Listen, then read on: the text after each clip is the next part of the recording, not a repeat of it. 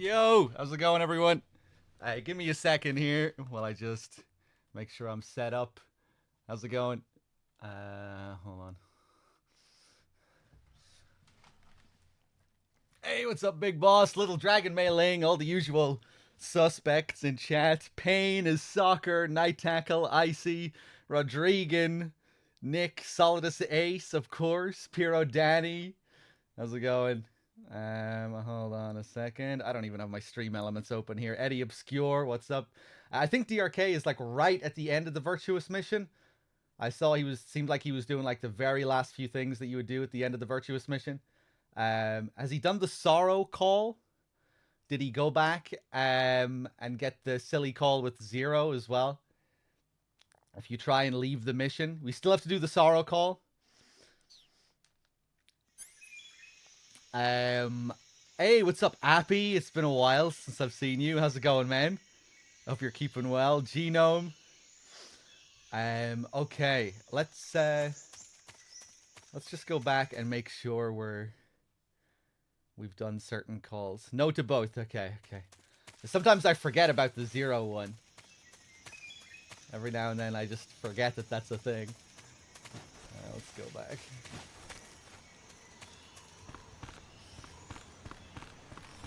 Said something about not doing a call before Granite. Yeah, DRK is obsessed with the Siberian Incap call post Granite. Yeah, we'll make sure to do that. Oh, Jesus Christ, this fucking bridge. God damn it, man. Oh, God! Oh, this isn't what I wanted first thing in the morning. Go! Whoa, Jesus, it is really slippery when you destroy all the ropes. Okay, let's go back. This is a call that's really easy to miss. You can only get this if you go to Razvet, the final area of the map, and then backtrack all the way to Dramuchi. Again, like normally you would have no reason to do this. Most players, when they get to Razvit, they're just going to keep going. Maybe they'll come back to this area for some reason, but, you know, usually you would have no reason to go all the way back here. But if you do come back here, something might happen. I think I saw something. Oh, do I have to call him? I thought he called you. Snake, where are you going? Oh, Are you abandoning your mission? absolutely not. I didn't think so. I didn't think you thought so. Sokolov is back there in the factory. Head back north. Roger. There it is.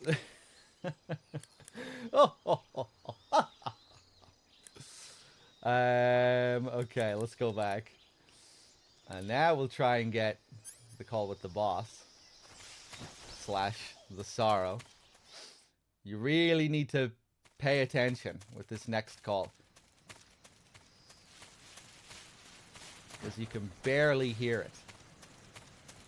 But at this point in the game, when you call the boss, once you get to Razvet, you get no response. Like this. However, if you keep calling the boss here, randomly, you will get a call from the Sorrow, a spooky call. But it can be really hard to actually hear him in the call. So pay close attention. Maybe turn your volume up. I usually miss it as well. I usually miss hearing exactly what he's saying. I think it might be a bit clearer in Japanese. But we'll try and get it. Pretty sure you can get it here. I usually get it in Razvet, but I'm pretty sure you can get it here too.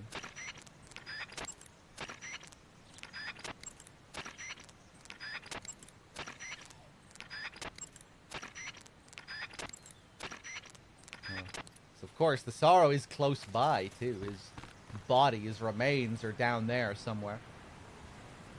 We'll be seeing his skeleton later on.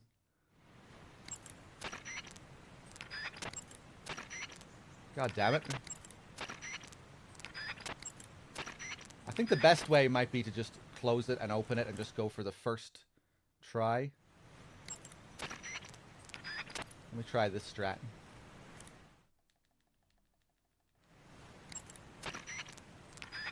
Okay, one more.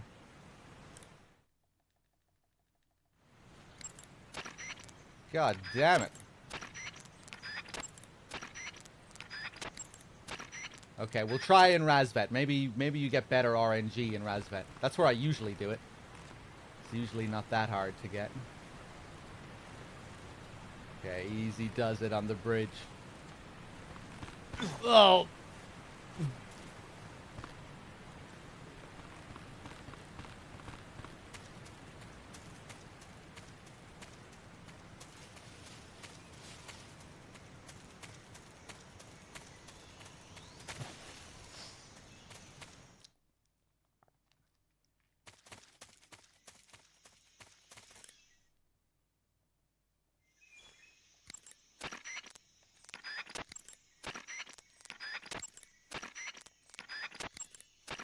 Okay, I'm going to try 5 times each time.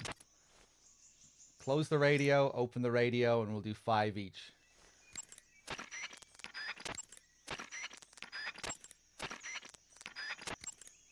Oh my god, man. 10. Okay, 7 each time.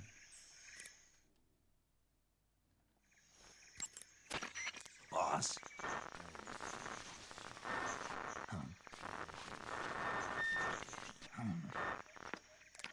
I didn't hear it. I should have turned my volume up. Did anyone hear it? Yeah, you get this static, this interference. Like there's a ghost. And you can hear his voice. It's just very hard to pick up. All I heard was a shitload of static. Yeah, I can never really hear his voice, but it is there, apparently. And it's just one of his quotes from the fight with him. You know, like sad, so sad, or something like that. Did he get a faint mumble? But, yeah, kind of foreboding.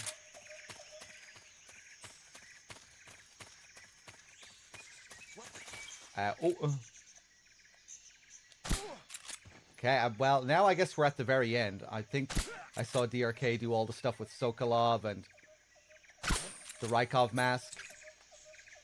So I think we're probably good to just go straight ahead. Ooh.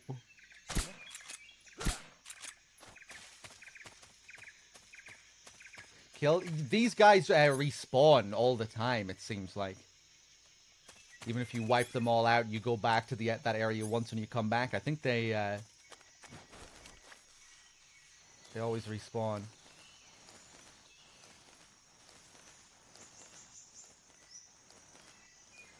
Let's do this the old-fashioned way.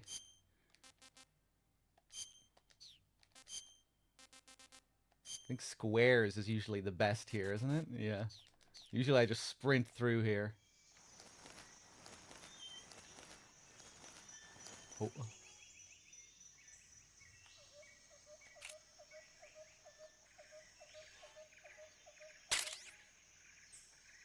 A Crusteezy with the 14. Thank you very much.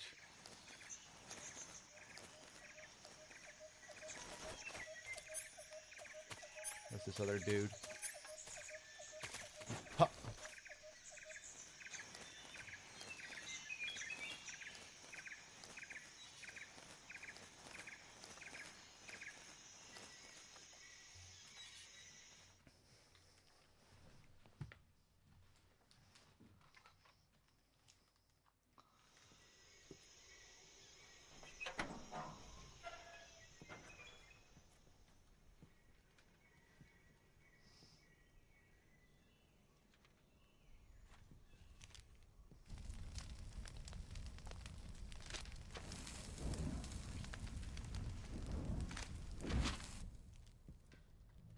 You must be Sokolov.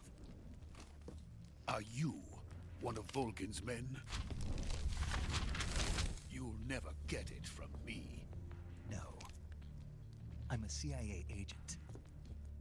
I've come to escort you back to the other side of the Iron Curtain. Your CIA? Yeah. I was sent by Major Zero, the man who got you out 2 years ago. Zero?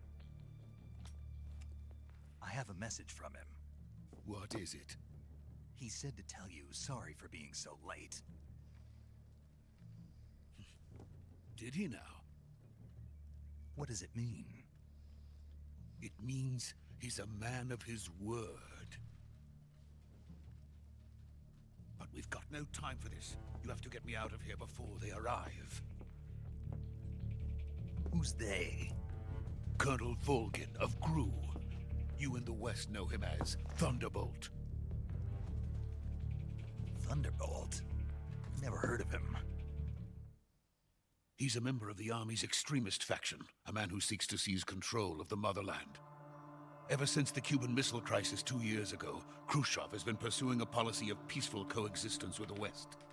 Despite resistance and criticism from hawks in the army and the provincial authorities, Khrushchev has managed to suppress the opposition so far. But the failure of his agricultural policies has put him in a precarious position. And on top of that, the tragedy last November. President Kennedy's assassination. Precisely. In a sense, Khrushchev has lost his biggest partner, and his power base is rapidly crumbling away. A certain group is plotting to use this opportunity to seize power by rallying the anti-government forces, overthrowing Khrushchev, and installing Brezhnev and Kosygin in his place. The mastermind behind this plot is Colonel Volgin of the GRU. He has control over another secret weapons research facility much like this one, OKB-812, known as the Granin Design Bureau, and is using it to further his plans. But that is not enough to satisfy him.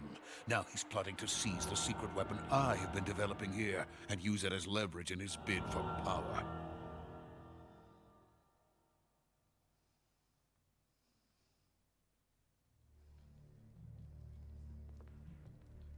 The intelligence says that they are going to make their move during the test. Then, the soldiers outside. Exactly. They wouldn't need that many men just to keep me inside. Their orders were to prevent Colonel Volgin from capturing me. Even if it meant killing me in the process. So it would seem.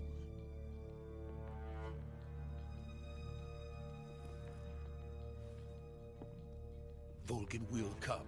I'm sure of it. You must get me out of here before then. Leave it to me. By the way, your Russian is superb. Where did you learn to speak it? From my mentor. Is that so? America's truly a frightening country. Having second thoughts? No. I have no love for this place. Let's go.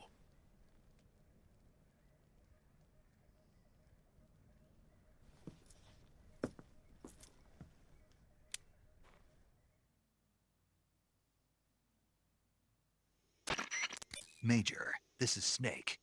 Sokolov is safe with me. He's doing fine. No injuries. Good work, Snake. Now hurry up and get Sokolov to the recovery point. We'll rendezvous with you there. Roger. What about the sentries? I had to kill them. There was no other way. But no one will know we were involved. I see. I didn't kill What anyone. about the boss? We lost contact with the boss some time ago. What happened? It's probably just a weak signal. Just hurry and get Sokolov out of there. Nobody died in Razvat, did they?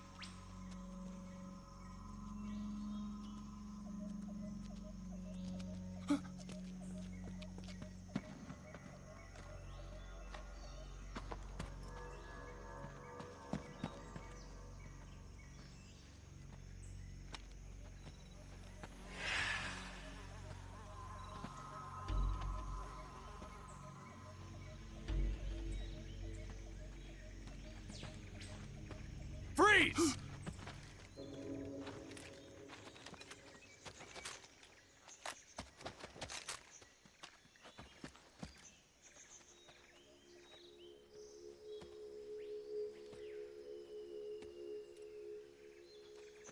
So this is the legendary boss. Huh?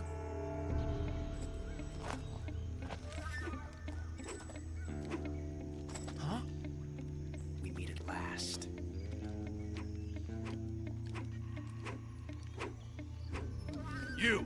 You're from the Ocelot unit of Spetsnaz.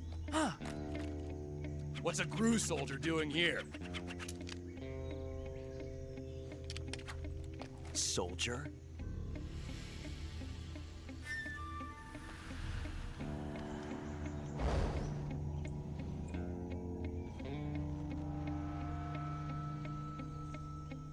He's the Ocelot commander. Ha! That's Major Ocelot to you. And don't you forget it.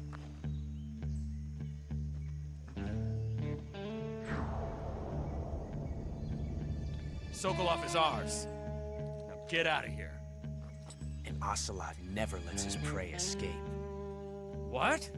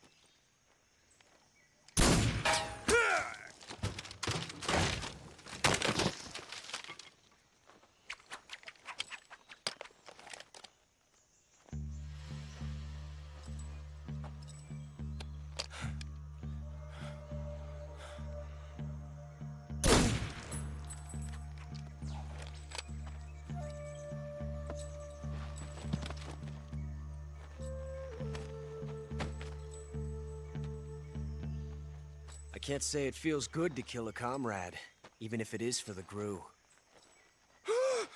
Sokolov, take cover.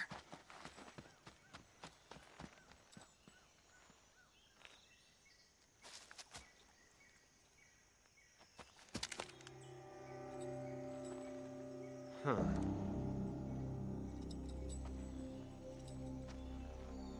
You're not the boss, are you?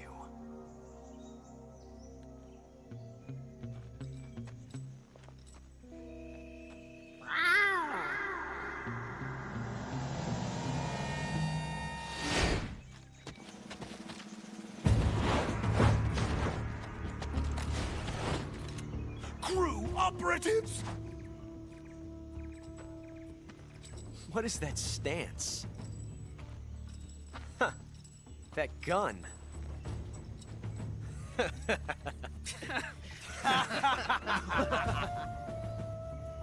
If you're not the boss, then die.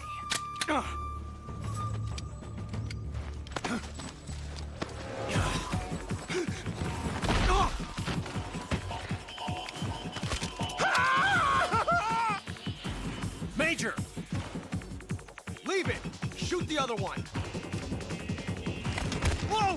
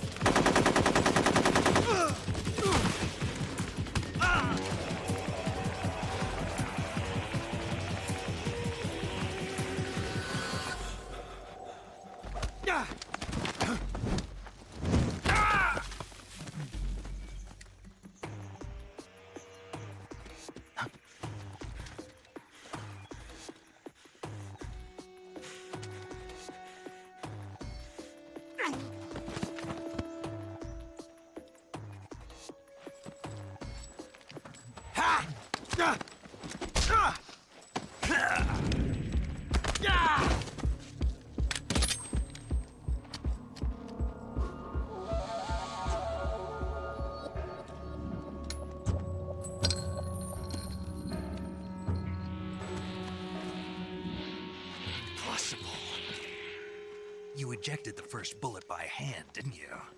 I see what you were trying to do, but testing a technique you've only heard about in the middle of battle wasn't very smart. You were asking to have your gun jam on you. Besides, I don't think you're cut out for an automatic in the first place. You tend to twist your elbow to absorb the recoil. That's more of a revolver technique. You filthy American dog!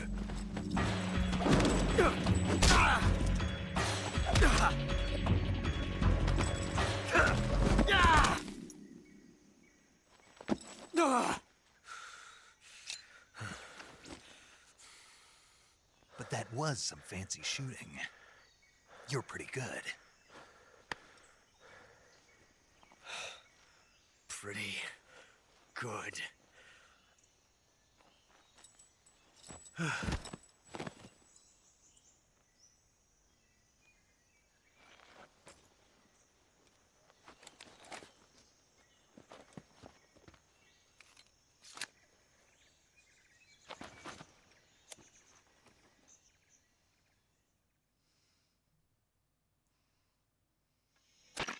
Major, do you read me?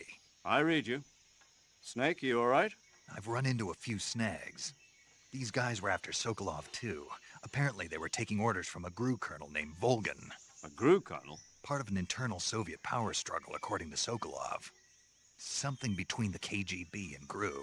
Between Khrushchev's supporters and Volgan's. Sokolov was being guarded by the KGB and hunted by GRU? Snake, it sounds like this could be even hotter than Cuba. I don't like it. Something about the whole thing stinks. I agree. You'd better hurry. Sokolov ran off by himself, but I'll catch up to him. We're counting on you. All right. The birth of true love here. The origins of Ocelot's fascination with Big Boss. His obsession with Big Boss. Let's see what he's carrying here before we do anything else. Grew like a bunch of high school bullies. Yeah, I love how theatrical they are in that little moment. Really reminds me of like a theater stage play. Like a bunch of kids performing Grease or something like that. Just, yeah, kind of how flamboyant and theatrical it is, the way he looks back at them, commanding them to laugh. Which then always makes me think of the kabuki face paint that you can get in this game, which is a reference to that Japanese style of theater. I've always wondered if some of the more theatrical stuff in this game is supposed to be inspired by kabuki, maybe, but I don't really know enough about kabuki to say. I remember looking up before, and apparently, like, poses and, like, kind of theatrical poses are a big part of kabuki, where, like, characters can be defined by their poses. And that made me think of Ocelot, of course, where he's always doing these poses. His hand gestures and his spins and whatnot. He's extremely theatrical in this. Apparently that was something as well that the mocap actor did spontaneously. He was just improvising, the mocap actor for Ocelot, that hand gesture thing. And Kojima really liked it, so he turned it into a part of his character.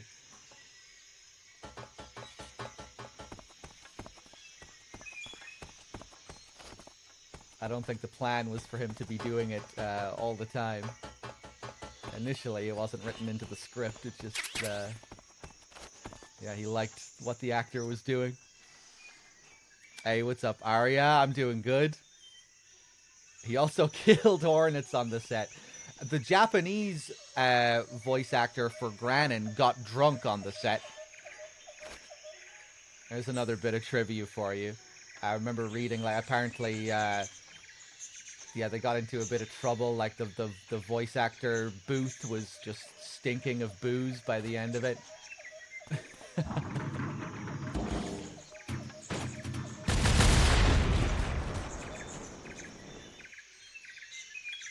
He's fine. For some reason, he's invincible to these barrel explosions.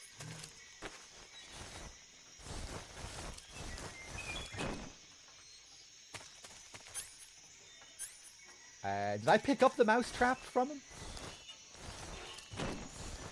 I guess I did, but yeah, Ocelot has a mouse trap, which is fitting because cats catch mice, and an ocelot is a type of cat. And maybe you could take it even further, you know, with Ocelot setting people up and all his manipulations and deceptions.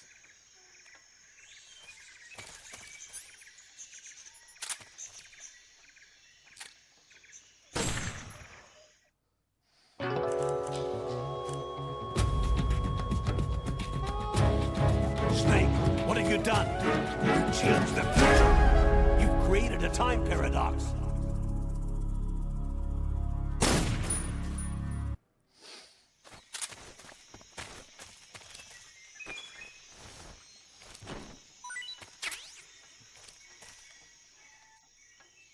Puke on him? I don't know. I don't know if I want to indulge him. He'd probably like that. Probably get turned on by that. Okay, fuck it. Let's do it. My name's Steve. Need to make sure I'm right over his head. There we go. That should be good.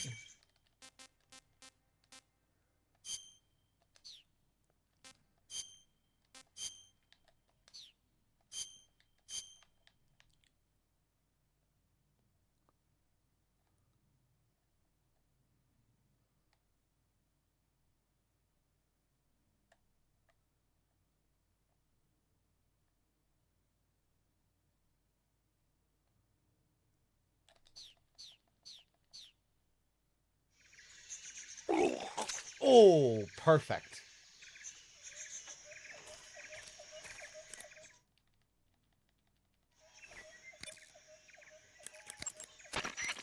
Snake, stay alert. The KGB and GRU both have their sights set on Sokolov. GRU is a military espionage outfit, the intelligence wing of the Soviet Defense Ministry's General Staff Office. It competes with the KGB, which is under the Ministry of Internal Affairs, and the two are always watching each other. Never let the left hand know what the right hand is doing. Exactly. Now, added to that rivalry, there's a vicious power struggle going on between the Khrushchev faction and the anti-Khrushchev faction. So Khrushchev is using the KGB, and Volgin and the anti-Khrushchev forces are using the GRU? That's the idea. The two factions are fighting over Sokolov. We're in an extremely dangerous situation here. Yeah, I'm aware of that. Get Sokolov out of there safely. He must not be turned over to the KGB or to the GRU.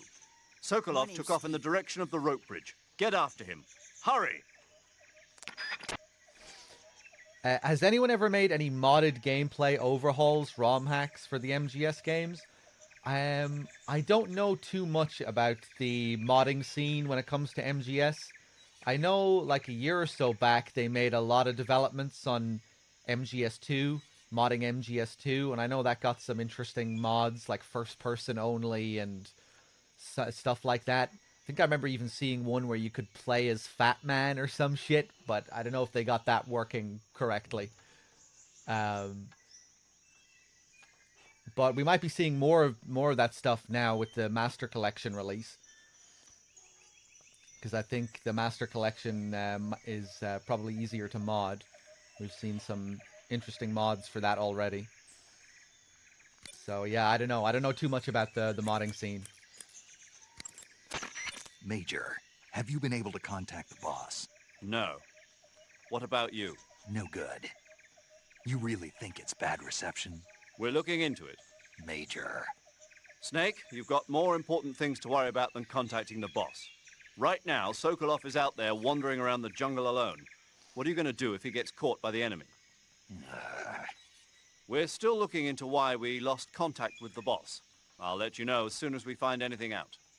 In the meantime, it's your job to find Sokolov and get him to safety. Got it? Major, do you know anything about this GRU colonel Sokolov was talking about? Yes. Who is he? A most dangerous man indeed. His name is Yevgeny Borisovich Volgin. His code name in the West is Thunderbolt. He's gained a reputation as the most brutal and cold-blooded of the Soviet spy masters. During the war, Volgin was assigned to the domestic branch of the NKVD. He was stationed in the rear of the Soviet line to catch and punish any troops who tried to retreat or desert. He's also notorious for his accomplishments in anti-guerrilla operations in the Ukraine and the Baltic states. Apparently, he likes to boast that he disposed of over 100,000 anti-communists. We also know that he was instrumental in putting down the 1953 insurrection in East Germany and the 1956 uprising in Hungary. He is truly a fearsome man. There's no telling what he might be plotting. Be careful. I will. Major, what's this Granin Design Bureau Sokolov was talking about? OKB 812. It's the same type of top-secret facility as Sokolov's own OKB 754. The director is a man by the name of Alexander Leonovich Granin. He's Sokolov's arch-rival, and the two have competed fiercely against each other since the days of the war. To hear Sokolov tell it, though, the rivalry was really all in Granin's head. In any case, Granin seems to harbor an unusually intense hatred for Sokolov. Knowing that Sokolov was protected under the aegis of Khrushchev, Granin threw in his lot with Volgin, the vanguard of the anti-Khrushchev movement. Apparently, Granin meant to use the funds provided by these opposition forces in order to defeat his old foe. Volgin, for his part, was intrigued by the possibility of using the high-tech weapons Granin created in the fight against Khrushchev. Thus, the two formed an alliance, and Volgin took the Granin Design Bureau under his control. But now Volgin's got his sights set on Sokolov. Yes, it would seem that he and Granin aren't getting along so well after all. Hey, what's up, Slurm? We get to see Granin here all the way back in the Virtuous Mission. It's the only time we get to see a picture of him before we get to see him in the flesh. And we get to see what Volgin looks like as well before we meet him.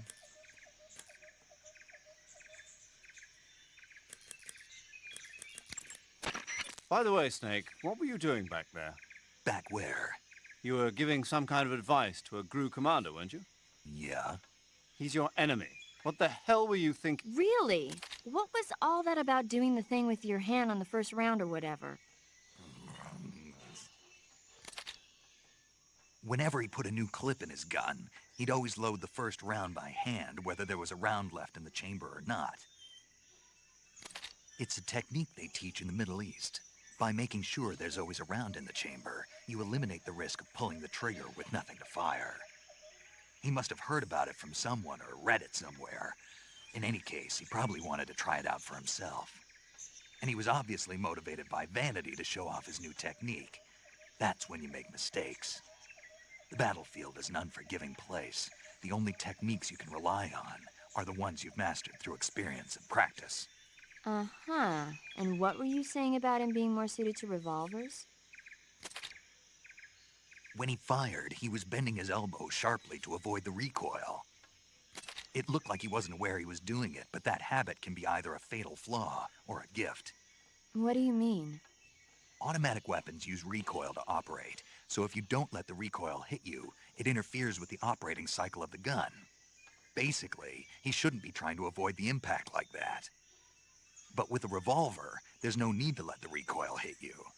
Just the opposite. Avoiding the recoil lets you reduce the strain on your hand and arm. That kid might just be handy with a high-caliber revolver. Handy? Are you listening to yourself? What do you mean? He's the enemy. Why are you giving him advice? Snake. I don't know. For some reason, I couldn't help but point it out to him. Snake, are you all right? Yeah. I always thought Snake's reaction at the end there was interesting. Like, even he's kind of concerned about what he just did. Oh yeah, I didn't really fucking think of that. What? Why did I do that? Always thought that was a little bit mysterious in a way.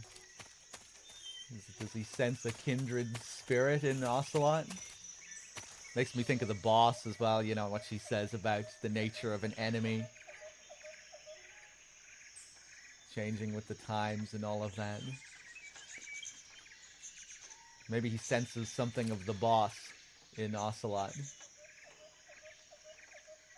I remember one guy in chat suggested a while back that maybe it's supposed to allude to Snake's, you know, Snake in the future being this guy who has a keen sense for picking up these guys on the battlefield.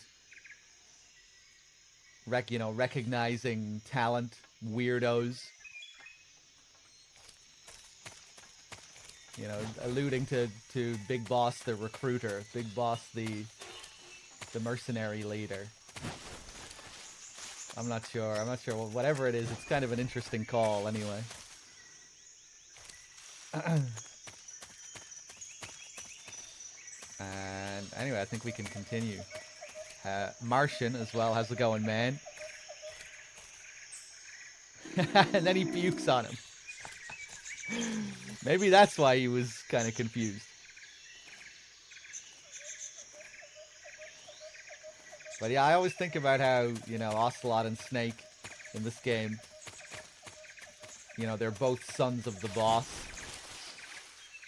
in different ways. And they're both kind of treated like children too, you know, you see them both scolded several times. With the boss dismantling Snake's weapon, and then she does the same thing to Ocelot later. Slapping him across the face.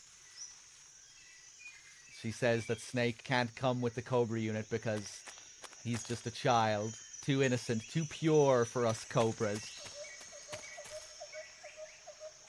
So again, it kind of... yeah, this makes me think about Ocelot and Snake are kind of similar in that way. Both portrayed as these kind of naive children in a way.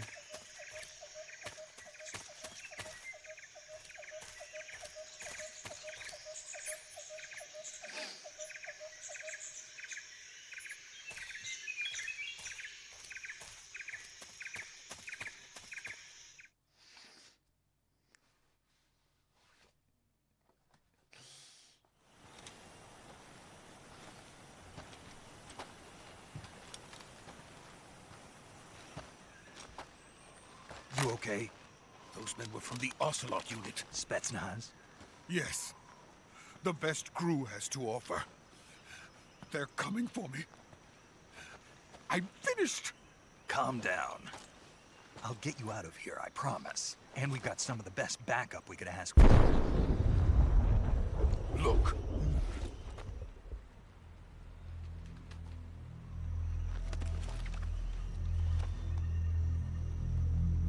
That's what they were making you build? Yes. The Shagohod. The treading behemoth. A tank capable of launching nuclear IRBMs. It can launch nuclear missiles from that kind of terrain? Oh, yes. And without support from friendly units. A nuclear-equipped tank capable of operating solo.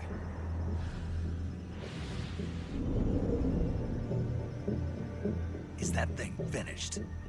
No. This is only the end of Phase 1. It won't be truly finished until we complete Phase 2. Phase 2? The weapon's true form. If it is completed and the Colonel gets his hands on it, it will mean the end of the Cold War. The end of the Cold War? Yes. And then the Age of Fear will truly begin. A world war? I had no choice but to cooperate. I didn't want to die. I wanted to see my wife and child again in America. Please, take me to America, quickly. They cannot complete it without my help. Got it. Let's go.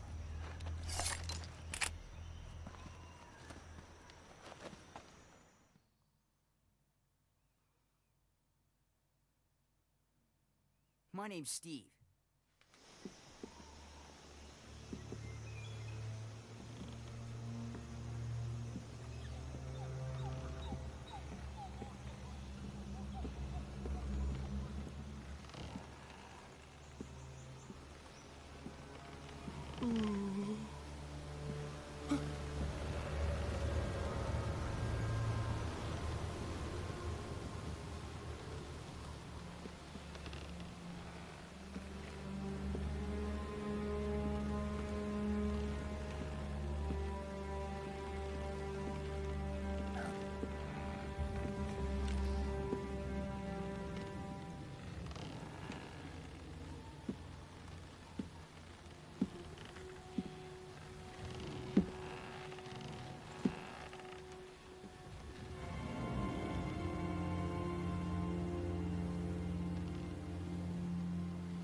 boss.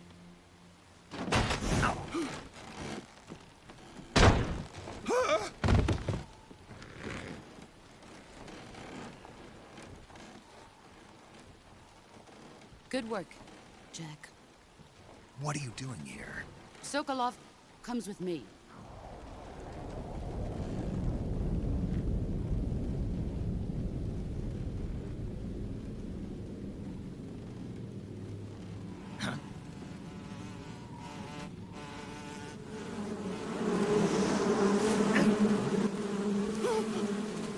Hornets?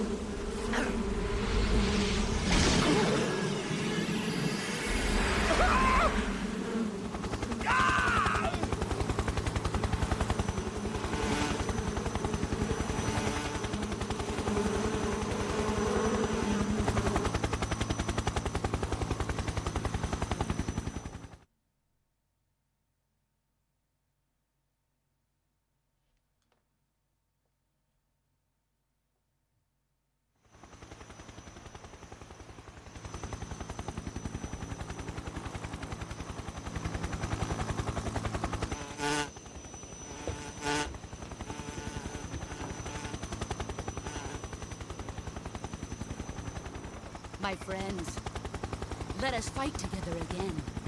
I have waited long for this day. We will fight with you once more. Welcome back, boss. Now that all 5 of us are together, it's time we go to the depths of hell itself.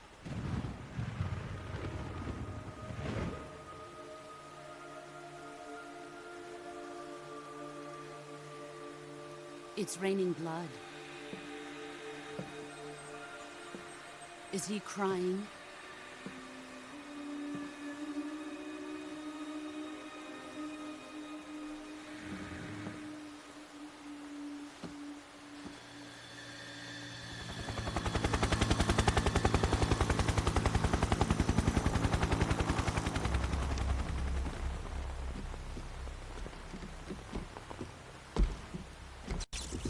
Kuwabara, Kuwabara.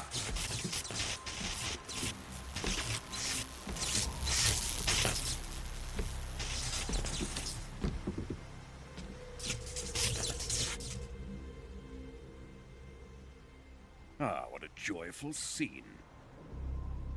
Colonel Vogan. Welcome to my country. And to my unit.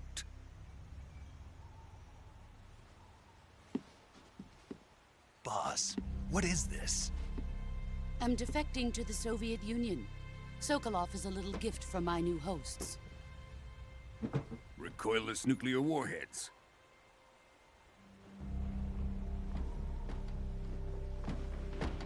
These will make a fine gift for me. This can't be happening. Who is he? Another one of your disciples? Are we taking him with us? No, this one is still just a child. Too pure for us Cobras. He has not yet found an emotion to carry into battle. What are you talking about? Think you can pull the trigger?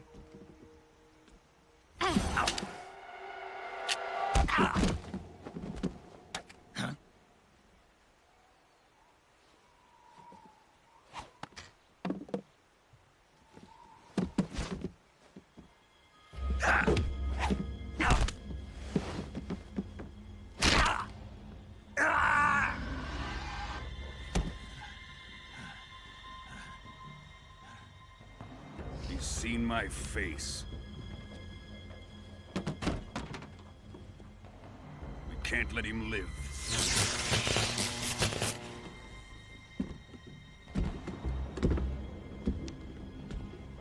If Khrushchev finds out about this, we're finished.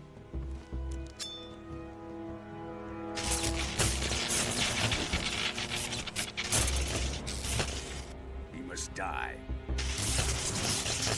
Wait. He's my apprentice. I'll take care of him.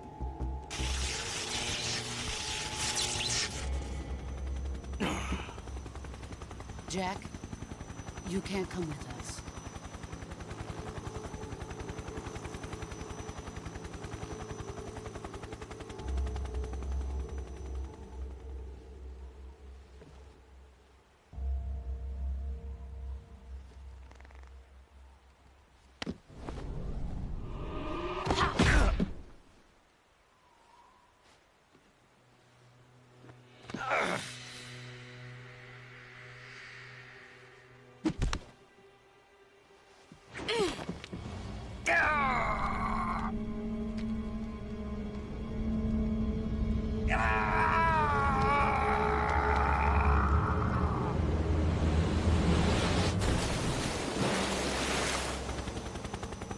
new blood has been rejected.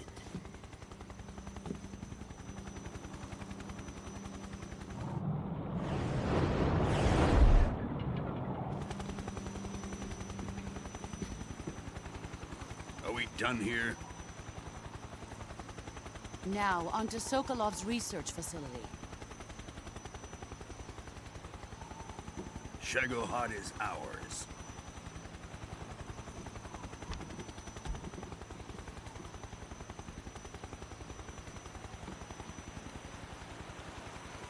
Drift away. My place is with them now.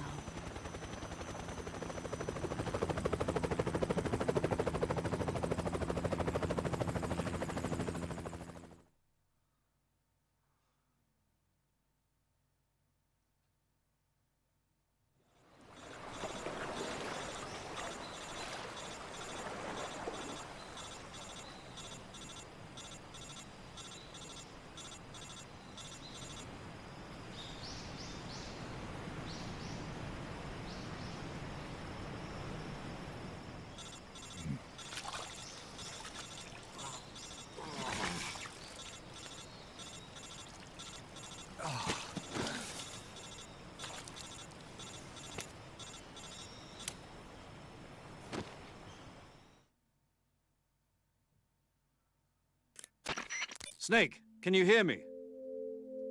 Yeah. Just barely.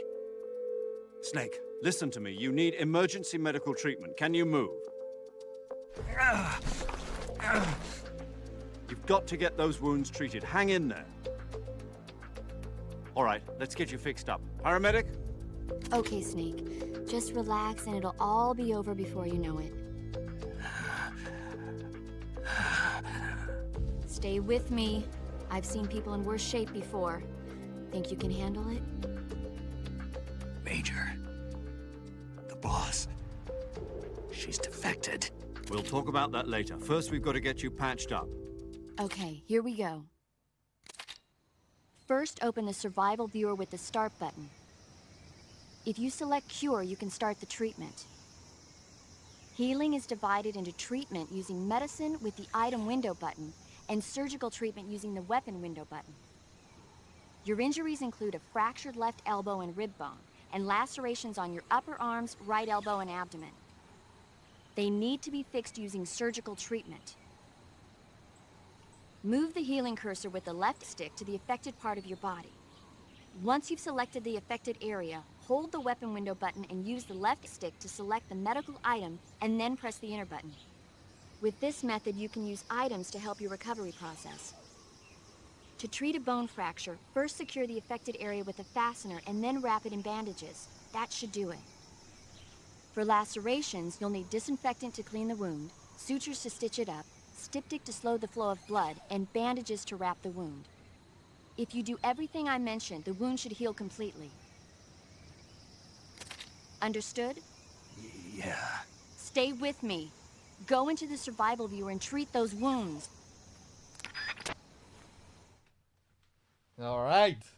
So this is where we get introduced to our cure system. But before we do that, we can also take a little look around the environment here. We turn the camera around. Look who it is. Off in the distance there, the Sorrow. This is where the Sorrow is killed. Where we just happen to wind up. In the original version of the game, you didn't have this camera. You had this camera where it's fixed, but you could still pull it back to see him there. And during the next scene, we'll get a little R1 prompt to look through Snake's eyes. And with that prompt, we'll be able to get a closer look at him.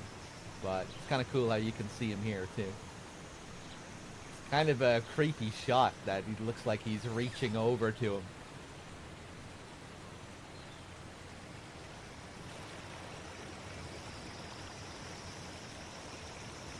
You can even see his glasses there as well.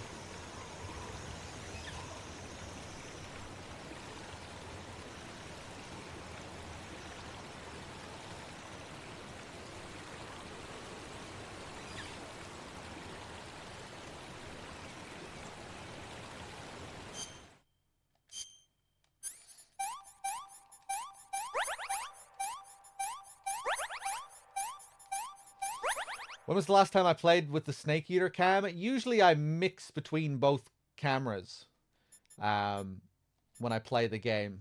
But I can't remember when the last time I used the Snake Eater camera for like a full playthrough. It was a long time ago. But for certain areas, I'll switch back to the Snake Eater camera just because I prefer to use it.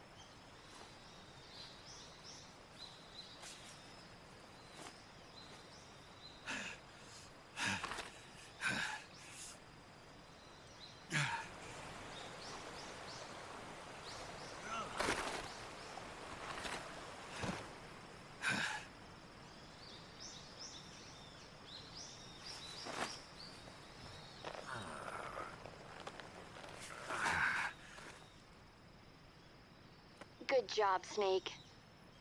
We're coming to get you now. Just stay where you are. We'll drop a recovery balloon. Can you set it up?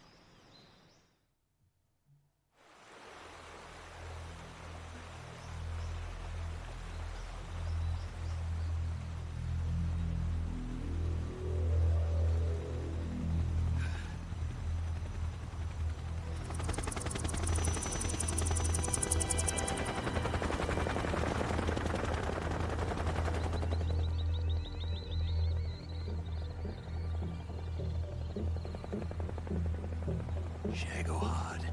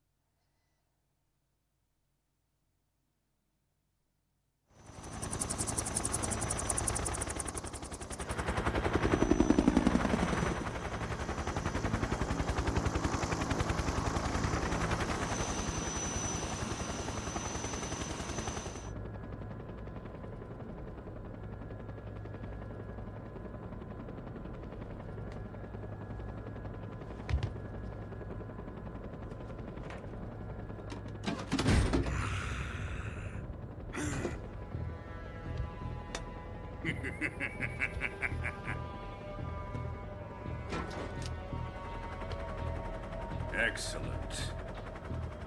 A great success. Thanks to the boss and her cobras, I have both Sokolov and the Shagohod.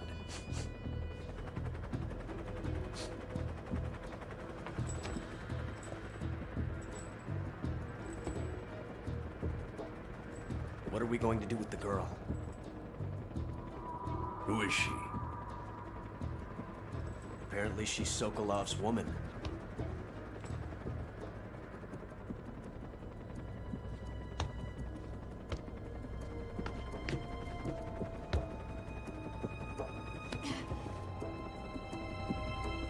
She's a nice catch. I'll take her. Not so fast, my dear.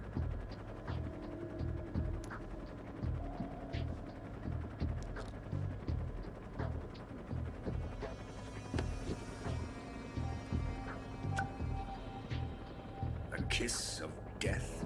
Are you KGB? We may be able to use her.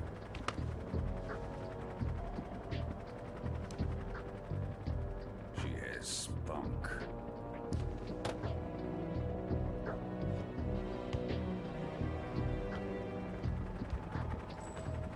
Shall we take her back to the base? Perhaps we should. We have no further use for Sokolov's research facility. I think it's time I gave this marvelous new toy a try. Colonel, even if they are our enemies, they're still our countrymen. But it won't be me that pulled the trigger. It'll be our friend, the American defector. You're going to nuke your fellow Russians? Remember the Alamo. Colonel!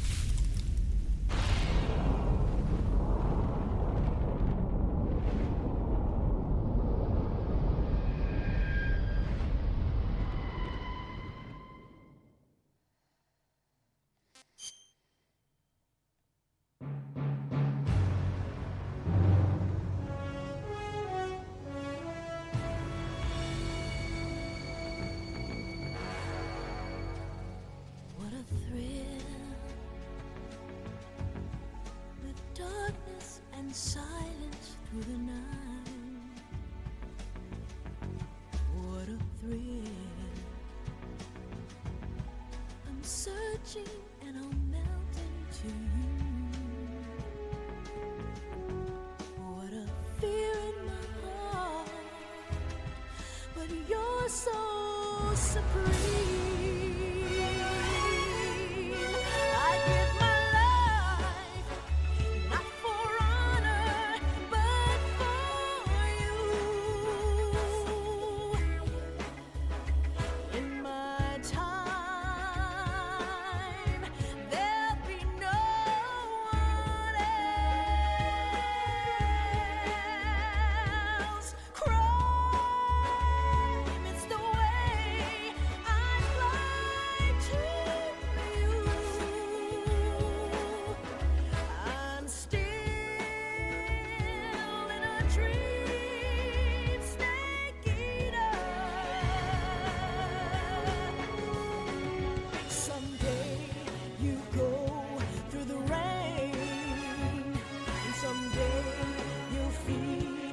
a tree frog. It's ordeal, the trial to survive. For the day we see new light, I give my life, not for honor, but for you. In my time,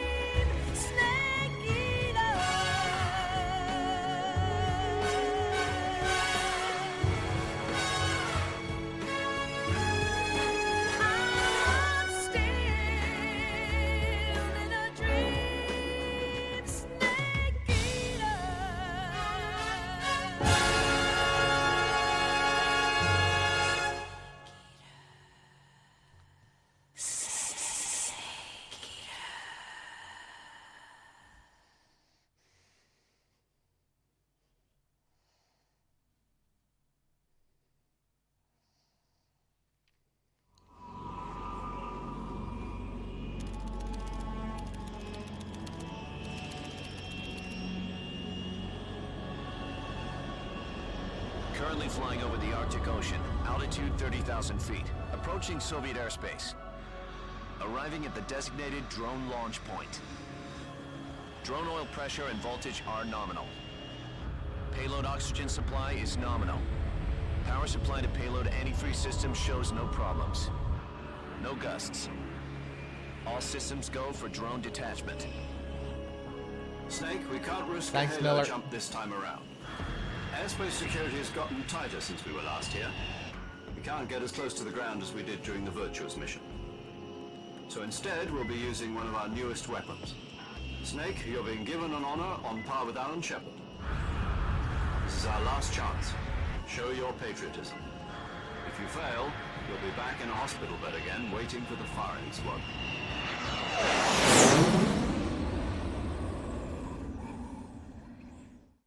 So how does it feel to be a patient in one of the most advanced ICUs in the world? Would you do me a favor and tell the suits about visiting hours? I'll never get better with them assaulting me day and night with their questions. Must be part of the top brass's inquiry. More like an interrogation. According to them, I'm a traitor and an accomplice to the boss's defection.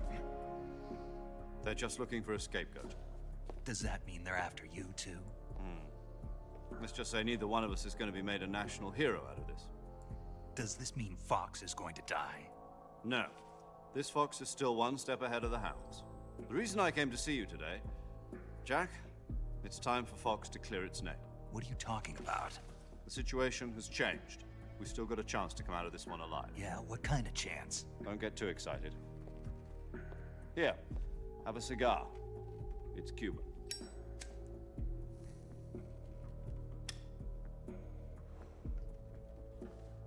This morning, I had a meeting with the CIA. They decided when they're going to execute us? No. Something even bigger.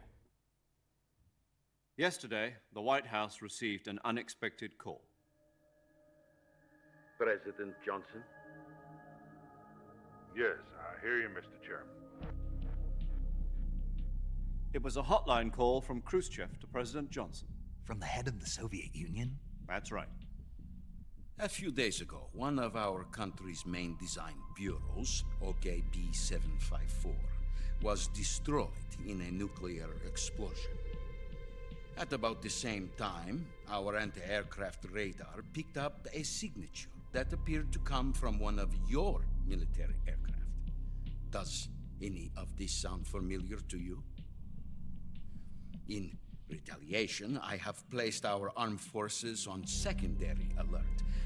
Depending on your response, I may be left with no choice but to order the military to maximum alert and unleash Armageddon. With the help of your predecessor, I was able to survive the Cuban incident. But my power is not as great as it once was. If I am to survive this crisis, I must have your full cooperation. I should have contacted you myself. Did you know that one of our soldiers defected to your country a week ago? No. So you haven't heard then. The man who arranged the defection was a GRU colonel by the name of Yevgeny Borosovich Volgin. Volgin? Of the Brezhnev faction. Go on. Who is the soldier? Her name is the Boss. She's a living legend. During World War II, she was the one who led us to victory in that war. In Russia, you know her as Voyevoda. You mean the Boss? The mother of your special forces? Yes, that's the one. And she took 2 miniature nuclear shells along with her. The Boss took 2 miniature nuclear shells? I'm afraid so. I believe they were a gift for her new hosts. The Davy Crockett Atomic Battle Group delivery system was completed 2 years ago. Serious problems were found with the launcher's range and precision. Although they were mass-produced, they've never been deployed in battle. But Sokolov's research facility was completely wiped out. The whole area is polluted. I can only offer you my deepest condolences over this terrible tragedy.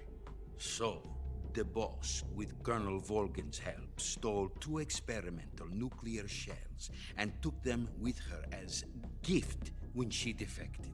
Then, shortly thereafter, Sokolov's design lab, a top-secret military research facility, was destroyed by one of these weapons. Am I right so far? Yes, that's correct. And the American government denies any involvement in the affair. Is that right as well? That's correct. We were not involved in any way.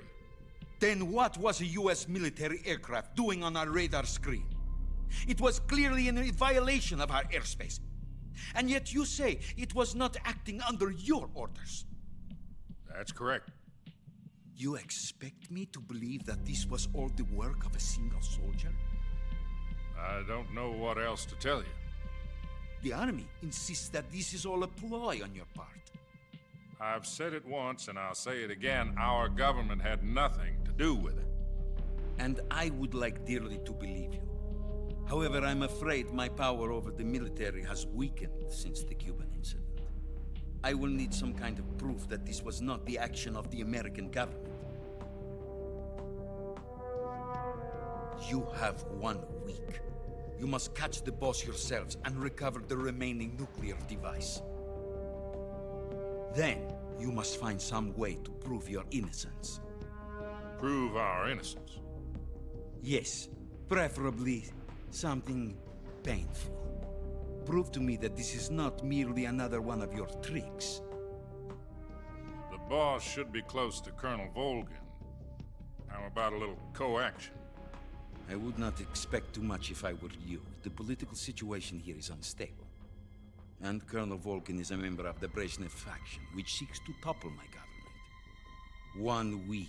You have only 1 week. And if it is not too much to ask, do something about Volgin as well. What is that supposed to mean? Nothing. It means nothing. Call it a modest gentleman's agreement to ensure our continued relationship.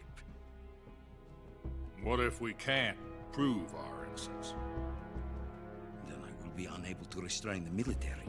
I will be ousted, and they will seek their revenge. A nuclear attack on the United States? I leave the disposal of this situation entirely to your discretion, Mr. President. Disposal? If you fail, it will mean the beginning of a new world war. To put it simply, in order to avoid a full-scale nuclear conflict, we have to prove that America was not involved in that explosion. And eliminating the boss ourselves will prove America's innocence? Right. The higher-ups have decided that you're the only one capable of pulling this off. You were her last apprentice. Screw this one up, and we'll both be 6 feet under. There's no choice.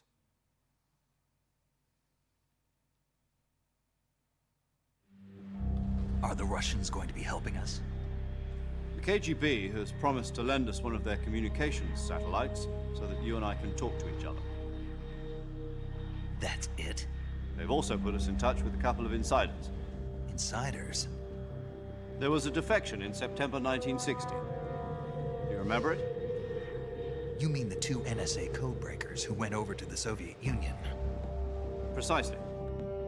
Since then, they've apparently been training with the KGB in exactly this kind of situation. Their code names are Adam and Eva. I've been told that Adam has infiltrated Volgin's ranks. I've also arranged for him to provide you with an escape route. You'll need to rendezvous with him when you get there.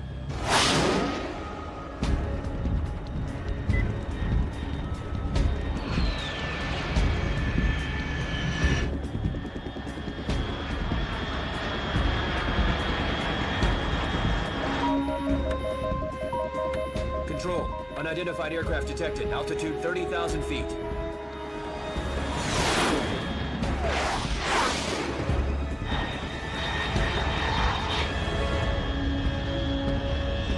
It's fast. Estimated airspeed exceeding Mach 3. Bearing south. I'm about to lose it.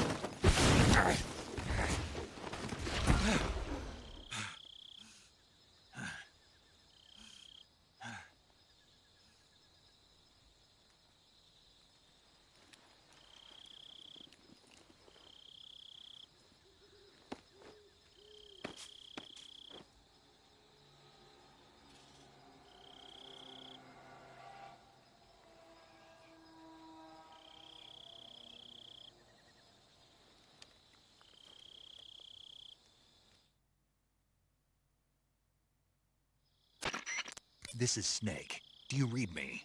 Loud and clear. Glad to see you landed safely. I got blown pretty far off target. Snake, let's go over your mission objectives one more time.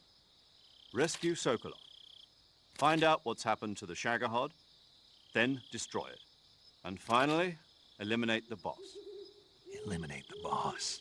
This mission will be codenamed Operation Snake Eater. Because I'll be taking on the boss in our Cobra unit, right? Don't forget about Colonel Volgin. I'm not a hired killer. I know, but that was the Kremlin's demand. Demand? You mean it wasn't just a request? What's it to us if the Khrushchev regime is threatened by the Colonel and his faction? If supporting the current regime helps us avoid a nuclear exchange, then that's what we'll do. And what are the CIA's demands? Our priorities are the rescue of Sokolov and the destruction of the Shagohod. Roger that, Major Tom. Hold on, Snake. What now? I'm changing my codename. It turns out Tom wasn't the most auspicious choice. What do you mean? Well, the truth is, when I chose my codename, I picked the wrong one. The wrong one? Did you ever see the movie The Great Escape? It came out last year. Oh, must have missed that one. Anyway, it's based on a true story about prisoners who escaped from a POW camp in Nazi Germany. The prisoners dig 3 tunnels as part of their plan, but the Nazis find 2 of the tunnels before they're finished. The prisoners succeed in escaping by using the last remaining tunnel. The names of those 3 tunnels were Dick, Harry, and Tom. I get it. You used the name of the tunnel they escaped in as your code name because you thought it would bring you good luck. Yes, that's exactly right. At least, that was the plan. But I got the name wrong. The one they escaped in was Harry. Tom was one of the unlucky tunnels. It was discovered by the Nazis before it was finished. I watched the movie again just to make sure. In fact, I even ordered the actual film from the movie company. yeah, it doesn't sound like the greatest name to use. So what should I call you?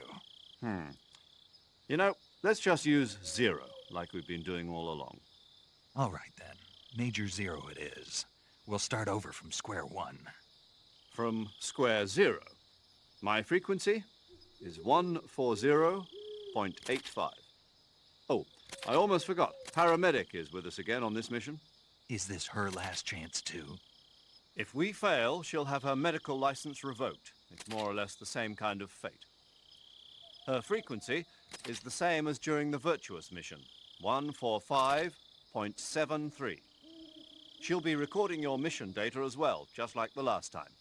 That frequency is also the same, 140.96. And there's one more person on your support team.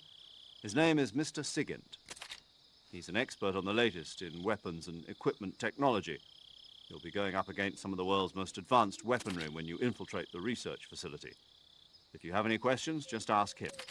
His frequency is 148.41. Mr. Sigint. Got it. Adam, your KGB contact, is waiting for you at the abandoned factory up ahead. The same factory Sokolov was being held in last week. Yes, meet up with Adam first. He's cleared the way for you to rescue Sokolov. How will I know this Adam guy when I see him? You'll know once you reach the factory. The whole area's been polluted by the fallout from that nuclear blast. No one else would dare come close. The password is, "Who are the Patriots?" and Lali Lule Lo. Lali Lule Lo. Gotcha. You've been equipped with a 45 for this mission. Be careful, it's noisy. I thought standard Fox procedure was procure on-site weapons acquisition. The circumstances are different this time. You're now on an official mission for the United States government. It would be necessary to make your presence known to a certain extent, to the Khrushchev regime at the very least. But remember, this is still a sneaking mission. Snake, if you fail this mission, it will mean an all-out nuclear war. Keep that in mind and proceed with extreme caution. Understood. Commencing Operation Snake Eater. All right. Let's go introduce ourselves to the team. Let's talk to Sigint. Yo! You're Snake, aren't you? And you're Sigint? None other. I heard that you're an expert on weapons, equipment, and cutting-edge technology. Close. Huh? I am the expert on weapons, equipment, and cutting-edge technology. I'm the guy that designed your trank gun, active sonar, and motion detector. If you want to know anything about weapons or equipment you find in the field, just send me a message and ask. Later. Okay, seems like a friendly chap. Paramedic. Paramedic. Snake, it's so good to hear from you again. Same here. It's been a week, hasn't it? 4 days, actually. Huh? I visited you in the hospital. You were still unconscious, though. Then you must have seen me naked. Yeah, but you were all wrapped up in bandages and tubes, so I couldn't do anything but look. Better luck next time. Let's hope so. But seriously, don't forget that you were like that until just yesterday. In fact, you really shouldn't even be on this mission. Keep an eye on your stamina gauge. If you start to run low, don't push yourself. Eat something to replenish your stamina. And try not to get yourself hurt. If you're wounded or get bitten by a venomous animal, go into the survival viewer immediately and treat yourself using Cure. Yeah. I can see you still know how to nag. You're welcome. And I can see you still don't know when to keep your mouth shut. Maybe so. By the way, I heard you're going to lose your medical license if this mission fails. Yes, there was talk of that, but the mission won't fail, will it? Of course not.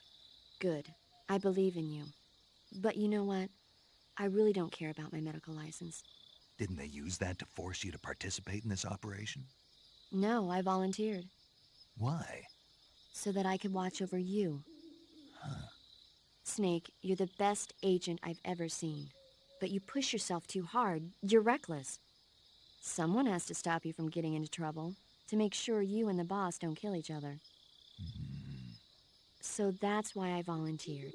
I mean, you couldn't ask for a better guardian angel than me, right? Thanks. Stop right there. Well, I have to kill the boss. You can thank me when you get back. Hopefully she won't kill me, though. Snake, your first task is to meet up with Adam, the contact provided by the KGB. The rendezvous point is the abandoned factory to the north of your current position. Head north. The abandoned factory. That's where I met Sokolov during the Virtuous mission. Correct, but we can't afford to have the same thing happen this time. I know. Like the Virtuous mission, Operation Snake Eater is a solo sneaking mission. There are no units in the field to back you up. Avoid engaging the enemy whenever possible. Your first priority is to remain unseen. Use the camouflage option in the survival viewer and choose your camouflage wisely. Proceed with caution. I think this game might have a camouflage system that we're supposed to use. I'm not sure, but they've mentioned it a few times. Unlike the Virtuous mission, this is a night operation. You'll get lost more easily in the dark, but it'll also make your camouflage more effective and make it harder for the enemy to see you. On the other hand, it will also be more difficult for you to see them. You'll also find that different animals are active. Some of these nocturnal animals are poisonous, so stay alert. Paramedic is with us again to provide information on the local plants and animals. Give her a call if there's anything you need to know. Operation Snake Eater is different from the Virtuous mission in that you won't be able to complete it in just a few hours. The time limit set by Khrushchev is 1 week. Within that time, you'll have to rescue Sokolov, defeat Volgin, destroy the Shagohod, and... I know. Good. In any event, you'll not be allowed to return until you've accomplished your objectives. Survival in the field will be critical in this mission, and the most important survival technique of all is, of course, finding food. You can get food in the same way you did during the Virtuous mission, by capturing it. The enemy presence in that area is still light. You should try and get as much food as possible while you can. This call always makes me wonder if they originally wanted the game to be on a time limit. You know how so much stuff in this game is tied to your in-game clock? What they do at the end, being able to fast forward the time and letting them die of old age, and leaving the game and reloading, restoring your stamina and your health. How your food will go rotten if you stop playing the game for a bit and you come back. You know, you come back a few days later, you find your food has gone off. They do a lot of that sort of thing with the in-game clock in this game.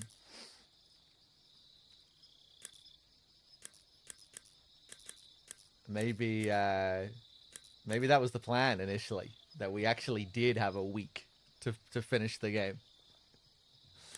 And then you could cheese it if you wanted, just by manually changing your console's clock. That would have been cool. Thanks to last week's nuclear incident, the Soviet Union is now on secondary alert. We're one step away from a nuclear war. DEFCON 2, huh? In American parlance, yes. From what Western intelligence has been able to gather, the radical elements in the Soviet command are showing signs of impatience. They say we're on the brink of World War III here. And with Khrushchev's position getting weaker every day, I worry whether he'll be able to hold them back. 1 week. Yes. America must eliminate the boss by its own hand to prove its innocence. There is no other way to resolve the crisis. Everything rests on your shoulders, Snake. Failure is not an option. I know. Major, what should I do with this wreck of a drone? Just leave it there. Are you sure? Yes. But isn't this thing top secret? Yes, it is. After the U-2 spy plane incident 4 years ago, plans were laid out for future spy missions in Soviet airspace to be carried out by an unmanned craft. That craft was the D-21 spy drone, the basis of the one you came in on. The D-21 is launched from a craft called the M-21. The M-21 itself is a derivative of the A-12, a supersonic long-range spy plane currently being developed as the successor to the U-2. However, for this mission, we used a modified YF-12A, a long-range interceptor version of the A-12. After being released from the mothership, the drone can achieve speeds upwards of Mach 3 at high altitude using its ramjet engine. It can't be shot down by ground-to-air missiles, and it's nearly undetectable by radar. With Selinoyarsk in such a high state of alert after our last escapade, this was the only reliable way to get you in. This is all top-secret military technology. Are you telling me I'm supposed to just leave it here? That's right. Why? The purpose of Operation Snake Eater is to send an American agent into the field in order to eliminate a defector and traitor, namely the boss. Part of that mission involves making sure the Soviets find out what we're doing. So we have to leave behind some kind of evidence that the U.S. was involved. Don't worry. The technologically sensitive components of the craft were rigged to self-destruct when it landed. The only thing the Soviets are going to find is a pile of American-made scrap metal.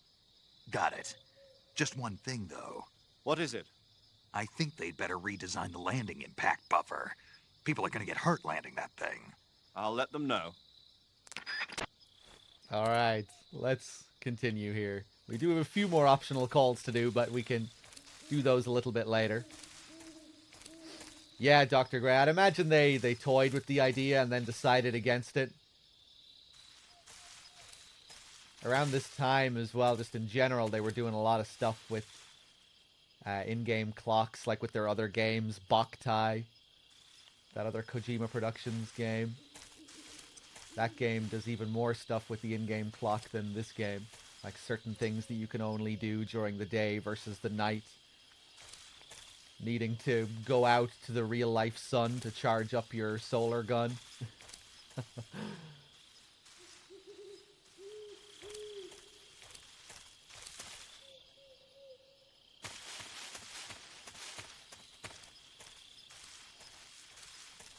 You still have it? Did you play that back in the day, Genome? I did play it on stream a while back, a couple of years ago. But I played an emulated version where I could cheat and I could just open up my menu to charge up my solar gun. So I didn't get the true experience. I always like to stop and look at the colors here. It's a really nice shade of blue. The moon. The light coming through the trees.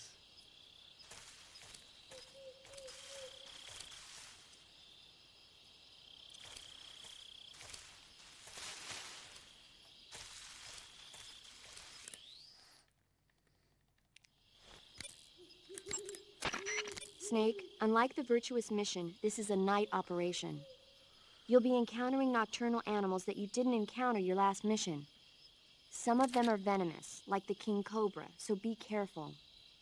If you get bitten by a venomous animal, the poison will spread through your body and rapidly drain your life gauge. If that's the case, go into the cure screen and survival viewer immediately and inject yourself with serum. Got it?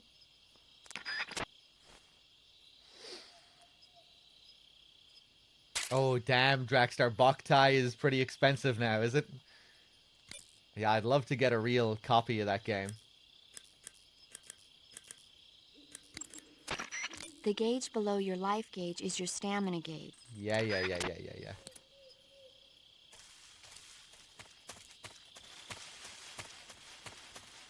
Black Stan Marsh with the 57. Thank you very much. The 23 in a row. Wait a second. I have to reload my stream elements here. My subs aren't updating. Sorry, I might be a bit behind on thanking some people here. Don't know why it stopped updating.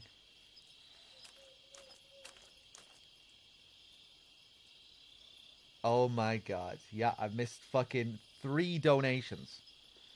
Sorry about that, guys. For some reason, my stream elements just stopped updating. I just realized there when I saw a sub in the chat. Black Stan Marsh with the 57. 308 Caliber with the 43 months. Little Dragon Mei Ling with the $10 to snipe early. Lucas Bond with the $5 for old age. And Martian Dude with the fucking $30 to fight the end. Martian, are you in the chat? Martian is always around anyway. I'll be able to give him his thanks eventually. But sorry about that, guys. What the fuck? AC with the 41. Hey, you're still there, Martian. Cheers. Thanks for the 30. Yeah, that was... I don't know why my dashboard just stopped updating. Cheers, man. I'll add those donations in a sec when we get to this next cutscene.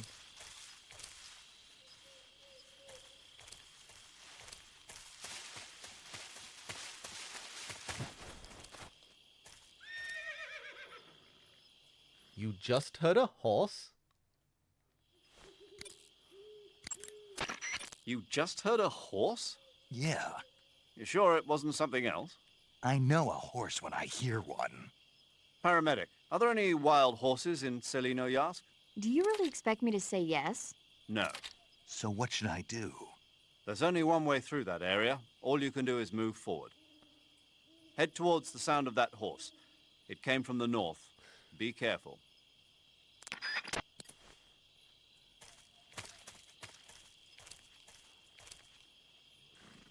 Love this green tree python just chilling here. Yeah.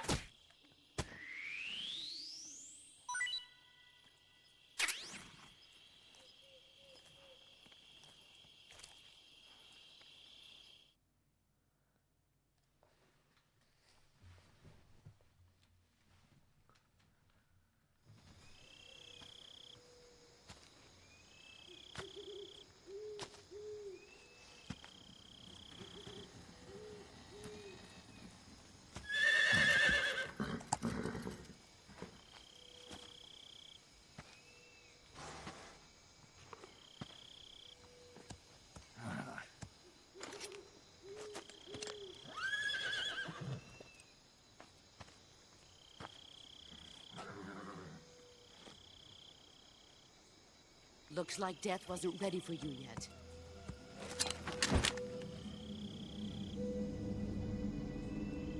Boss. That arm still hurt? What are you doing here?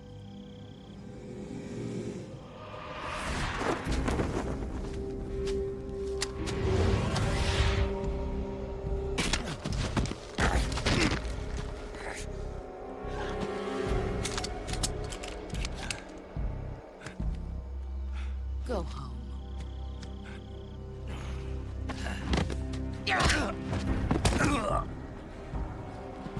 Go home. Gru and my sons are waiting up ahead. You don't have a prayer of finishing your mission. You're not even armed. Boss!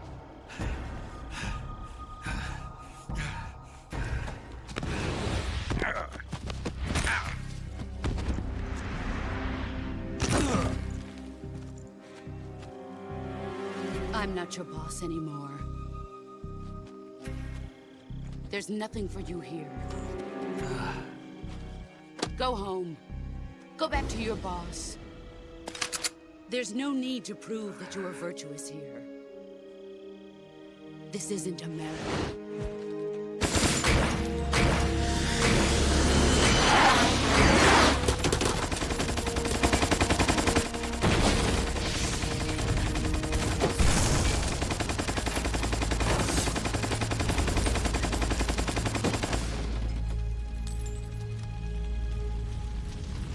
That should stir things up a bit. You'd better hurry.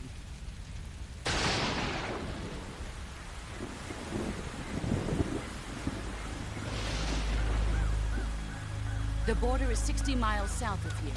You ought to be able to run that far.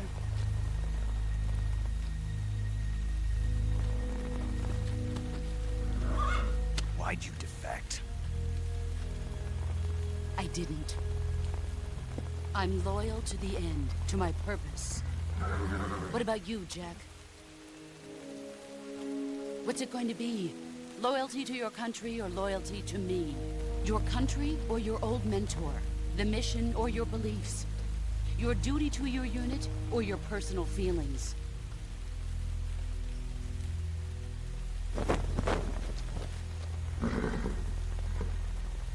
You don't know the truth yet. But sooner or later, you'll have to choose. I don't expect you to forgive me.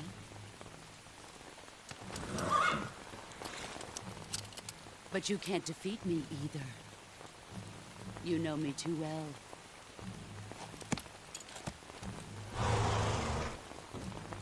Just look at that bandana. If you can't put the past behind you, you won't survive long.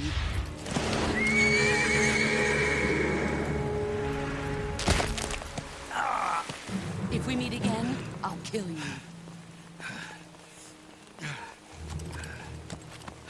Now, go home.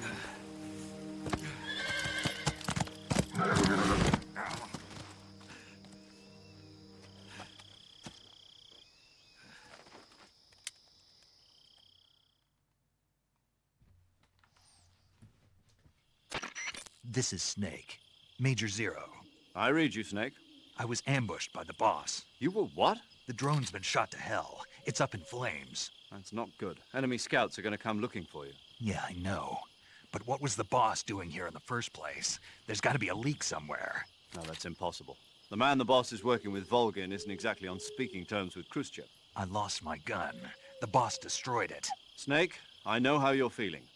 It's hard for me to believe, too, that a legendary hero like the boss would go over to the Russians. That she'd double-cross us like this. But that's how it is, and if you don't accept it, you'll never be able to beat her. That's not the problem. In terms of sheer technique, I'll never be able to beat her. I know that all too well. You've got to do it, Snake. She's your enemy and your objective. Enemy? We were together for 10 years, and now you tell me she's my enemy? Enough. Hurry to the factory where Adam is waiting. Scouts have probably already been sent out to investigate the explosion. You've lost your weapon, right? That means you've got no chance of winning in a battle situation. Whatever you do, don't let them see you. All right.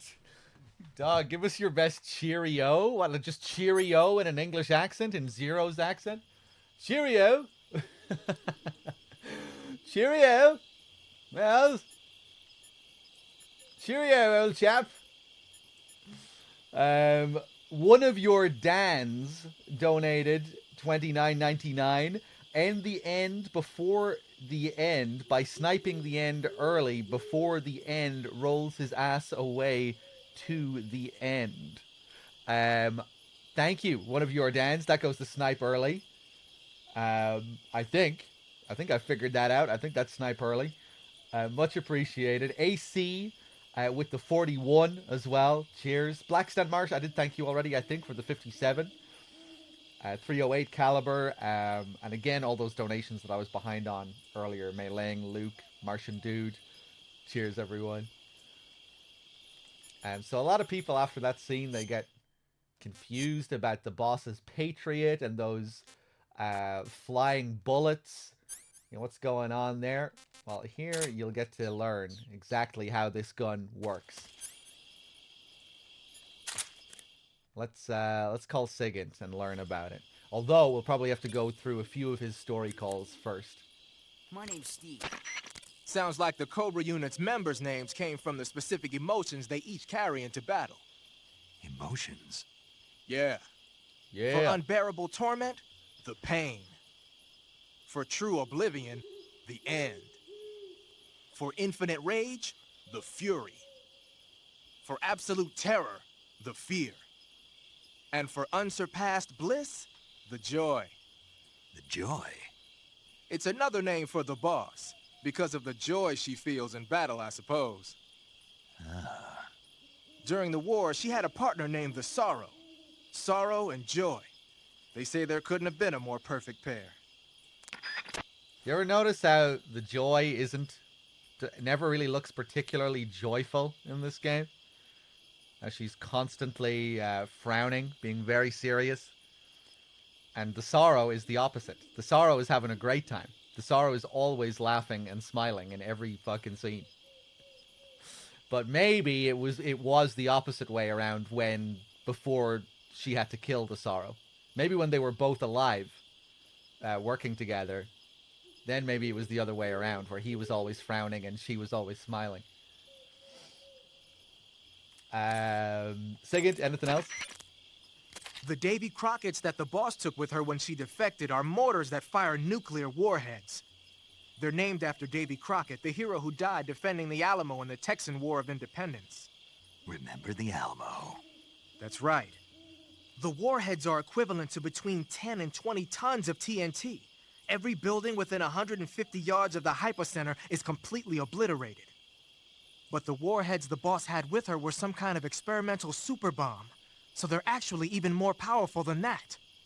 I don't even want to think about what would happen if she used it again. Snake, you know what you have to do. Yeah, I know. Maybe Ocelot's birth changed their moods, maybe. Using the Patriot, huh? Hey! Yeah, it's the same one the boss was using. Where'd you get it? I said, where'd you get it? Sigint, don't get worked up over details. What? Whatever. Anyway, the Patriot is a one-of-a-kind sidearm made especially for the boss. It's basically an XM16E1 with the barrel cut short and the stock taken off. The idea was to create a large pistol that combined the feel and quick handling of a handgun with the force of a rifle. But with a barrel that short, the recoil is unbelievable. It's tough to aim, but it more than makes up for it in firepower. From the looks of it, it's fitted with a 100-round drum magazine. And it never runs out of ammo? Never. Why is that? Because the internal feed mechanism is shaped like an infinity symbol. Ah, I get it. Yep, that'll give you unlimited ammo. So there you go. If you were confused about how this gun works, now you know. Yeah, bad humans. Yeah, I mean, it makes sense. I just thought it was funny the way you phrased it initially. Let's switch into black camo.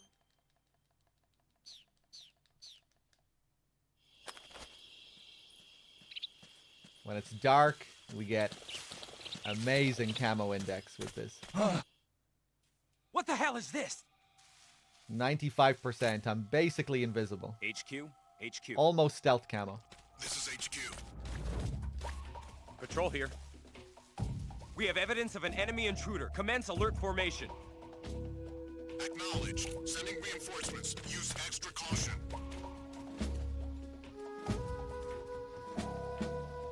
Battloo! I love this little sequence here at night. Creeping around. We've lost all our items. We have to go full caveman. Well, we're on NG Plus actually, so not really. We have these weapons, but usually on new game you have nothing here but your knife.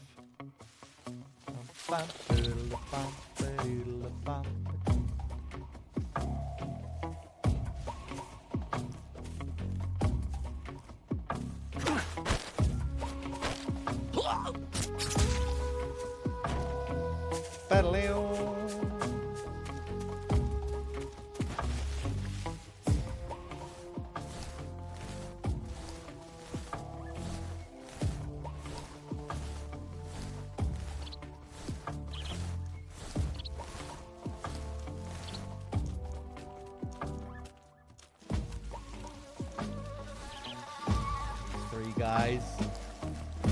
Easy does it. Nice. Go, go, go. Spotted the guy that I just took out. Bum, bum, bum, bum.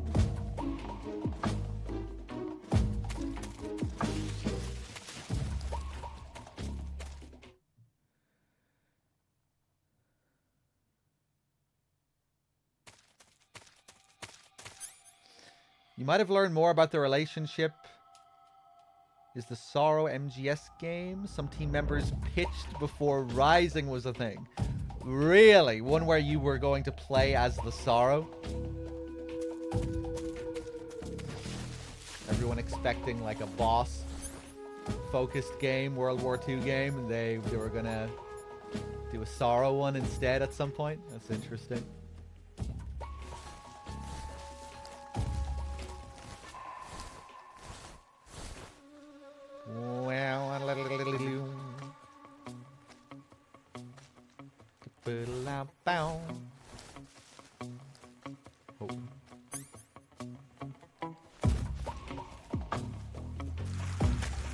Easy does it.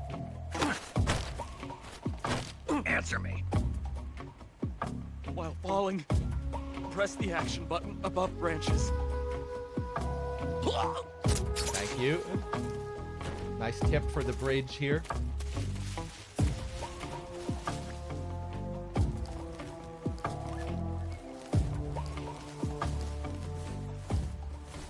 Ooh, I wonder, can I shoot the bridge with the easy gun?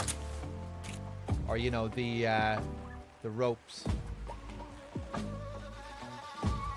Can't remember the last time I used this thing.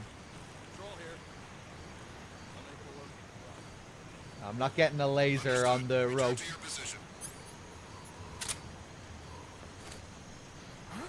Oh. What's wrong?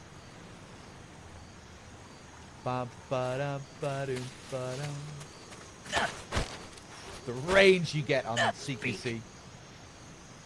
When throwing a grenade, if shot... Speak. You lousy... Speak.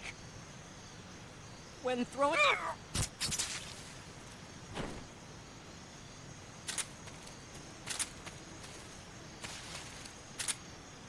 Oh, I forgot about the easy gun giving you crazy camo. Wow. That really is an easy gun. With the blue color, it's reminding me of the Battlefield camo you get in MGS4.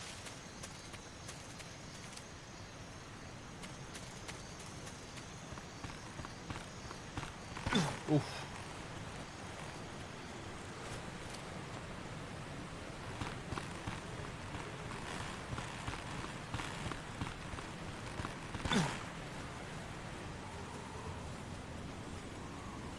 Okay, we'll take that guy's advice and drop down. Oh yeah, I forgot we get a camo here. Raindrop on the Virtuous mission. We get the assault rifle here. This time we get a camo. The arcade noticed earlier the description says it removes footsteps as well. Oh, I guess in the backpack description. The Easy Gun, a suppressed tranquilizer gun developed especially for Fox. The suppression function is built into the gun itself, also equipped with an internal laser sight. When equipped, causes stamina to recover faster and keeps the camo index high. Oh wow, it affects stamina recovery as well. Also eliminates footstep noise, but it doesn't.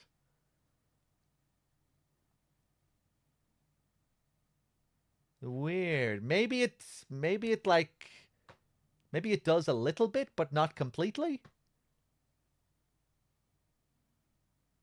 Or maybe they just originally wanted it to be like this, but they scrapped it. They thought that would be maybe a bit too much, a bit too easy. And they just forgot to change the text here.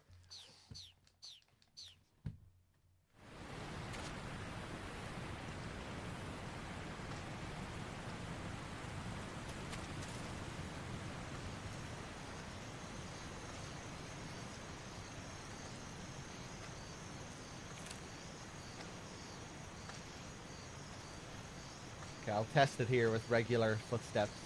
Huh? Oh yeah. Seems to be the same as it usually is. Maybe it's an HD collection issue.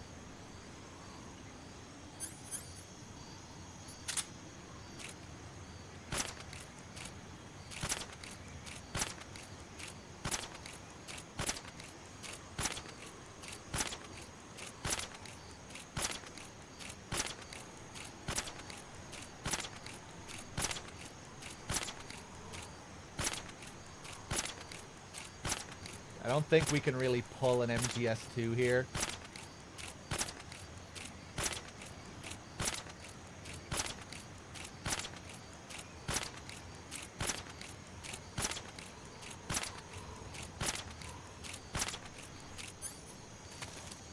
I think that's about as good as it gets.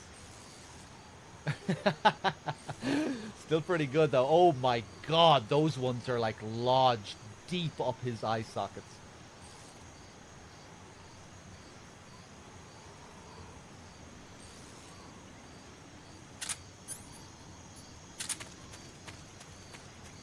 Okay, have a good sleep.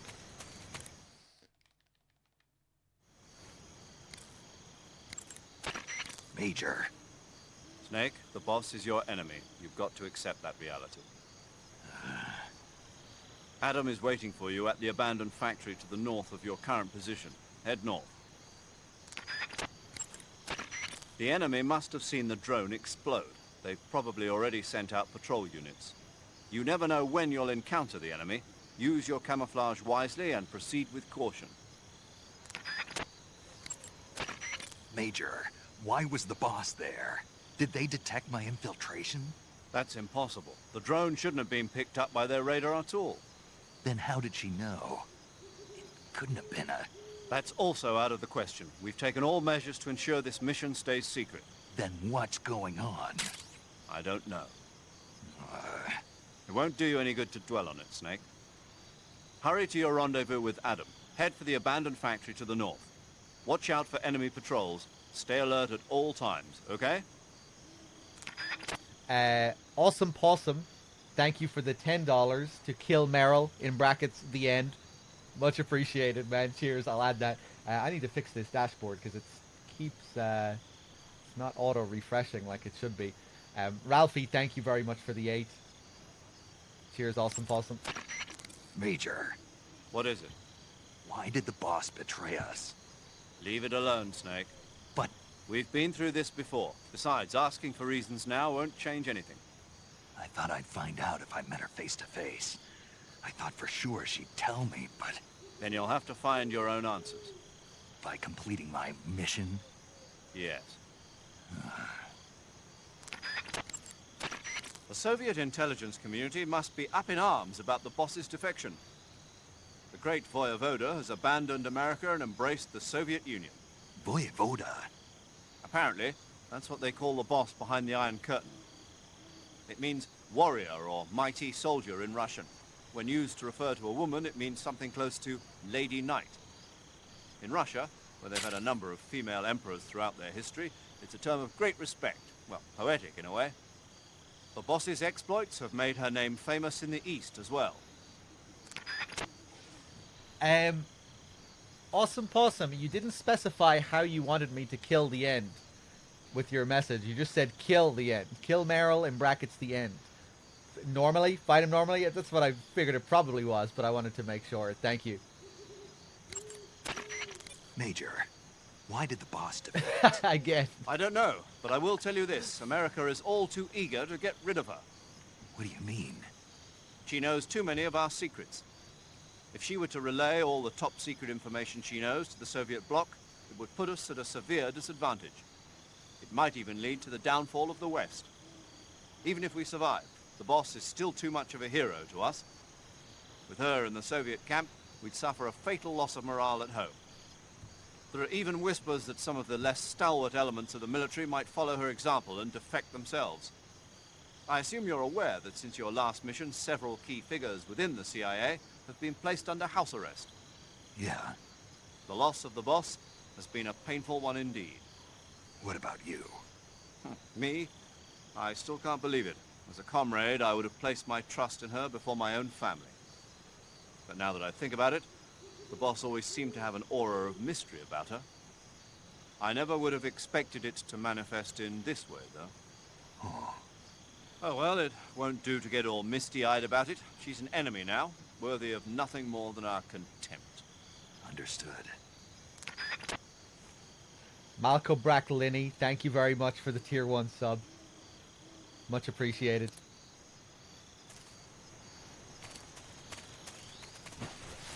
Damn, Zero, you don't need to be so harsh. You're supposed to love the boss.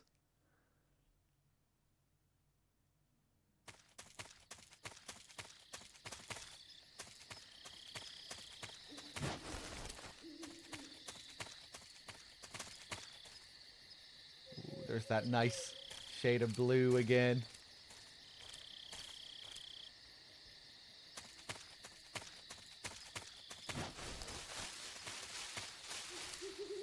Kind of spooky when you come back to Razvet the second time. There's nobody here. Most heavily guarded area in the Virtuous Mission, and now we come back and it's completely empty. Some good stuff to find, though.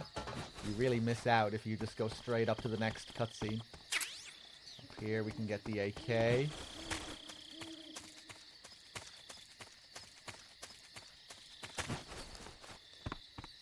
We got our first cardboard box.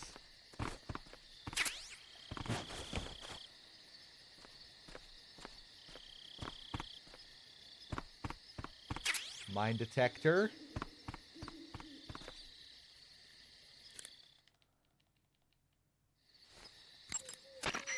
Snake, do you see the door there? Yeah, it's a swinging door.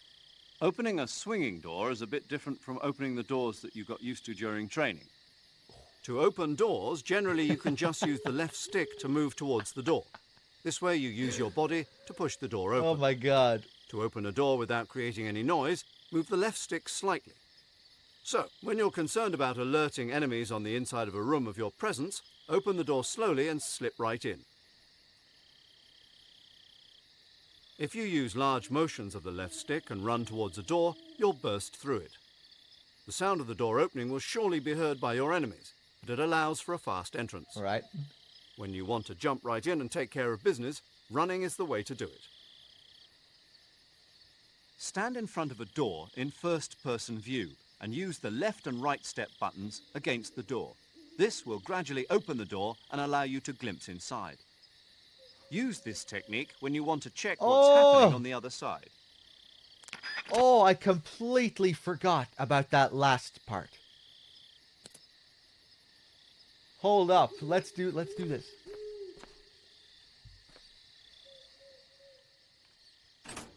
Oh!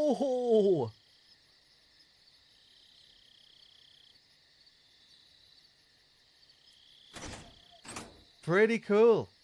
You know, I'm not sure if I've ever done this before in this game. The little peek here in first person. I was laughing at Zero at first, teaching me how to open doors. Now I'm glad I listened to the whole tutorial.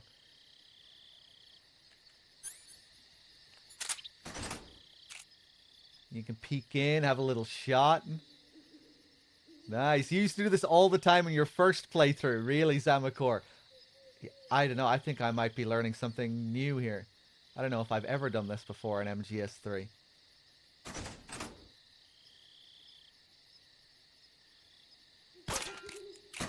Cool.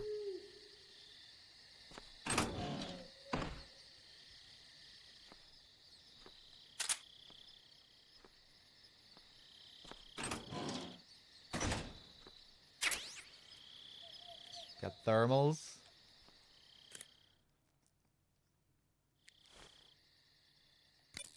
Yeah, I should do a playthrough again where I listen to every single tutorial call.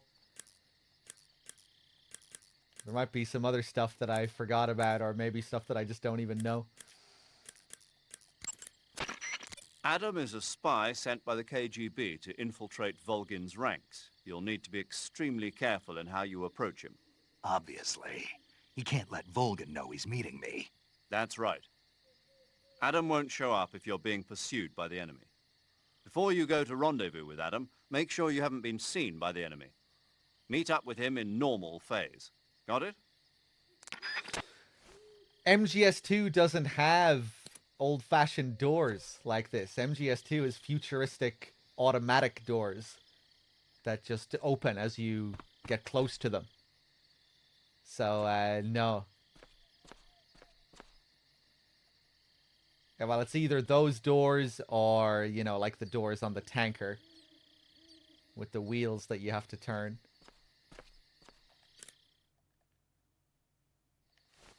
Let's make sure we're up to date with paramedic. You want to save?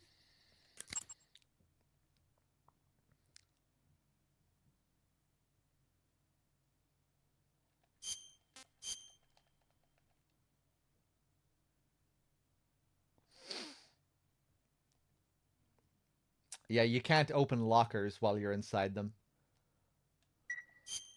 Okay, good luck, Snake. Thanks.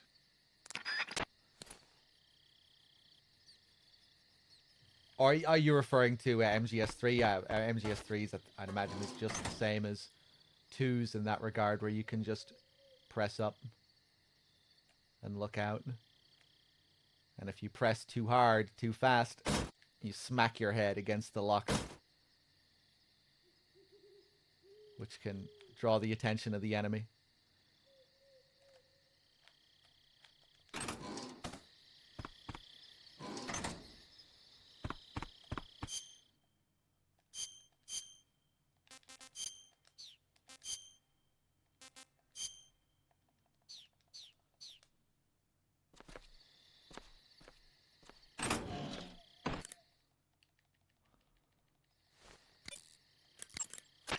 Adam won't show up if you're being pursued by the enemy. Before you go to rendezvous with Adam, make sure you haven't been seen by the enemy. Meet up with him in normal phase. Got it? Adam won't show up. Yeah.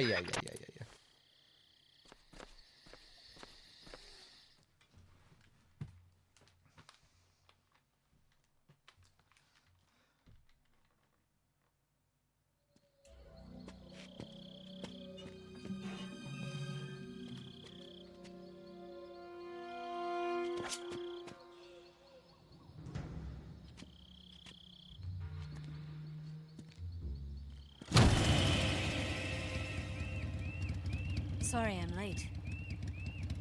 Cut the engine. They'll hear us. Are you the agent they sent? Are you Adam? I thought you were supposed to be a man. Adam couldn't make it. All right, say the password. Who are the Patriots? Who are the Patriots?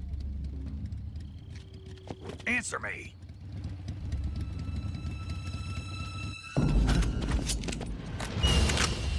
Trapped. Get down!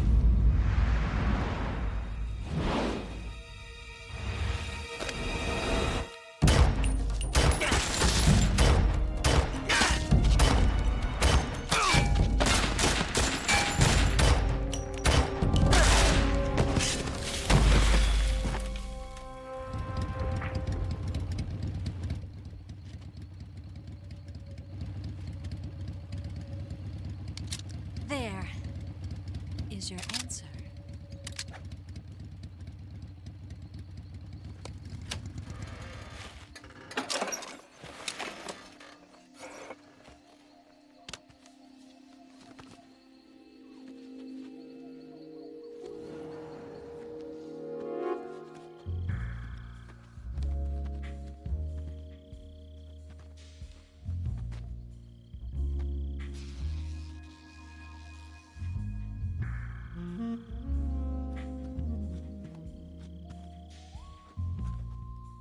The name's Eva.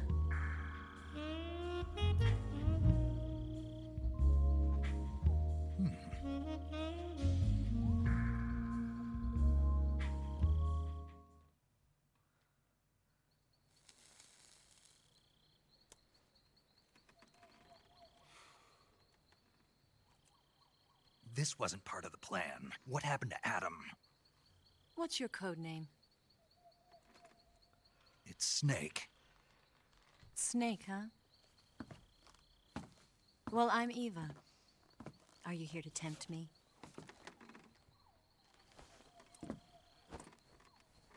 What happened to Adam?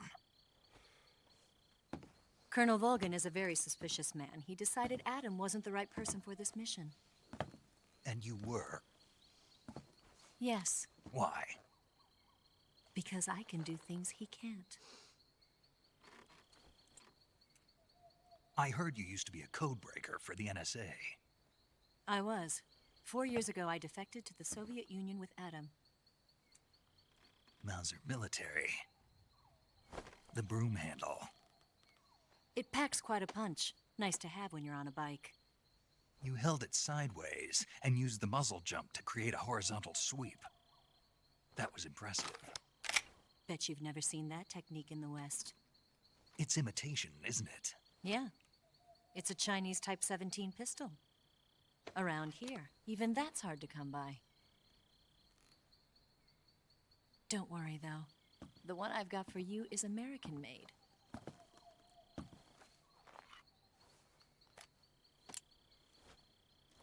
.45, huh?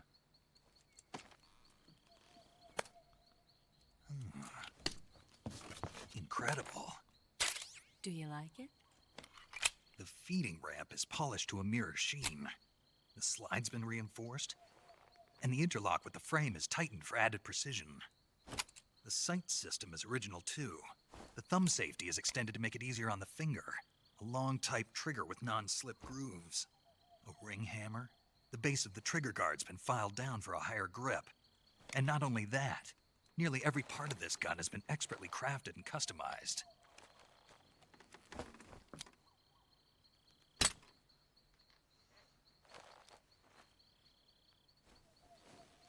Where'd you get something like this? I grabbed it from a Western munitions armory. It probably used to belong to one of your officers, and there are more where that came from.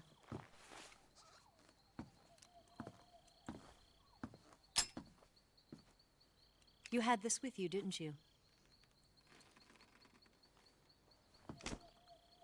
Better take this too. What's that? A disguise to make you look like a scientist. A disguise? Yes. You're here to rescue Sokolov, right? Sokolov's still safe then? Yes. He's being forced to continue his work on the Shagohod. Where? At the lab. They've got a whole army of scientists there developing new weapons. Security is tight, but if you disguise yourself as a scientist, you might be able to sneak in. Can we get Sokolov out of there? We'll see, won't we? Tell me how to get to the lab. The safest way in is from the rear. First, you'll need to head north through the jungle. You'll come to a heliport used for shipping materials. Pass the heliport and continue north, and there will be a large crevice. Descend into that area, and you'll reach a cave. Move through the cave, and you will arrive at a mangrove swamp. After the swamp, there'll be a warehouse. Make your way through the warehouse, and you'll come out just south of the lab. Got it. And just what are you doing there? In close-range combat, a knife can sometimes be more useful than a gun. By doing this, I'll be able to hold a knife at the same time and still keep the gun steady. That way, I can instantly switch between a gun battle and a knife fight.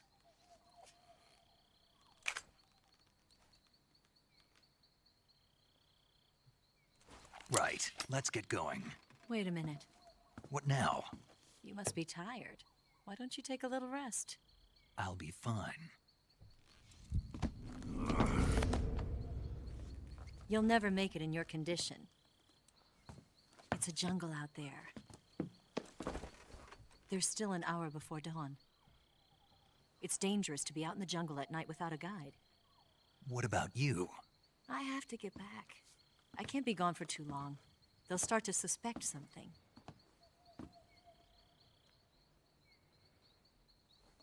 Don't worry. I'll keep you updated over the radio. That's it? My orders are to provide you with information, nothing more. You look disappointed. All right, then. I'll do something special for you.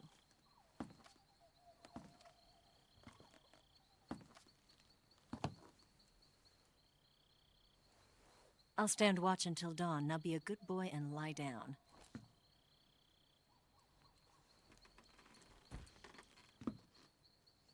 What's the matter?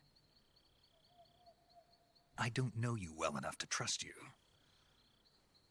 How well do you have to know me to trust me? I don't know if I can trust anybody.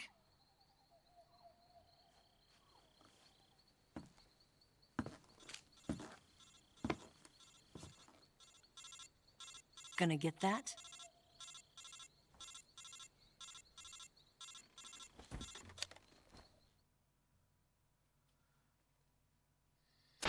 She's right, Snake. You should get some sleep. Although in your condition, you really ought to be back in the ICU. Whenever you save the game and quit, you'll go to sleep. Sleeping allows you to gain back stamina naturally. Depending on how long you sleep, you may also recover naturally from sickness and injury.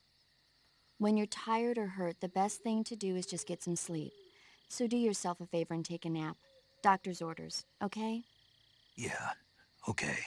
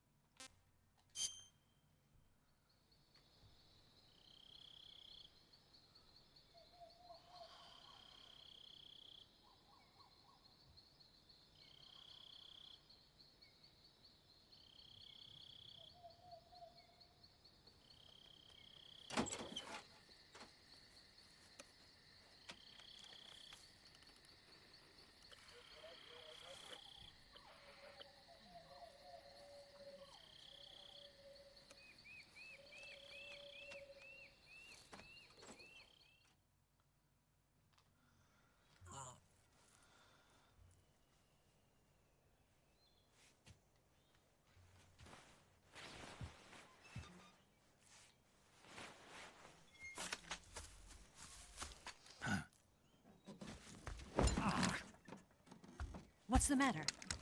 We're surrounded. I see 4 of them.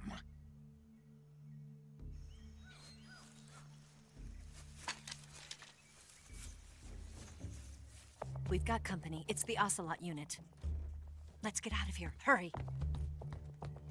Don't forget your gear. Here, give me a hand.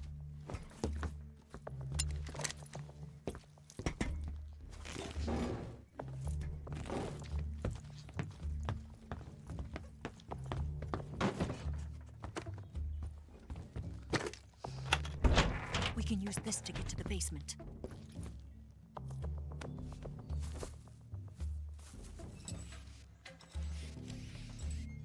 Damn it! Ocelot!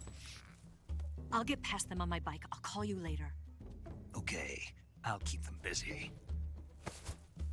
Huh? Don't go dying on me now.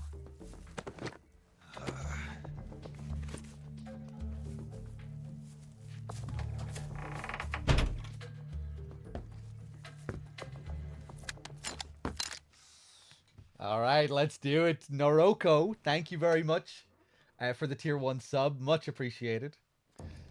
Thank you. Who's voicing Dorito Snake?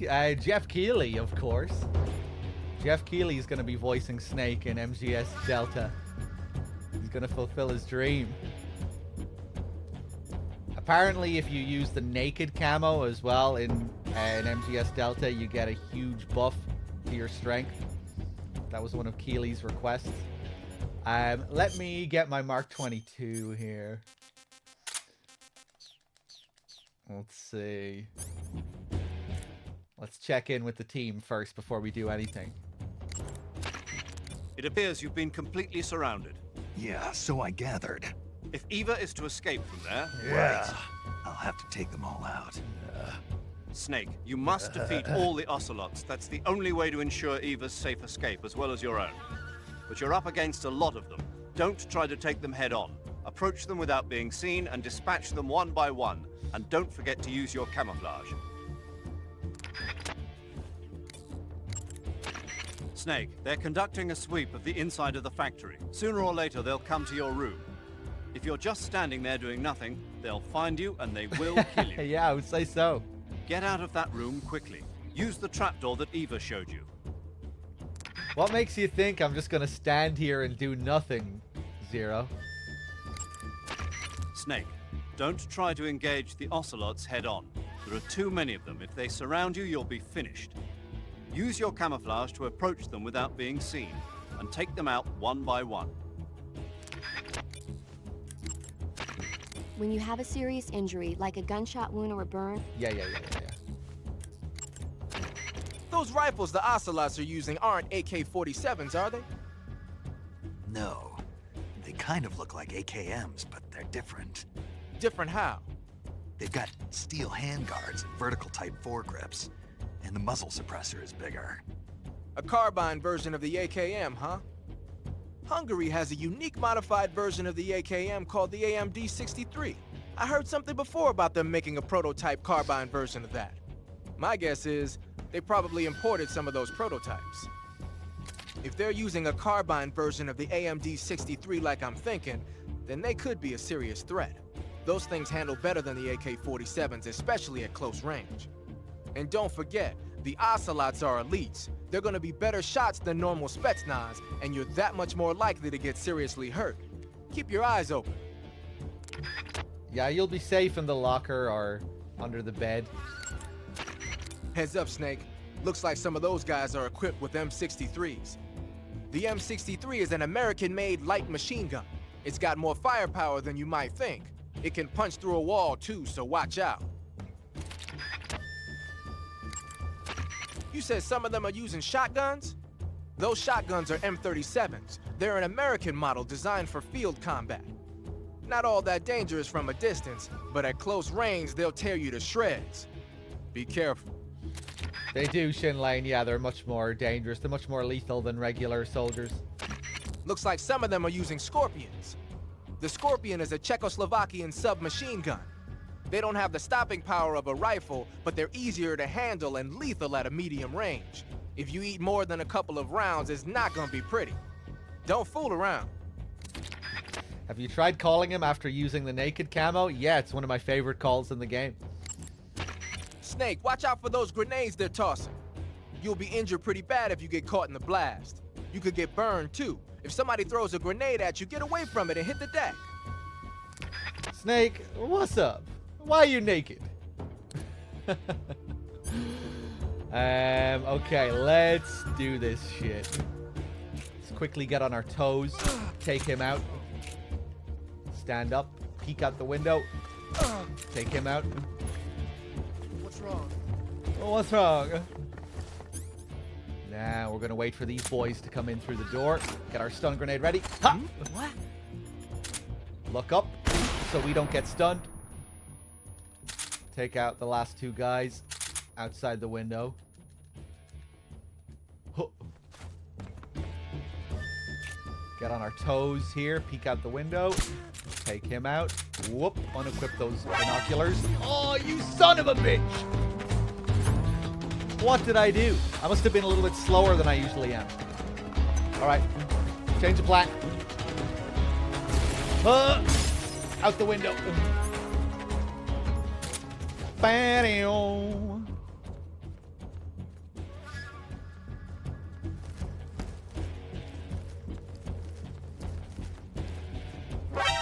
Oh, I didn't think he'd see me at 75. Oh!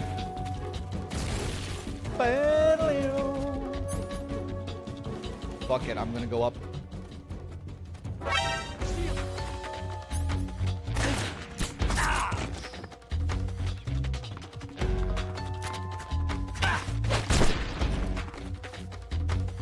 Messy.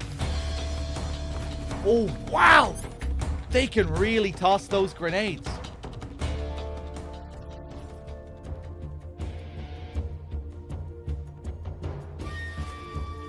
That grenade came all the way from that guy down there beside that wall.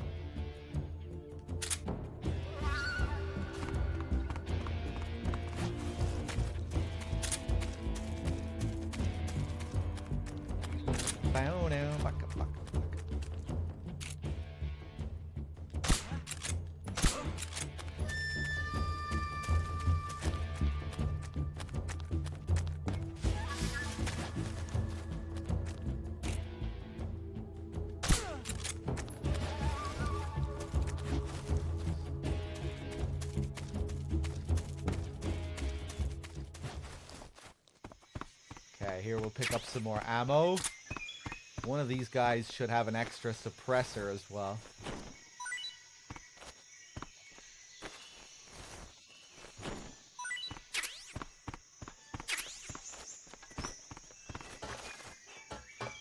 No.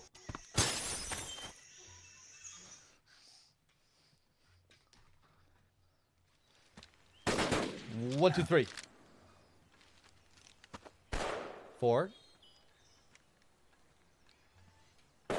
5, 6. I've been waiting for this moment.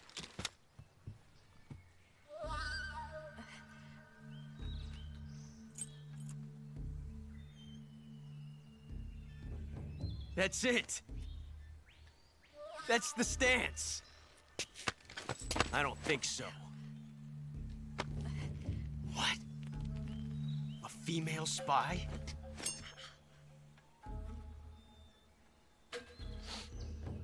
This bitch is wearing perfume. Stay where you are. I've had enough of your judo. I see you've got yourself a single-action army. That's right. There'll be no accidents this time. You call that an accident? Well, it wouldn't have happened if you hadn't been showing off. What did you say? It's a nice gun, I'll give you that. But the engraving gives you no tactical advantage whatsoever. Unless you were planning to auction it off as a collector's item. And you're forgetting one more very basic thing. You don't have what it takes to kill me. We'll see.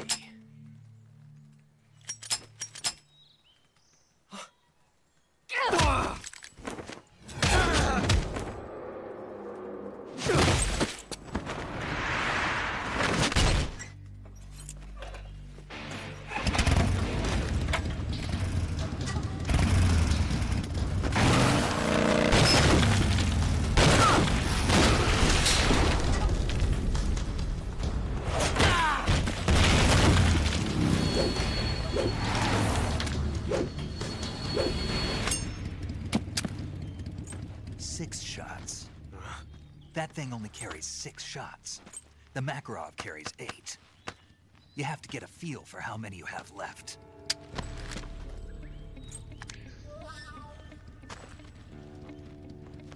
This is a high-class weapon.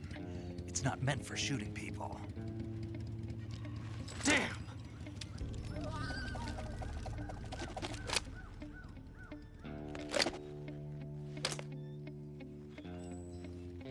This isn't over yet.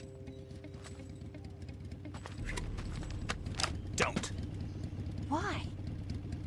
He's still young. You'll regret stopping me. Damn it! I've got to get back before he does.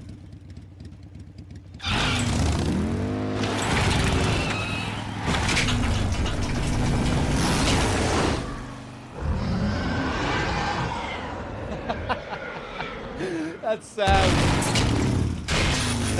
is that the new Metal Gear? Is that the Shagahod 2?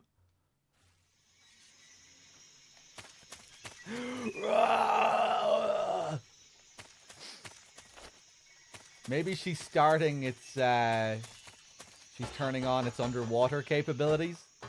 Maybe that's what that sound means, because she's about to drive right into that swamp in the next area. Let's see. I think we're good to just keep moving ahead here. Let's go get the zombie camo.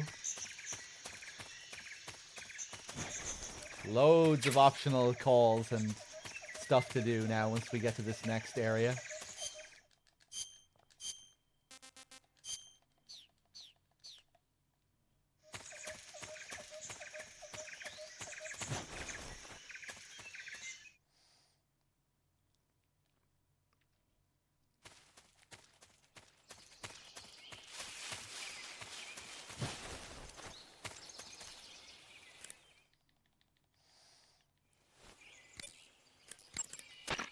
I see you caught yourself a green tree python.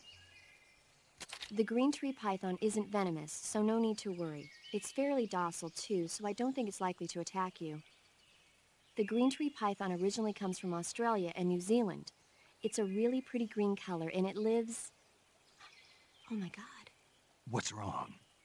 Snake, what did I just say? They come from Australia and New Zealand. No, after that.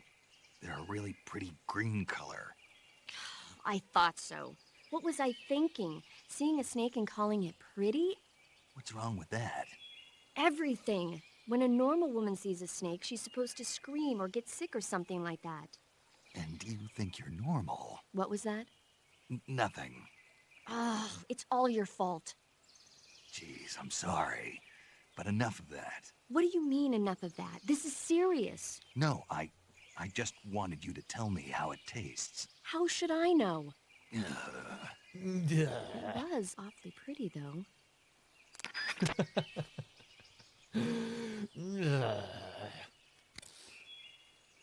Second. Hey, Snake, remember back at the abandoned factory when you whittled the grip of that 45 down? Yeah. I've never heard of a customization like that before. Why the grip? To fit it with a knife. A knife? You're gonna keep the knife and the gun both at the ready? That's the idea. Why would you want to do that?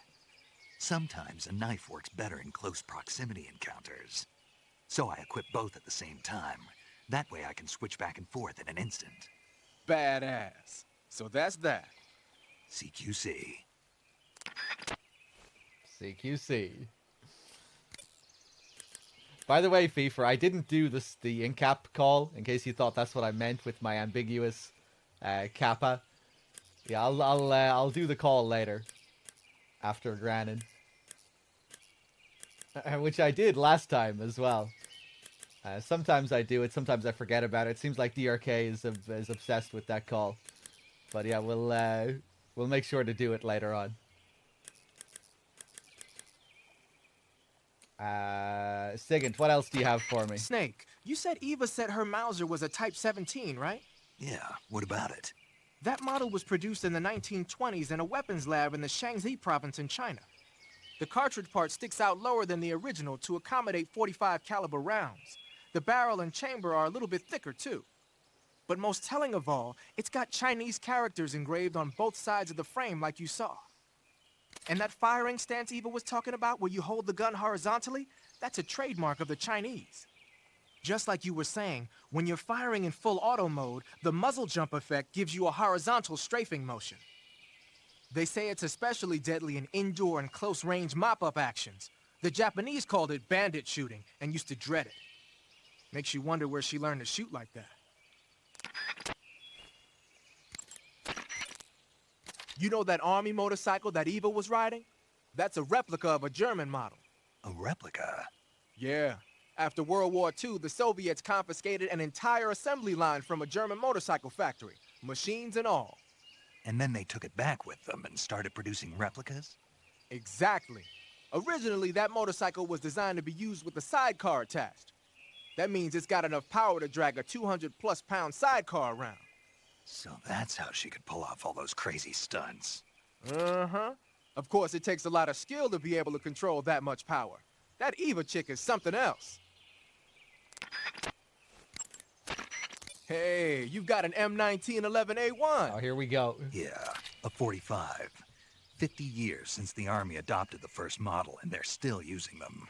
It's a real gem of an automatic pistol. But aren't you gonna need more than just one little handgun? Not at all.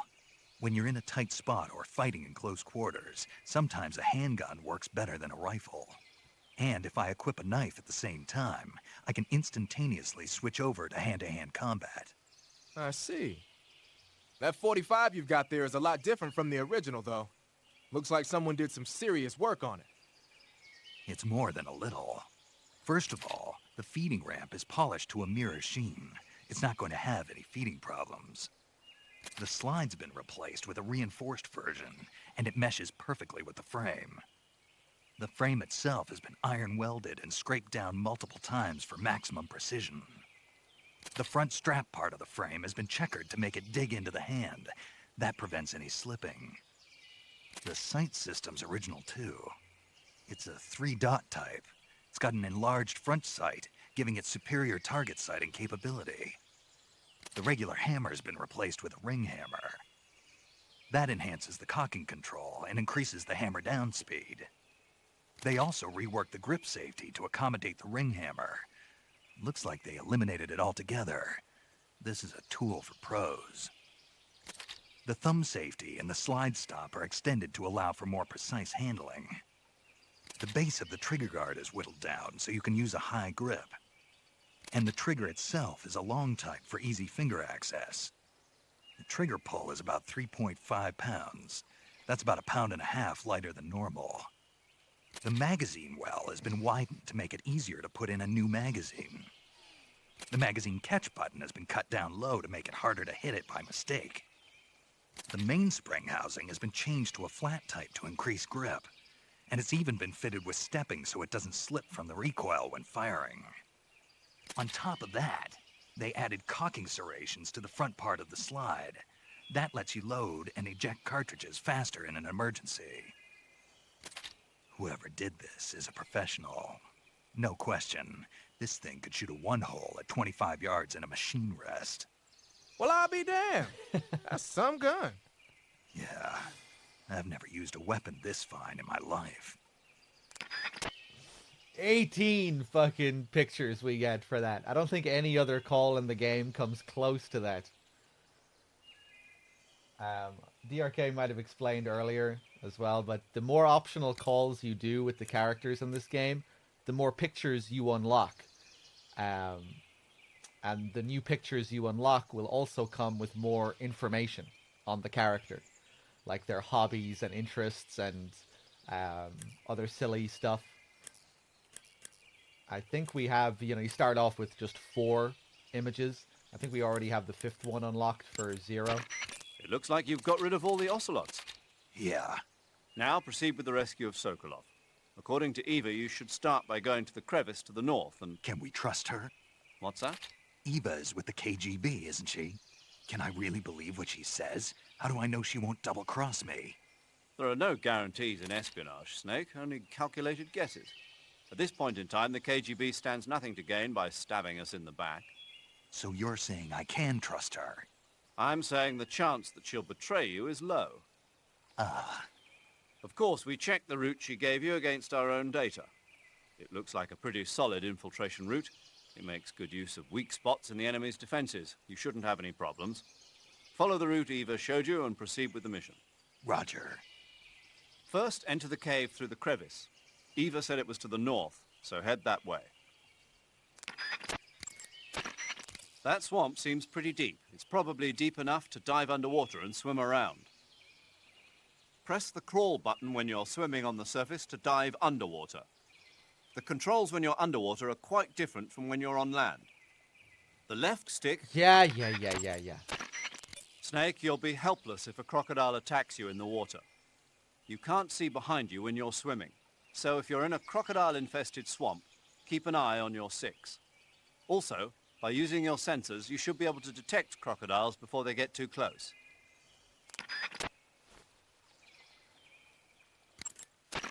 Eva was right when she said that operating in an unknown jungle at night is extremely dangerous. In my former outfit, the SAS, we'd always be sure to set up camp before sunset and wait until daybreak before setting out again. Being able to stay in that abandoned factory made things a lot easier for you. You ought to be thanking Eva. Major, what's this temptation Eva was talking about? In the Old Testament of the Bible, Eve was seduced by a snake into tasting the fruit of knowledge. By eating the forbidden fruit, Adam and Eve disobeyed God's command and were cast out from the Garden of Eden. Thus, it was the snake who led mankind into original sin. Come to think of it, I did break a rib in the Virtuous mission. Maybe that's where Eva came from. But the one who tempted Adam into eating the forbidden fruit was Eve. You may be working together, but she's still a KGB operative. Don't let your guard down. I don't intend to. Snake, you'll be helpless. Snake, your #1 priority in this mission is rescuing Sokolov. Eva said he is in the lab, so head over there. Right. Do you remember how to get to the lab? You mean what Eva told me? Yes. Of course I do. All right, repeat it for me. Major, do you think I'd forget something like that? Let's hear it then. First I head north. And then I'll come to a crevice. And then? And then... All right, let's go over this one more time. First, head north through the jungle. Enter the cave through the crevice to the north. Follow the cave to the end and you'll come out in an aqueduct surrounded by mangrove. Follow the aqueduct to the north and you should arrive at a warehouse. Climb out of the water and enter the warehouse. After you've infiltrated the warehouse, pass through it to the north. Then you'll emerge in the woods again. The lab will be directly to the north. Are we clear now? Yeah. Snake. I got it. Basically, I just head north, right? Snake is right here. Zero's acting like this is a whole fucking thing that we really need to understand in case we get lost, but it's pretty straightforward. Just keep going north, keep going straight ahead. Occasionally there might be a fork in the road or like 2 different ways of getting to the same place, but it's still fairly linear, you know. Anything else, Zero? Snake, I heard you got a scientist disguise from Eva. Yeah. Go to uniform on the camouflage screen and choose scientist to disguise yourself as a scientist. Scientist, huh? But it won't do you any good to go around the jungle wearing a scientist disguise. No one would be that stupid. You're right. No one would think of going around the jungle in a scientist disguise. If they did, they'd have to be a fool. No, more than a fool. A complete dumbass. Don't you think so, Snake? Yeah. Don't you think so, Snake? He's been here before. He knows what Snake is like. He knows what he's thinking. He's trying to guilt trip him before the fact to maybe prevent him from getting into the scientist outfit.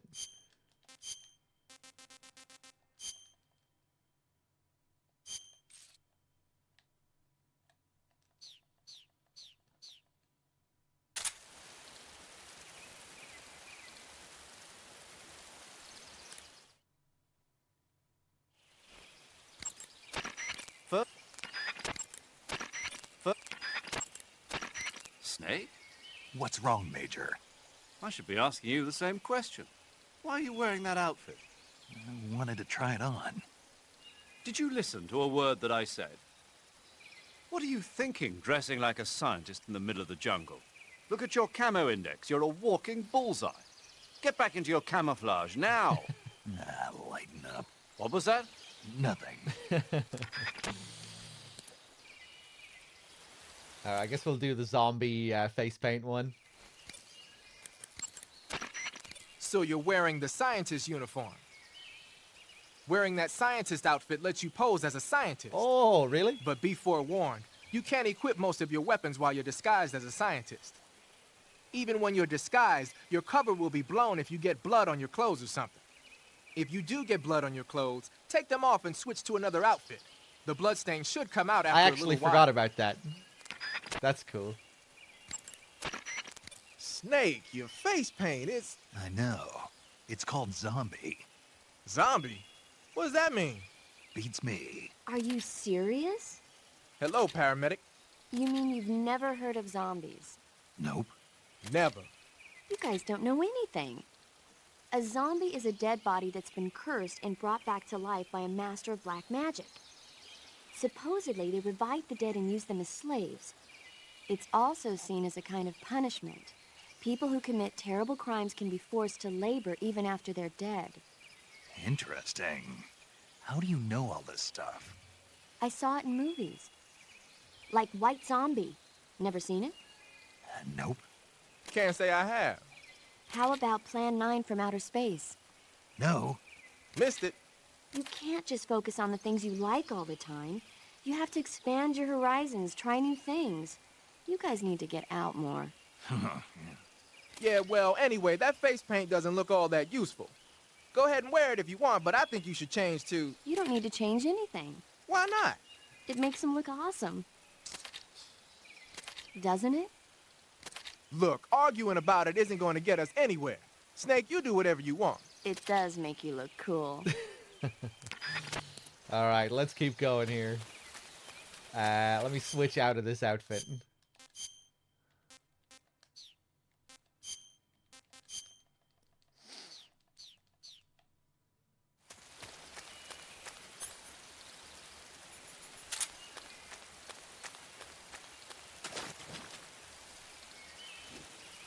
DRK probably showed this earlier, but with these crocs here, if we wait till they open their mouth... Huh!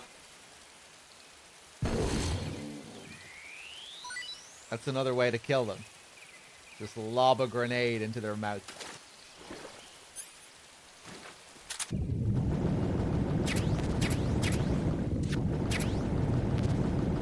Get some more grenades. Got another fish. Love how you have to wait for them to float up to the top.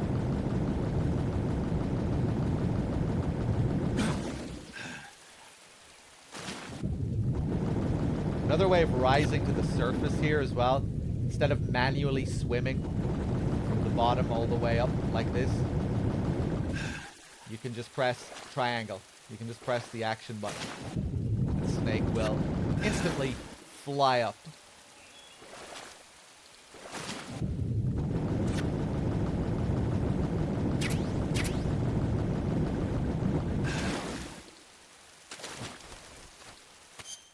Now let's check our body here. Blood-sucking leeches attached to body. Stamina will continually decrease while leeches are attached. To remove leeches, burn them off with a lit cigar. We'll try and get the little video here, the little clip where we see Snake burn the leeches off. It's a bit scuffed on the HD collection though, unfortunately. You can't really see it properly. It's okay at the start, but then it becomes pixelated.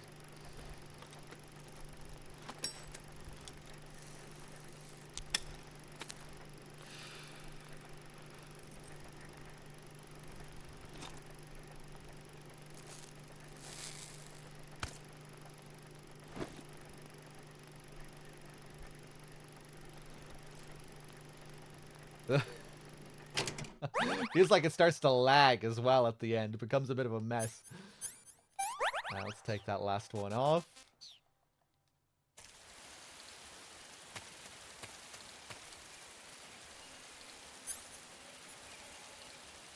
Can you see the leeches on your body? You can. Yeah. I forgot to show that. I'll get a few more leeches here later and I'll show them.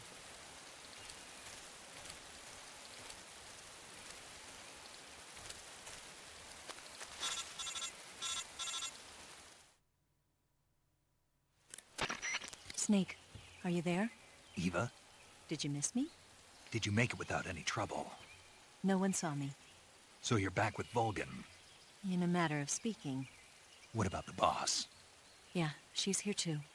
Better be careful. Thanks, I will. The boss and I get along pretty well, though. I guess we traitors have a lot in common. Why would anyone want to defect? Betraying your country like that, I just don't get it. Are you talking about the boss? Why do you do it? Weren't you born and raised in America? Yes, in a small rural town. I never even knew there were other countries, other cultures, other ways of thinking, until I went to work for the NSA. And one day, I'd found I'd lost faith in the things I'd been taking for granted. What did you see? What was it that made you want to change sides? You wouldn't believe me if I told you. Try me. I saw the universe. The universe? Not the actual universe. The universe as the intelligence community sees it. I realized that the gravity in this universe was holding me back. That's all. People and countries are both changed by their environment and by the times. That sounds like what the boss was saying. There's a world of difference between this country and America. But it's only a difference of position, a difference of perspective. Coming here made me realize something. Half of what I'd been told was a complete and utter lie. The other half was a conveniently constructed lie. Where's the truth, then? It's hidden in the lies. Are you lying, too? Who knows? I've been trained to make even the most severe falsehood sound like the honest truth. Weren't you? No. I believe because I have to, even if it is a lie. That's part of my mission. I'll have to remember that. I don't know if you should have If you told need her me, that, give me Snake. a call on the radio. My frequency is 142.52. See ya. Eva must be very pleased after hearing that. Damn, guess I can just make a complete fool out of this guy. The NSA are really out there hiring people that don't know about other countries existing. That's a little bit sus. I don't know if I believe you, Eva. Did you really not know about other countries? Let's eat something here before we get on this rope. Not too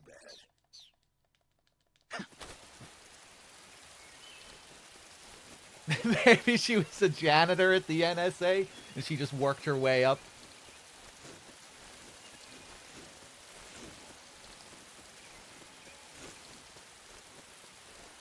It's changed her whole perspective, that job.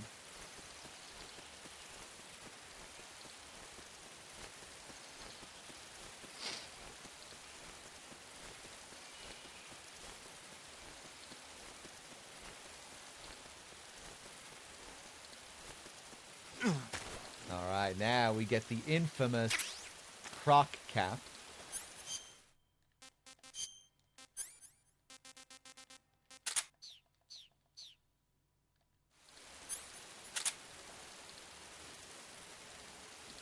It's kind of cool, the little animation it has here if we just crouch. It has to close its mouth. This thing here is another Bond reference.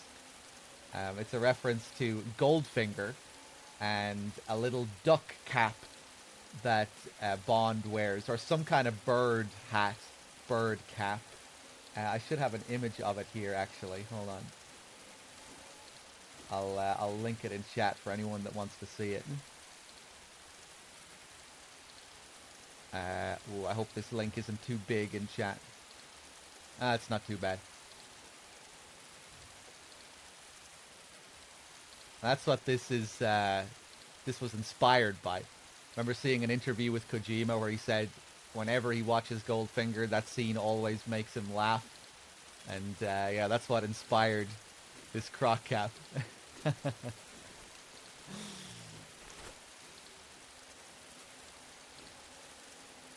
But yeah, we can use this later on to fool the enemy into thinking we're a crocodile. And I guess that's what Bond does as well in Goldfinger. He's infiltrating some place and pretending he's that bird. Swimming underwater while the bird is up above on the surface. 0. Snake, what in God's name? How does it look? It looks cool. Huh? It looks cool on you. It does? Yeah. I don't think cool is the right word. Why? What's wrong with it? What's wrong? Don't you think it looks silly? Doesn't it make you laugh? Aren't you going to ask me what the hell I was thinking? No. Oh. I think it really does look good. It reminds me of the alligator people. Oh, the... what? The Alligator People. It's a science fiction movie. You've never heard of it? No. Oh, well, you should see it sometime. It's about this guy who gets hurt in a car accident and tries to heal his wounds by injecting himself with a crocodile serum, but then his head turns into a crocodile head. You look just like him with the mask on. That's awesome! Right. Huh? Oh, never mind. I suppose you might be able to disguise yourself as a crocodile by wearing that cap and sticking your head out of the water. Zero, really not a fan, but he has to reluctantly admit at the end that it might have its uses. Kind of funny, him being the Bond fan and everything. Maybe he should be happier about it. Sigint. A cap shaped like a crocodile head, you say? Yeah. What do you think? I think it's a great idea. You know, animal disguises are one of the oldest tricks in the book in the intelligence world. I don't know whether it's true or not, but I've heard that during World War II, the OSS used to use cow suits. Supposedly, they sent agents out to hide in herds of real cows so they could spy on enemy units as they passed by. Nowadays, I guess most people wouldn't even give a crocodile-shaped cap a second look. They think it was just a gag item. But if you use it the right way, it can be an effective weapon for spying. I gotta hand it to you, Snake. You're one sharp guy. You okay, Snake? Now forget it. Huh? Goldfinger came out in 1964 as well. Maybe Goldfinger had yet to come out and Snake came up with it first.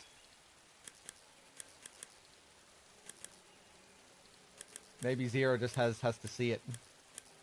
Maybe he just hasn't seen it yet. Someone was asking about the Gavials, if they have a one-hit kill. Yeah, the Gavials have a really lethal kill. I'll show that later.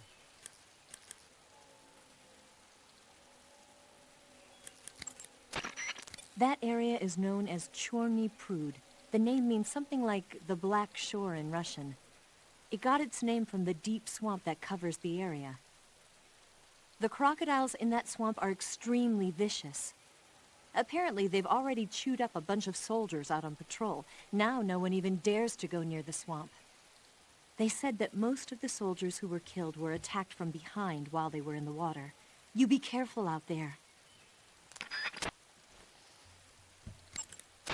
Eva, what kind of unit are those ocelots I fought a little while ago? The Ocelot unit is an elite group composed of soldiers handpicked from among the ranks of Spetsnaz, the Special Forces wing of GRU. They've undergone even more rigorous training than regular Spetsnaz. Their skill with weapons is the stuff of legends. You'll find they're much better shots than the rest of GRU. Watch yourself. When does the game take place? Like August, September? So I guess close to the end of the year as well. Well, not that close. When did Goldfinger come out?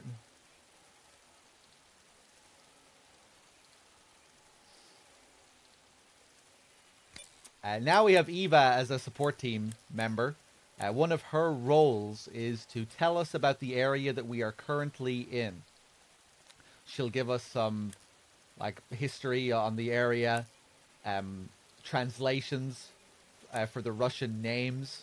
I think a lot of her translations are a little bit dodgy, but yeah, that's what she does. So now we can actually go back to the previous areas that we came from, just to learn more information about those areas from Eva. Very easy to miss out on those calls, because you might not think to go back, that there might not be much of a reason to go back. But yeah, now that we've contacted Eva, we can go back and get some new calls. So that's what we'll do in a couple of minutes. First, though, there's more stuff to find here. We can get the Gakko camo, which should be here somewhere.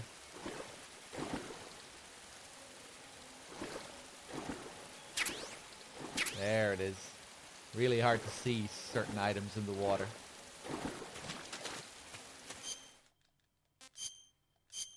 This camo is pretty interesting. Gakko pattern camo uniform. It enables you to hear Keratans calling. I think when most people do a Keratan run in this game, they just cheat and they look up a guide online for all the Keratan locations. But this is a good tool for helping you do a legit Keratan run. Because if we wear this, you can hear them. And you just hear the quack a few times. And to reset it, you just have to pause and unpause.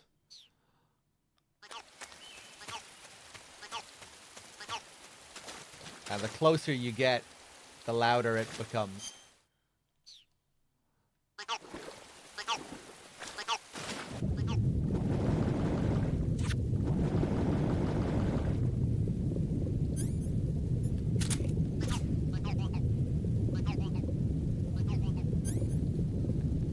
I'll forgive you, Raguchi.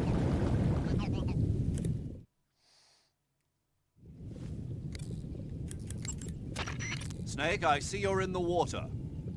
Unlike what you've experienced in training, you'll be able to fire handguns and assault rifles underwater. Keep that in mind.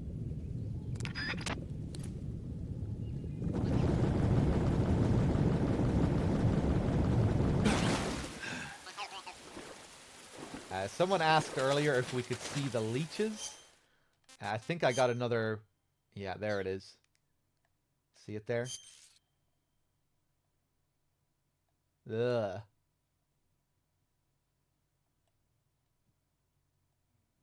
Looks like Pyramid Head's tongue in Silent Hill 2. I think you can see it here as well. Yeah. Oh, there's one on my ass, too.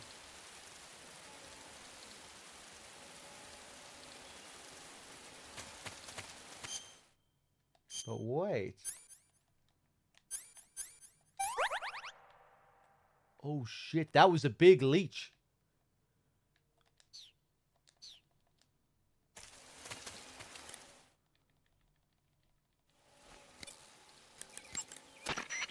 Snake, what is that stuff you're wearing?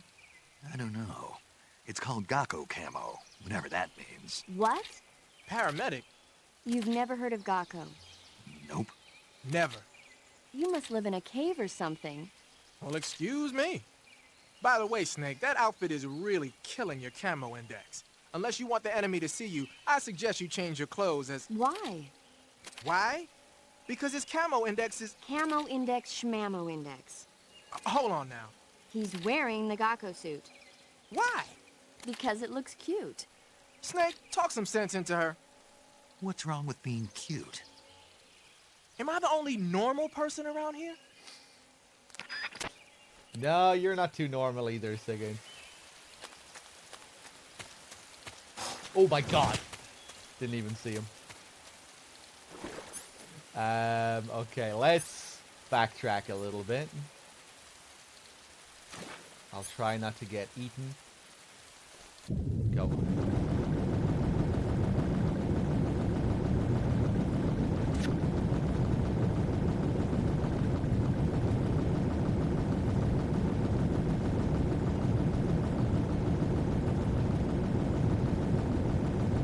Q Sigurd's shit story, yeah. He gets kind of weird in some of the other calls too, like the Rykov mask. I should start using the bug juice. You can avoid leeches by using the bug juice as well.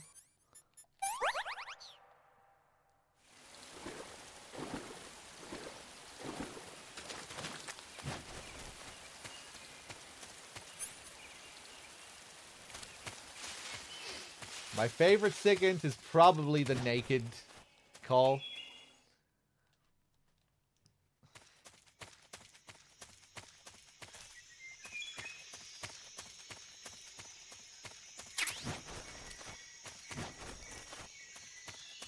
Okay, so now that we're back in Razvet, let's see what Eva has to say. That area is known as Rasviet. It means dawn in Russian. The area got that name when the factory was first constructed. But the factory ended up being closed down, and Selino-Yarsk was reborn as a secret research center and military fortress. The crevice that leads to the cave is to the north of your current location. Keep heading north.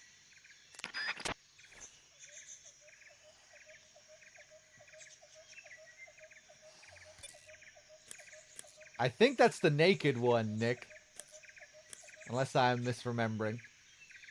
After Snake asks him if he can take off his pants. Eva, where are you now? I told you, didn't I? I'm right near the Colonel. Pretty weak answer, if you ask me. I suppose you're right. Eva. Snake, I'm under orders to cooperate with you, but that doesn't mean I have to tell you everything I know. I would assume the same applies to you, too. Skyline with the 6 months. Thank you. Yeah, we'll do some of those calls in a few minutes. Let's just get through these Eva ones first. We can keep backtracking here to learn more about these areas. If we go back to Dolinovodno, she'll have some history as well for this area.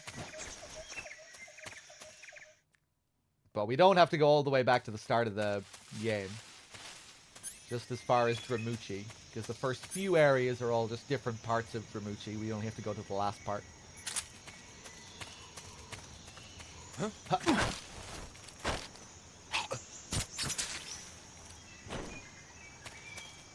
And we have to take a look at this weird guy here. This guy just stands here. This is his whole pattern. He just stands here.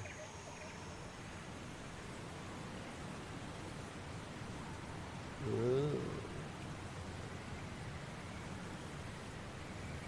What are you doing, man?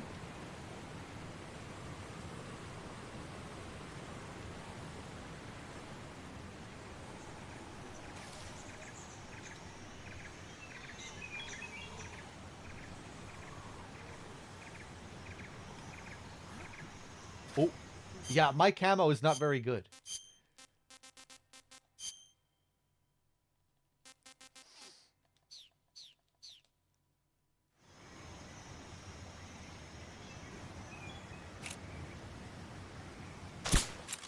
Ah, fuck.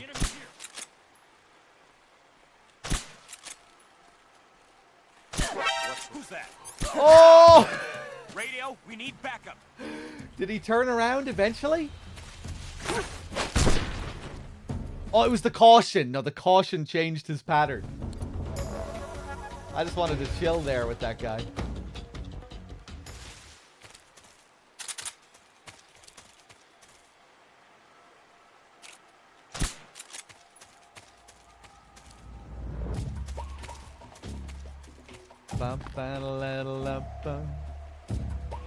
Pretty sure he activated the caution? No, the caution came from over here.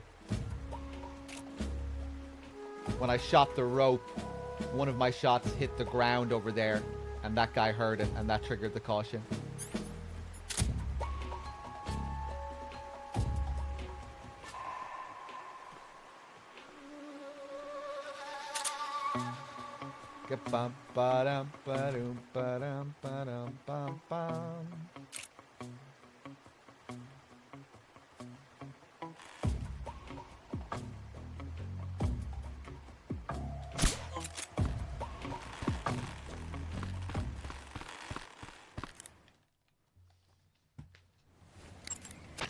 That area is called Dolinovodno. The name means Forest of the Canyon. It probably got that name from the chasm that divides the jungle in two. The rope bridge at the center was hastily constructed to enable them to patrol Dramuchi. Speaking of which, what are you doing all the way back there? Get back to the north now. I'm back here to get your calls, Eva. That's the only reason I'm back here. No, you can destroy all the ropes, and yeah, there's no way to destroy the bridge completely. Tell me something, Snake. Why did you let Ocelot get away? I thought I told you already. Because he's still a kid? Yeah, Pretty lame excuse if you ask me. you think so? Yeah, I do. Maybe you're right. He's still confused about why he's treating Ocelot the way he is.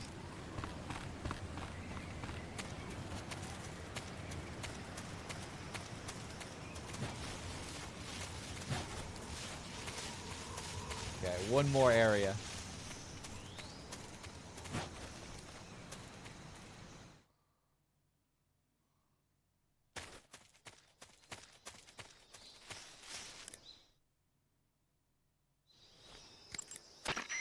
That forest is known as Dremuchi. It means the untouched forest in Russian. The name says it all.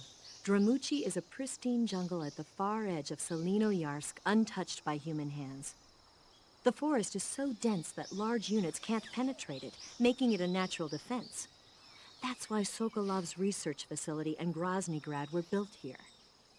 But more to the point, what are you doing all the way out there? You're not thinking of abandoning the mission, are you? Get back to the north. Snake, have you heard about the massacre that happened in the forest near the village of Gnezdovo? The Katyn Forest Massacre, right? During World War II, the German army came upon the bodies of 4,000 dead Polish in the forest of Katyn. Yeah, Germany blamed the Soviet Union, but the Soviet Union denied it, blaming Germany in return. The truth is that Stalin ordered the NKVD to carry out the killings. And it's not just Katyn. In places like Western Ukraine and Belarus, there must have been at least 20,000 Poles in the prison camps. Why are you telling me this? Volgin was one of the people responsible. He was one of the vicious leaders behind it. Volgin was? He blamed it on a prisoner revolt to allay any fears, and requested they be put to death. I've heard that Volgin even removed the blindfolds from each prisoner before he beat them to death. I knew he wasn't all there in the head, but this... Not someone you could be friends with.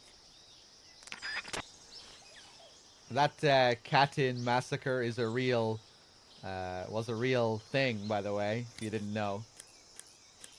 Some pretty gruesome looking pictures online of the, you can find of the mass graves.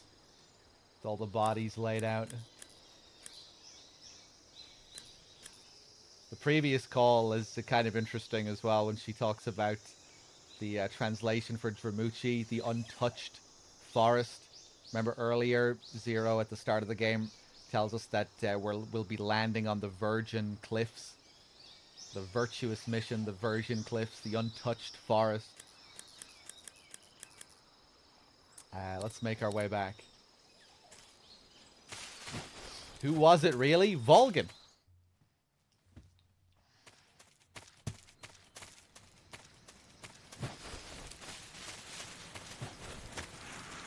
Oh my god. Who's that? I thought these guys would be knocked out or dead or something. Fuck it.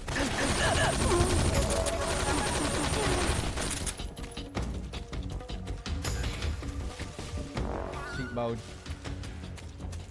Actually, the Patriot isn't considered a cheat weapon in this game. You can use this on NG Plus and still get a Foxhound rank at the end. Not that you would have much reason to use it, but yeah, you can kill a couple of bosses in this game while still getting no kills.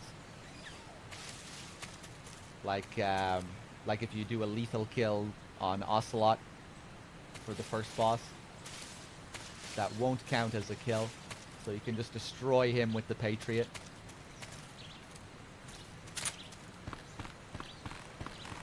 Yeah, because it's not really a kill.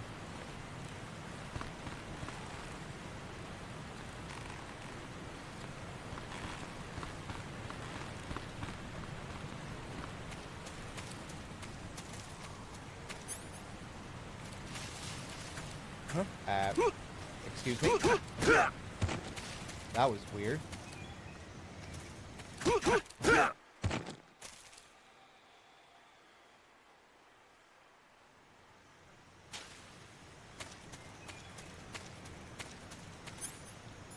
Oh, we still have to do our croc call with Eva. One of my favorites. Speaking of which, Yeah. Snake? Eva, what do you think? What a dork. You must be kidding me. Are you willing to risk your life for that joke? All right, finally I get a normal response. What? Everyone was giving me strange responses and acting like nothing was odd about it. I was starting to wonder myself, but now I feel better. I'm not sure what you're talking about, but you look adorable in it. I'm sorry. I gotta go. This is too much. Amazing laugh.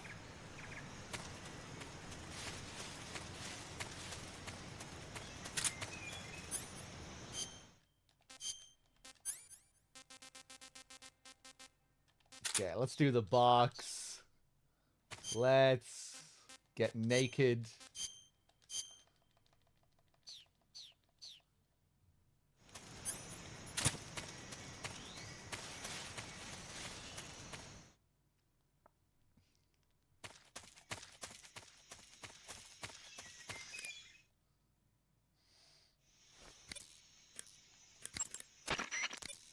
Snake, what are you doing? I'm in a box. A cardboard box? Why are you... I don't know, I was just looking at it, and suddenly I got this irresistible urge to get inside. No, not just an urge. More than that. It was my destiny to be here. In the box. Destiny? Yeah. And then when I put it Yeah. on, I suddenly got this feeling of inner peace. I can't put it into words. I feel safe. Like this is where I was meant to be. Like I'd found the key to true happiness. Uh-huh. Does any of that make sense? Not even a little. You should come inside the box. Then you'll know what I mean. Man, I don't want to know what you mean. Between you and Paramedic, is everyone but me that is hooked up with a Major Strange? Yeah, well, anyway, I suppose even that dumbass box might make a decent disguise if you wear it inside a building.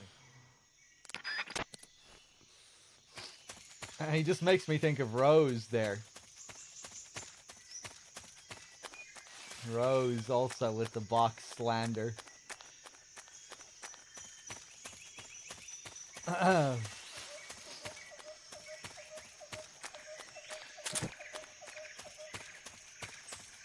Alright. Snake, what's up? Why are you naked? I know there's a naked option under uniform that lets you take off the upper part of your uniform, but without a shirt on, your camouflage sucks, and your stamina goes down faster. You don't get any advantages whatsoever. Sure there are. Like what? It feels good. Man, you do whatever you want. I will, thanks. Just one question, though. What? Is there a way to take off my pants? Say what? My pants, can I... Oh, hell no! This Fox unit is a nutfest!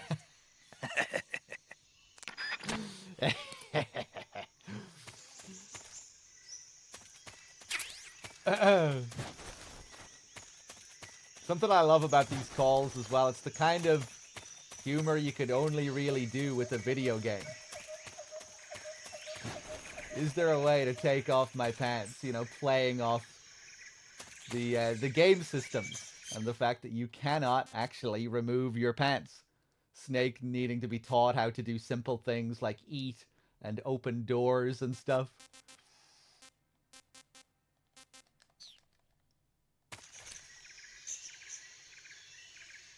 Is there a way to take off my pants? No. Total mystery. How could he do it? There are no controls. There are no video game controls for this.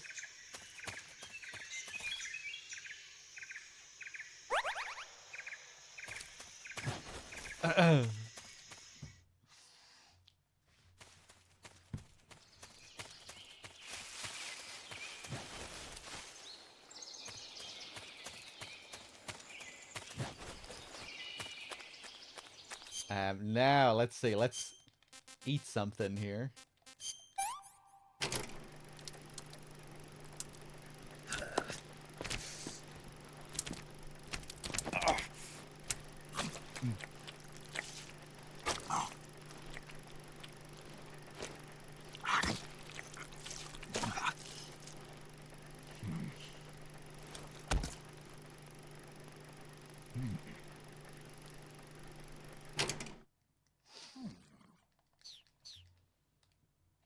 Alright, let's, oh yeah, let's show the Gabriel death roll thing.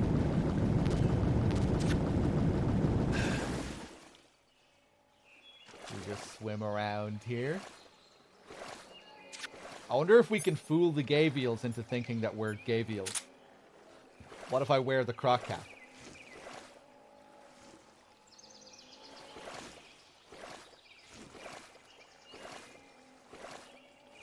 Hey. Wanna play?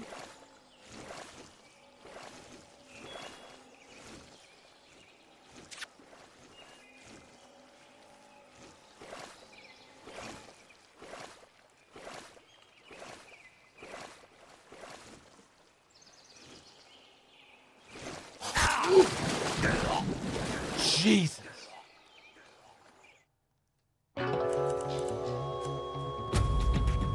He wasn't fooled by it. Snake, respond. Snake! Yeah, it can be pretty startling. Even when you're kind of ready for it to happen. They don't always do it like that. Sometimes they'll like circle you as well. They'll like swim around you in circles. And then they'll come in for the kill after a few seconds.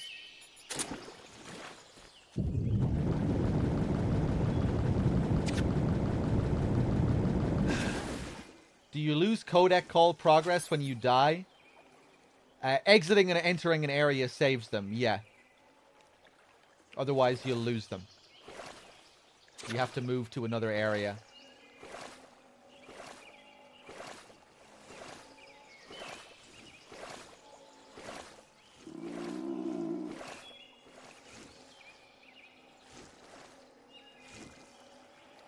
See if I can get one of them to do the circling thing.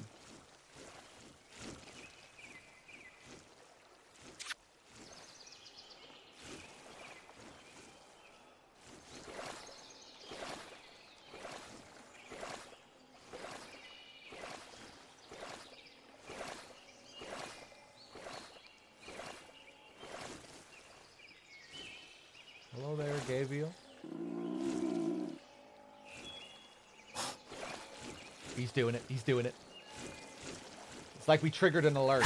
Oh, fuck. Yeah, pretty cool.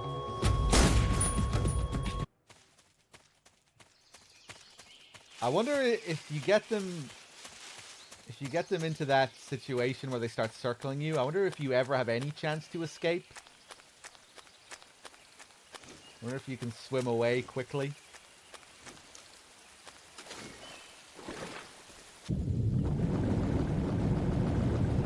I'm gonna try it. Let's see if I can escape from him once he starts circling me. It's probably impossible.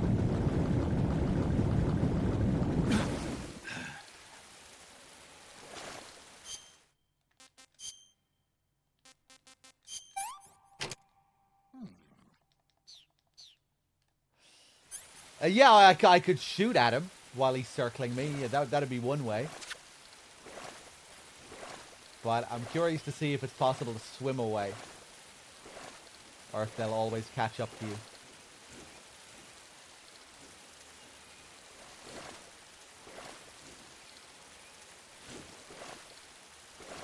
Hello? Whoa.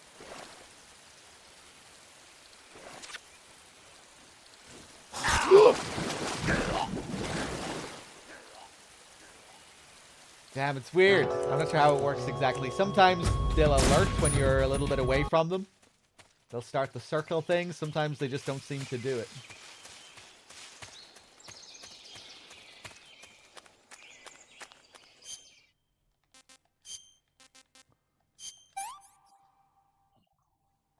What can I say?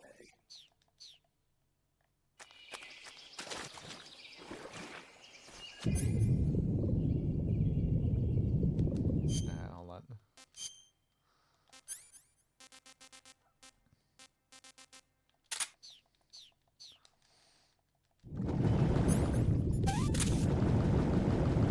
Last time I was in front of him, though, when he started the circle.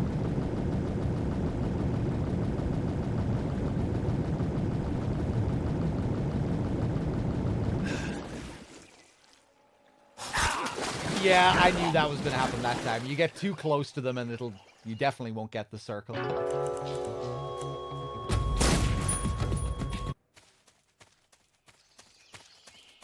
Okay, last attempt.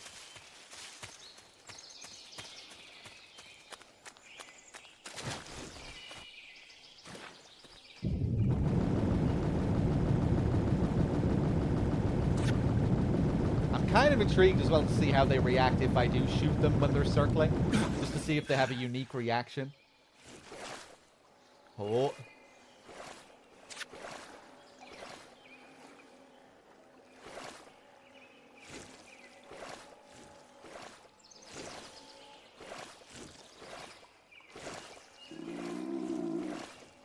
Hello there, Gabriel. Come on.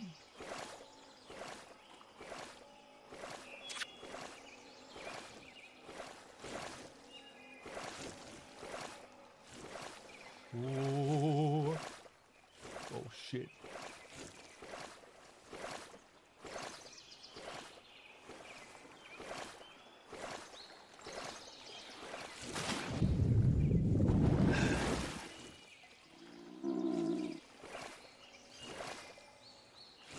Do it!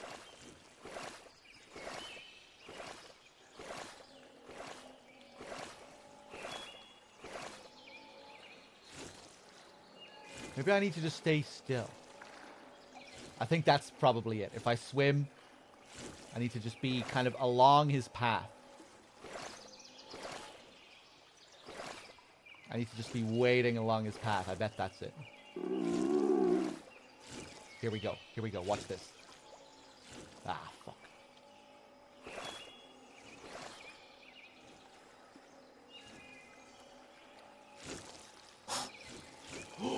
Yeah, here.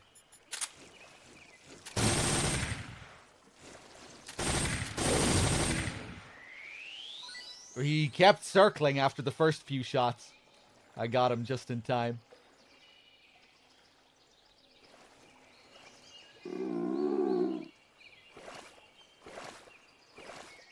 Okay, cool.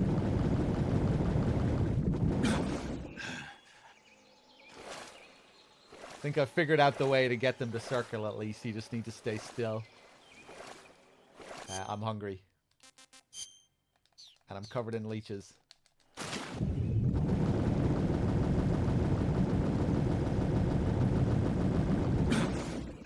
Oh, even when you're completely empty on stamina, you get a bit of your O2 gauge. You get 1 bar.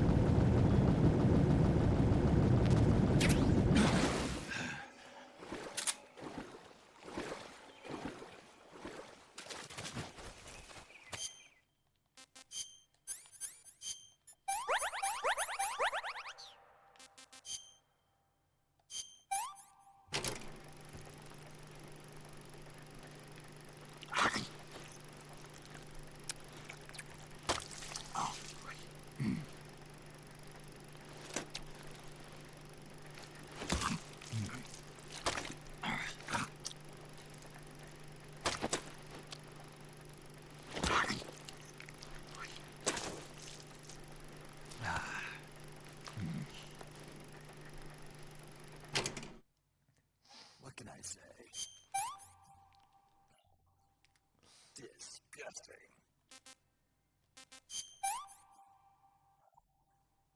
Can't complain. Hey, what's up, lowlife? Good morning. Okay, I think we can finally move on from this place. Loads and loads of optionals that you can do after the Ocelot unit. As you can see, all the calls, the croc cap stuff, going back to Razvet, the Eva optionals. A lot of stuff you can do here. But I think we're finally done. Oh yeah, we could do the tuxedo call.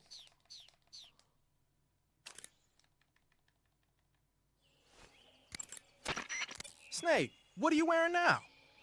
Tuxedo? What, you late for a wedding or something? Come to think about it, the tuxedo is an all-black outfit. It'll probably help you blend in a dark environment. One thing you can't do, though, is equip knife-type weapons. And you can't use CQC either. Remember that. Cool.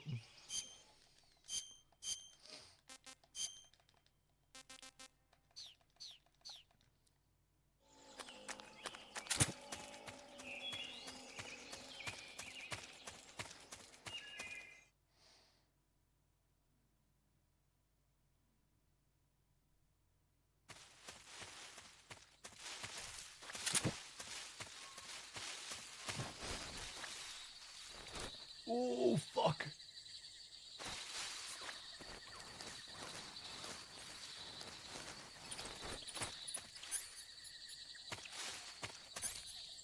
Okay, I don't need to use the mine detector, but just to show it.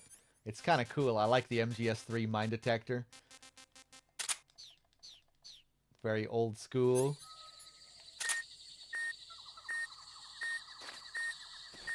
With its battery limit.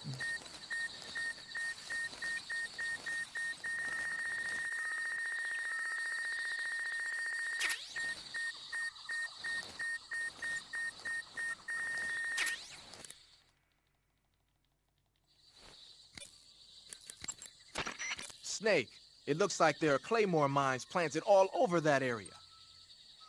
Claymores are a new type of anti-personnel mine produced in America. The ones you see there must have either been stolen or recovered from a battlefield in Southeast Asia. And what's more, our Russian friends seem to have modified these claymores with a special type of sensor. If you get anywhere near them, bang, you're toast. Watch your step. Claymores can be picked up by crawling over them. If you come across a minefield, try crawling through it. Hey, what's up, JMP? You tried alligator, did you, JMP? I've never had the privilege. I was eating in a Chinese restaurant a few days ago, and I saw some person eating frogs' legs. At least I think they were frogs' legs. I thought they looked kind of like hands, but I assumed they were legs. Because I think I only saw legs on the menu, but it was kind of disturbing looking, because it almost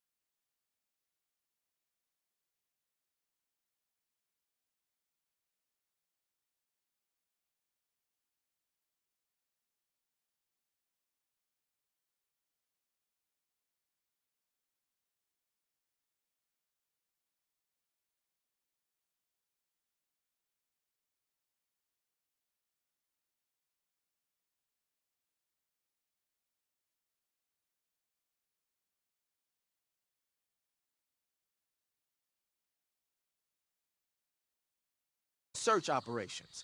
Then the Soviets came up with a new idea, using them to carry bombs. Bomb dogs? Yeah, they were trained to dive beneath tanks carrying a payload of bombs. Apparently it worked pretty well, but the Russians messed up, man.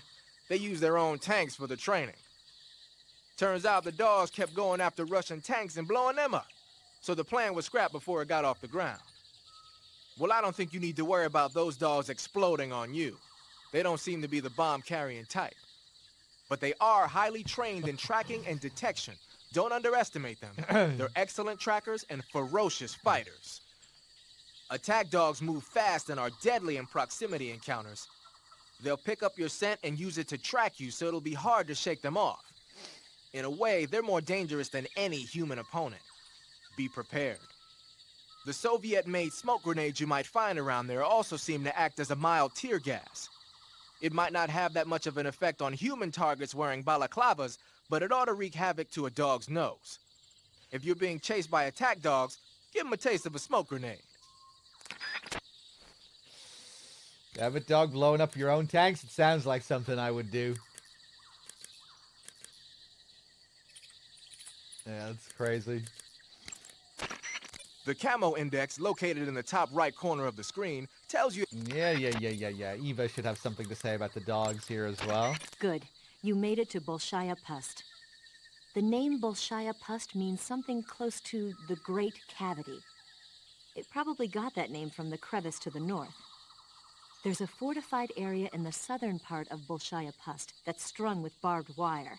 To the north of that is a relay station that serves as both a depot for material shipments and a communication facility. The crevice leading to the cave is located to the north of the relay station. Head north. Power Surge, thank you very much for the 5.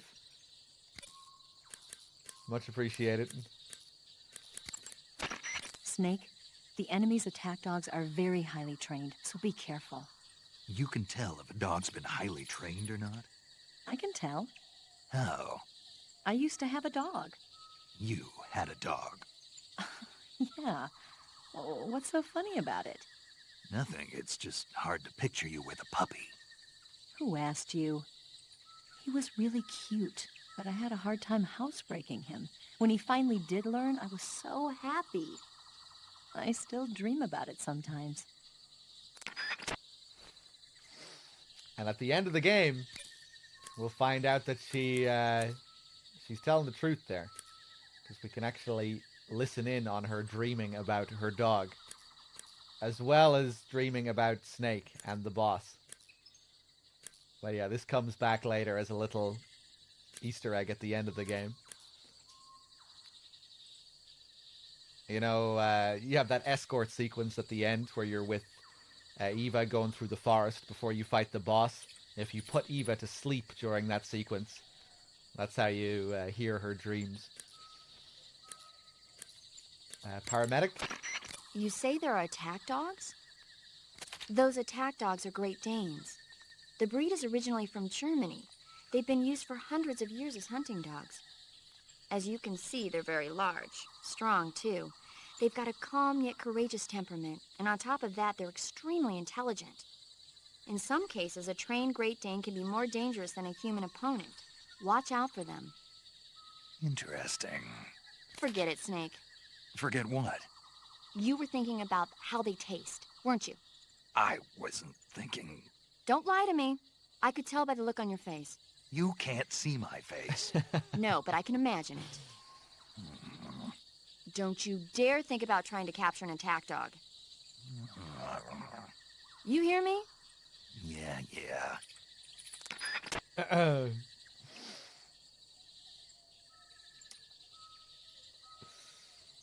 Oh, Mick. I need to hear DRK's impression of that scene. I'm sure people have asked him to do it before.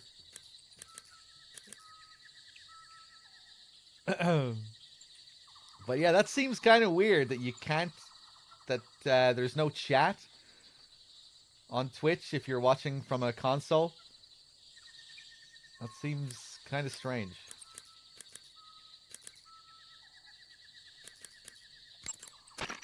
Snake, be careful of those attack dogs. Don't worry. I know how dangerous they are. No, you're the one who's dangerous. Me? Those dogs are just innocent animals, even if they've been trained to kill. You shouldn't hurt them unless you have to. But... You know, humans and dogs have been living together for 50,000 years ever since the Stone Age. Sure, they make good pets and watchdogs, but they also help us out in a variety of different fields. Not just as police and army dogs, but as hunters, shepherds, rescuers, and seeing eye dogs. They deserve our respect. I know what you mean. I'm a dog sled fan myself. In the future, many of the jobs that dogs do now will probably be taken over by machines. They'll have miniature unmanned reconnaissance vehicle and security systems. And in the 21st century, I'll bet they'll even be selling robot dogs as pets. You've got to be kidding. But even if that happens, dogs will still be our most trusted companions. Unmanned recon vehicle? That's a pretty scary thought. Well, for now, trained dogs are the best they've got.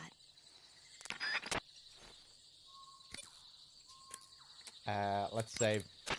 You want to save? Hold on a sec. All right, you can see the chat, you just can't type. Well, at least you can see it.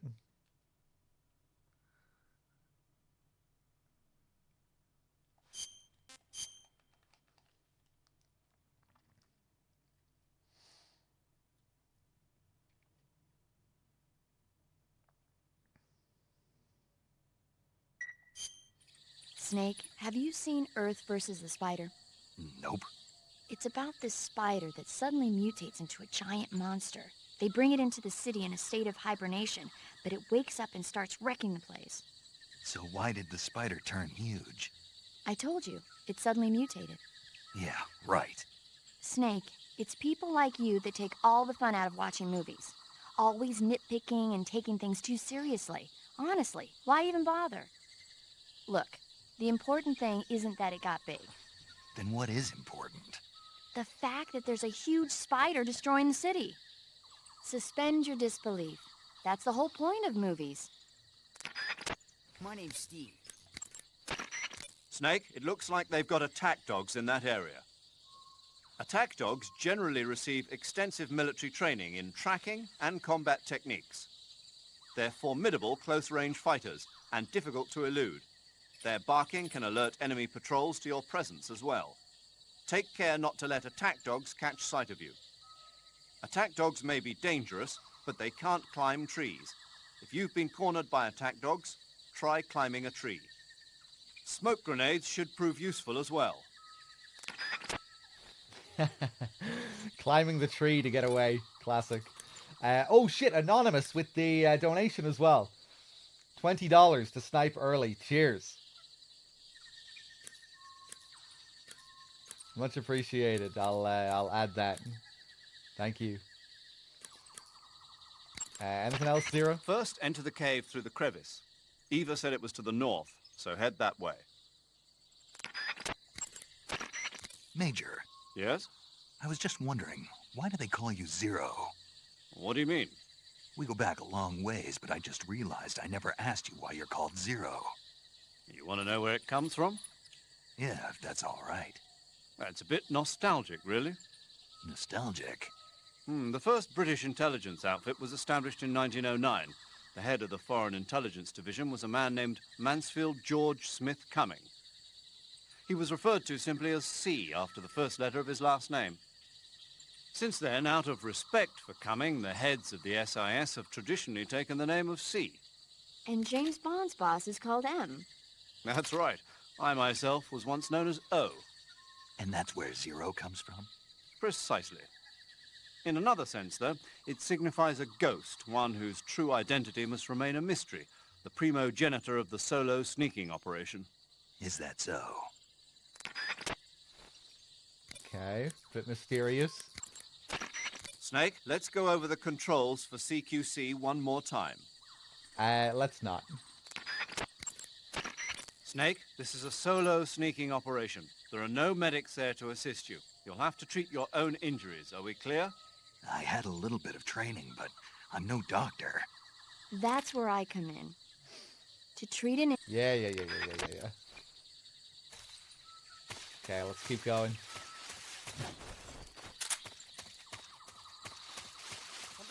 Oh.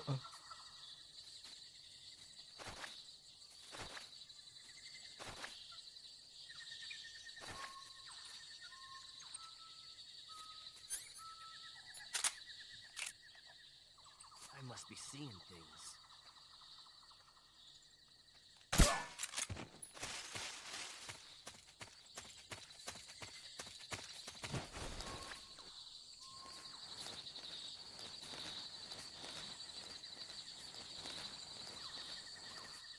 These two guys are perfectly in sync with their head turns.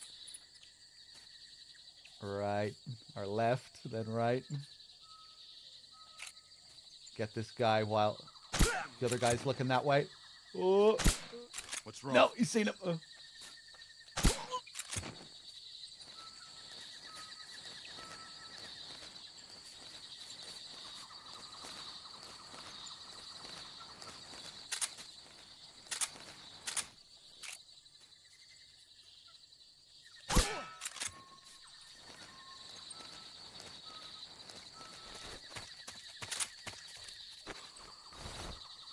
This guy should have more stuns, I think.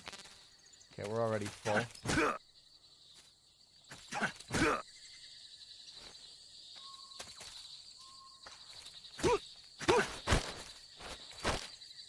Answer me. On the little island in the southern swamp, a bizarre crocodile. Speak. There are guys who know alert cancellation frequencies.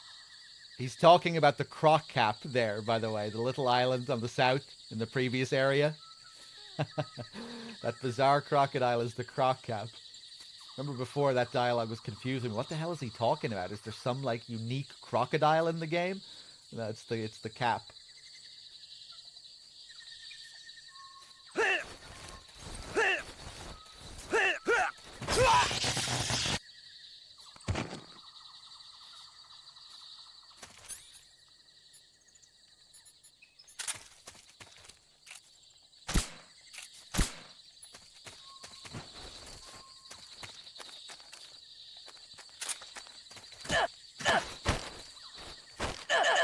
Speak.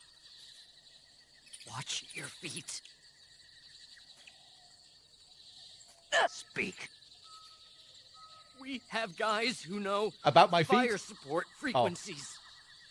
Okay, they don't know about my feet. That's good. Answer me. You lousy.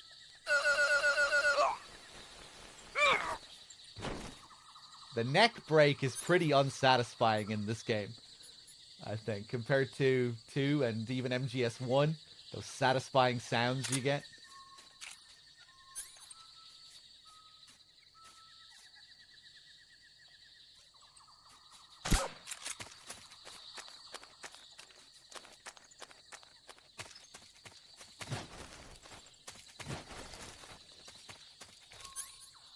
MGS1's sounds are pretty satisfying, yeah.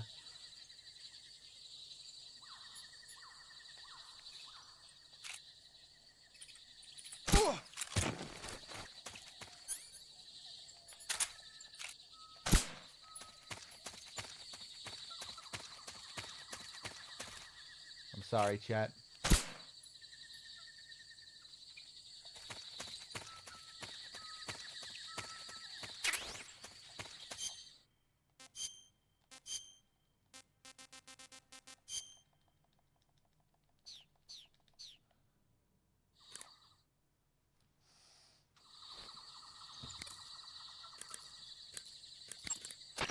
They sick the tag dogs on? Ah, you wearing the chocolate chip pattern. Chocolate chip? You mean this camouflage? Yeah. I've never heard of a camo pattern called that before. Yeah, I know. I just thought it up right now. The chocolate chip pattern is probably designed to provide cover in a desert environment. It should work best against a sandy or rocky background. Makes sense, but why'd you call it chocolate chip? 'Cause that's what it reminds me of. What? Those little round cookies that Major's always snacking on? They're not cookies, they're scones. Major! And it's not a snack, it's afternoon tea. Snack? Tea? Same thing? No, it's not. Look here, afternoon tea is a fine old English tradition. Uh-oh, here we go again. Talk to you later, Snake. The origins of afternoon tea go back to the Victorian era. Anna Maria, the 7th Duchess of Bedford, was... Cut that bitch off. Just hangs up on him. No, not listening to this. Dog, I get to meet Drebin, Olga Strangelove, and Paz today. Do you have any commentary questions for me to pass along? You're meeting the voice actors. Is there some convention or something going on today?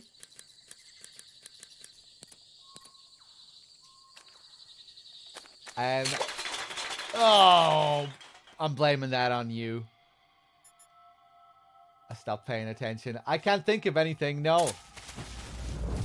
Not off the top of my head. This is HQ. Control here. It appears we've been infiltrated. Commence alert formation. Acknowledged. Sending reinforcements. Use extra caution. Badaloo.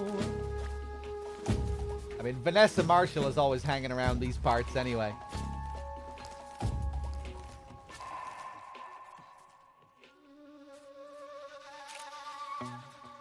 Ba-dum, ba-dum, ba-dum, ba-dum, ba-dum, bam, bam. Ba-dum, ba-dum. Now, what's Drebin's VA up to these days?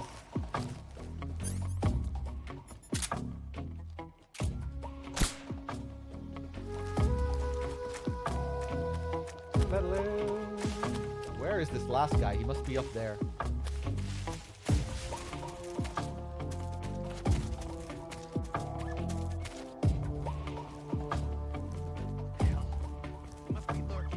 Uh-oh.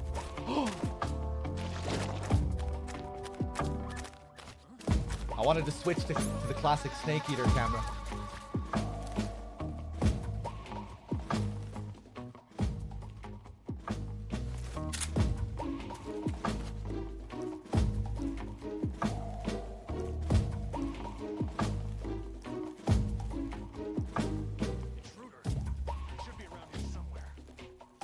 Game looks really nice with the classic camera.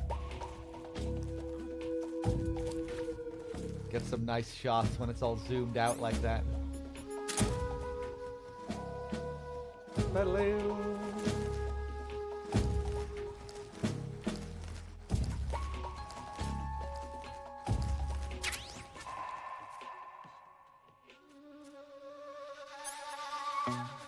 Intruder, you should be around here somewhere. It's gonna keep resetting.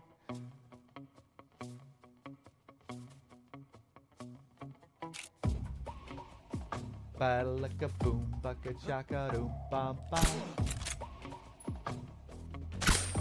Ah, you son of a bitch.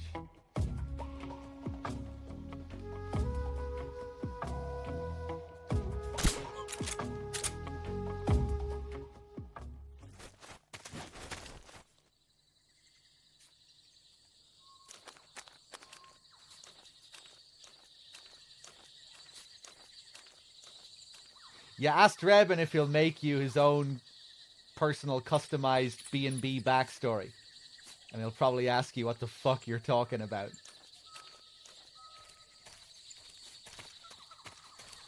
Ask him to say, I was the one who killed those babies. Yeah, if you could get a recording of him saying, I was the one who killed those babies, addressed to Three Dog, preferably, that would be amazing. And give him some good direction, you know, like, he's the one pulling the strings all along, kind of vibe. I was the one who killed those babies. I was the one who ate those babies. Just, something like that. Yeah, tell him he has to eat the babies as well. And don't give him any other context.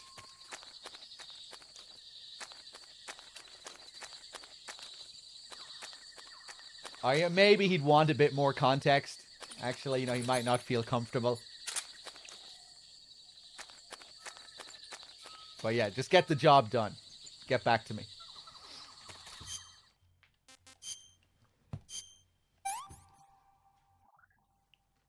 can I say?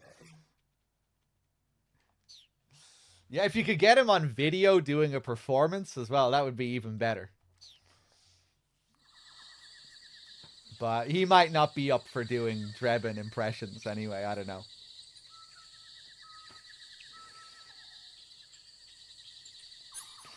I plan on telling him about the Drebin speech generator and read them on Cameo. Is he on Cameo? Does he do that?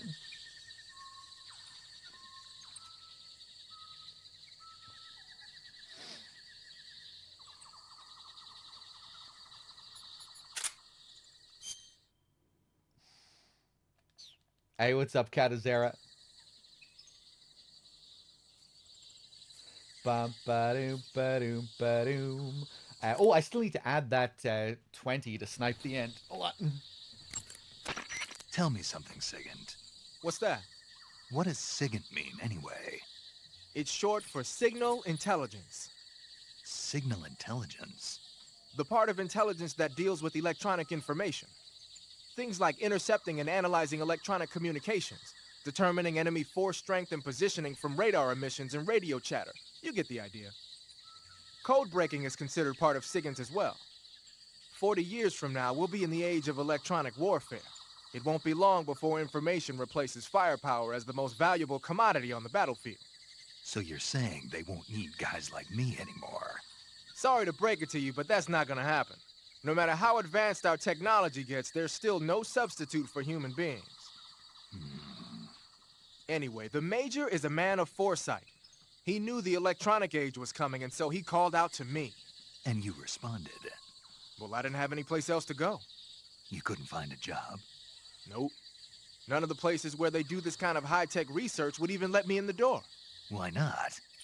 I know you've got social problems, but... Come again? Nothing.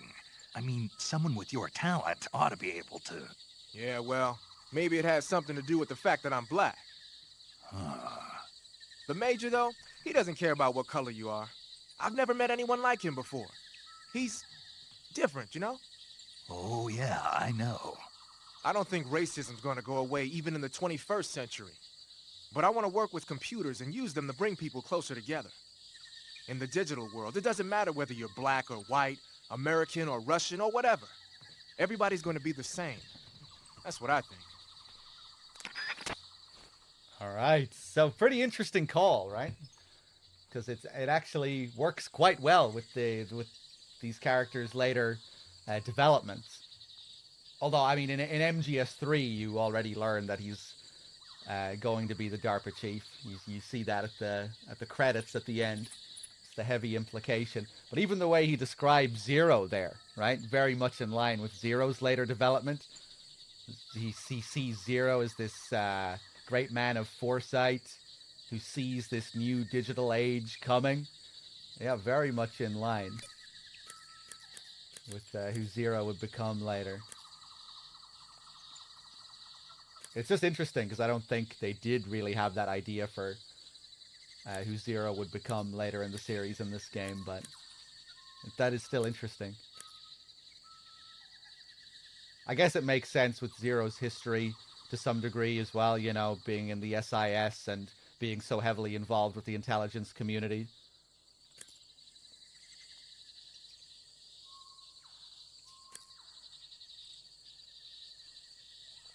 You get to see how SIGINT's noble intentions became perverted.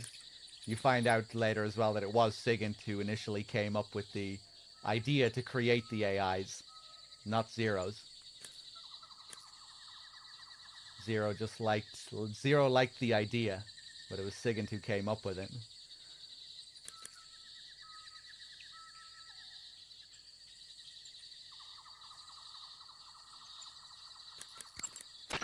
They sicked attack dogs on you? The Soviet-made smoke grenades you might find around there also seem to act as a mild tear gas.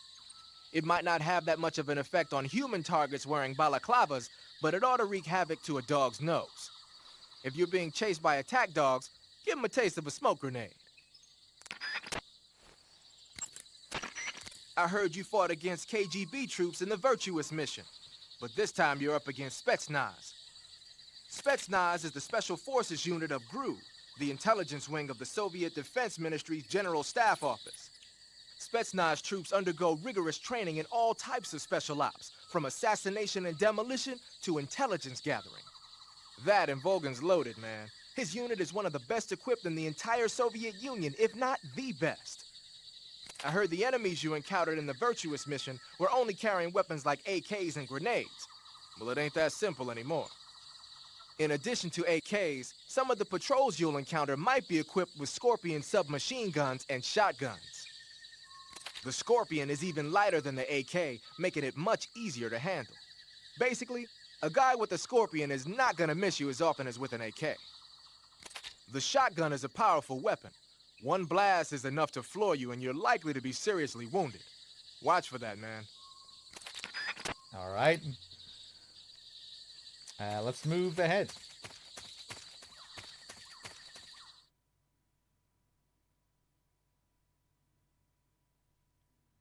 So here we have some interesting optional things to do.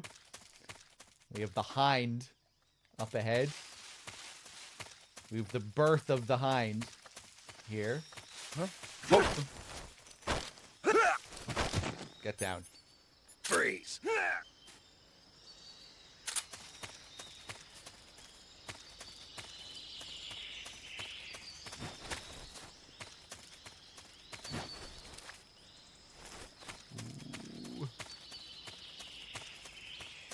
This might be a really bad idea.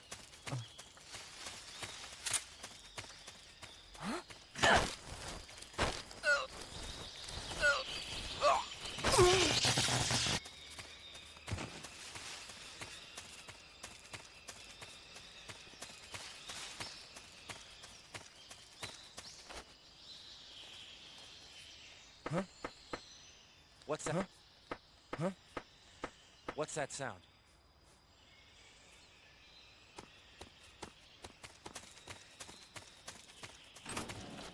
Oh yeah, I think if you repeatedly knock like that, he'll sprint out. If I just did a single knock, he would have walked. Huh? Freeze!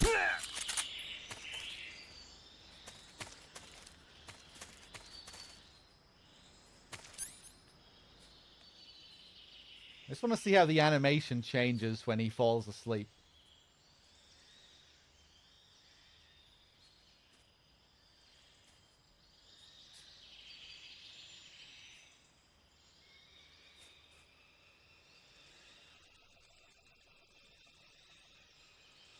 Oh,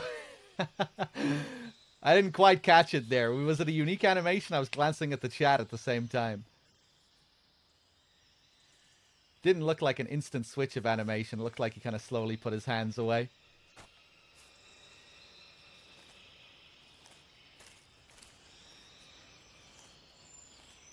Game's looking washed out. Let me just check how it is on stream. I think the colors should be correct.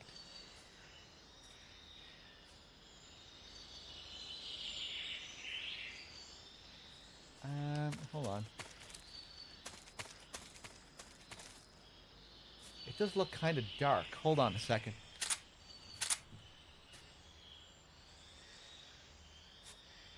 Although I think that's just because I'm looking from this laptop. I have the chat up on my laptop.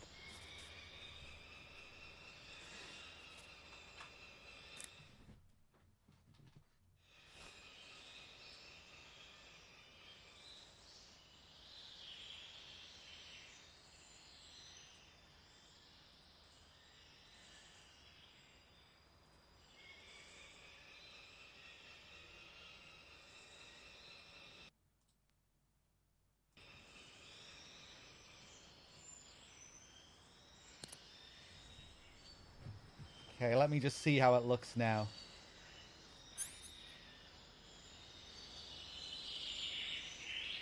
Did that even change it? I think that's even worse. No, I think it was normal the way it was before.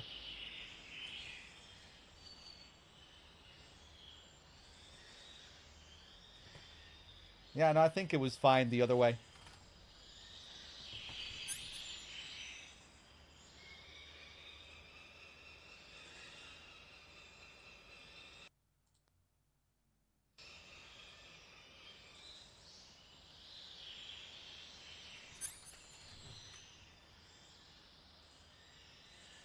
My name's Steve. I think it's just the brightness on my laptop that's fucking with me. But yeah, it should be the same as it always is. Should be correct. Oh my god. A juicy donation. $50 from Mr. Kittenzilla. Practice your CQC on the old man. Fight. Mr. Kittenzilla, thank you so much. That is an incredibly generous donation. Cheers. Saving a game, Snake? Let me add that.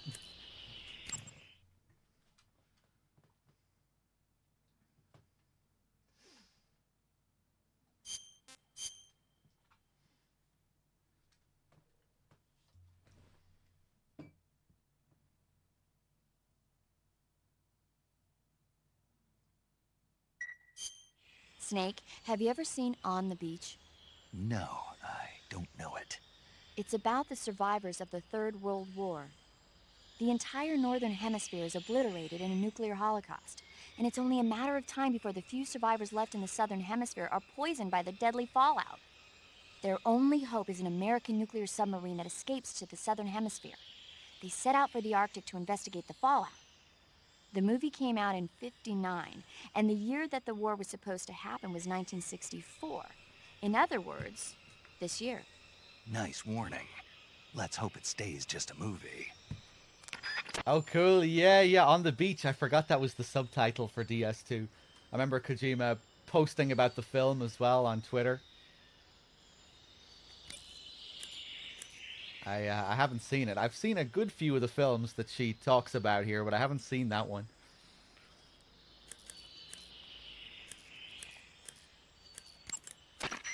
The crevice leading to the cave is to the north of that base. Keep heading north.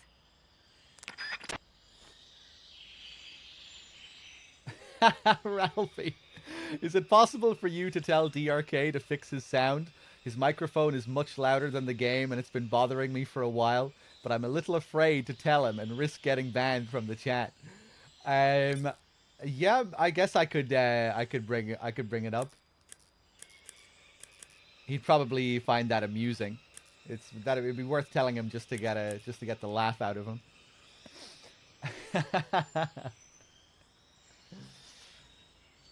I could also do with fixing my audio as well. The compression on my audio should be way better than it is.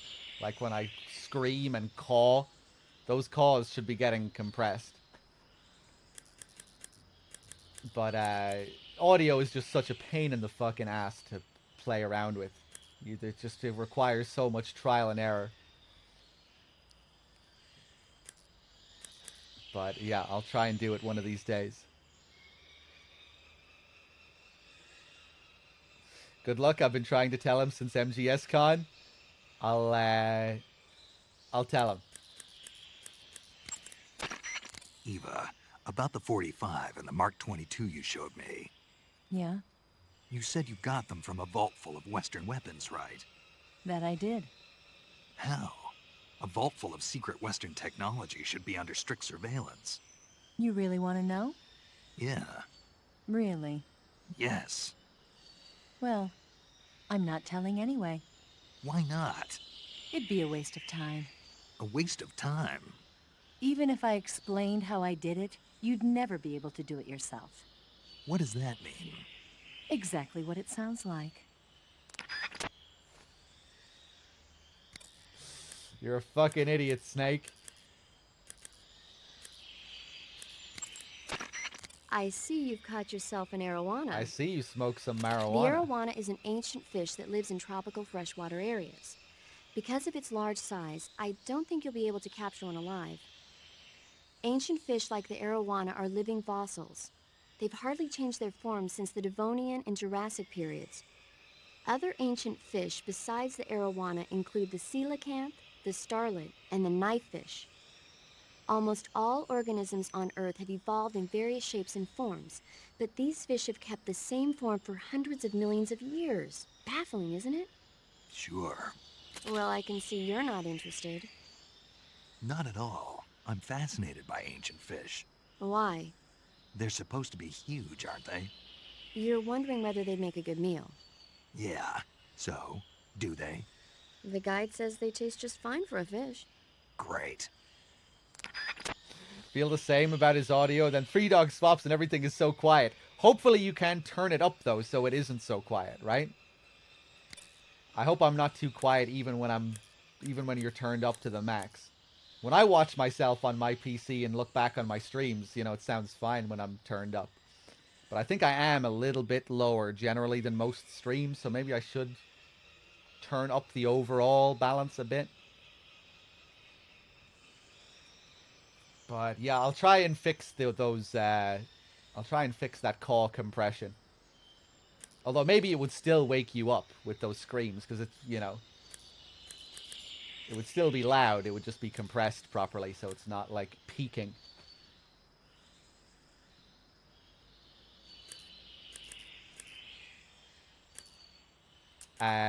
Let's see here. Let's go back and clear the rest of this place.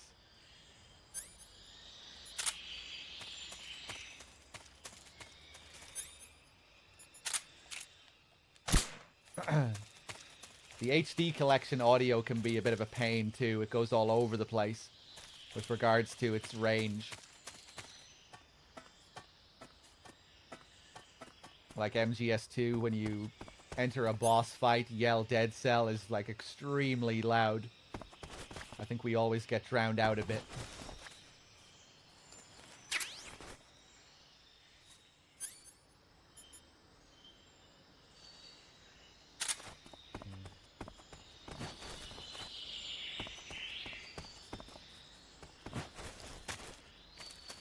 Lower than average? Yeah, maybe I should try and get the balance a little bit higher. Hey, what's up, Twice? Huh?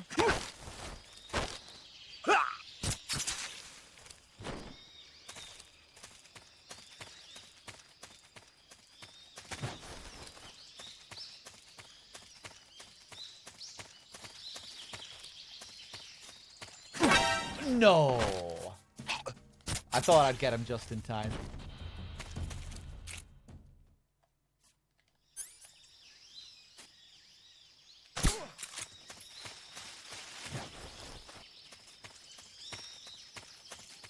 Something I want to test here. Knock these guys out first.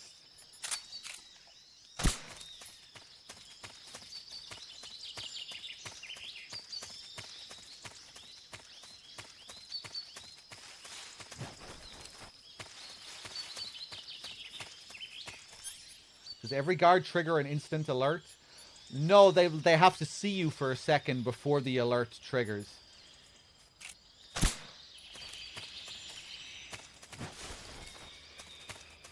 But after that second passes, you know, if they see you for longer than a second, yeah, then it will just trigger an alert. They don't call in for alerts like they do in MGS2.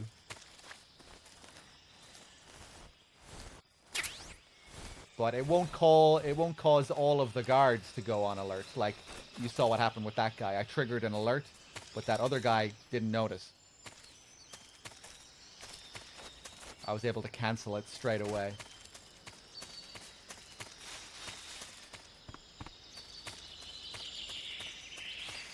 This guy is still here with his hands on his head. Kind of curious just to see. Yeah, I couldn't remember. Please don't. Oh. Oh, cool. I forgot you could do that. That's another way of shaking them down. Scaring them with the shots like that. That is sick. Oh, it was all part of his plan. I can't get that ammo.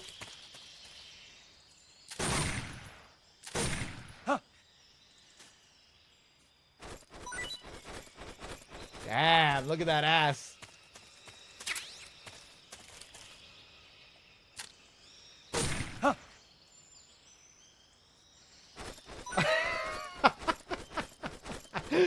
Okay, this is my new thing.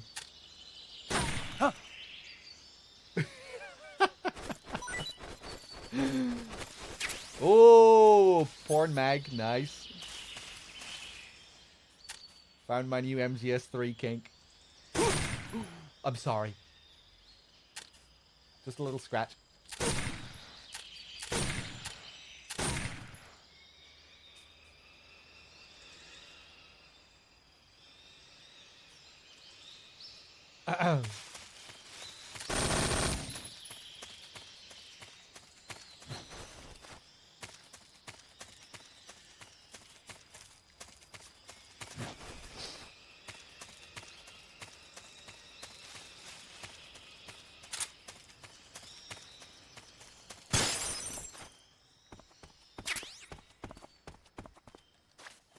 Anything good under the beds?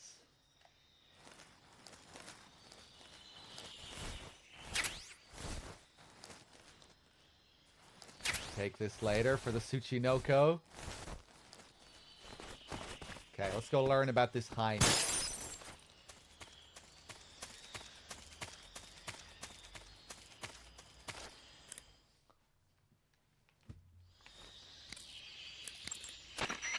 Major. What is it? That attack chopper is parked on the heliport. The one from before? Yeah. The one that took away the Shagohod during the Virtuous mission. Perhaps it's an armed variation of the Mi-8 HIP. No. Some of it looks the same, but the overall shape is different.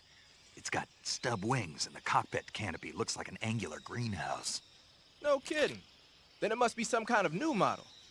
I've heard stories recently that the Soviets are developing a flying infantry combat vehicle. That's gotta be it. A flying infantry combat vehicle? Yeah, a transport chopper with troop-carrying capabilities. Think of it as an attack transport chopper version of France's AMX VCI or the Soviet BMP. They must be doing field tests on the initial prototype. A next-generation chopper that's a little smaller than the HIP. Maybe we should call it a Hind. Not bad. It's cool with me. Then it's settled. We'll refer to that new type helicopter as a Hind from now on. The Hind you see parked at the heliport must not be ready to fly. You don't need to worry about it taking off. If you're going to destroy it, now might be your chance. Let's do it. This is a pretty cool little thing here. Because this affects the mountain sequence later on in the game. You know, the mountain sequence later on. Normally, this Hind would be flying around during those first couple of mountain sequences. But if you destroy it here, it won't be, and it will instead be replaced by flying platforms. Those guys that use the flying platforms. But you're actually making your life harder by doing that, because this Hind is way easier to deal with than those flying platform guys. So by destroying the Hind here, you're actually increasing the difficulty, not lowering the difficulty. But it makes the mountain sequence more interesting. It makes it a more interesting challenge, I think, with the flying platforms.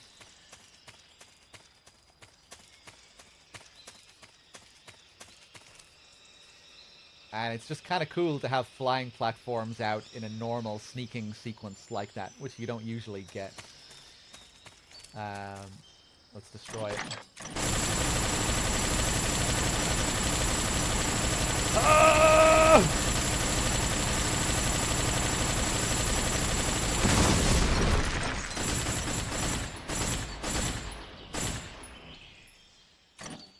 That's a lot of smoke.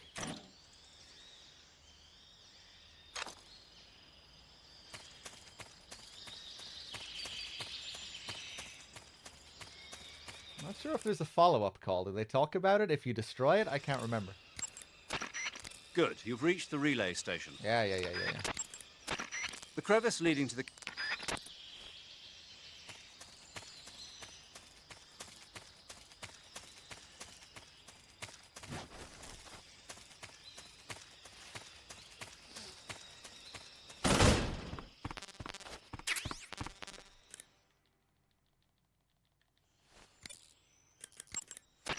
You're on a solo sneaking mission.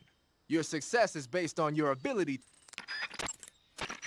Whenever you find a new weapon or piece of equipment, the first thing you do is drop it in your backpack, right? Snake, that building next to you is an enemy armory. As you might have guessed, those armories you sometimes run into are where they keep their ammo and other stuff. If you take out an armory, the enemy units in the area will have their ammo supply cut off. And if they know they're on their last leg, they'll use ammo a little more sparingly in a gunfight. Bottom line, if you blow up an armory, the enemy's firepower decreases. By destroying an armory, you can cut off the enemy's supply of ammunition. That should make your job a lot easier. So a cool little thing here with these armories, like Sigint just explained. You blow these up, and then if you get into an alert sequence with the enemies in the area, you'll take less damage because they won't fire as much at you. In this area, it's kind of useless though, because we won't be coming back to this area. It's these mechanics are only really interesting if you need to leave the area and then come back, because you need to wait for this to take effect.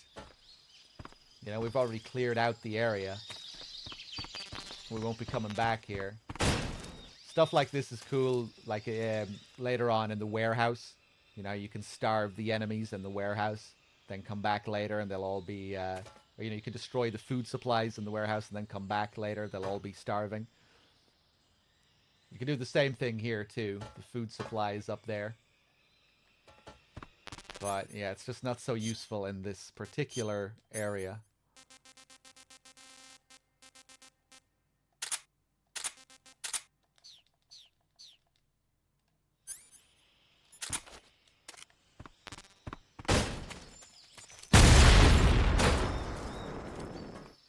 See how the textures change in here as well to indicate that something has happened.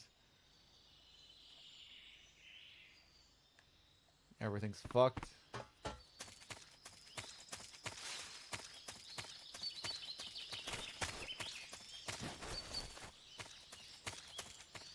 And with this cabin over here, we can actually blow the roof off this whole thing.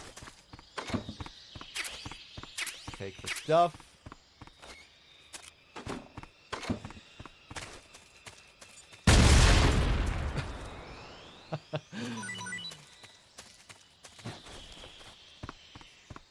Pick up the rats.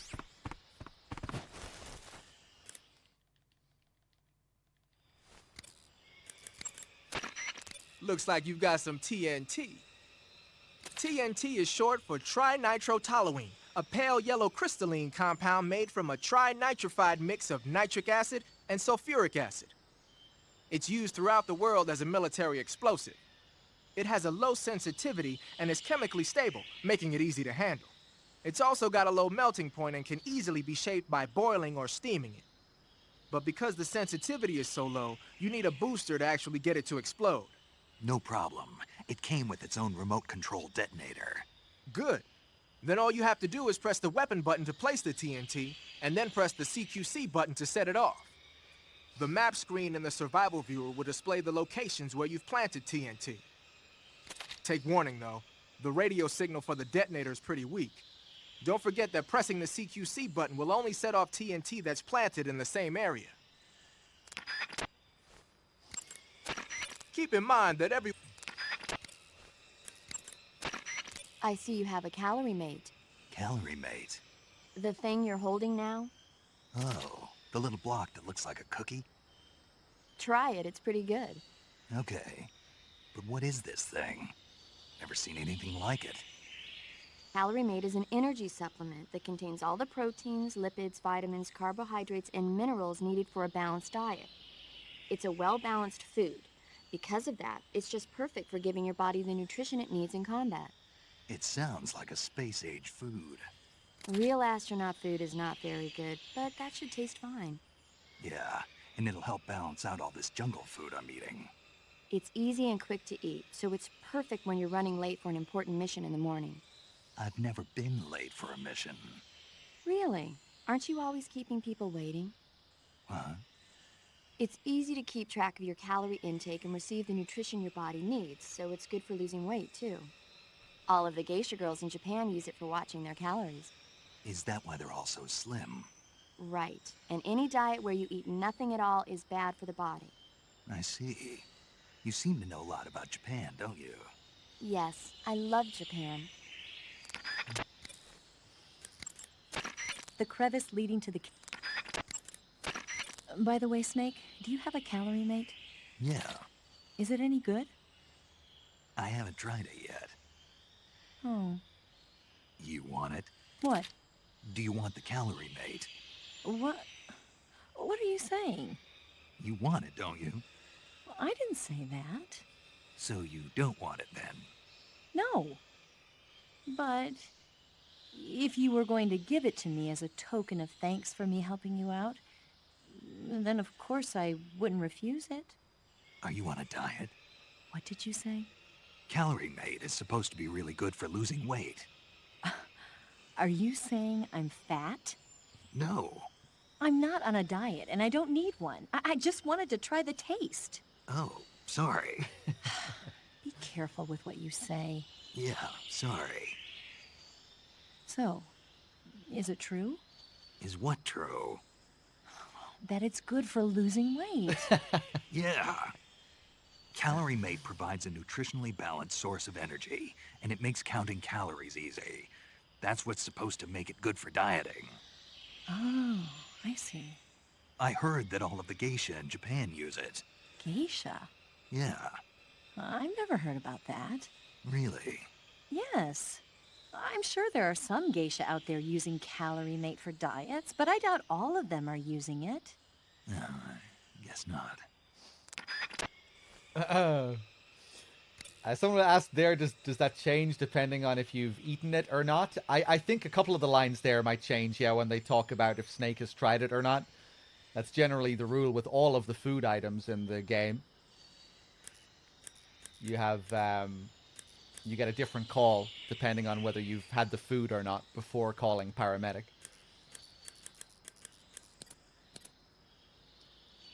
So usually there's like, you have 2 variations for each food item.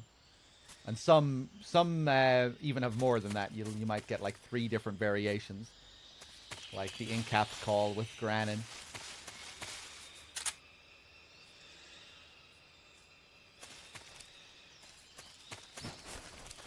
I haven't had the pleasure of trying a Calorie Mate.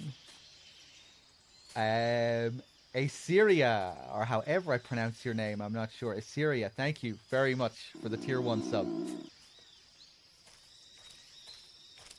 Much appreciated. I ordered a Calorie Mate off Amazon. Here's your cut. Thank you.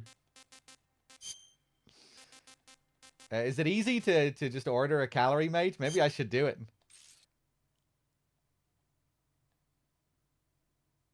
A balanced nutrition food invented in Japan. You actually did just order one. Oh my god. I actually am getting my cut. Hemp, you tried one? It's not as I expected. The texture is very crumbly. Like it's best eaten with coffee or milk. Oh, okay.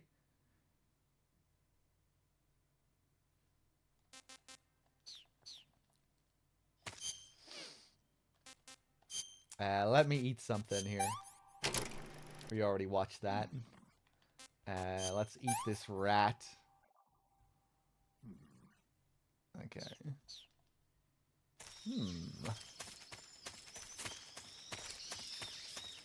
Okay, we're about to fight the first boss.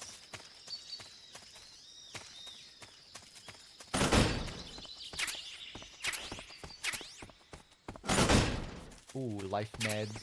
Nice.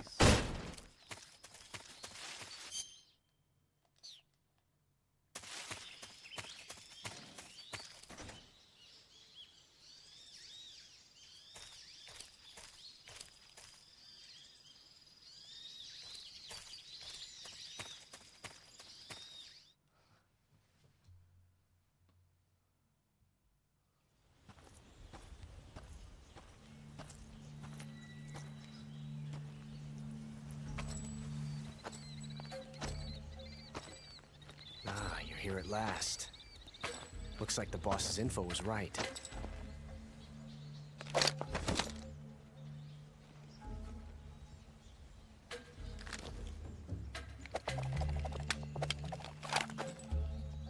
Twice now you've made me taste bitter defeat.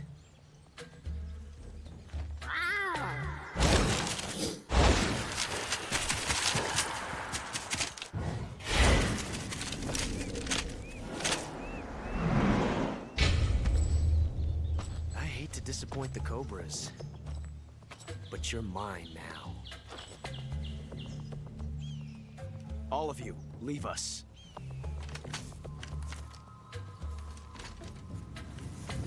It's just you and me. No one to get in our way.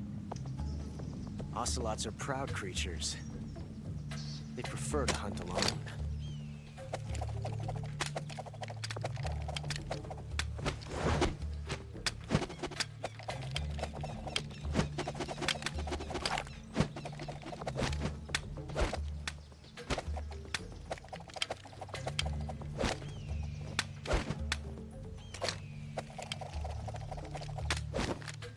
Shots.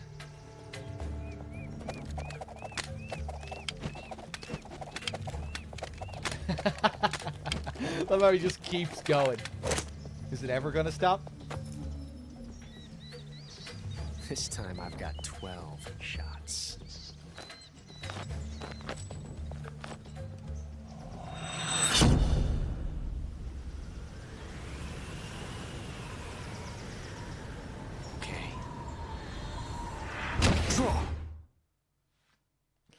And the first thing he does, runs away. Draw. Turns his back to you and runs like a little girl to hide behind the tree.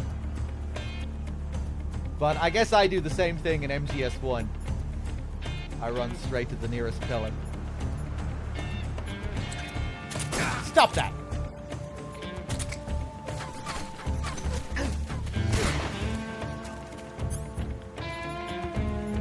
Chip down his stamina nicely with stun grenades as well. Now we can get another free shot on him.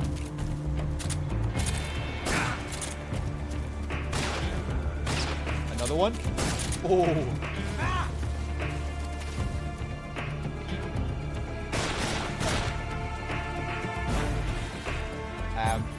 To my knowledge, these Ocelot unit guys are invincible. They are unkillable here.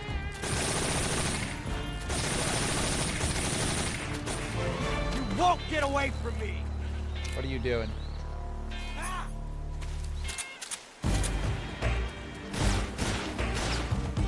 Whoop.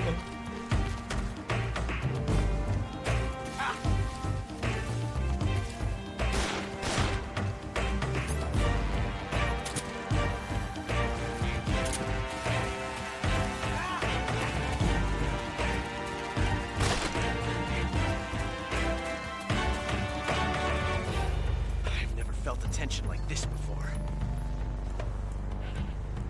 That's so different from simply changing a clip. He's so slow at the start of the fight. You can cancel this scene and just shoot him while he's doing this, by the way. This reload time is exhilarating. I'm just indulging him here. Oh, that is bullshit. I'm climbing a fucking tree, man. Why did the jewel trigger there?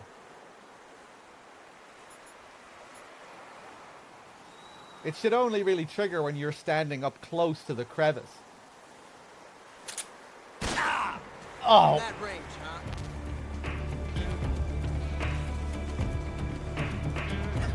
Okay, watch me do my pull-up. You're all talk, huh? 1, 2. You making fun of me? 3. Myself. 4. Quite like you mean it. 5. 6. You making fun of me? 7. 8. 9. Quit fooling around. 10. You making fun 11. 12. 13. 14. 15. 16. Oh, 16. Pretty good.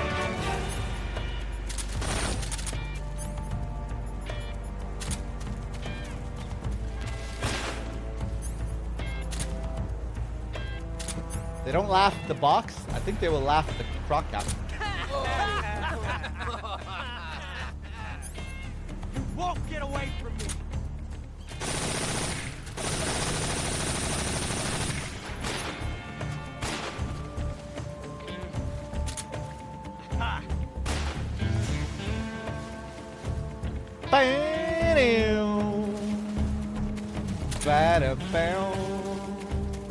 Suck my ball sack. Do we have the SAA? Nice.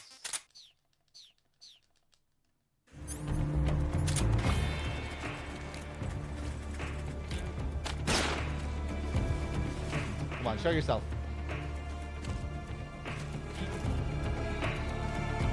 Ocelot, what the fuck are you doing?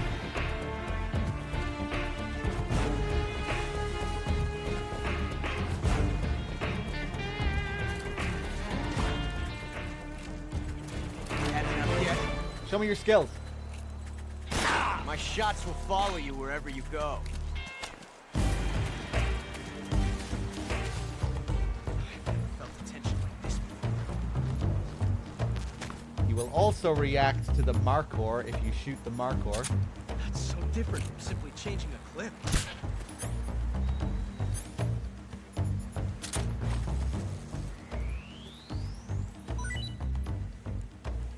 Hopefully he still does it. Time is exhilarating. Ah!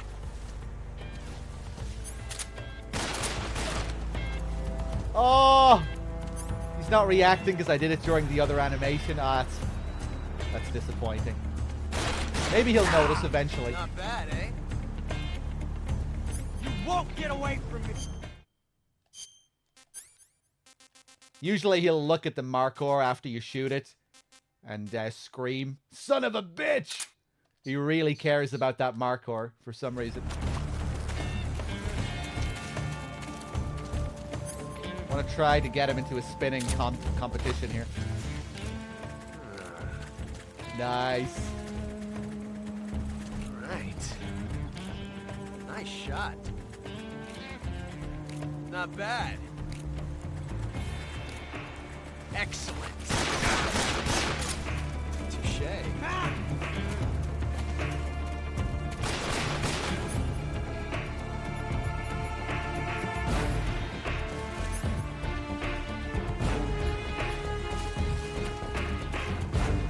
Whoop. Ba-da-da.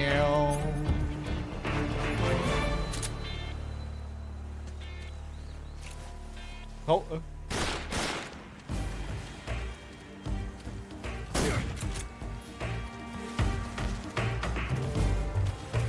This reload time is exhilarating.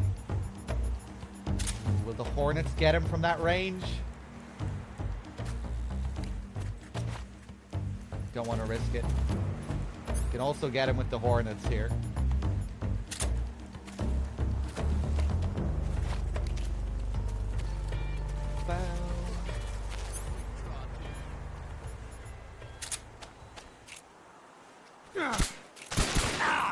Get him!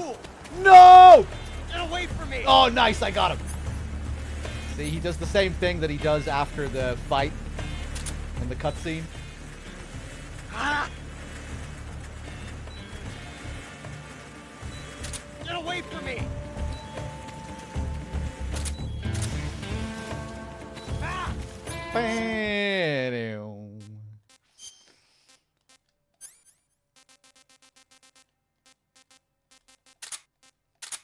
You can fool him with the fake death pill, yeah. But I'm not sure if I want to waste my fake death pill. I think I'll save it because it's not like the most interesting thing.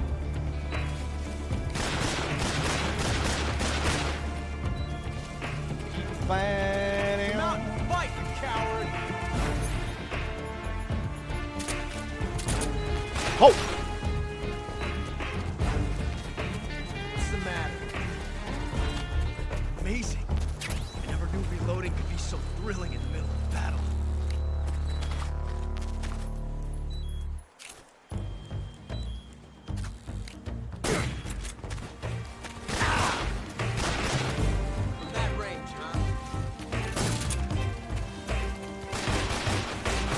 now he's getting faster.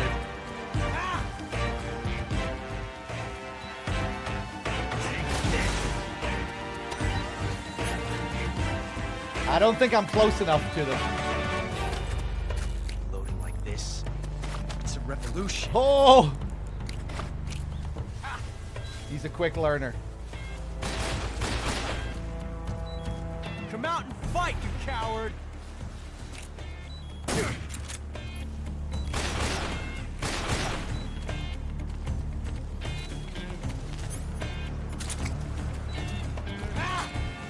Oh! Nay!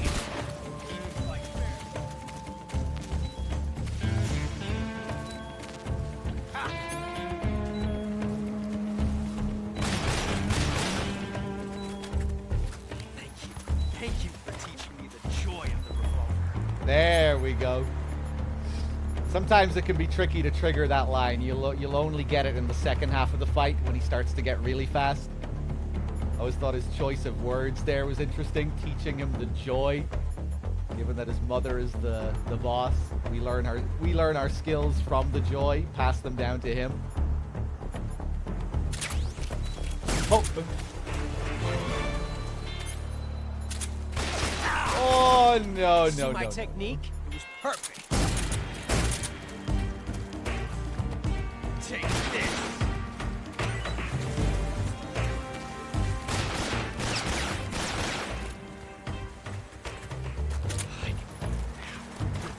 The pulse, the heat of battle. Starting to get very sexual. Another Jew. Yes. Nice, caught him with it.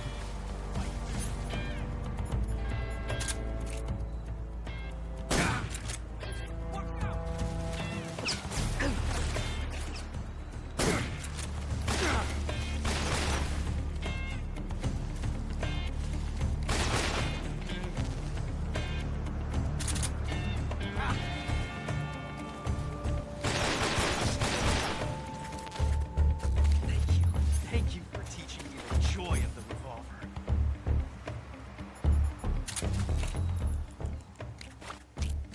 Ah, you can shoot his hat off as well. Whoop.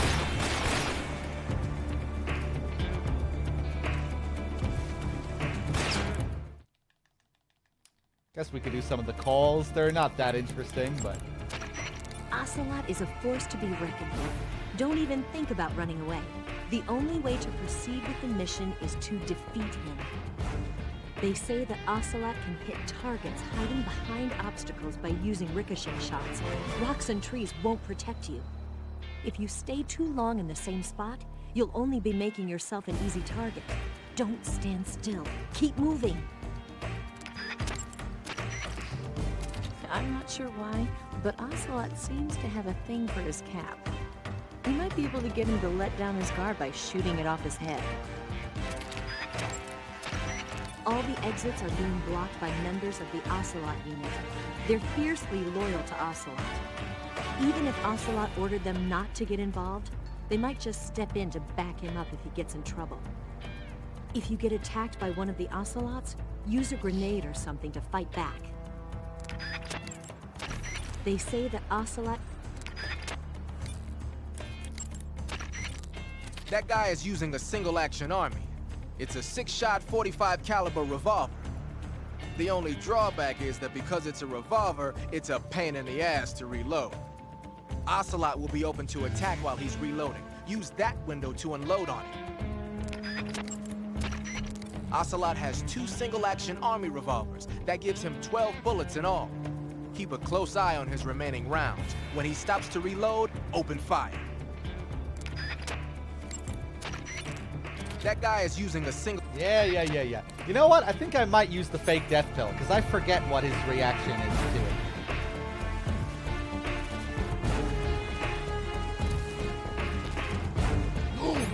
I have an idea.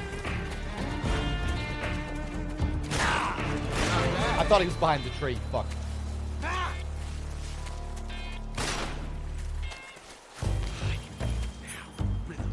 The pulse, the heat of battle.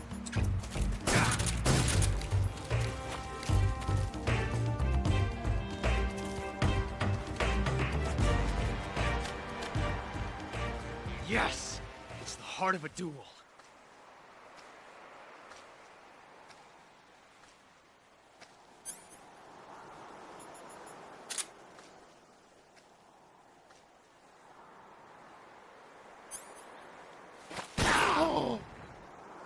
I was just gonna take the fucking pill. You fool! Ah, fuck! Can we go straight into another June?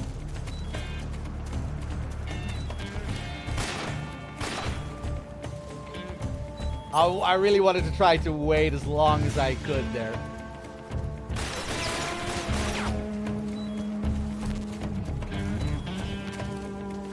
You disappoint me. Yeah, I disappoint myself at the moment. There are no safe places.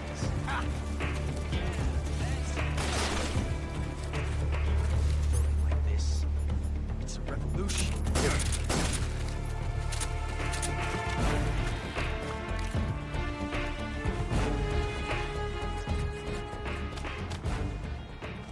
Yes! It's the heart of a duel.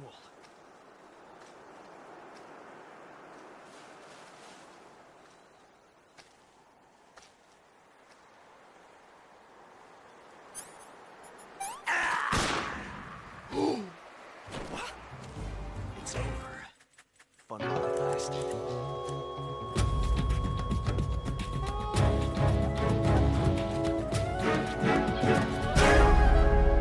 That was cool. Timing it with just as he shoots, so it really looks like he thinks he got me. Yeah, he does a few flips and then he walks back.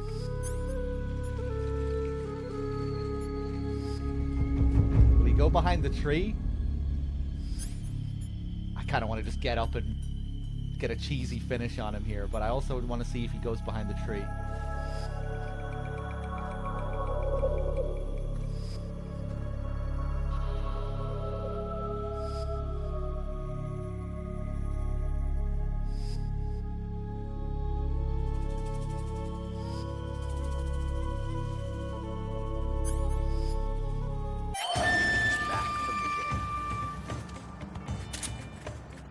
Oh, straight back into another duel. It's the heart of a duel.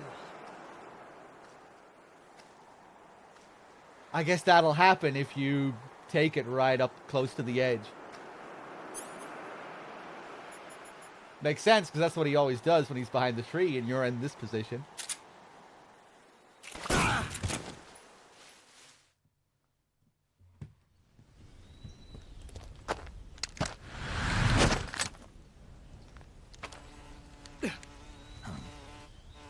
Damn it. He found us.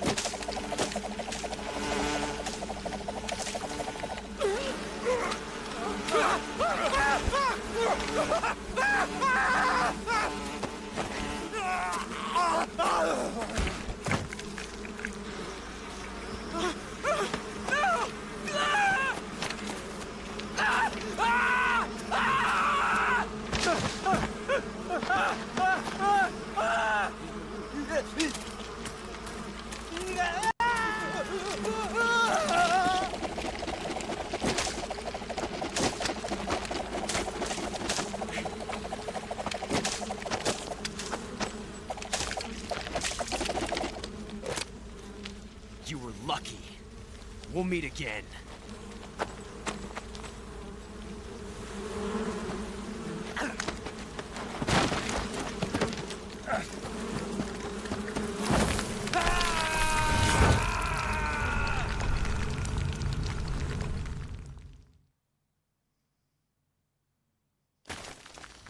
If you do that during the fight, you die, by the way. Cutscene only. Alright, let's catch up with everyone. We're in a pitch black cave.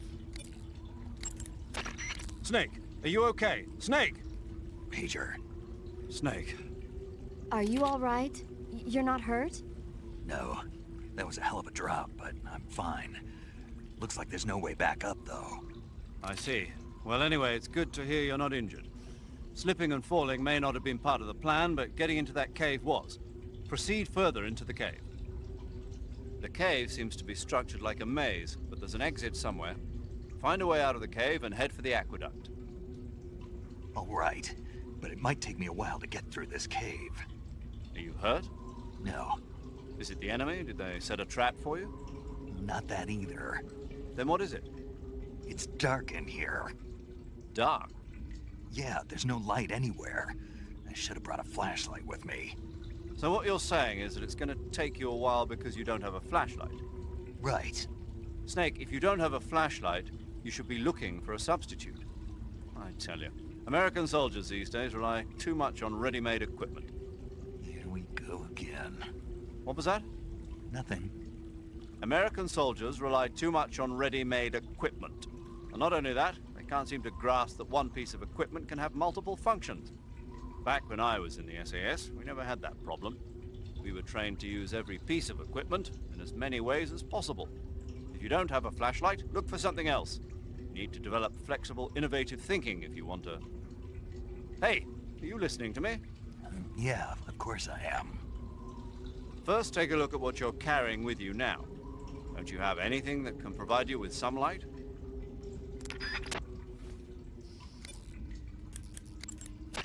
Snake, are you all right? Yeah, just barely. What the hell were all those hornets? Most likely that was the Pain, one of the Cobras. I figured as much. Are they tracking me? I don't know.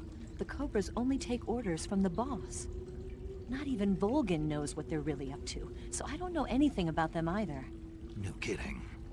I'll try and dig up as much as I can about them. You just focus on moving ahead. Go to the end of the cave and you'll come out in an aqueduct overgrown with mangroves.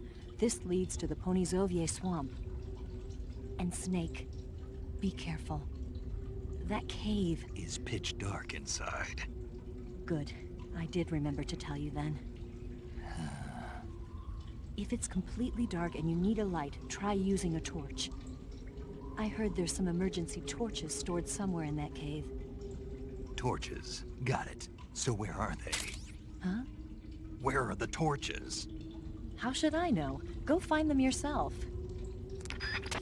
Moomba with the 20 months. Thank you very much. Cheers. So yeah, when we start here in the cave, it's pitch black. They do something cool though, where the longer you stay in this area, the brighter it gets. Slowly this area will get brighter and brighter to simulate how the human eye adjusts to darkness.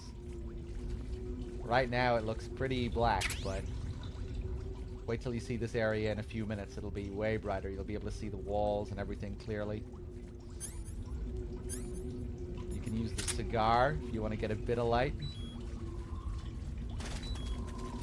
Your gunshots can also be kind of helpful here as well. Light stuff up a bit.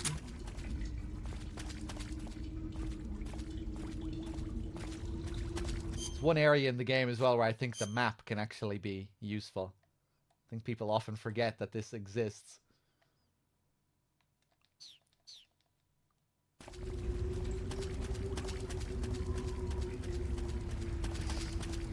But if you know where you're going here, you can find the torch pretty quickly.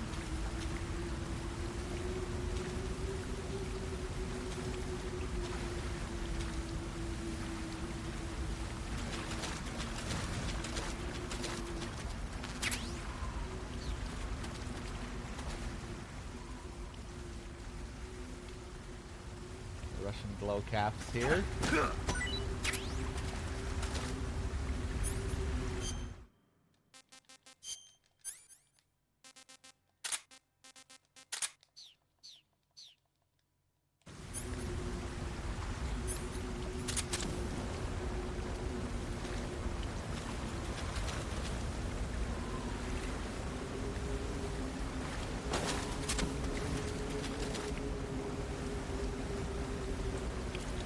Throw a flash here, get all the mangroves. Get all the mangrove crabs. Ah, I'm all out of stuns.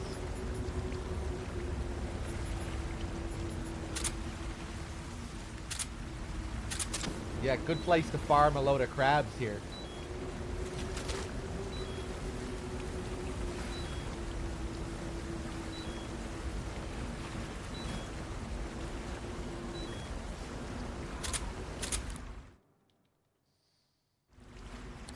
Let's take a look at those glow caps. Russian glow cap. A glowing mushroom, not eaten yet, taste unknown.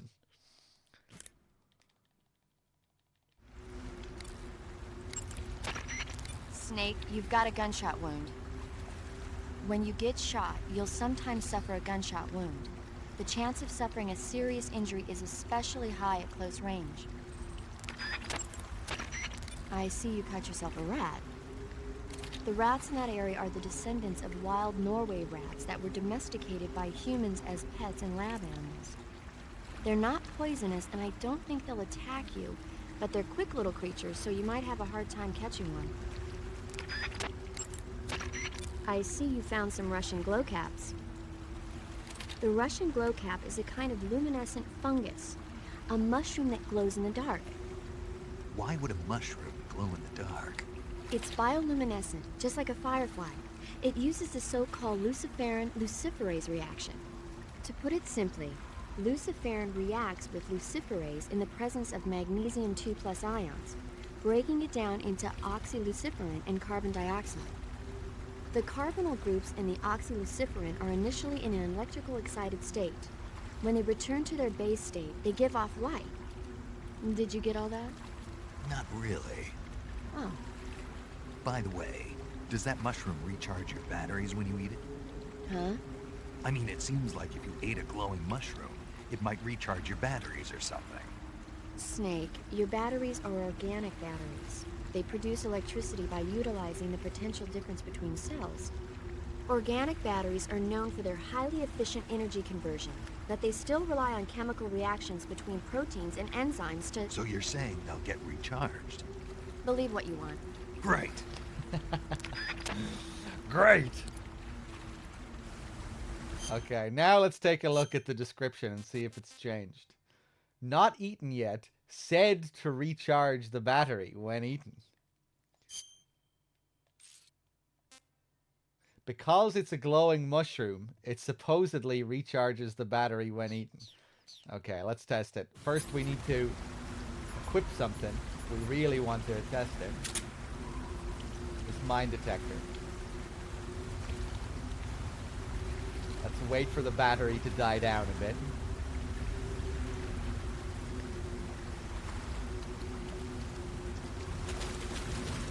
It'll also give Snake's eyes a bit of time to adjust to the darkness.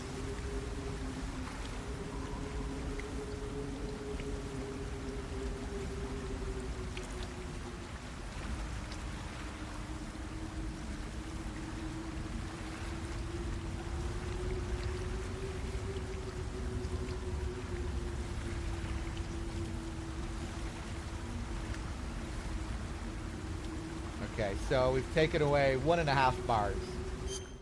A little bit less. A little bit more. Let's try it.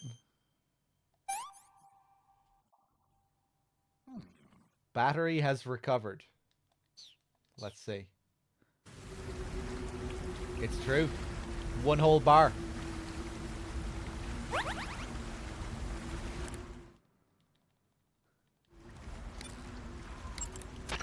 Paramedic.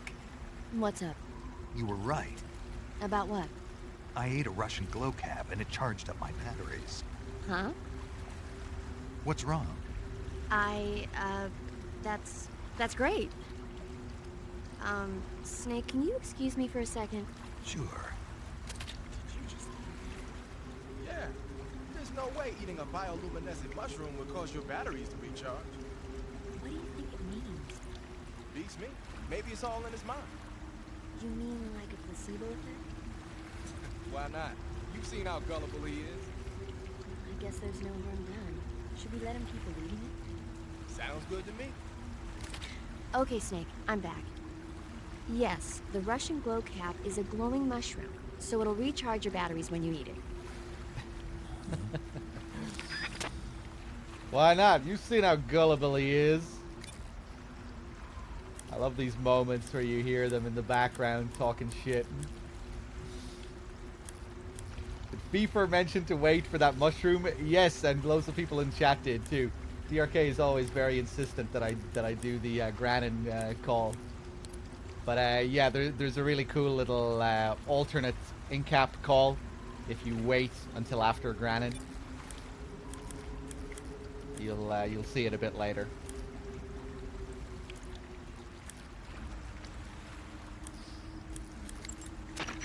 I see you've got yourself a ration. Rations are portable meals carried by Soviet soldiers. No, they're not. Huh? They're disgusting portable meals carried by Soviet soldiers. Hey, you should be grateful. Those things are designed to last. No matter how long you keep a ration, it'll never go bad. And they're surprisingly good for you, too. I'd take a snake over this any day, even if it's a little rotten. You are hopeless. Alright, let's explore the rest of this place. We've got our torch. If we keep exploring the cave here, though, we'll also be able to find some night vision. My name's Steve. Up this way. Hey, Lucas Bond with another 5.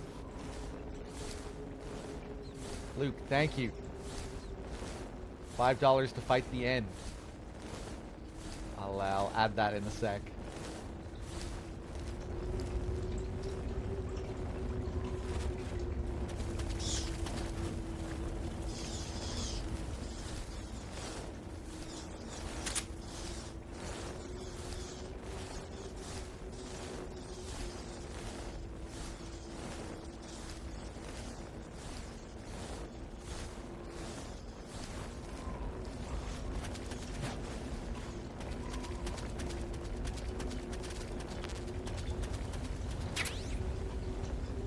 I love these night vision goggles.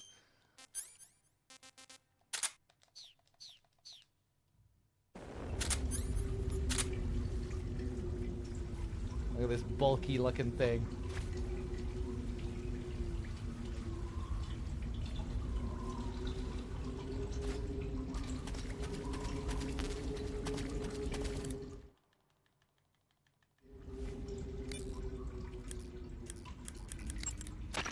Hey, what's that you're wearing? Night vision goggles. This gadget lets me see in the dark by amplifying light and displaying it as images. Amplifying light? That's what it looks like to me. Well, I'll be damned. They're working on something like that here in the States, but so far it's not viable unless it's coupled with an infrared searchlight. And now the Russians have something you can carry with you. Anyway, those goggles should give you a decent visual range even in dark places. But don't look at anything bright like fire or it'll get burned into your eyes and you won't be able to see for a while. Be careful.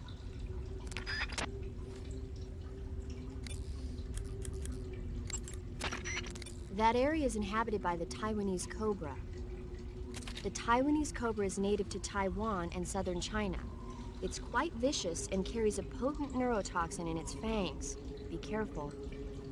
If it bites you, go into the survival viewer immediately and use the cure option to inject yourself with serum. Sounds interesting. Don't ask me. Huh? The guide doesn't say. If you absolutely have to know, then you'll just have to try it yourself and see. I didn't say anything. But you were going to ask, weren't you? About the taste? Maybe. I'll talk to you later, Snake.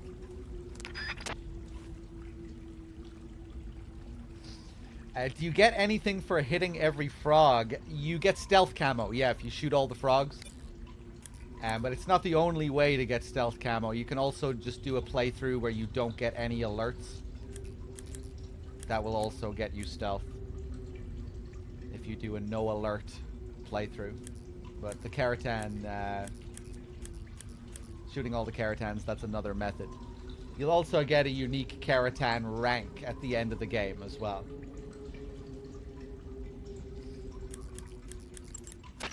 By the way, Snake. What? You know the Ocelot unit commander? Ocelot? Yeah, that's not his real name, is it?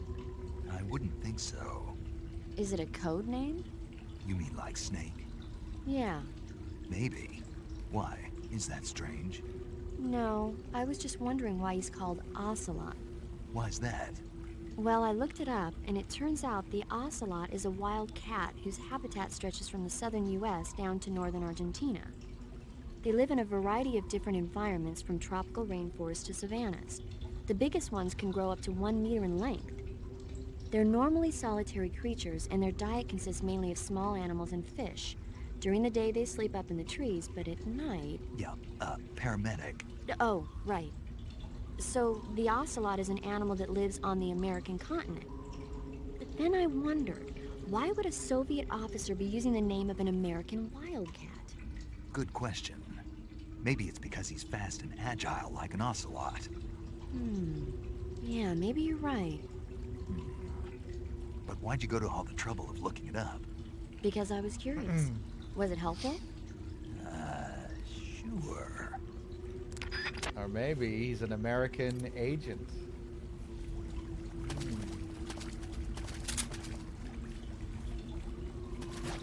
Okay, now we can make our way back. We check our map here. Yeah, up at the top there. That's where you start when you land in the cave. Or rather, no, down there is where you start. I'm confused. Let's swim through this area first. Then I'll have my bearings.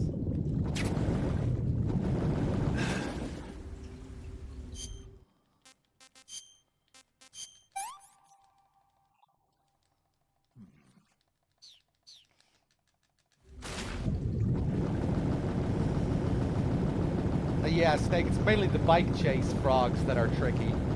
A couple of those ones can be tricky to get. The rocket launcher can be a good idea during the bike chase to get those frogs. Just blast the rockets in the general direction. Now, where am I? Yeah, it's the bottom. That's the where we started.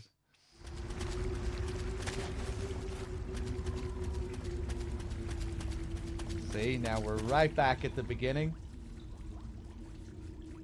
We're not surrounded by a black abyss anymore. We can actually see everything quite clearly.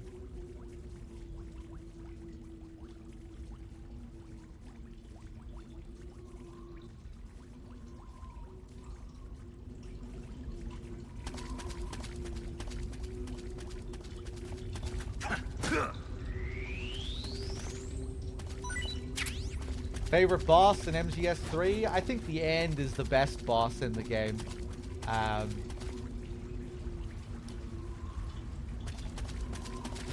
My favorite boss to fight? Maybe, I really like fighting the boss. Trying to drag that fight out to line it up perfectly with the music. Killing her at the last second as Snake Eater ends. That's really it's always intense trying to do that.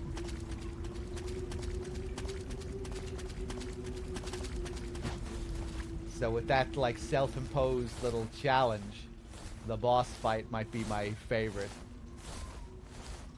But yeah, I think the end is the best fight in the game.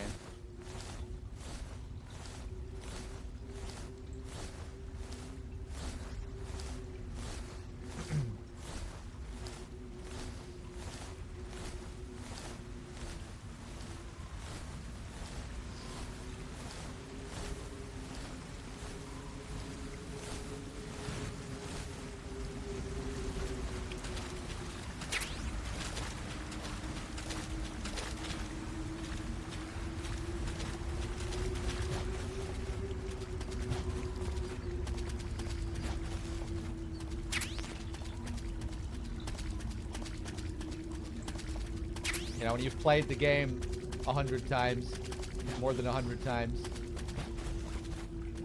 it's hard to get much of a challenge out of the bosses, obviously, when you know the game well.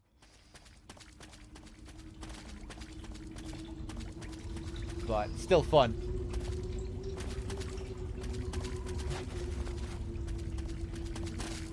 And certain bosses can still pose a challenge, especially if you're adding self-imposed little challenges, like with the boss. trying to time it perfectly with the music and all of that. The Fury and his randomness can still fuck you up as well if you're not careful. So every now and then I'll be able to get myself into an exhilarating situation with the Fury, the boss.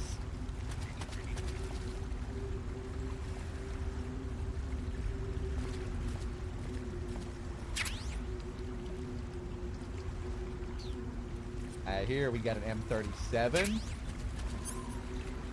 shotgun.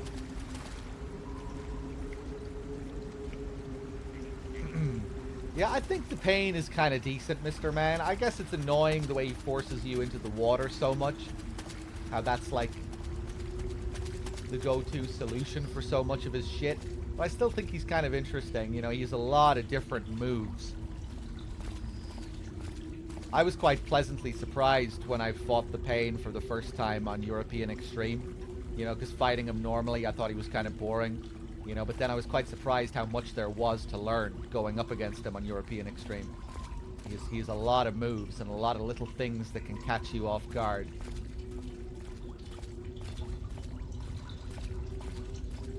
And, yeah, I liked that about the Pain.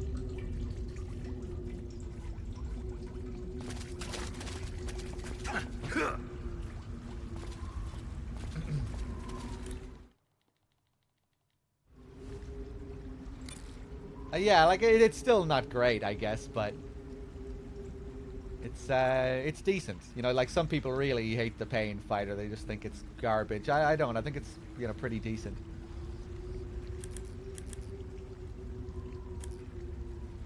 The Fear fight is really cool. I just really like what they do with the food, with the in the Fear fight. It's really cool how they tie the food mechanics meaningfully into that fight. It's kind of a puzzle with the Fear, if you want to trank kill him. You kind of have to figure out how to deal with his stamina, how to deal with the food.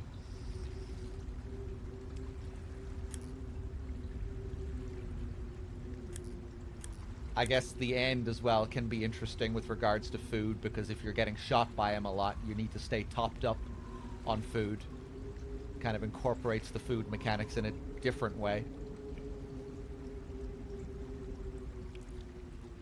I guess you're kind of like the Fear in the end fight, where you're losing all your stamina and you need to stay topped up.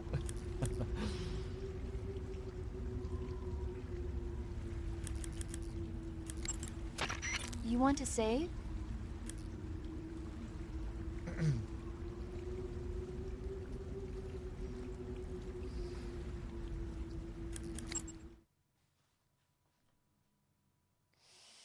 Yeah, the Fury can just be incredibly random, where he's just chasing you down, running constantly down those hallways, flying all over the place. You have no idea where he is. Jelly with the 45 months as well, thank you.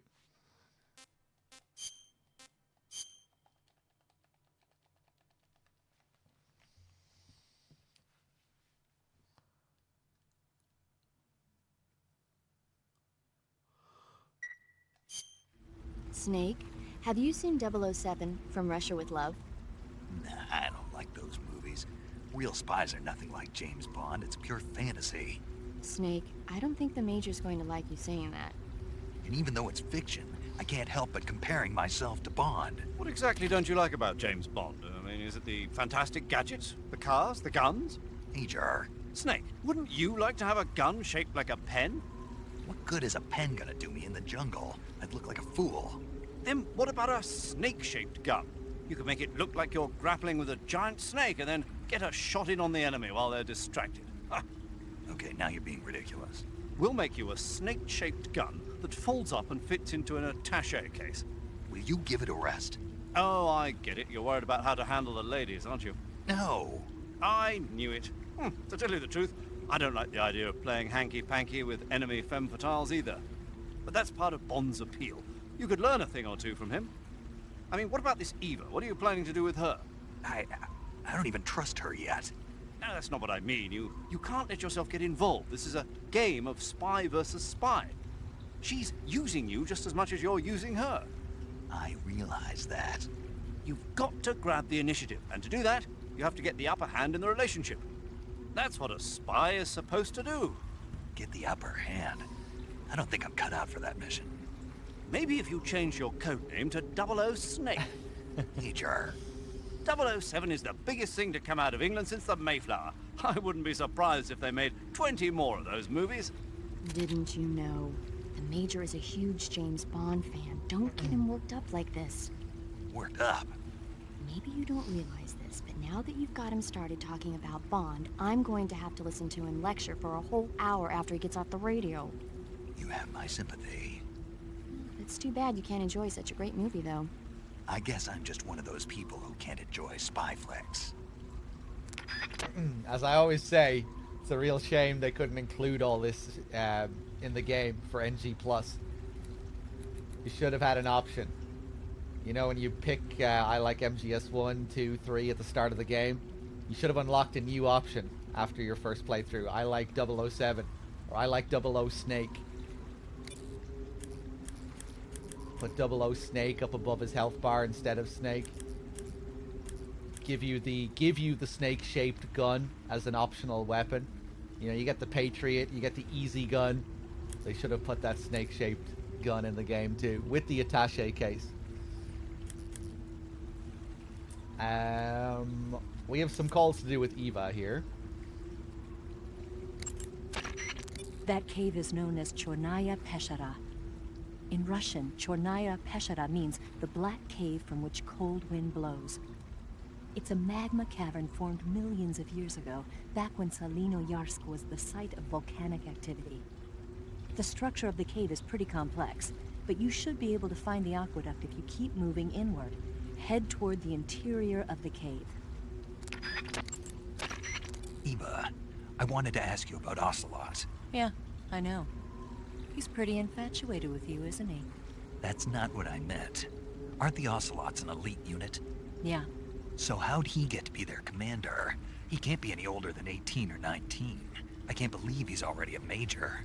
I heard from the colonel that he's been given special treatment. Special treatment? Yeah, he's the son of some legendary hero or something. No wonder he seems to have the right stuff. So who is this legendary hero anyway? Beats me. The colonel never told me. All I heard was that his mother was supposedly shot in the gut during battle, and that he was born right there with bullets whizzing past them. A pregnant woman in the middle of a battle? That's what I heard. They say that when they stitched her up, the scar was shaped like a snake. Well, that's battlefield medicine for you. What about his father, this legendary hero? He didn't tell me. I don't think Ocelot's ever met his parents. Are they dead? Maybe. I don't know. There were a lot of MIAs back then, during the last days of the war. Ocelot probably would have ended up the same way. But he was taken in and raised by Gru and Volgin. Because he was special. That's my guess. What about his father, this legendary hero? So yeah, with that's the call that really explains to us who the mother of Ocelot is, who the boss's child is. We combine that with what we see at the end of the game, when we see that snake-shaped scar. Yeah, Mr. Matt, it's kind of funny. He just assumes that it must be the father. Desara was a legendary hero in his own right, I guess, but yeah. That's not who they're talking about. Okay, let's keep going. Actually, no, let's do another couple paramedic calls. Eat food to... Snake, that area is inhabited by the giant anaconda. The giant anaconda is believed to be the largest snake in the world in terms of weight and diameter. It's not poisonous, but its large size makes it extremely powerful. They say it even eats crocodiles. Its only natural predator is man. And snake. And snake. The giant anaconda is a very large snake, but you should be able to capture it alive using the tranquilizer gun. Got it. So how does it taste? I knew you were going to ask me that. I'm glad I didn't disappoint you. So? Well, the guide says it tastes all right. Good. I'll have to try some.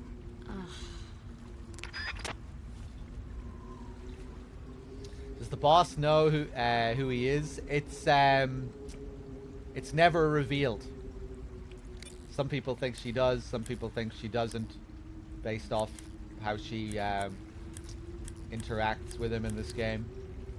I like I was saying earlier during the Virtuous mission, I do think it's interesting how she scolds him like a child in a way.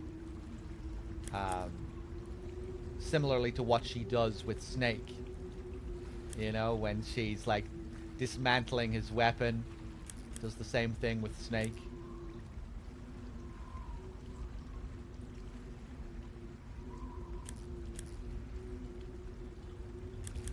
Gives him that slap across the face.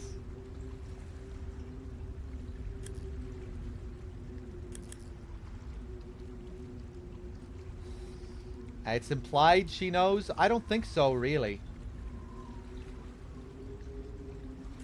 I mean, it just depends on how you feel about those few moments that you see between them. But there's nothing, like, really overt, I don't think, that's like, oh, wow, yeah, she knows. I don't think there's any, like, line of dialogue or anything like that. I think people make their judgment just based on how she looks at him and interacts with him in those few moments that they have.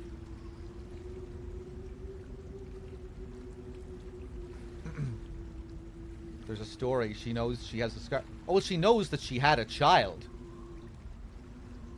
but her child was taken from her right after he was born.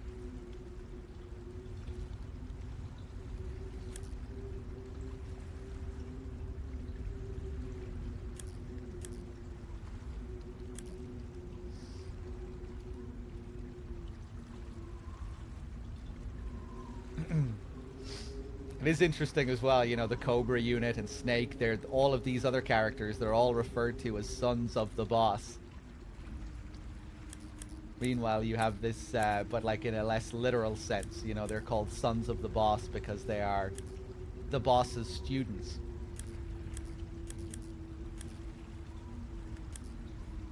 But then you have this real son of the boss as well, but he's a bit, you know, but all of that is shrouded in a bit more mystery.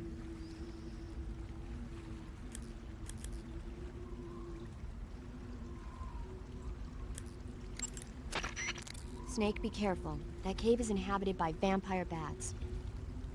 The vampire bat bites its victims and sucks their blood. Got it. Speaking of bats... Just save it. Huh? I know you're gonna talk about vampire movies. Attack of the Vampire Donuts, or Dracula versus the Space Hippos, or something like that. Actually, I was going to say that bats are known to use supersonic waves to sense their surroundings. Oh. Bats use supersonic waves to sense their surroundings, so you might be able to keep them away by blasting them with a special kind of sound wave.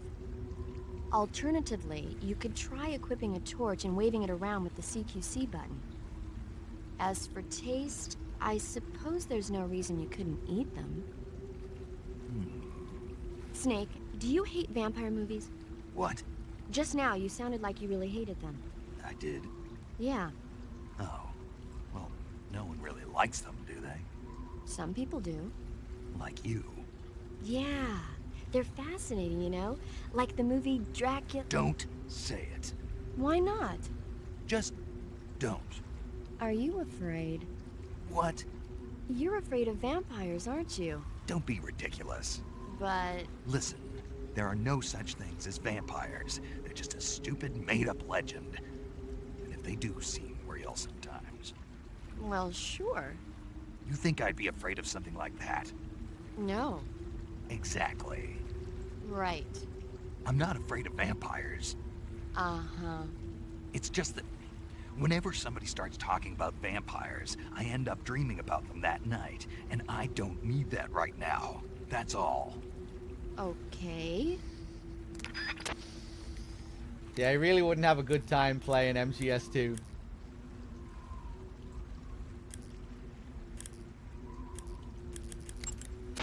Go to the end of the cave and you'll come out in an aqueduct overgrown with mangroves.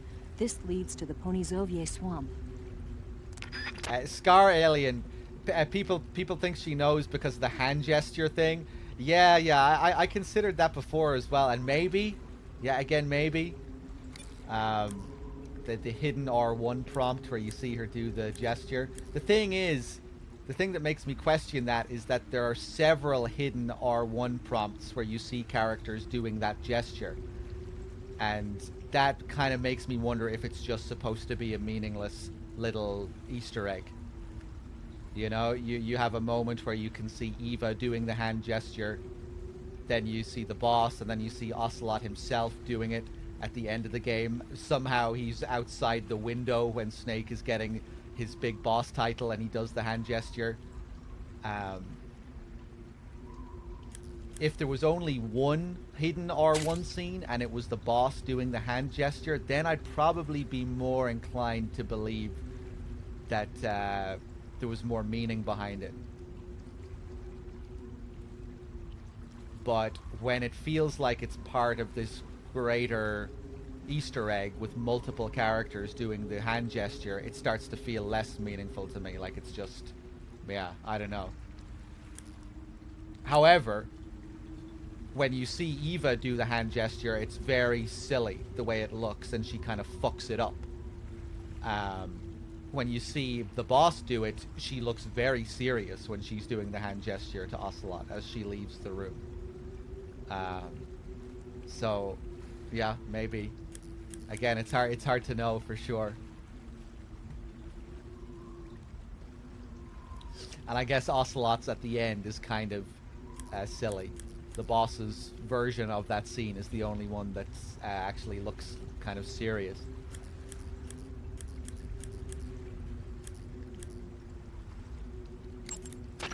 If it's completely dark and you need a light, try using a torch. Yeah, I agree, Scar Alien. I think I prefer the idea that she doesn't know. J-Cash with the 15. Wait, J-Cash, didn't I already just thank you for that 15? Anyway, thank you again. Have all the thanks. Jelly earlier with the 45. Cheers, everyone.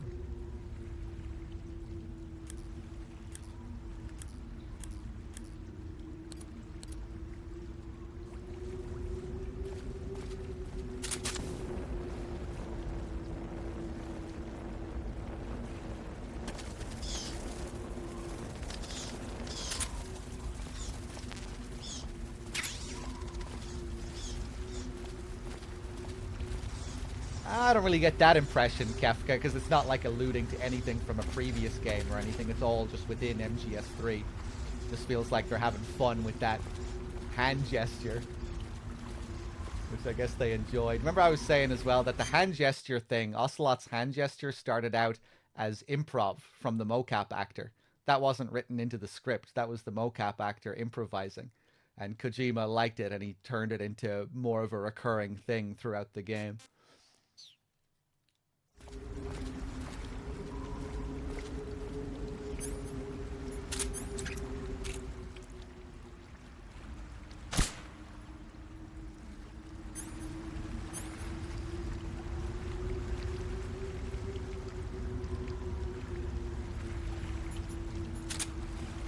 Okay, let's do it. The pain.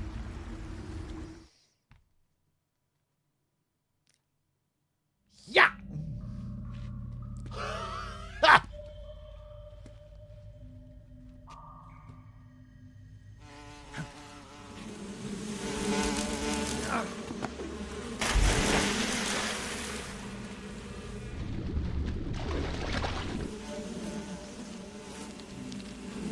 I've caught you at last. We are the sons of the boss. I am the pain. I will guide you to a world of anguish beyond your imagination. Why did they turn him into an acrobat? Because is he supposed to be like a bee?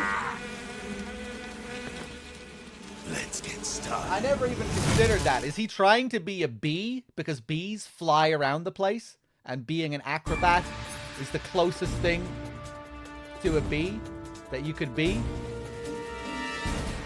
I think he's trying to be a bee. I've never seen bees do backflips. I think that's the closest thing he can get to being a bee. Because he can't fly around and be a bee. He just has to jump and do little acrobatic things. I think he just wants to be a bee. I think I've figured it out. Let me just change my stuff here. Get rid of that easy gun. Give me that AK. Give me that M37. Grenades. Smokes, I guess. Yeah! Ha! Alright, let's do it. Oh, something DRK should remind me about instead of the ink caps are the hornet's nest. Yeah, because I don't have a fucking hornet's nest. You can use hornet's nests during this fight, but I always forget to bring them.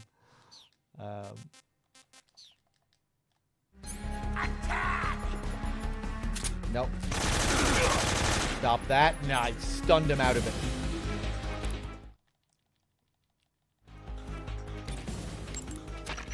Snake, as long as the Pain is using his hornets to protect his body, you won't be able to damage him with gun attacks. You'll need to use a grenade to get rid of the hornet swarm first. Go into first-person view and throw a grenade at it. The shotgun should work as well. Get rid of those hornets protecting him, and then attack him with a gun. Oh, did my stream die? I hope not. I lost my connection here to the chat. We good? Yappa with the 58 and the 57 in a row. Thank you. The Pain seems to be directing swarms of hornets to attack you. Be careful. Yeah, if my you're chat is attacked by back. a We're swarm good. of hornets, your life will steadily decrease. When the hornets come to attack you, you can cause the swarm to scatter by shooting at it with your gun. Also, the hornets can't follow you into the water, so you can get away by diving into the water. Hornets are also vulnerable to fire and smoke. You can keep them away from you by using a smoke grenade. Swinging a torch around using the CQC button should also work. Snake, watch out for those bullet bees he shoots. Bullet bees are the name the Pain gives the special hornets he raises inside his own body. And if Ugh. they get into your body, your wounds will become worse and worse until you get rid of them. If you're afflicted by bullet bees, go into the survival viewer immediately and use Cure to dig them out with your knife. Once the bullet bees are out, don't forget to apply styptic and disinfectant to the wound. Phase 2 spoilers here. Yeah, you only see the bullet bees in Phase 2. Snake, if the Pain's hornets stick to you, you won't be able to move freely. If hornets start to stick to you, take care of them before they prevent you from moving altogether. Either jump into the water or wave your survival knife around to drive them away.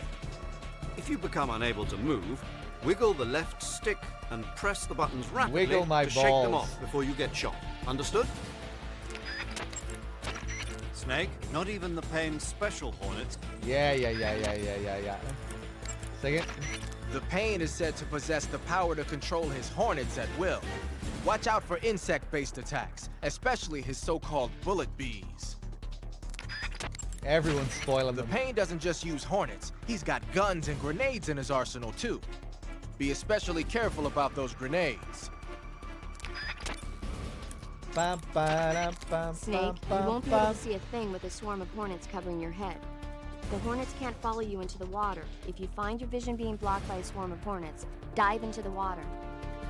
You could also try driving them away with the smoke from your cigar.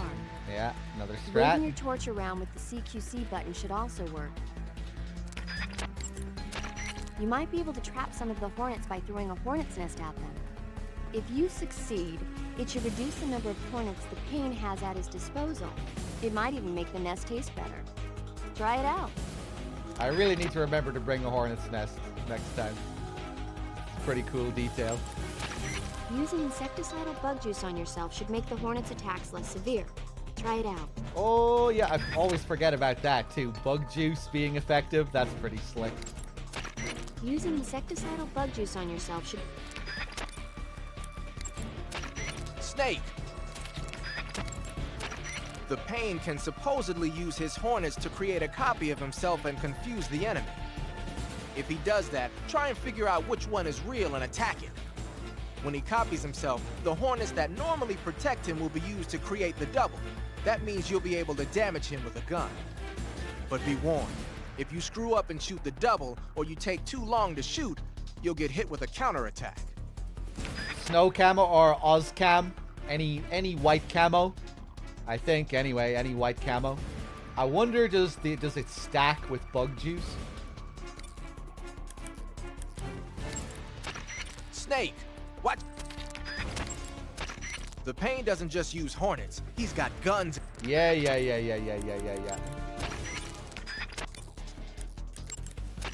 The Pain has the not even the Pain's special breed. Not even the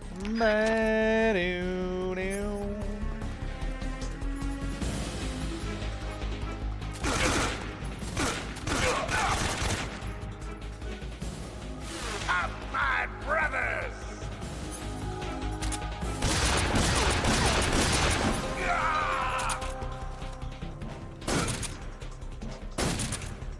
Grenade! Ah, fuck.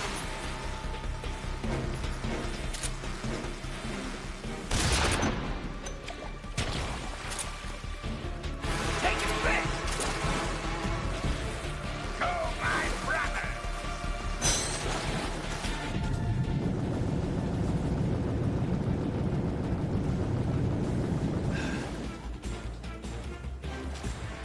Oh yeah, he's created the clone. Let's see if you can handle this! The real one has hornets flying around it. The other one is just completely stationary.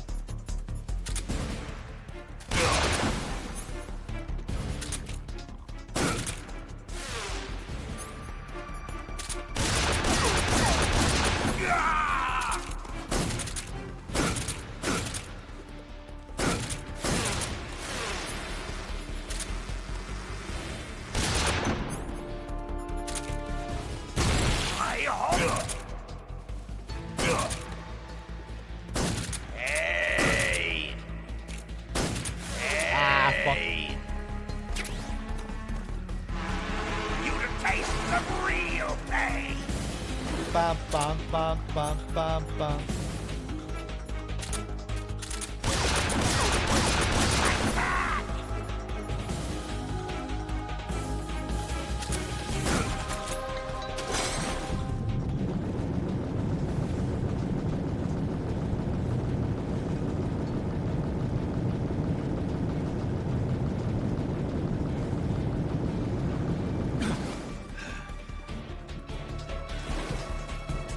Tommy God!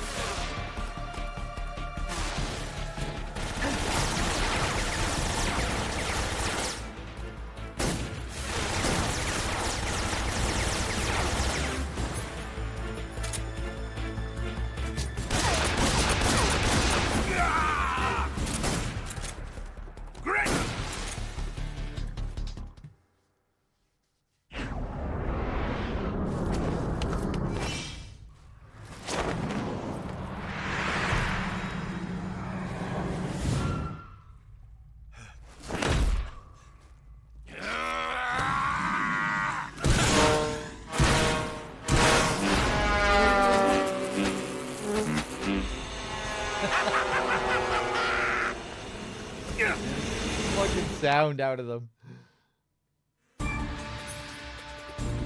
These little planes. Grenade.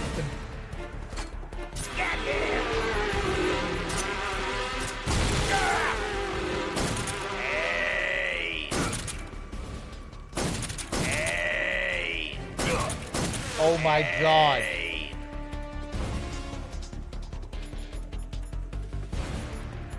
Destroyed him there. I almost feel bad. I don't want to finish him too soon.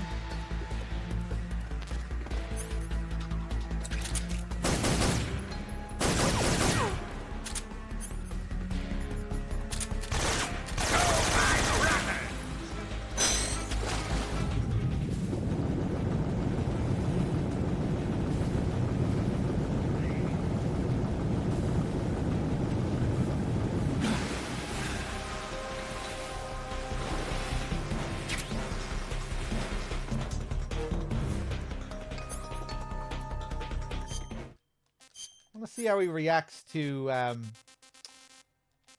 white phosphorus.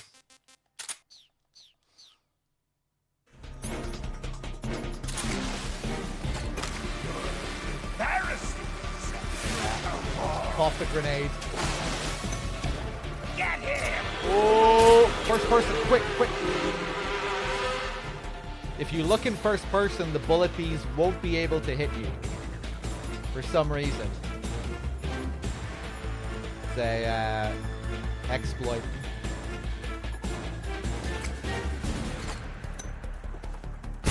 My hornet! Grenade!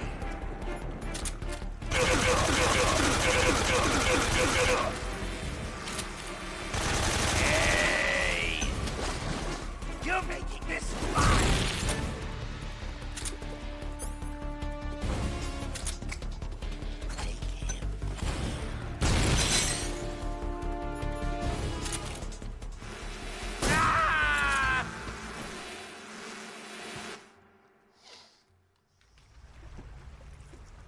The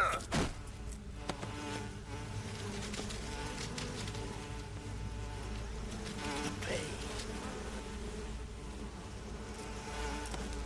The pain! The pain!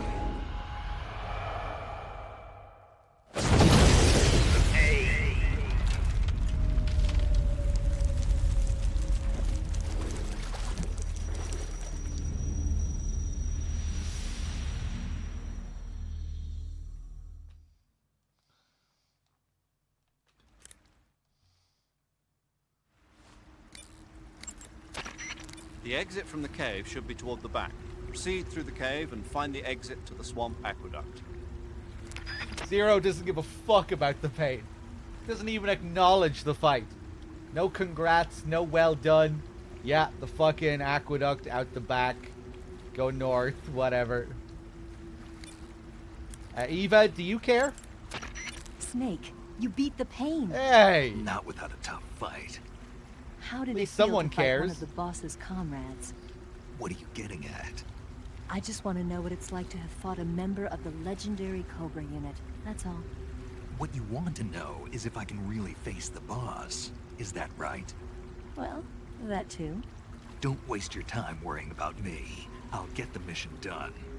I certainly hope so. So the exit of the cave is up ahead? Right. Go to the end of the cave and you'll come out in an aqueduct overgrown with mangroves. This leads to the Ponizovye swamp.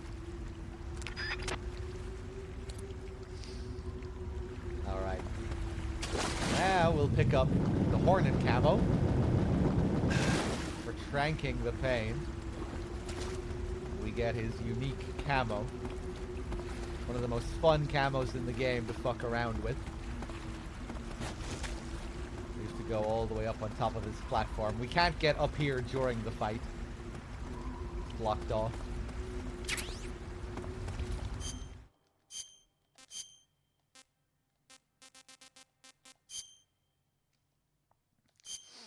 The Pain's camo uniform wards off hornets, spiders, and leeches.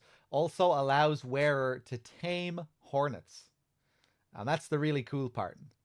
But it doesn't fully explain what you can really do with this when you tame them.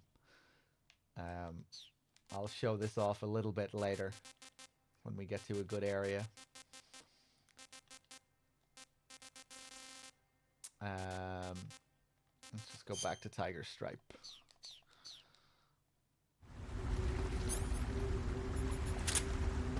Now let's do a bit of fishing here.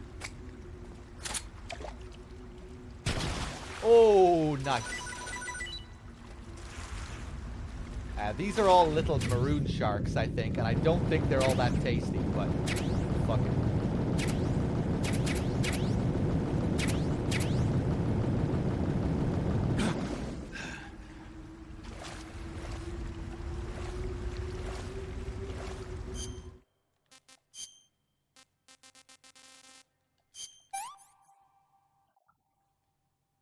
Oh, not bad. The more you eat, the tastier they get, too. If you keep eating one certain type of food, it will start to recover more stamina.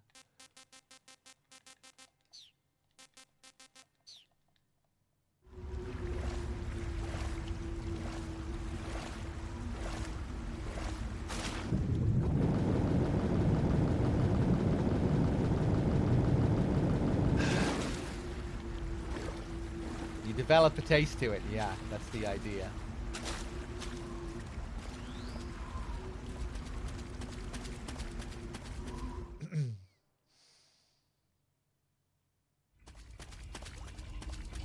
If you let your wounds heal by itself as well, your max HP will gradually increase.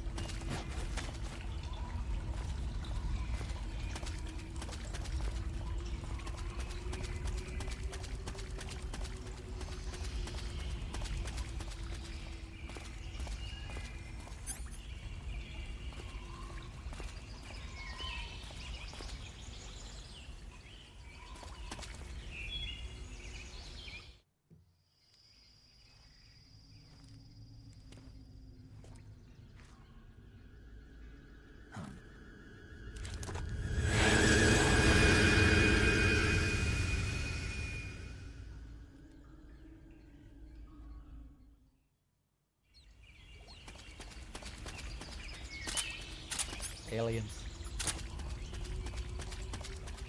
UFOs.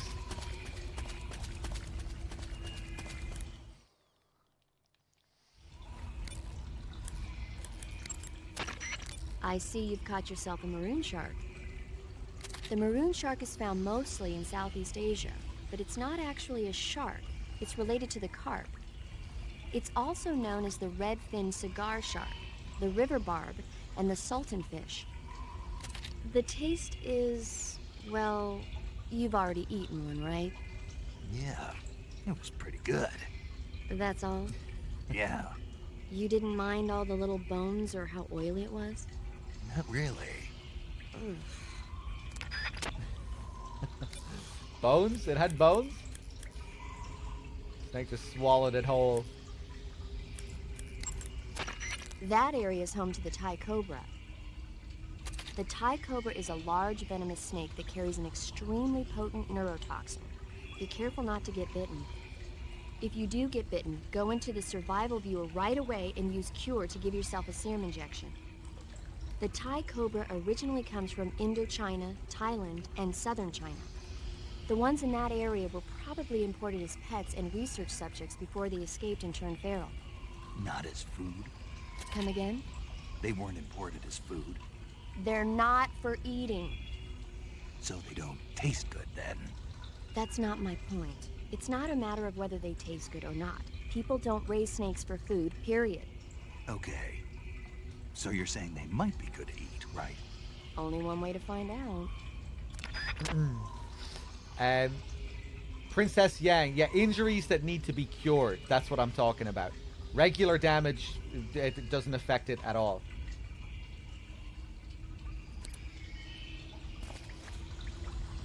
But yeah, if you let those injuries heal by themselves instead of curing it, it'll increase your max HP. But you can kind of cheese the system as well. You can cure it like 90% of the way. You know how certain injuries need a few different items to heal the thing? You can like heal it 90% of the way and then just let the last little bit heal itself.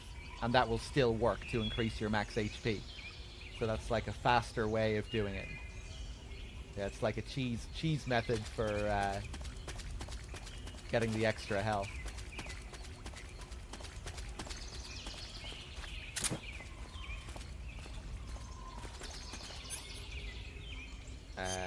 Hold on. Do I have any stuns? Please, please, please.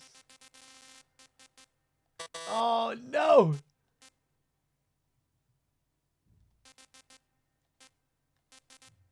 Maybe a white phosphorus would work here? Probably not.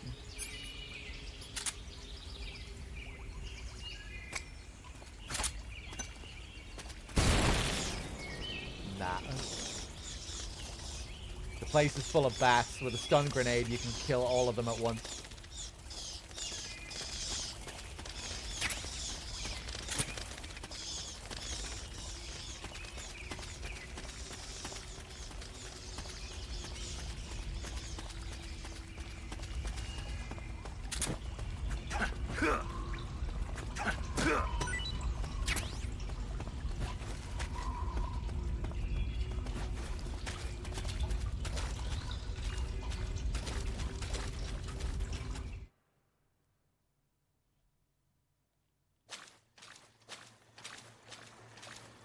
Love this area here.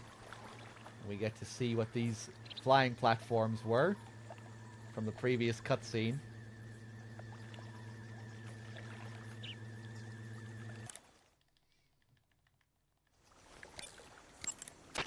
I see you found your way to the aqueduct.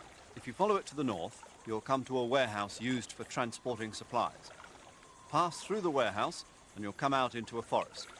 The lab where Sokolov is being held is directly to the north of that forest, so head north. You say they have flying platforms out there? Flying platforms are a type of personal VTOL aircraft. They were working on those in America, too, weren't they? Yeah, back in the 50s. They were supposedly going to be used for scouting and patrol missions, as well as to spot for artillery units and transport troops into rough territory. They even got an initial prototype off the ground in 1955. But the thing wasn't fast enough, and there were problems with getting it to stop and turn in midair, so they ended up scrapping the project. The ones you see there were built by the Soviets after they got their hands on the American design plans. The American model used a pair of contra-rotating rotors to generate lift, but those Soviet models seem to be using jet engines instead. They must have kept going with their research after the US abandoned its own project. Now they've finally overtaken us. You gotta give them credit for sticking with it. If you get spotted by an enemy riding a flying platform, they'll go into alert phase. The flying platforms themselves don't seem to be armed, but the pilots are carrying Scorpion submachine guns and grenades. The recoil on the Scorpion is low enough so that they should be able to fire one-handed in full auto mode. That gives them some serious firepower. There's truth to what Sigint was saying there about these models that were developed in the 50s. That's what these are based on. These real flying platforms, which never really made it past the testing stage.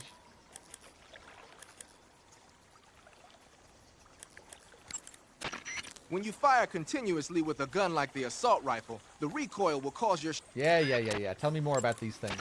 The armor plating on the body of a flying platform is bound to be pretty thick. I don't think you're going to be able to penetrate it with a handgun or an assault rifle.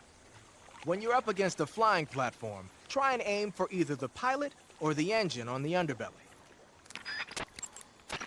The flying platforms have a searchlight attached to the front. If you knock it out, that should handicap its scouting ability. And in some cases, it might even have to go back to base for repairs. This is the coolest thing about these platforms, I think. If you take out the searchlight, like Sigint says, they will have to go back for repairs. They will just leave the area. But it can be tricky to get a shot. I'm all out of ammo on my M19 as well, so it'll be more of a pain in the ass.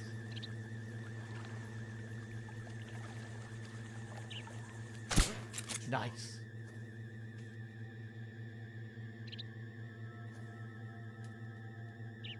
We're being attacked.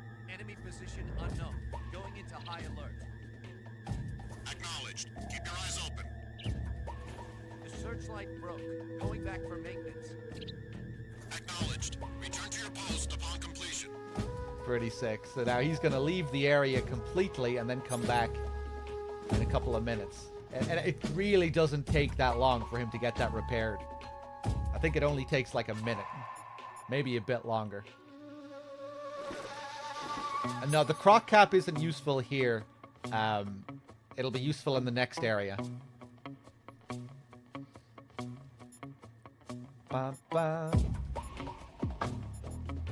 You need a bit more water to be able to fool them with the croc cap.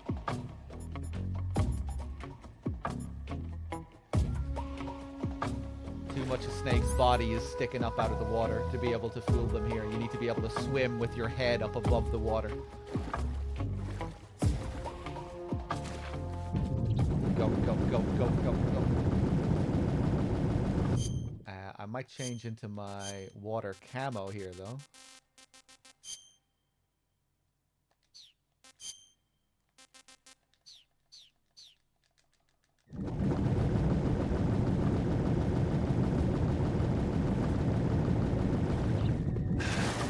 Ooh, Jesus. Okay.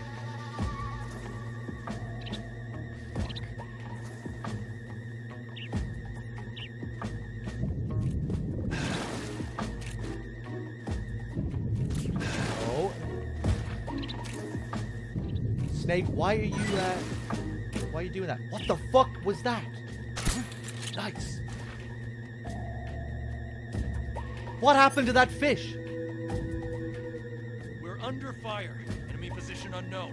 Commencing alert status. Oh, I shot the fucking fish. Right, yeah. I forgot. That was I didn't mean to shoot there. So I forgot that I shot. This other guy's coming back, I think. Problem with the searchlight. Heading back for repair. Go, go, go. Yeah. Return to your post upon completion. The other guy's on his way back. Go, go.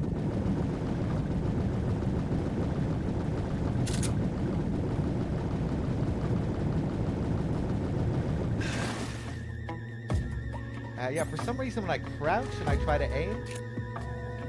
Oh, Snake was just going... Yeah, he goes under the water automatically. What is going on? Does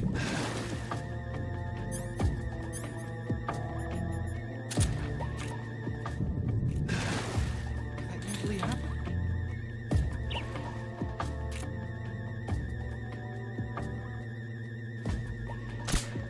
Ah, shit. Don't think I can get the light from this side. Nice. The enemy is attacking from an unknown position. Begin the alert status. Acknowledged. Keep your eyes open. There's some damage to the searchlight. Heading back for repair. Acknowledged. Return to your post upon completion. Oh, shit. Is that the other guy? Is he on his way back? He doesn't usually hang out up there. Whoa! Go! Oh my god.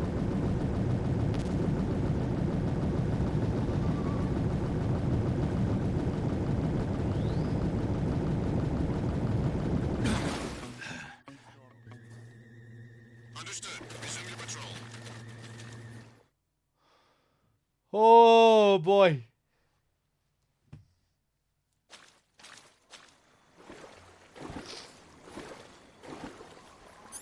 Can you shoot the engine specifically? I don't think so. I think the light is like the only unique part.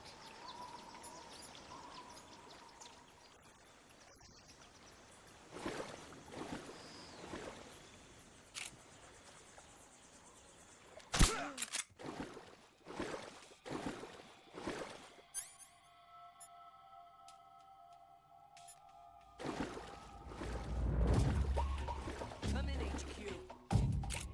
This is HQ. What's going on? Nice. What's going on out there? Metaloo.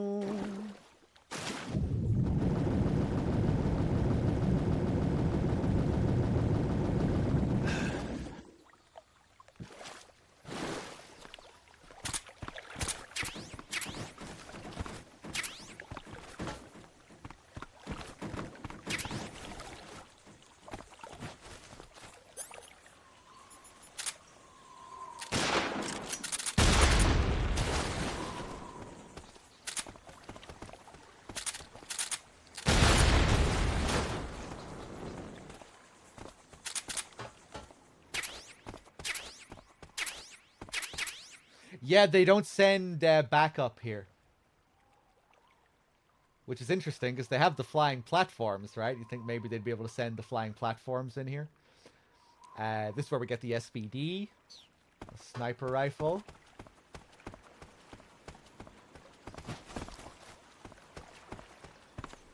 Love the atmosphere in these areas, just the sound of the water. It's cozy.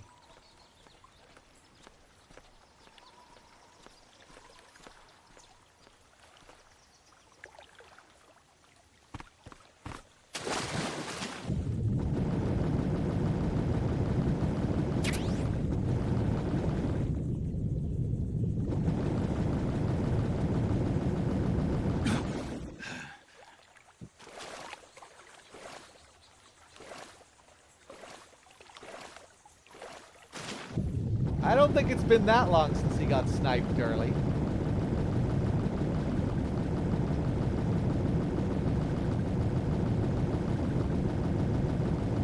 was probably only a few marathons ago.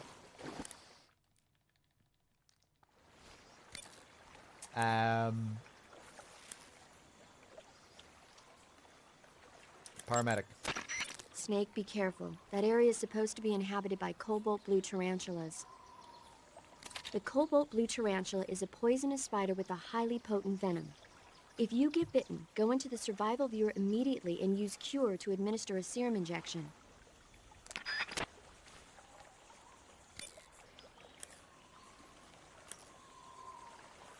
I think we're probably a bit behind on Do you save want to calls. save? Let's do another one.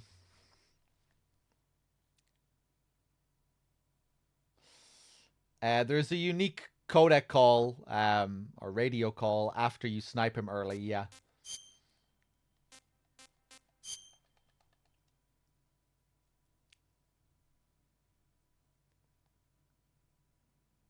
And the wheel to the face. Or you can also blow up the wheel. You can destroy it before it gets you. Or swim out of the way. There are a few ways to Snake, avoid it. have you heard of The Last War? Nope, doesn't ring a bell. It's a Japanese movie where the world ends in a nuclear war. Tensions between East and West reach the breaking point, and before anyone can stop it, they launch the ICBMs. Humanity is wiped out by a war that no one wanted. The movie depicts that destruction from the eyes of ordinary people. Their simple daily lives are torn apart by the terrible power of a war that has nothing to do with them. Everybody's afraid of the next big war, but there's only so much that one person can do. That's why the people who have the power to stop it have to. Of course, the Ocelot unit, yeah. If you snipe him early, and you'll have to deal with the Ocelot unit later on, where you would normally fight the end. Pretty tricky encounter, too, that Ocelot unit encounter.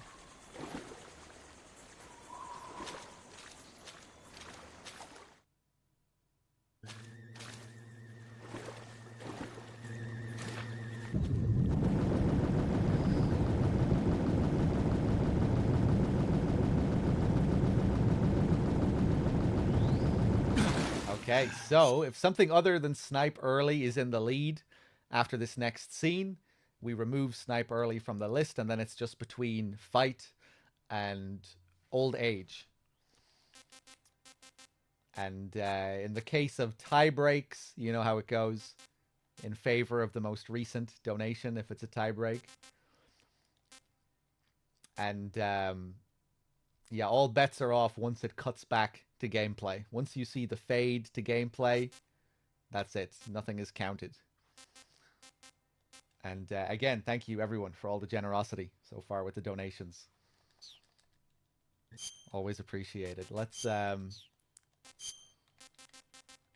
eat something here before we go.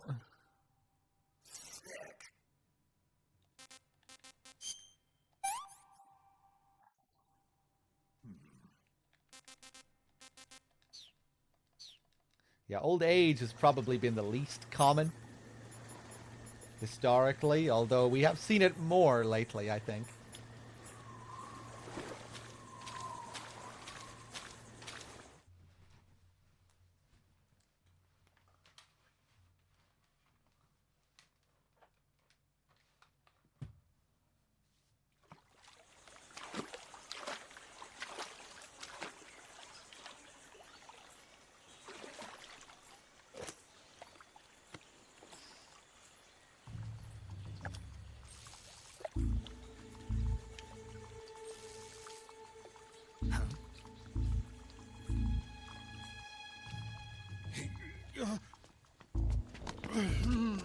Get your hands off me. I'm not going anywhere.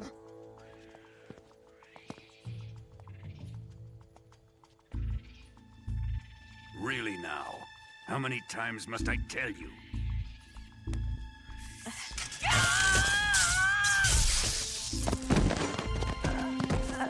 Tanya!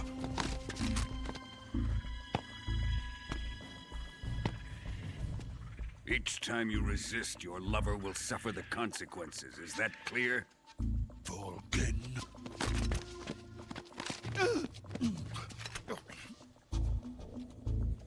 Damn you!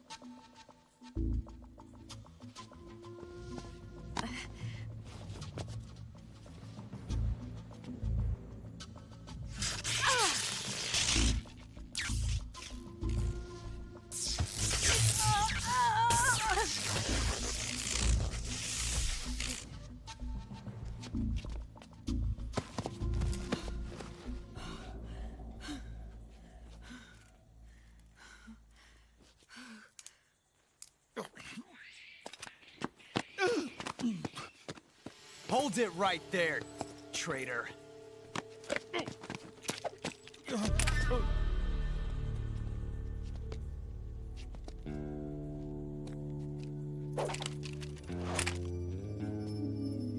Let's find out just how lucky you are. Watch closely.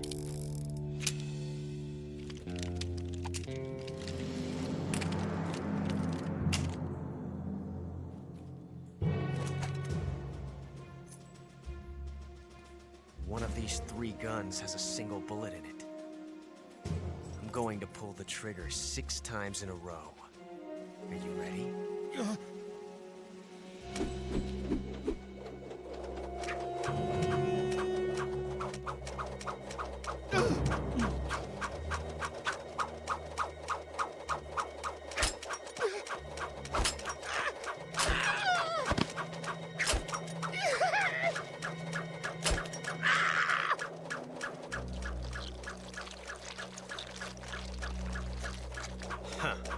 Looks like your luck hasn't run out yet.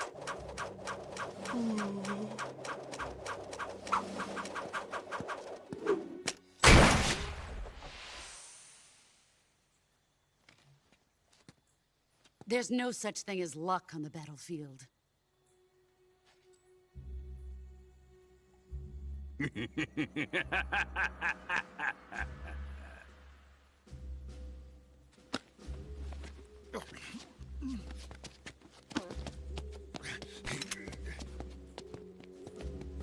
You'd better stay in line from now on. The Cobras will take care of him.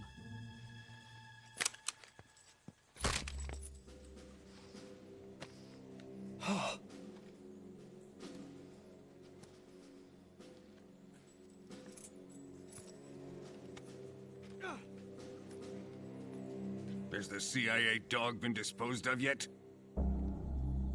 The pain is dead. What?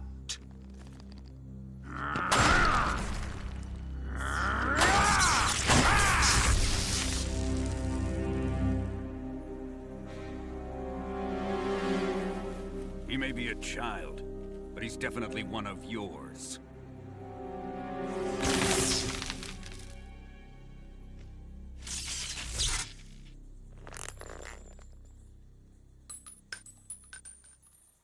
I fear Khrushchev may have a hand in this. We have no time to lose. You must eliminate him before the final test. Don't worry. They'll be able to handle it.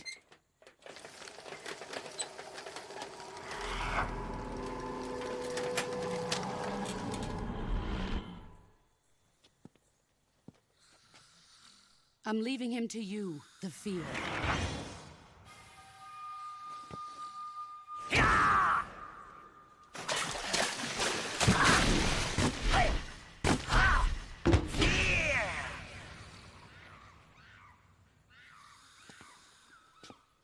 The old man is always sleeping. Is he all right? The end is saving what life he has left in him for battle. Normally, he's dead. But he'll wake up when the time is right.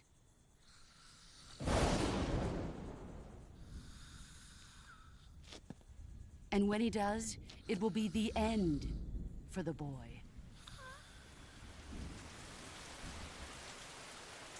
Yeah.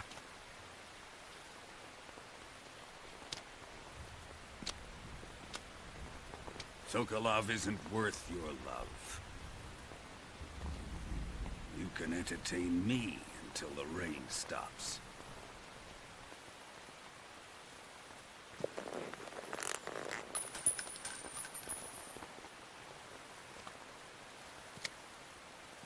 Kuwabara. Kuwabara.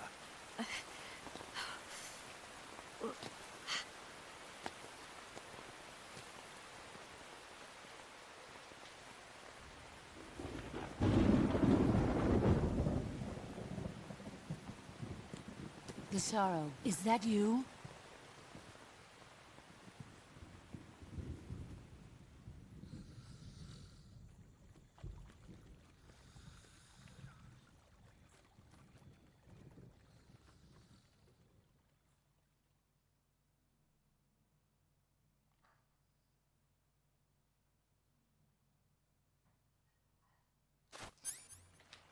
All right.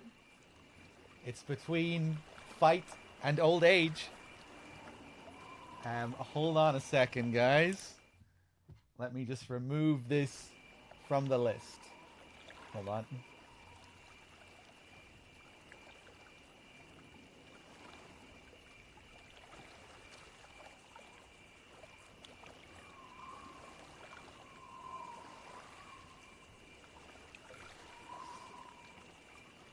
Let me see. Let me catch up with chat here. I got some questions. You mentioned letting wounds heal by themselves. Can we let the bolt, the fear shot at Snake, heal that way? Yeah, if you let bolts heal by themselves as well, it's kind of unique because then there's no way of removing the bolt from Snake's body. And you have to keep the bolt lodged in your body for the entire game.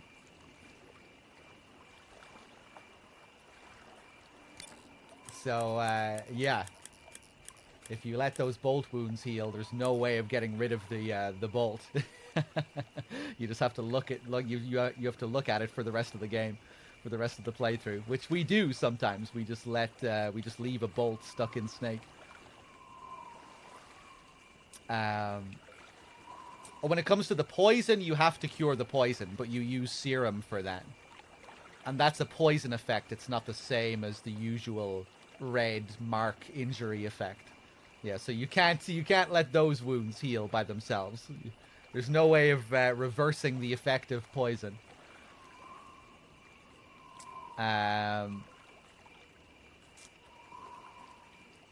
Dog, can we get your take on Sokolov's squeals? A Sokolov impression? Oh god, I don't know if I could do a Sokolov impression. It's pretty high pitched. But it kind of has a bit of gravel as well. Yeah!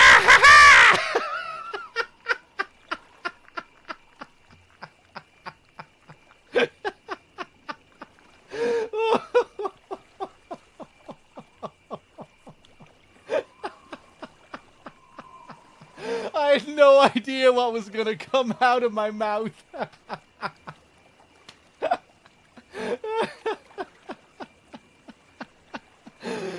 Oh, Jesus Christ. Sorry if I gave, if that was a bit loud.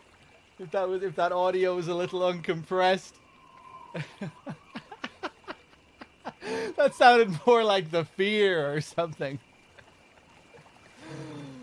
Oh my god. I don't know how he does that. I don't know how I would do a Sokolov impression.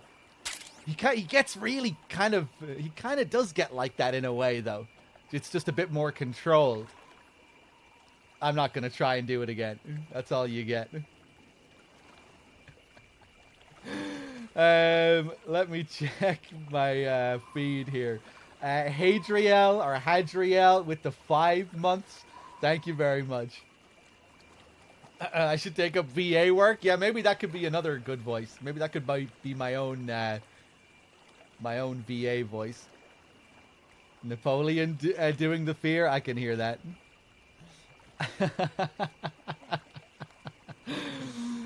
Oh boy, yeah. There's my Sokolov.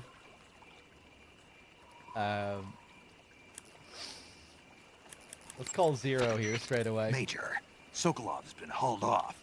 Yes, they probably caught him trying to escape from the lab. Didn't Volgin say that they still needed to perform the final test? Yeah. Then Sokolov must have been taken back to the lab. Get to the lab and get Sokolov the hell out of there. Pass through that warehouse and you'll come out south of the lab. Make your way inside the warehouse. Watch out for enemy sentries. Now I can't stop thinking of Sokolov's voice and how I would do a more accurate impression. He kind of does go into that territory, though. Yeah. But there's like a deepness to it as well. It's like it's really high pitched, but it has this bass to it. I don't know if I can do the high pitch, but I don't think I can get it. I don't think I can get the depth. I don't know how the fuck to do that. Snake, that area is home to the big-eye trevally. The big-eye trevally is a type of mackerel. The adult fish lives around coral reefs, but the young can be found in freshwater areas such as estuaries and rivers. Good to know. So, how do they taste? The guidebook doesn't say. Huh. Well, if they're a kind of mackerel, they should be okay to eat, right? You'd think so, but... But what? Well, I've heard stories about people getting ciguatera poisoning after eating the adult fish. Ciguatera poisoning? Uh-huh. Fishes that live near coral reefs are sometimes contaminated with a poison known as ciguatera toxin. It apparently gives you food poisoning when you eat it. So I can't eat those big-eyed trevally? I don't know whether those trevally are contaminated with ciguatera or not, but use caution just in case.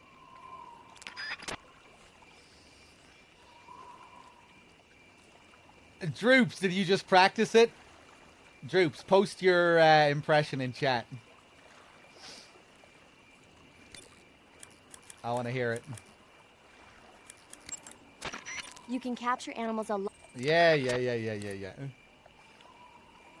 So we're not going to snipe the end early here, but let's just take a little look at him. Actually, let me trank that guy first.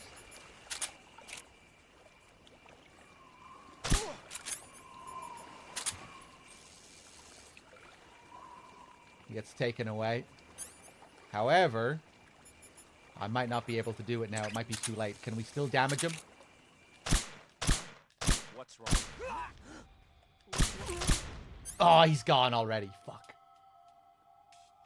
Wait, I want to show it. I'm going to kill myself and do it again. Don't have the fake death pill to do the easy kill. I don't think. Anyway, do I have one? Nah, fuck. Bam. If you do some damage here, does it carry over to the full fight? It does. Yeah, it's one of the really cool things about the end fight. If you damage him here a little bit, when you get to the fight with him later on, he will be damaged. Not to the extent that you damaged him here. You won't have a load taken off his health bar, but he'll have a tiny little chunk taken from his health bar, which is just another amazing detail about the end fight.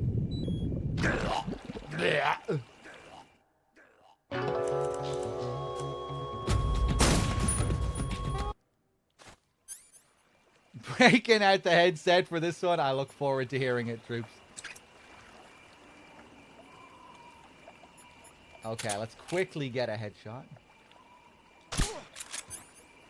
Now, quickly. Now, if we zoom in on the end, look at the damage I took off him. He wakes up when he needs to.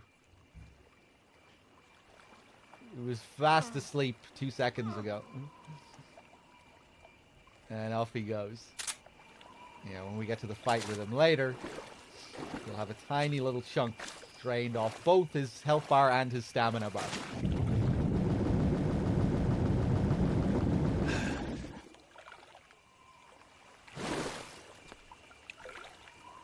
Can't he just run? Yeah, like he has no problem running later on. I guess he's in the chair, so I may as well just stay here and wheel myself out. I guess it's decent cover as well.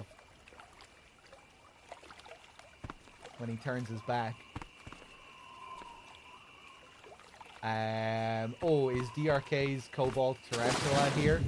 I think it disappears after a few seconds, so it might not be here.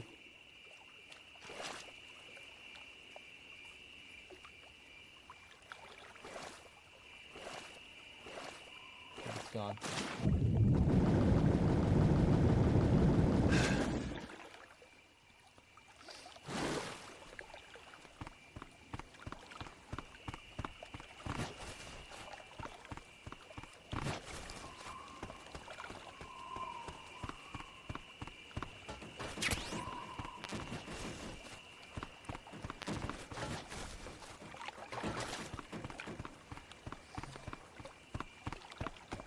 Okay, let's do the warehouse. Actually, let me grab one of these tarantulas, if it's here. Yeah. 2 in 1.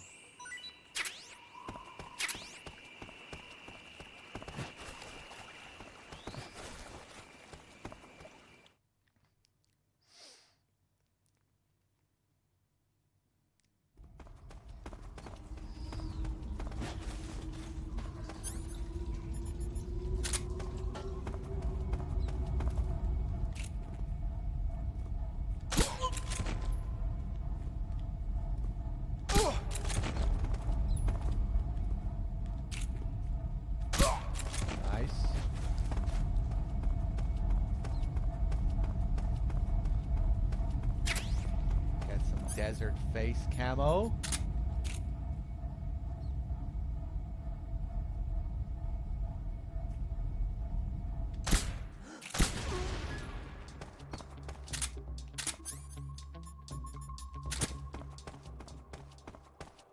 Bum, ba-da, ba-da, la-da, bum.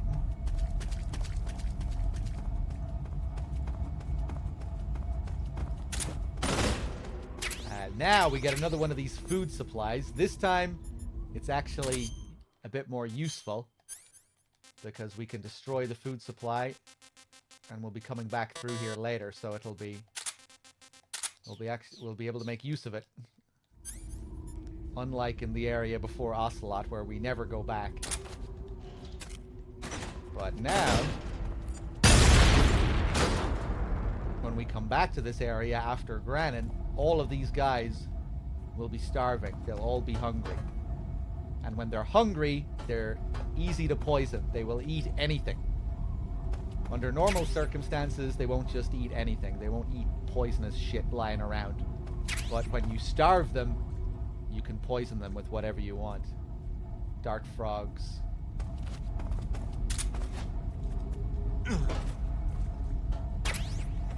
Get another suppressor.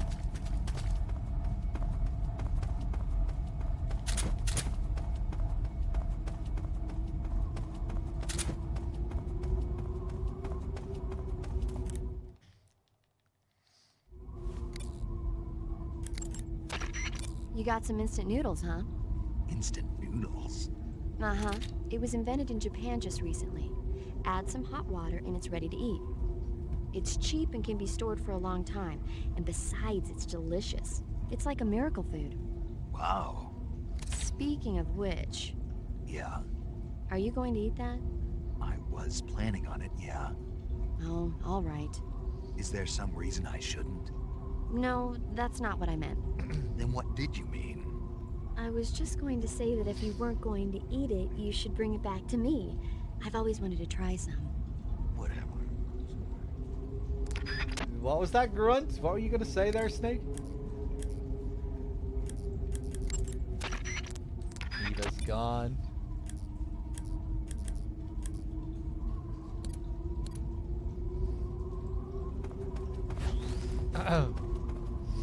Graniny Gorky.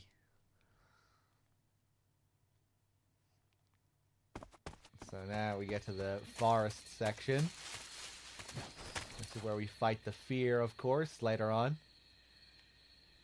There's some stuff that we can see here now that will be gone later during the fear section. These scientists that you can see. Look at this guy hung up here. Oh, and the squirrel. Forget about you. Fuck this guy. Here's the main event. Do your thing, squirrel. Yes! Well, yeah, you have these scientists. Guys that tried to escape the lab up ahead. Grannon's lab is the next area.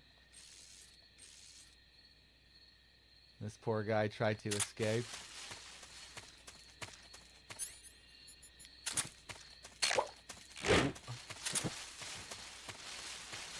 And this guy over here met a more grisly fate. If we get a close-up on this guy. Pretty nasty.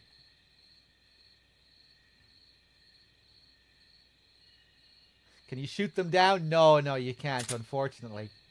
You might think so because of the ropes and the ropes that you can shoot down in other parts of the game, but... Nah.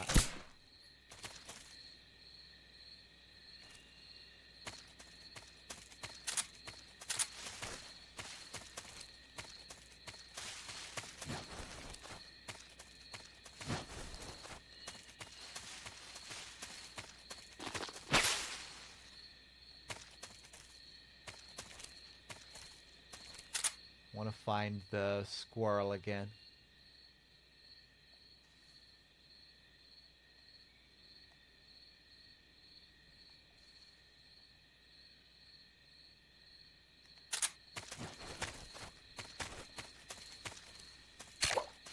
Ooh. There he is.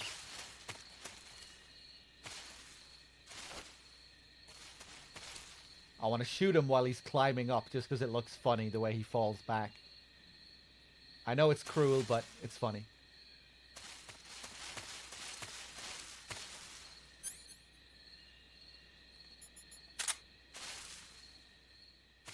Okay, wait for him to get up a little bit higher.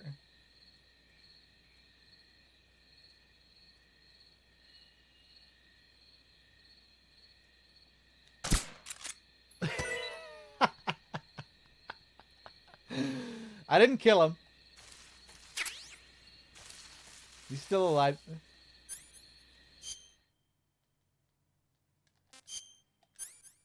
If I let him go free here, will he go back to his usual routine? Is he smart enough to go back to his usual routine? He's pretty cute as well if we look at him here.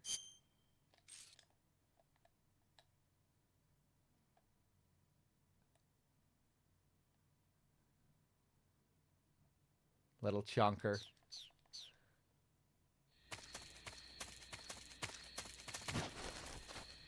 Let's see, if I drop him here...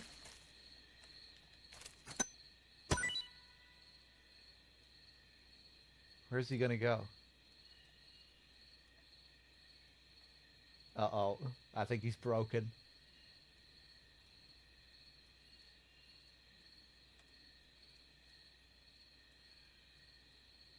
Yeah, he's just gonna keep going back and forth here.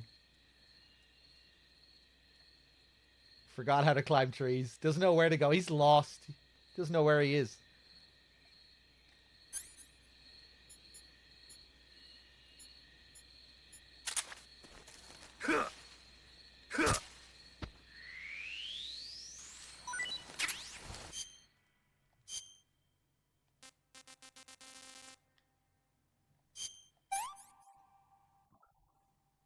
That's so great. Let's do a few calls here.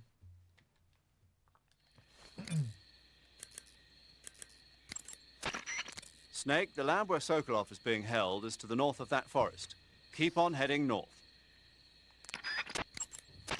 Snake, watch out. It seems that forest is rigged with a number of traps. Yeah, I noticed. Most of the traps seem to be triggered by tripping a rope stretched across the ground. Don't just run around like a fool. Keep an eye on the ground and watch where you step. Some ropes may be placed so they're hidden in the vegetation. Be extra careful when you're cutting through the underbrush.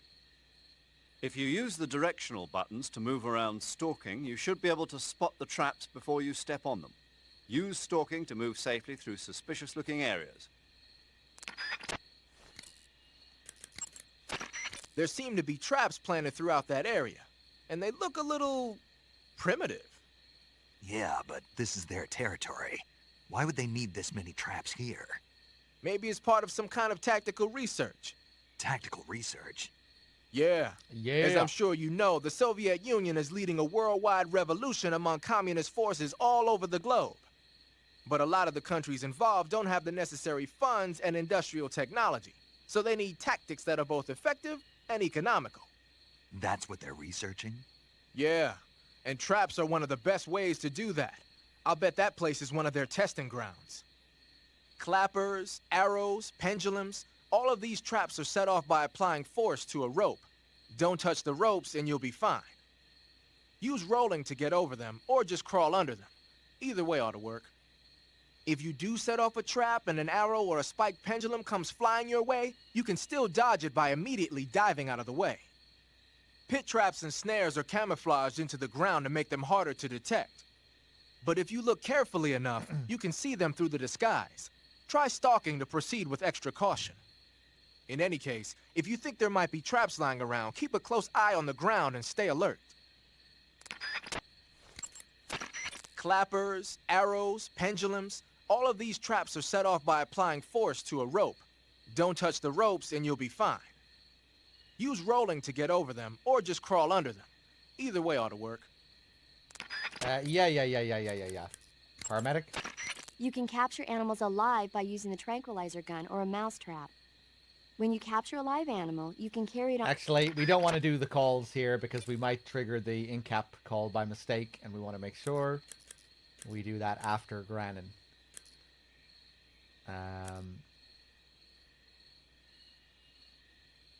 Okay, let's keep going.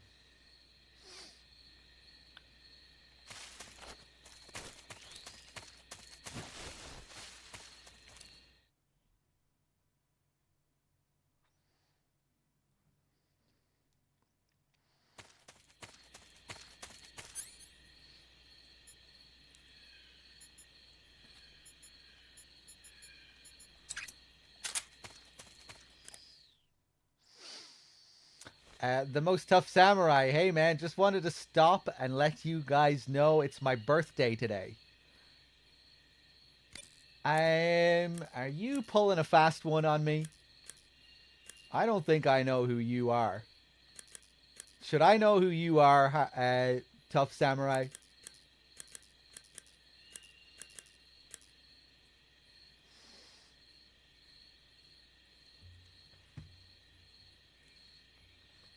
I feel like this might be bait. I don't know if he deserves a happy birthday.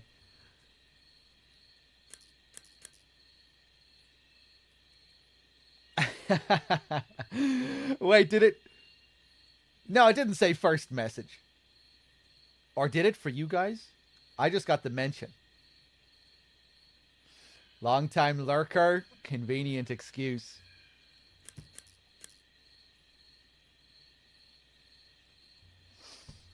All right, happy birthday, Samurai. 0. Sokolov is inside the lab. Look for a way in and use it to infiltrate the lab. Wait, it was highlighted green, was it? What does that mean?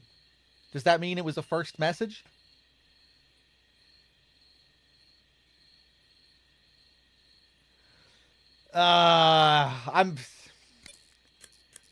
I'm taking that back.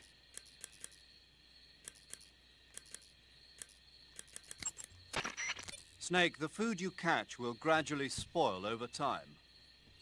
Some types of food spoil faster than others. Animal and fish meat goes bad relatively fast, but plants and mushrooms generally last a little longer. Animals won't go bad if you capture them alive, though. You can tell whether food has gone bad or not by looking closely at the icon on the food screen and the Yeah, same shit. Can't really get any decent calls around here, I don't think. Second. The weapon you've got. Yeah, standard stuff.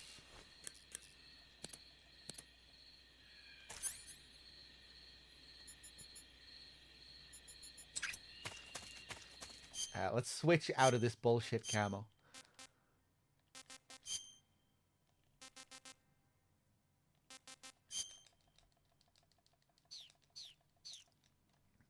The only way to know is, yeah, I guess we're gonna have to wait another year to find out if it's legit.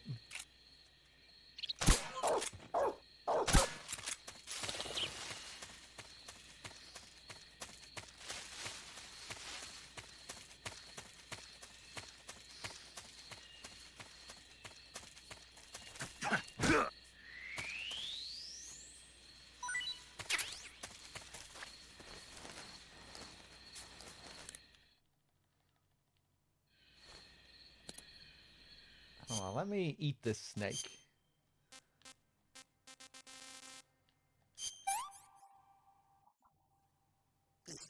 Horrible.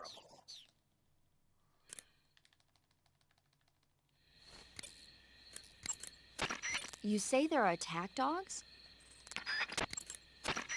Snake, whatever happens to you, make sure you leave a descendant, okay? Are you saying you want to have my baby?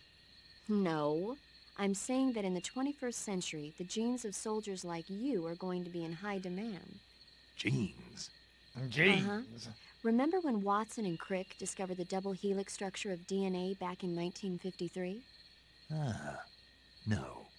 You know, they won the Nobel Prize in Medicine for it the year before last. Of course, you have to feel sorry for Pauling and Franklin. They were researching the exact same thing. Sorry, I don't follow. Inside every living creature are little blueprints called genes. Through the union of the sperm and egg cells, these blueprints are transformed and inherited by the next generation. That's why parents and children resemble each other. The concept of genes was first proposed over 100 years ago by Mendel, but he didn't know what they were exactly. For a while, it was thought that chromosomes were composed not of deoxyribonucleic acid, but of proteins called polypeptides. Later, it was shown that deoxyribonucleic acid, or DNA, was a biological macromolecule. Then 11 years ago, Watson and Crick discovered that DNA had a double helix structure. Yeah, this is all fascinating stuff, but what exactly does it have to do with me? The inherent characteristics of any given individual are determined by his or her genes.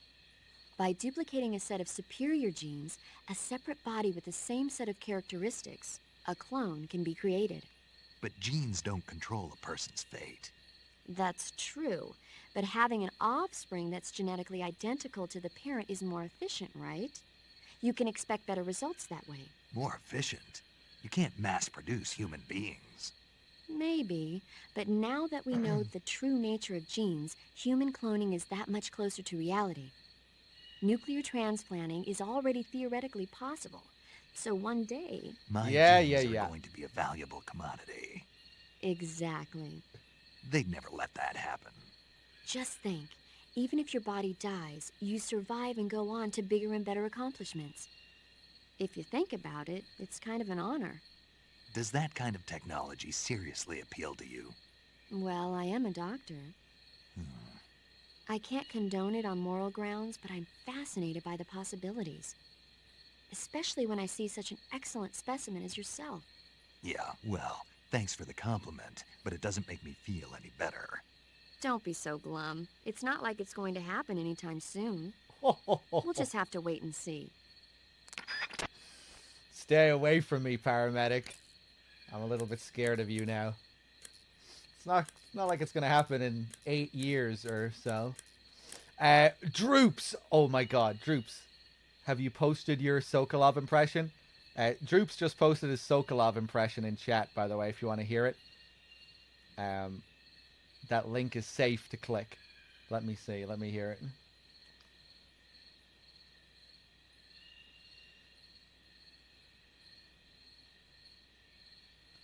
Hold on.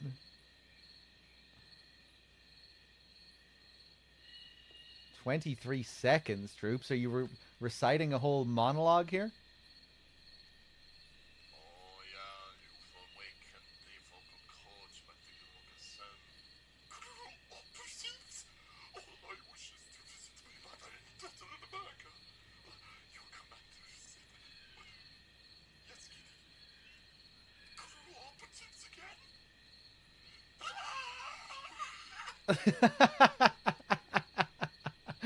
I didn't really catch any of that dialogue. But Droops, I have to say, you sound as insane as you come across in the chat, which is impressive. I didn't catch any of that. I think my Sokolov scream is a bit better, though. I have to say, I think mine is a bit better. You're struggling to get that pitch out, that high pitch. Mine went a little bit too far and a bit overboard, but you're barely getting yours out at all.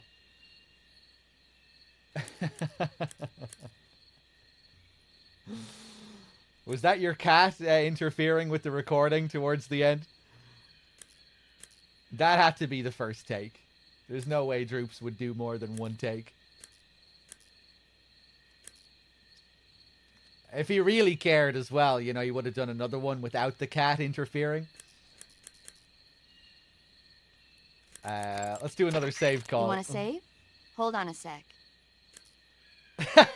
Mr. Man. Yeah, I was getting a little bit scared listening to that. I didn't know what was going to come out of his mouth.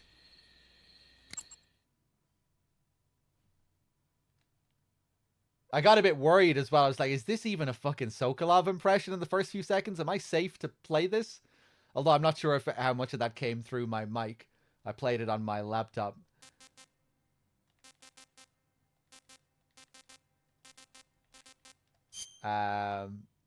Save.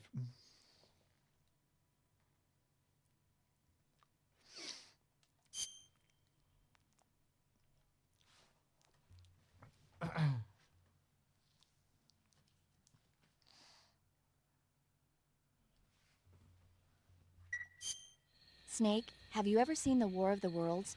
No. These flying saucers from Mars arrive on Earth disguised as meteorites. The saucers use their heat rays to attack the nearby towns. And then... Something wrong? The thing is, I was too scared to watch. I had my eyes shut almost the whole time. Then you haven't seen it. No, it's not that. It's based on a novel by H.G. Wells. You haven't seen it, have you? That does remind me, though. When I was 2 years old, my father listened to the radio drama version of the story. It was right after dinner on Sunday, and we were relaxing in the living room. They said monsters had come out of a meteorite that landed in New Jersey. It sounded just like a real live news broadcast. My father said he and my older brother actually believed it and started yelling and panicking. My mother supposedly grabbed me from my crib and took me out to the car, still wrapped up in blankets. But then, just as my dad was about to start the car, he realized that it was all just a radio drama. Because on the car's radio, they were playing Bing Crosby tunes. No matter what station he turned to, no one else seemed to be reporting on this big history-making news story. Sounds like something out of the big broadcast. Nobody said a word. We all went back to our rooms. My father and brother got off with a scolding from my mother, but I was the one who really suffered.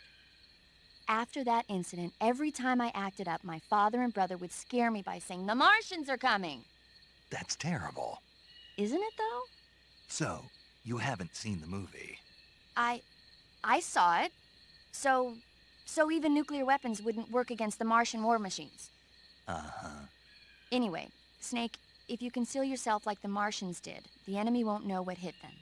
Conceal myself? Maybe not in a meteorite, but if you can hide yourself inside something a little more close at hand. Close at hand? Something like a box. Hey. I get it. So, you never saw the movie? I saw it, all right? Does anyone know what the big broadcast is? That thing that Snake mentions? I always meant to look it up.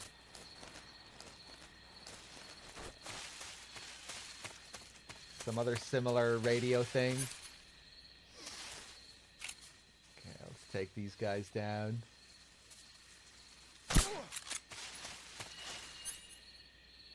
Yeah, we'll knock on the door. There are a couple of ways of accessing the facility here. You can crawl underneath here, or take the door. The door is the more interesting method.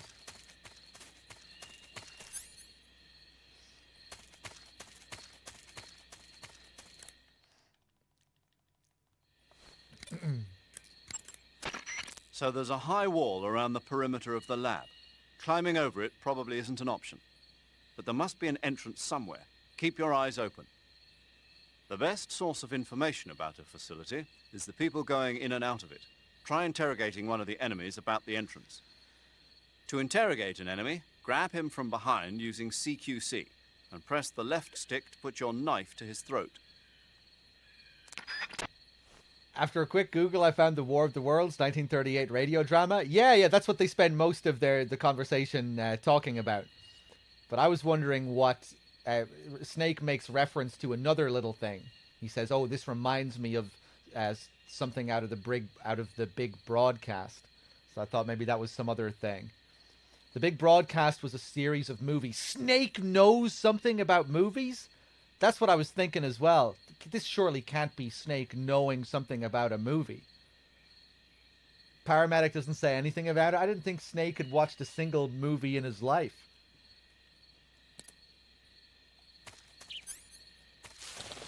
We finally know what kind of movies Snake watches. He watches The Big Broadcast.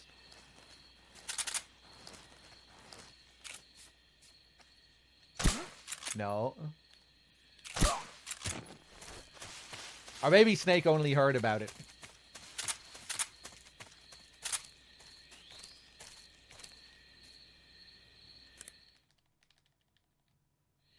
Hold on, let me lean up against the door. In first-person view. Yeah. So there's a high wall. I couldn't remember if there was any unique calls, like specifically for the door when you're up against it. Major, Eva isn't responding to the radio. Right. Right. Snake, she's been talking to you from inside an enemy facility. She's not always going to be able to answer the radio. Don't assume something's wrong just because you're not getting a response. Don't worry about Eva. Stay focused on your mission. Got it. Okay.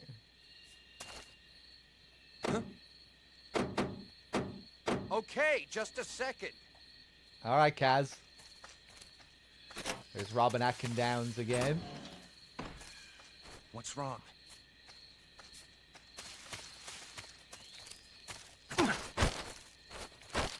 Speak. I'm not talking. Speak. Let go of me. Speak.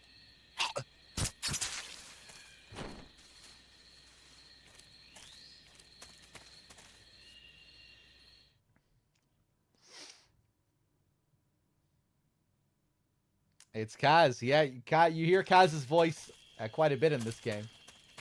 During a couple of cutscenes as well, he does the voice of some random soldiers. Huh?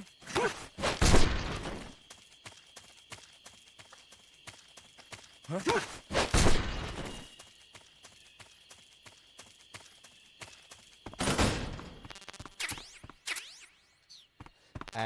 Guys, I need to run out and get a delivery real quick. I ordered a Nando's to eat during the Granin cutscene, and it's getting here a little earlier than I expected. I'll be right back.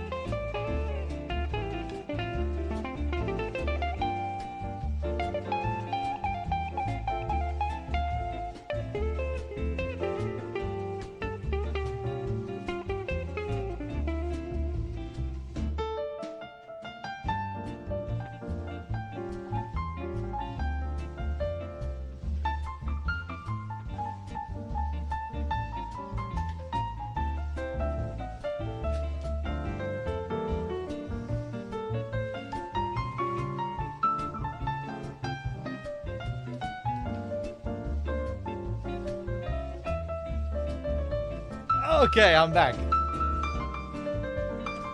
Hope you enjoyed this little healing radio session. Let's see. Yeah, I guess I'll just go straight to Granin so I can eat my food before it gets cold, and then I'll talk about some of the stuff inside the lab after Granin. The stuff that I usually do before we meet him. Let's quickly get into the uniform. I got a wrap again, yeah. Double chicken wrap.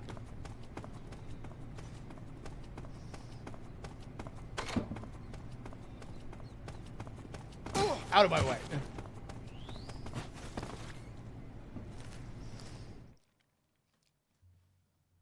Ba-da-lam, ba-da-bum.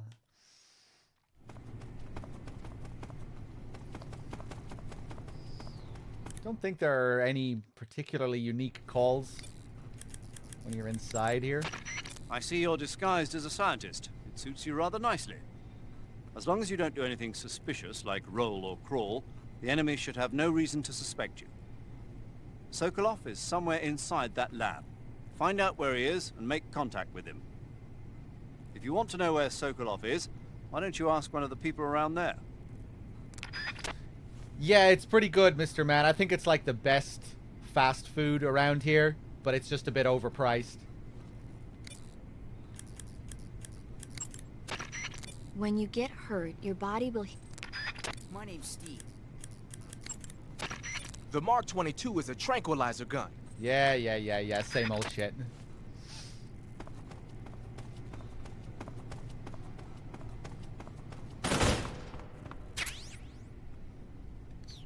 Here we get Sig Spray. Hey, what's up, young Snow? One of the best weapons in the game. It's deceptively good, this Sig Spray.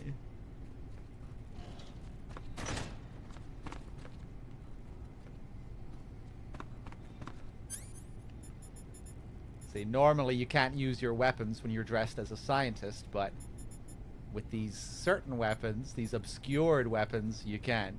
Spy weapons. You can just go straight up to someone and spray them. And even if somebody sees me do that, if I do that right in front of another guard, they won't suspect anything. You get away with it. So really useful, especially here. You can get another one of these weapons in here too. The handkerchief. Knockout handkerchief. Puts enemy to sleep in CQC. Scientists get really suspicious of you. See, look at this guy. He's on a mission.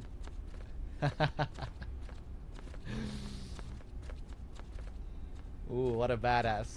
Oh my god, no. He almost saw me for too long there. If they see your face for like more than a second, they will alert. Let me spray this guy.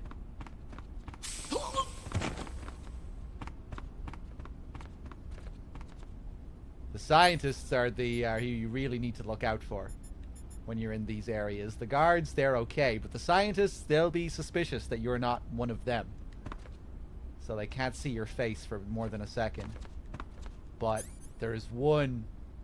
They have one severe weakness. And that is the cardboard box. If you're in the box, they will just be mesmerized. The guards, they won't be fooled by this. If they see you moving around in the box, they'll alert. But scientists... What is this? What is this new Western tech?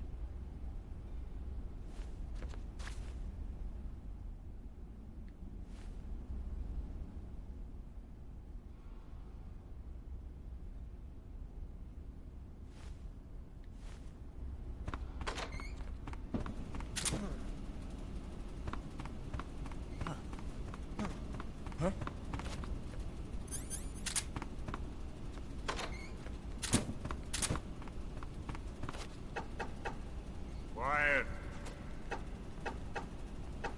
me drink it, please. Stop that racket! Let me drink it, please. Okay, food break.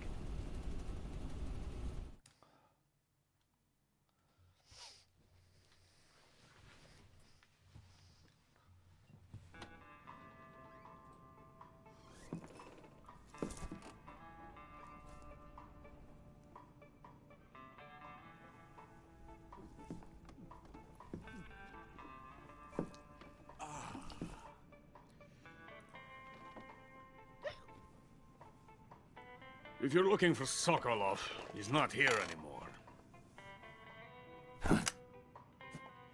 Put that thing away. You'll spoil my drink. So, you're the intruder everyone's talking about.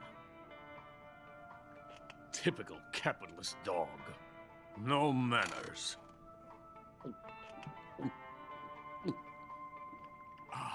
And who are you? You mean you've never heard of me? And you call yourself an agent? Very well, then. I am Alexander Leonovich Granin.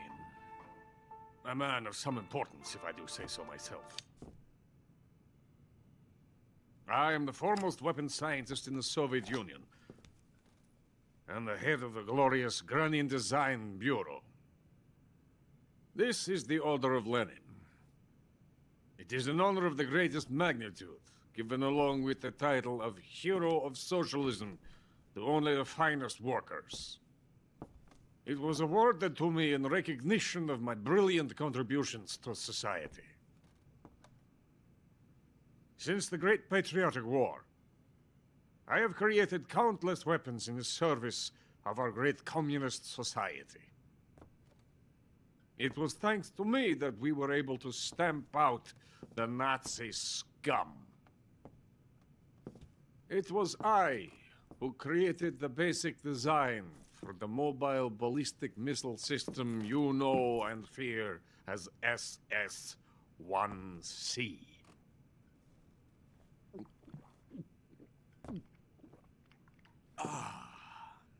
You're crocked, aren't you?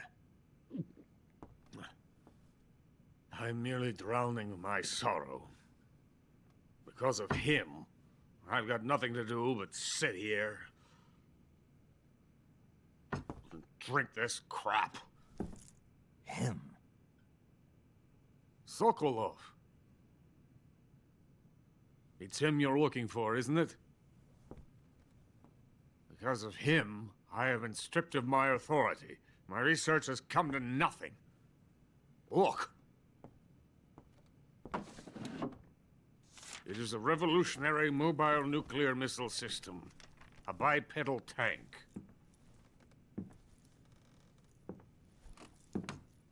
A bipedal tank? Yes, a walking tank. A robot. Are you familiar with the theory of the missing link between apes and humans? Well, this technology will be the missing link between infantry and artillery. A kind of Metal Gear, if you will. And this magnificent Metal Gear will mark a revolutionary step forward in weapons development. Metal Gear?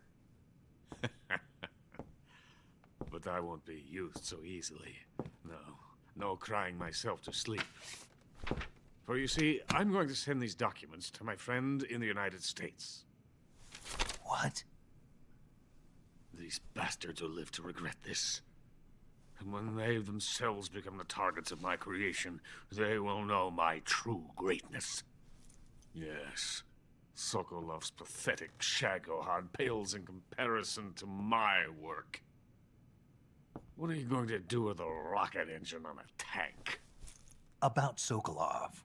A tank does not need a rocket. It needs something else.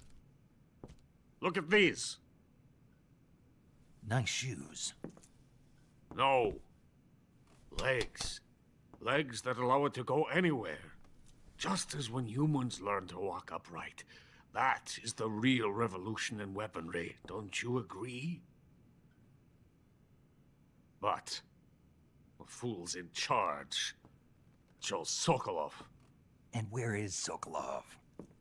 My project has been terminated. The Philosopher's legacy has been handed over to him. What the hell are you talking about?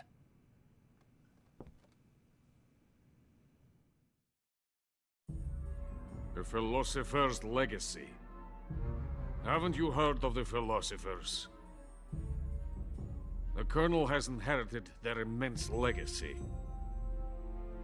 Volgin's father was in charge of the Philosopher's money laundering activities.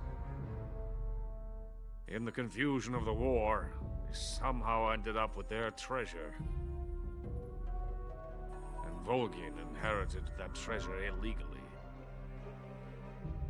We never need to worry about the military budget. The development costs at our facility are all paid out of the Colonel's deep pockets. The weapons born here will be the genes for creating an entirely new form of warfare. The funding for my research came out of that legacy. Came out of it. Now, my money, my men, all have been diverted to the Shagohod project. Tomorrow they will be conducting the final test, while Sokolov is making the final preparations in the weapons factory at Volgin's main base, the great fortress of Grozny Grad. Here I am, playing host to an enemy spy and drinking myself into a stupor.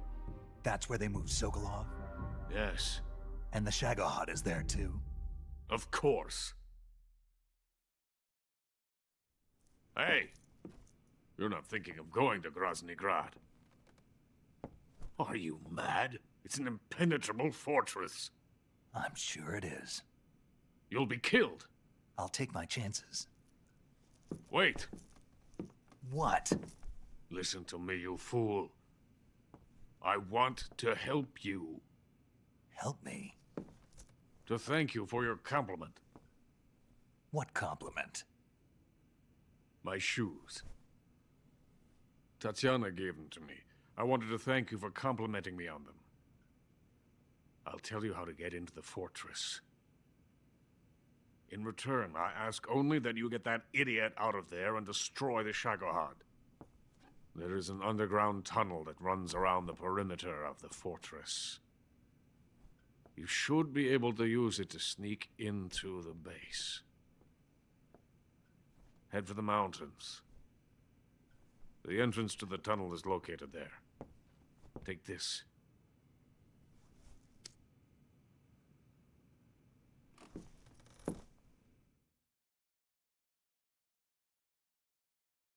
You passed through a warehouse on your way here, didn't you? Yeah. There should have been a locked door inside of it. Do you remember it? This key will open that door. Beyond that door lies the vast jungle. You can climb up into the mountains from the far end of the jungle. Go back to the warehouse. Use the key to open the locked door and head for the mountains. Got it?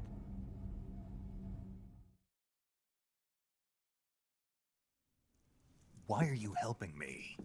Unlike Sokolov, the thought of defecting has never once crossed my mind. I love my country. I love this land.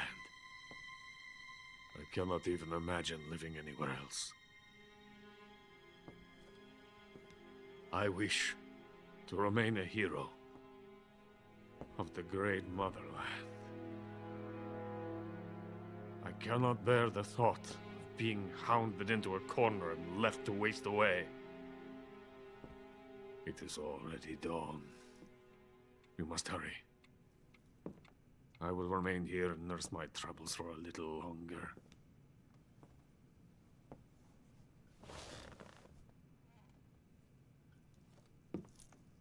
To capitalism!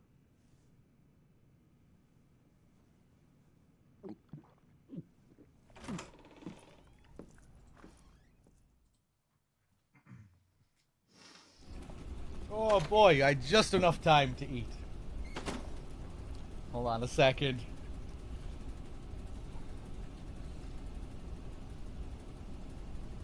I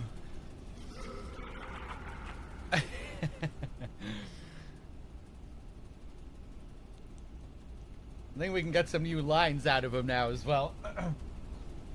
If I knock on the door, hold on. Let me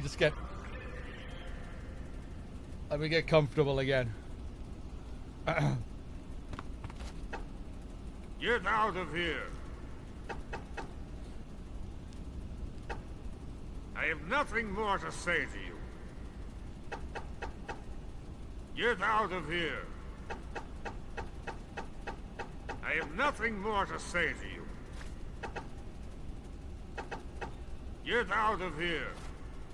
Oh yeah, now I remember. He'll fall asleep after a few minutes here if we just wait.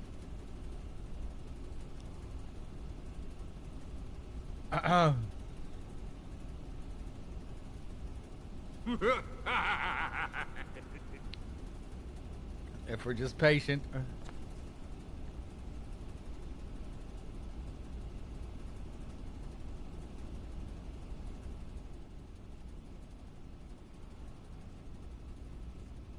Someone's in here! Oh my god, come on, man.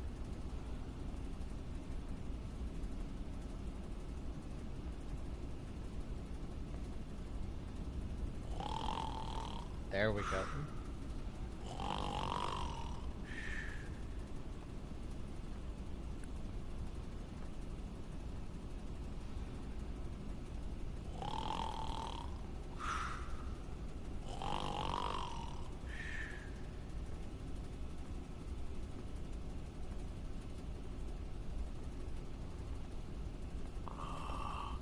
Tanya. Yes. Of course.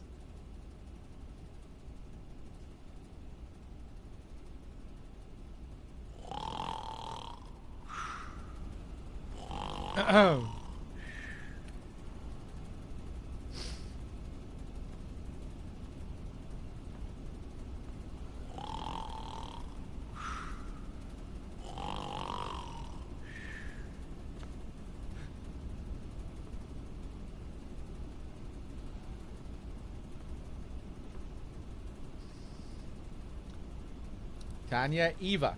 You know how Eva is undercover as Tatiana?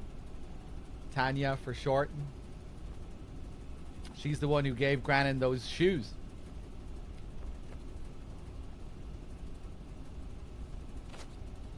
Someone's in here! Yeah, that's all we get I out of have him. nothing more to say to you.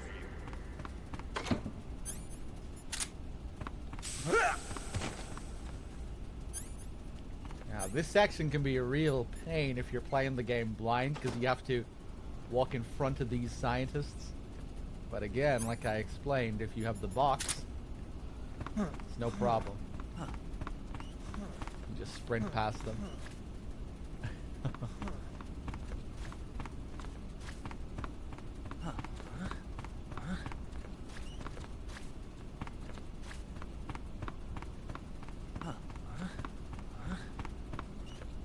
It's cool how they can spin their chairs around.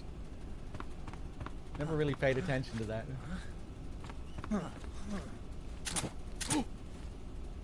Close.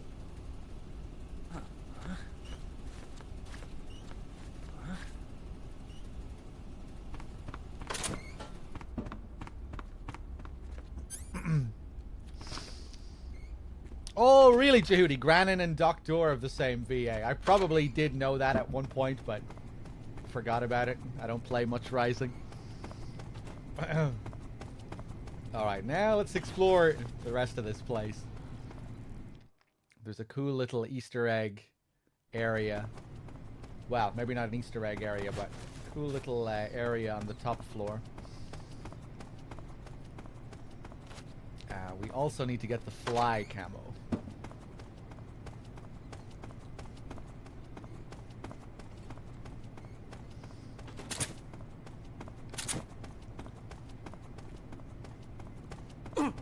Oh. Hey!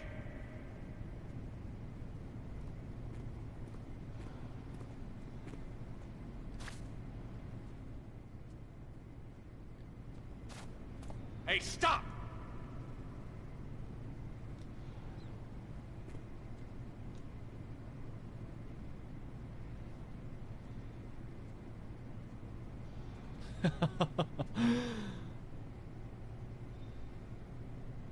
Get back to work!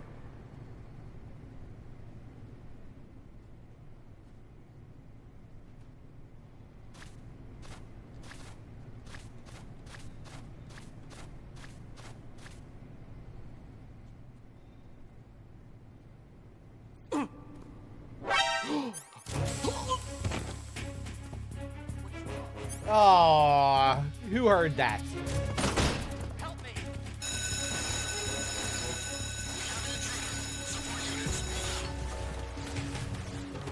Some scientist is getting shot back there, getting caught in the crossfire.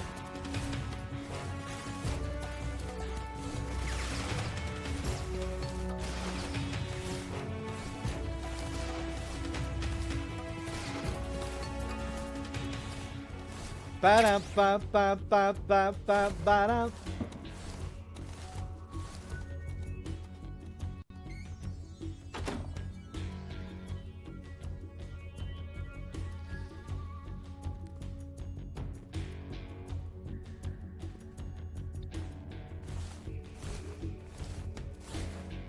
Ba-dum.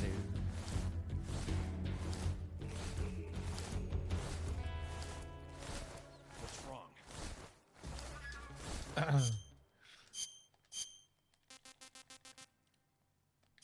Oyama.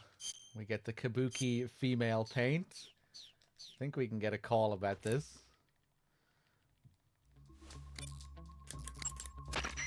Sigint, Grannon said something about putting legs on a tank. Do you know what he was talking about? If you ask me, it's gotta be a joke. Not only is making a tank walk on two legs a technical nightmare, but there's no point in making a walking tank to begin with. Putting legs on a tank would raise its clearance, increasing its frontal projection area. It'd also be less stable. Suppose the legs help the tank travel on bad roads. I don't see the logic in that. Isn't that what treads are for? I mean, anybody who'd seriously consider making a thing like that has got to be a wacko. Come to think of it, there was a guy in the States who wrote a paper on that subject. What was his name? Emerson? Heinrich? Something like that. I don't really remember. Of course, no one took that seriously. Sigint, Grannon was saying that Sokolov's research project was a tank fitted with rockets. Uh-huh. Do you have any idea what he meant? Sorry, beats me. I wonder if it's supposed to increase the tank's mobility, or maybe give the tank short-range missile launching capability. But you're sure it has something to do with Phase 2 of the Shagohod, right? Yeah. Khrushchev traded Cuba just to get this thing finished, and Volgin blew up a Soviet research facility to get his hands on it. Whatever it is, it's gotta be big. It's gotta be big. The End donated $1. Hey dog, it's me, The End. Can you let me die of old age? I just cannot be bothered to fight you. Thank you, The End. Much appreciated. I will add that $1. Sorry, I'm a little bit behind on thanking you. And is there anything else, Sigint? Sigint, do you know anything about that philosopher's legacy Grannon was talking about? Not a clue. Never even heard of something like that until now. Right. One thing's for sure, though. Volgin's got a huge amount of money stashed away somewhere. Philosopher's legacy, huh? Maybe it is real.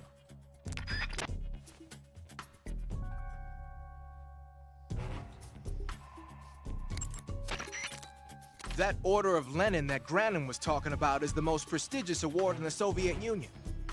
It's given to individuals, organizations, and cities for outstanding achievements in warfare, science, industry, the arts, and various other fields. You could say it's the highest honor the East has to give. You say Grannon was involved in the development of the SS-1C. The SS-1C is the Soviets' newest short-range tactical ballistic missile. Based on what Western intel has been able to gather, it's capable of being launched from a mobile platform. A mobile platform? Yeah. It's a transport vehicle that functions as an erector and a launcher. It can travel on roads, then erect and launch a missile from any location.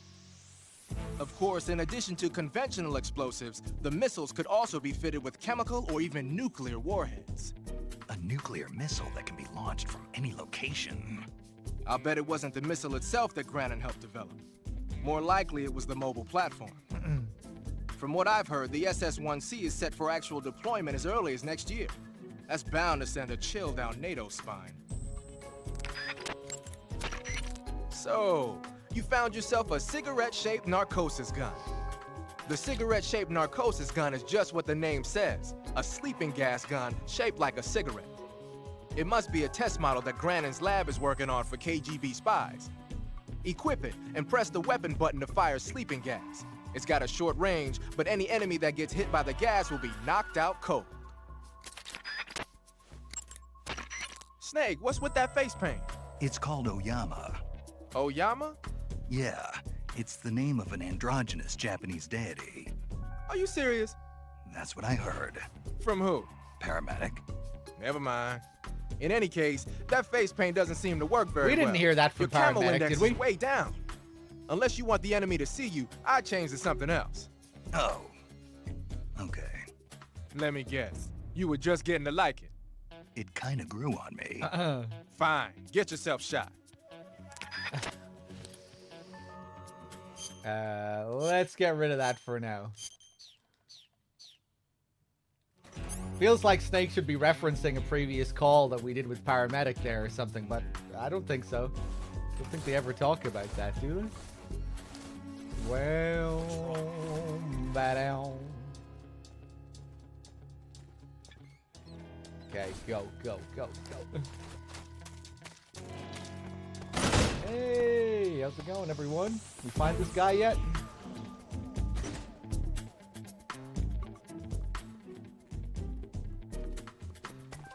Bam, bam, bam, bam.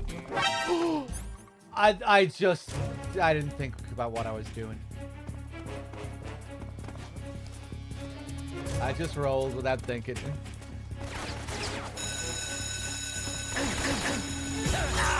I'm digesting my food, okay?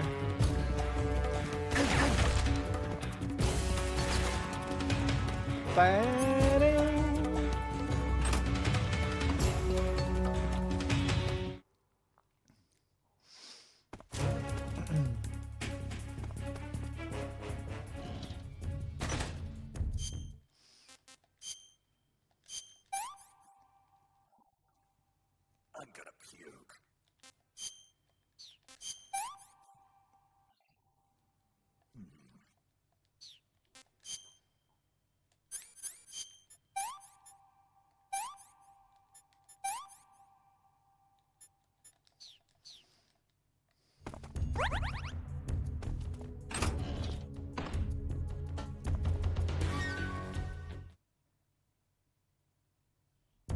Is Snake eating everything raw? I think so.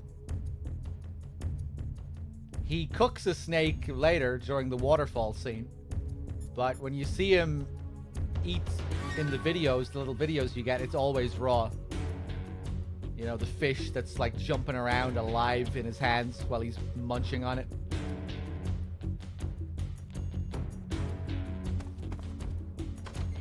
Are we good in evasion?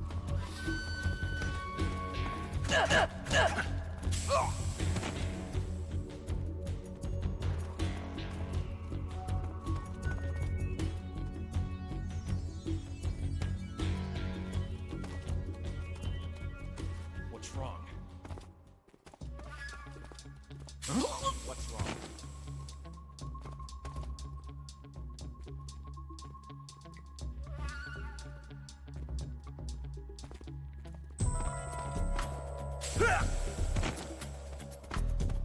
So, in the bathroom here, we check the stalls. Nothing. Nothing. This one's locked. But if we break it down, we can get the fly camel.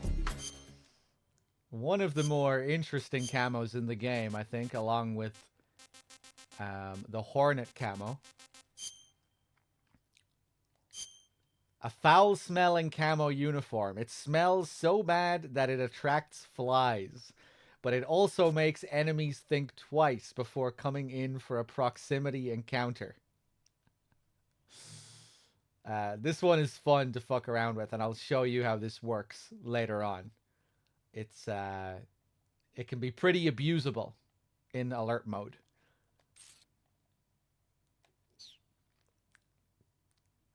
It also has a pretty interesting pattern, of course, if you look at it. You have the shit, the brown shit, the yellow piss.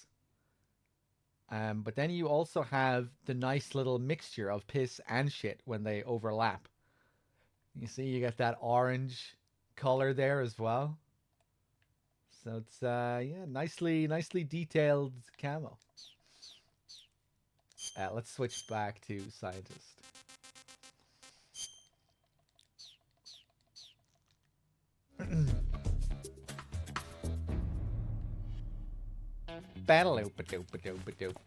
So now it's time to check out the Silent Hill room.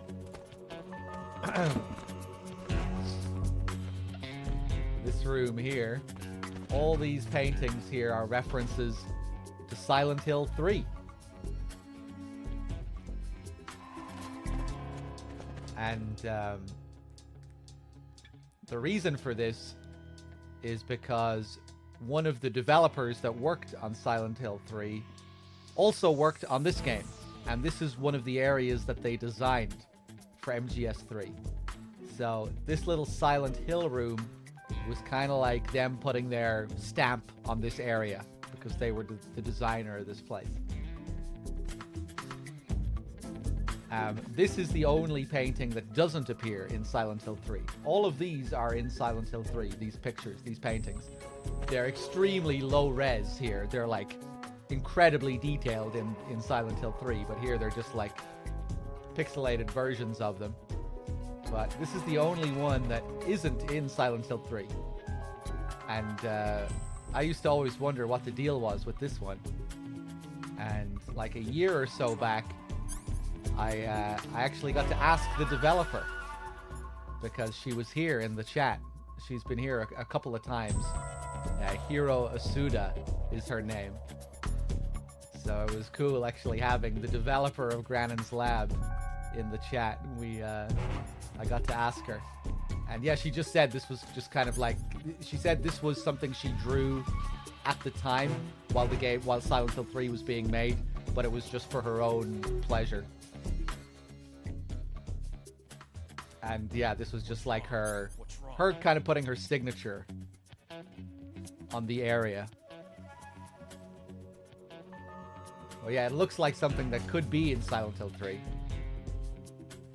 Looks like another picture of Alessa or the god at the end. Am I sure it wasn't just a troll? Oh yeah, I'm sure. She has her own Twitch account and she streams.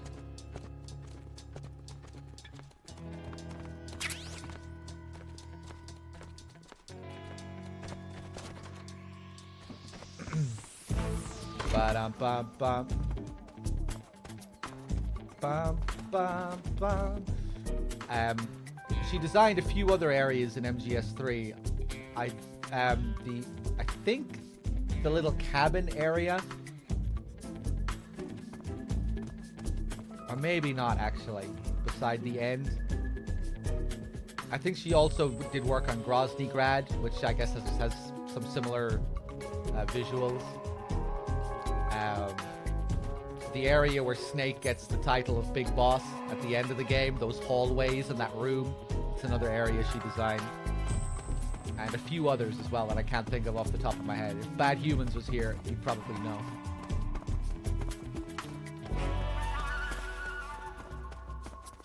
I think you can also see those paintings in that hallway as well at the end of the game. And Snake is walking up the hall. Did she do the Cheer and All stuff? She did, Young Snow, yeah.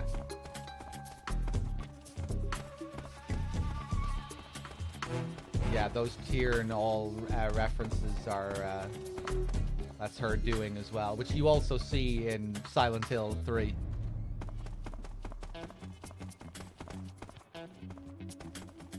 Gabaddaloop-a-doop-a-doop-a-doop.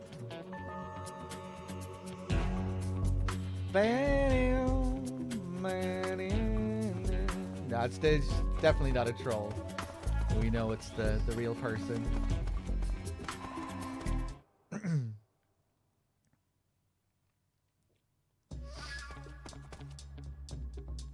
She doesn't ever play MGS or Silent Hill, I don't think. I don't think she's ever played. She mainly just does painting streams. From what I've seen, anyway. I think she was streaming Baldur's Gate a while back. I saw her going crazy over Baldur's Gate on Twitter.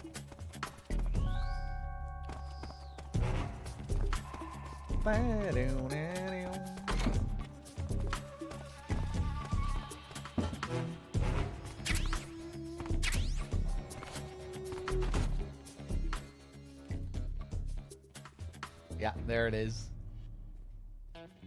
It's a reference to another one of her projects.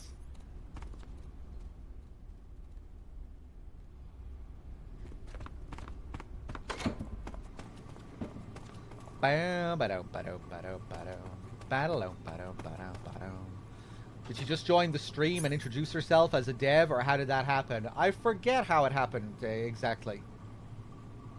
I think she was just in the chat and then someone pointed out to me who it actually was, someone who knew that it was this developer. I think it was probably Bad Humans who pointed it out. And then, yeah.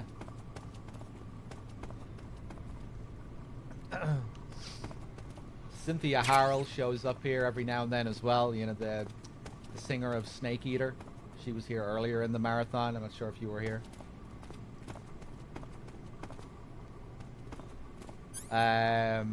Serial bruh, what's up?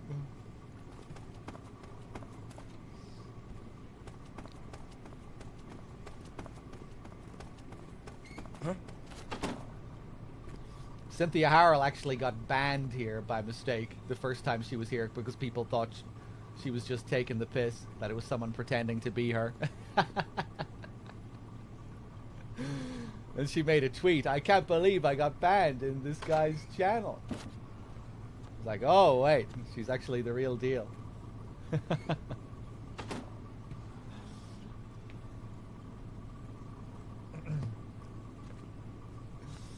She was very nice about it though.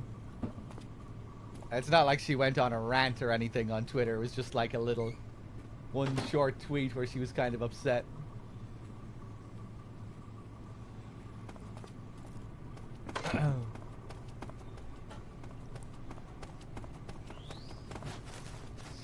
Gabaddaloop-a-doop-a-doop-a-doop. Meddaloop-a-doop-a-doop-a-doop.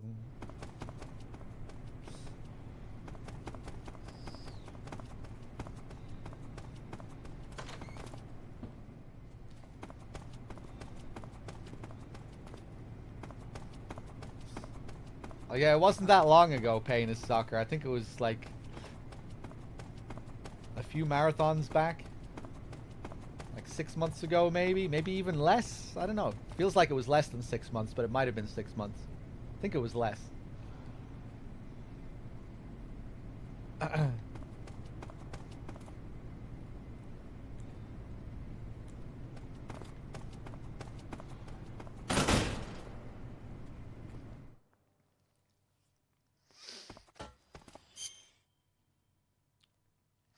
Oh, did you just look up the tweet, Payne? How did you find the tweet so quickly?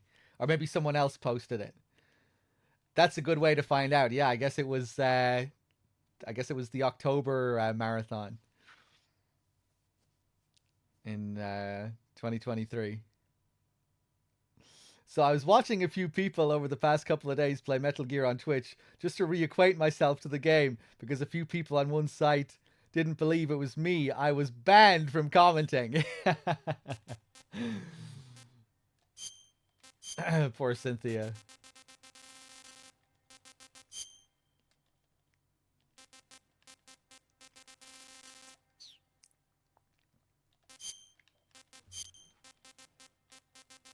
Let's go back to Woodland here.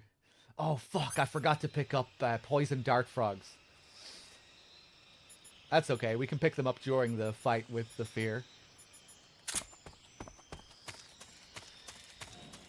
think I saw some.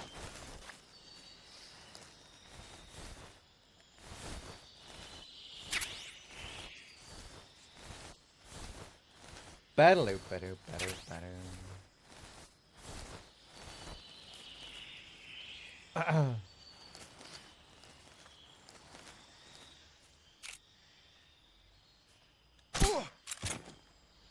What's wrong?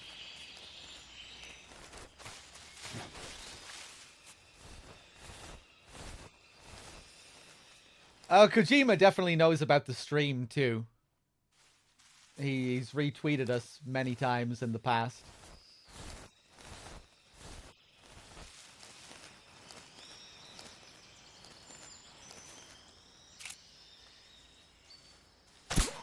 Ba-da-loo, ba-dum, ba-dum, ba-dum.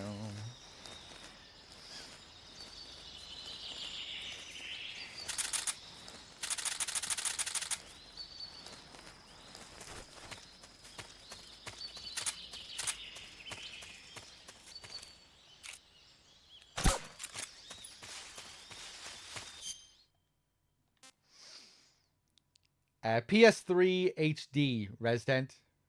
Redsent.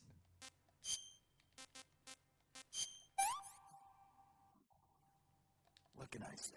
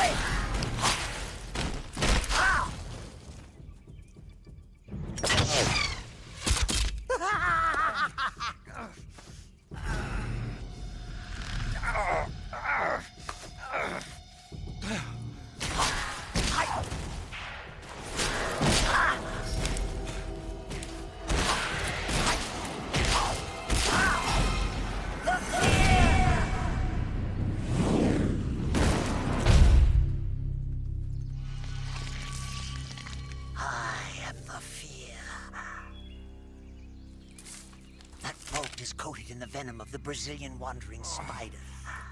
Soon, a most exquisite pain will engulf your entire body. Your limbs will be paralyzed, your lungs cease to draw breath. Eventually, your heart will stop beating. Ah, but what fun would that be? Not fitting at all. The boss's apprentice. I will give you fear such as you've never experienced before. Come into my web. It is time for you to feel the fear.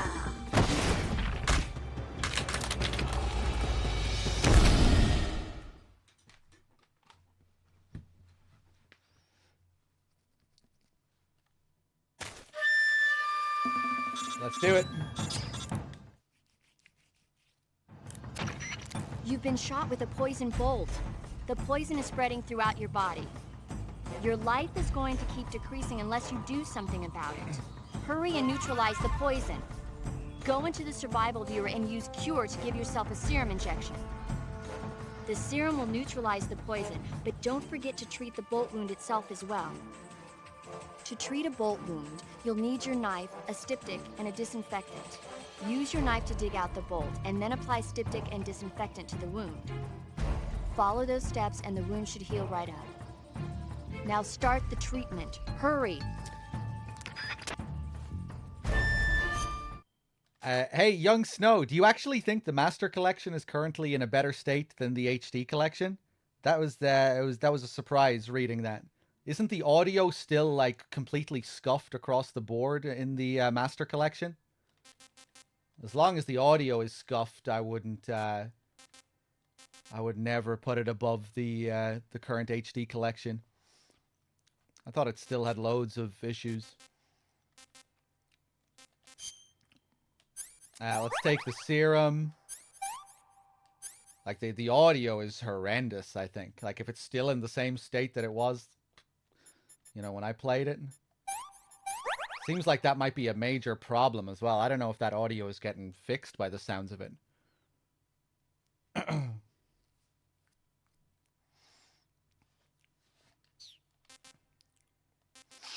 It's especially painful for MGS2 as well, considering how good the audio is in that game.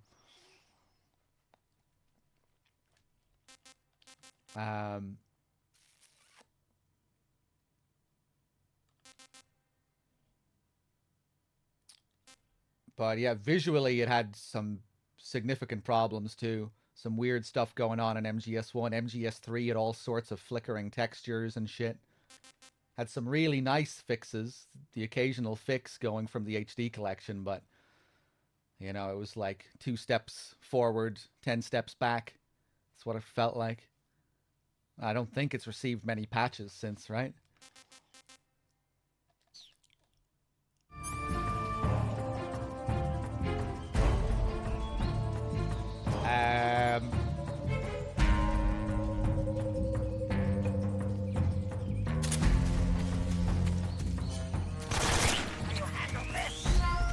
No. Let's see how you handle this. No.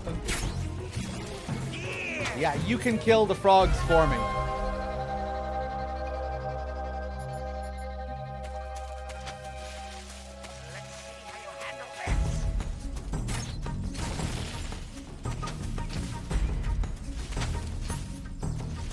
Oh, I wonder are there less frogs when you're actually in the fight?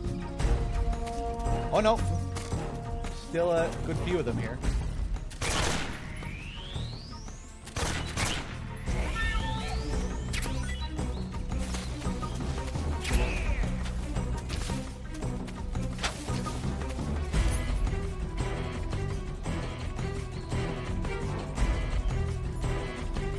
Reverb for emulating MGS1 still hasn't been fixed. Bad Humans, how is the audio in MGS2?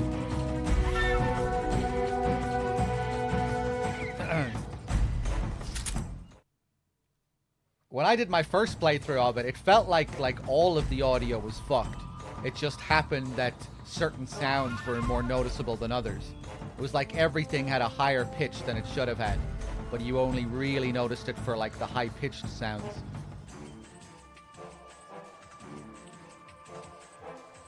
And then you had, yeah, then there were just certain sounds where it was like, where it just glitched out like crazy too. The ciphers and whatnot. I think MGS3's audio had the same problem. It was just way less noticeable because MGS3 doesn't have as many high-pitched sounds, high-end sounds, and it doesn't have a lot of gameplay music in general. Compared to the other games where you're constantly hearing music. At least 1 and 2, you know.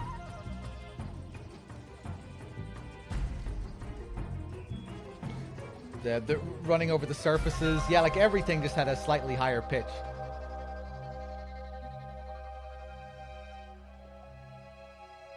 But yeah, I remember the surfaces were wild.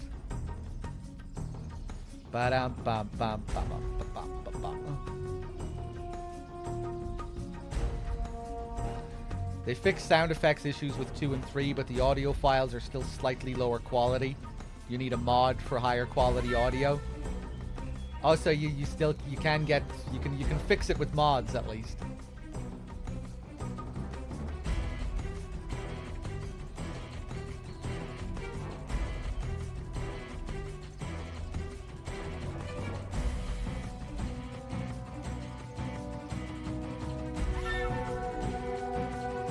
Okay, Bad Humans, that's good at least. At least it's something.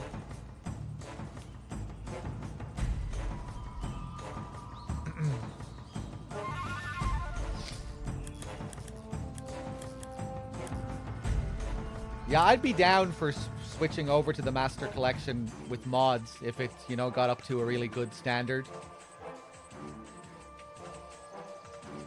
DRK probably wouldn't do it unless he could get his old controls back. I might be willing to play with scuffed controls if everything else was significantly better than HD. You know, if it had all the HD collection issues fixed, I'd be willing to switch over.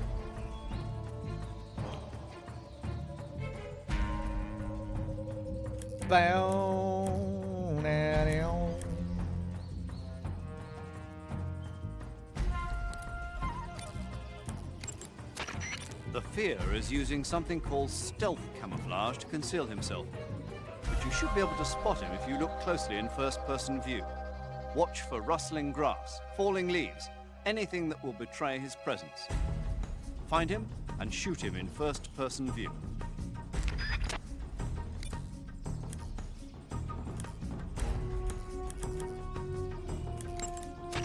Fear's stealth camouflage apparently drains his stamina rather quickly. Once he's used up his stamina, he'll have no choice but to go looking for food. That's your chance. Throw one of your food items to set a trap for him. Plant a claymore or some TNT and lure him into it, or lure him into one of his own traps. You don't even need to lure. Food may also He'll work do that well. by himself. Used properly, your food can be a weapon.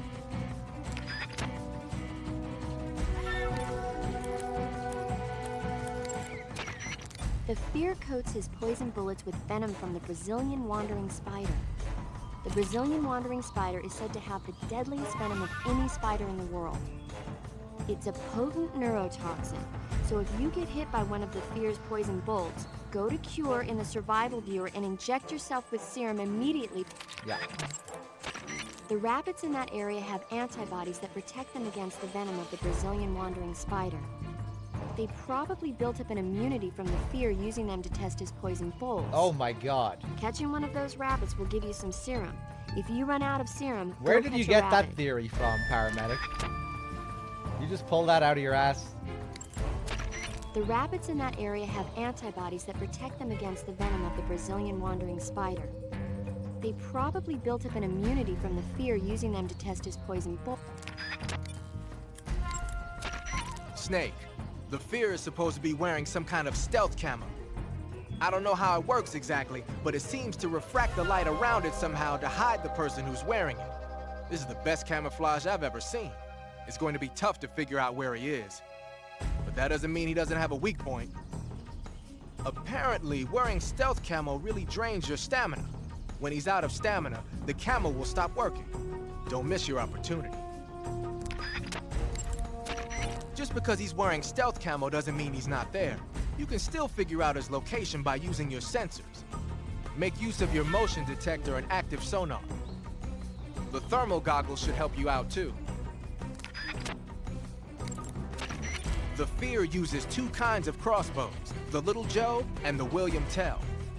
The Little Joe is designed for proximity combat. It's not that powerful, but the reload time is short. The William Tell, on the other hand, is used for long-range combat. It takes a while to reload, but it's got loads of stopping power. Be careful. In addition to regular crossbow bolts, the Fear uses a variety of special bolts, like poison bolts and giant bolts. I've even heard he uses bolts with grenades attached to them.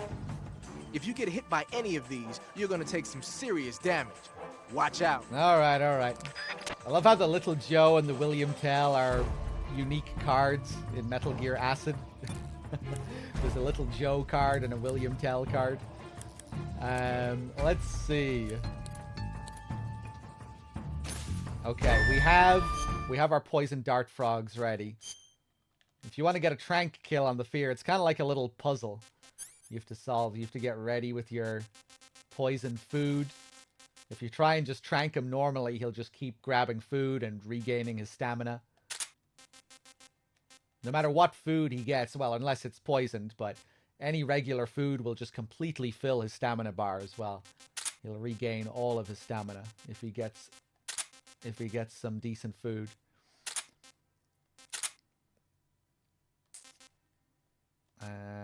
I'll equip that.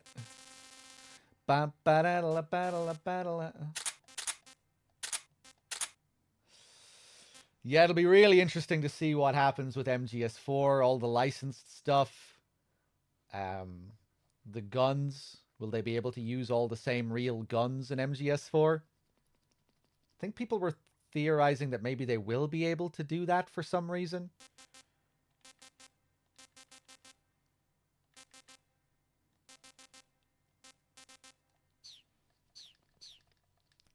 The iPod, the Playboy, the motorbikes, all sorts of stuff.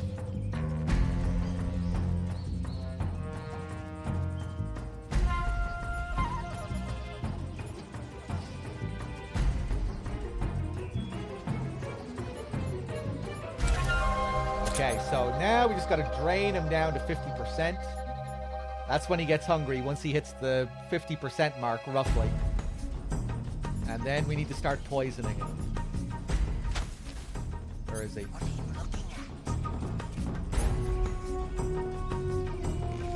Oh.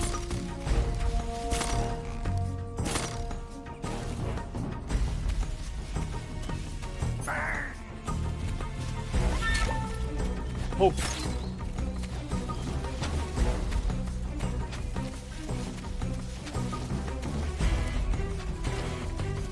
You see me?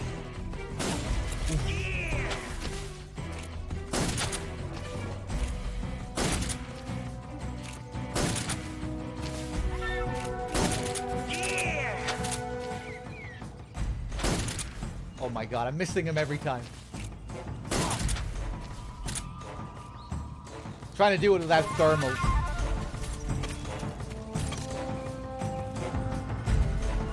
Battle. Taste the poison!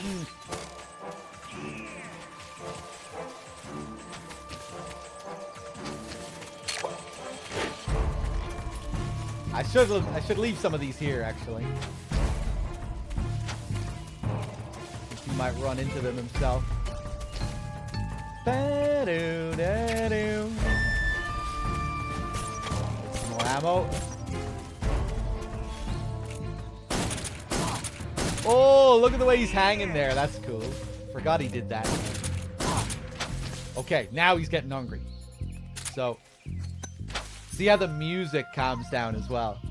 The music loses its intensity once he gets hungry. Cool bass line. Okay. So, if you drop food for him, he just won't shoot food down himself.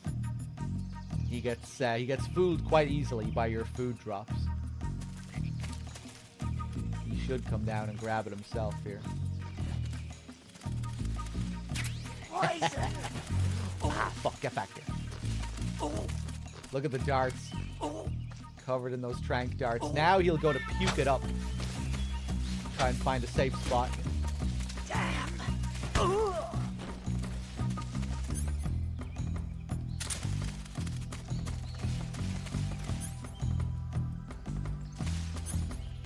Any other traps nearby? Fuck it, put another one down. Get some more frogs.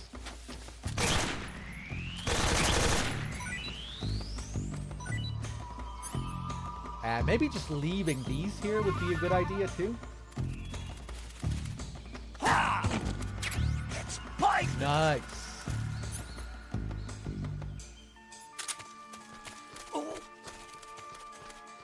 That's cool. You can just shoot the frogs that are already here and just leave them there.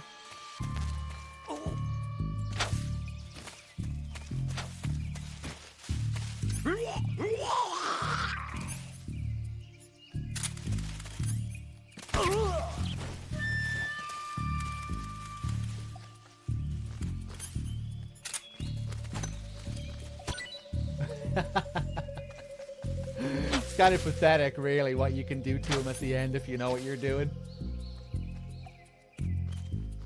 Yeah, you want to get sick again? Trip. It's poisoned! Aww. Poor guy.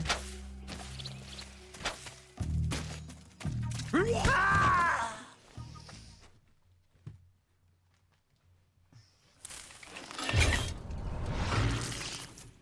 fear! The fear! I see it! The fear!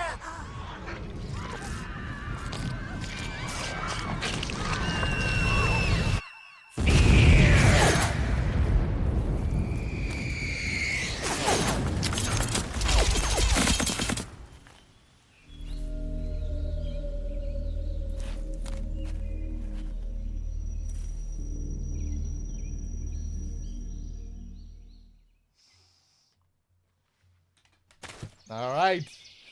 For defeating the fear, we get one of the best camos in the game. Spider.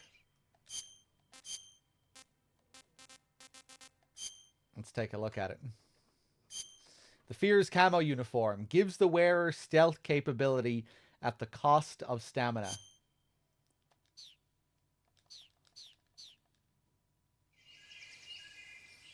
So it doesn't matter what surface you're up against.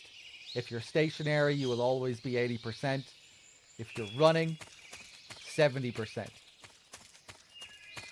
Really, really good. You're constantly draining stamina, but in this game, that's not really all that bad because even on the higher difficulties, it's pretty easy to find food.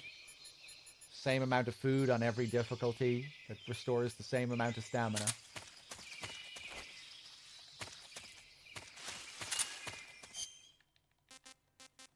But still, I guess you still wouldn't be using it all the time. Let's switch out of that. Oh yeah, and of course, the camo percentage will drop when you reach 0, I think. Let's just check.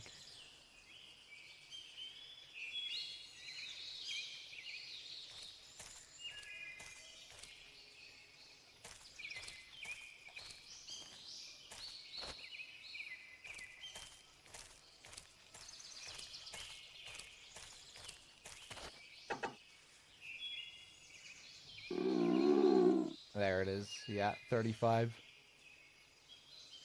Bum, bum, bum, bum, bum, bum, bum.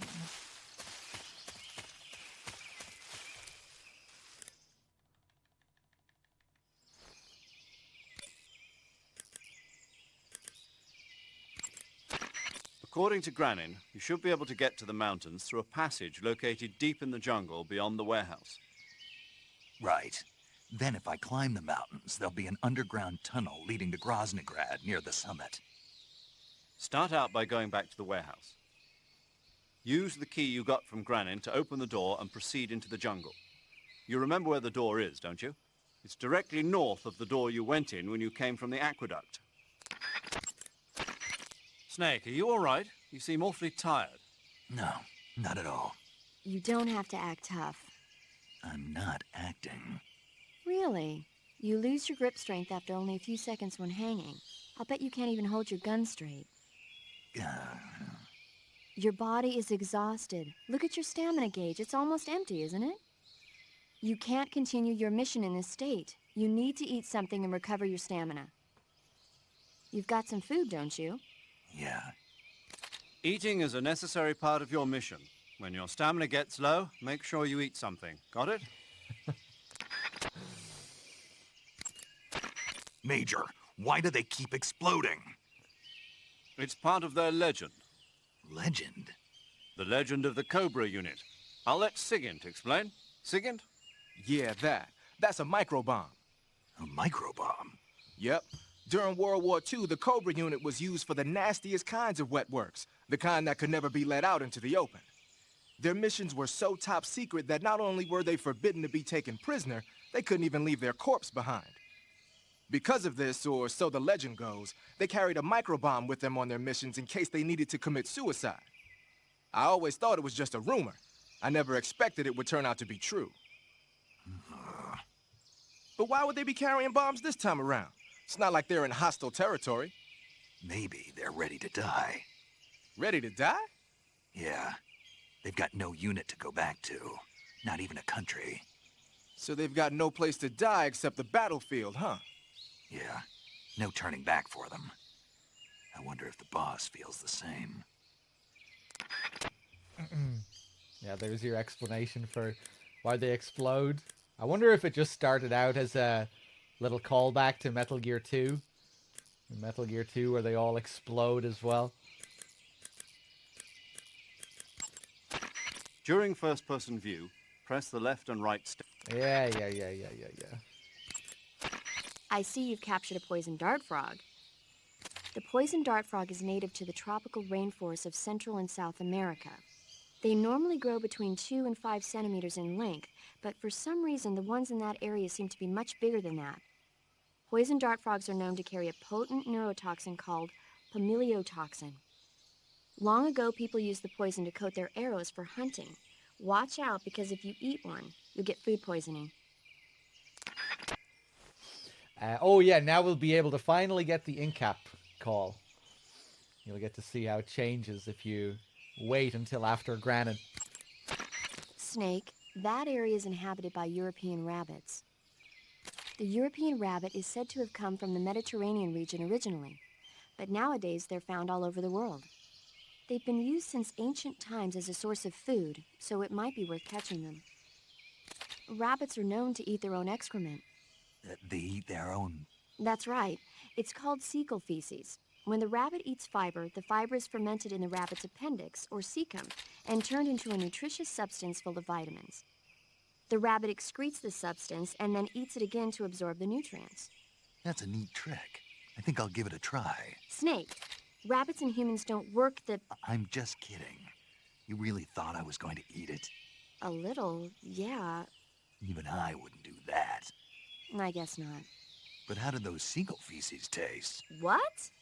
I'm just kidding. Oh. Snake, that area is inhabited by magpies. Magpies are members of the crow family. They're distinguishable by their beautiful dark blue and white bodies and their long tails. Their favorite food is insects, but they'll also eat small fish, acorns, and fruit. They're omnivores, which means... They'll eat anything. Right, just like you, huh? If you use the tranquilizer gun, you should be able to capture magpies alive. They taste, well, you should know since you've already eaten one. Yeah, it didn't taste all that great. Oh, what a shame. Yeah, no kidding. Snake? What? I was being sarcastic. Oh, really? I didn't notice. That's a good one. I haven't heard that one in a long time.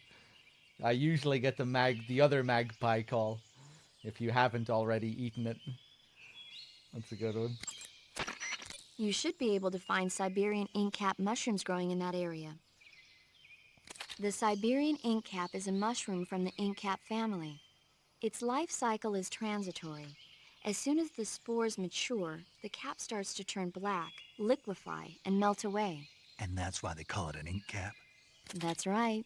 It doesn't really turn to liquid, but you get the idea. In its immature state, before it melts away, it's valued as a source of food. Just be sure not to eat them while you're drinking alcohol. Why's that? Ink caps contain coprin, which inhibits the function of aldehyde dehydrogenase. This prevents the body from breaking down alcohol, causing a buildup of acetaldehyde. Meaning? Meaning it will give you the hangover from hell. Oh. I'd better go warn Granin. Huh? Nothing important. Wait a minute. What? You think I'd drink alcohol in the middle of a mission? Wouldn't you?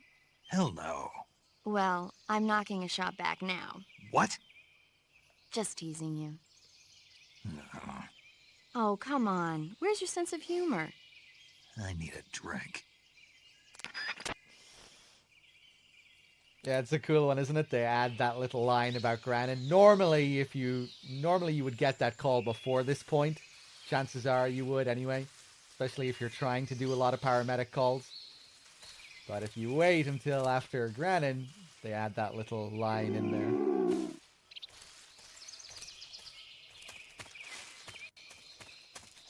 Let's eat something here.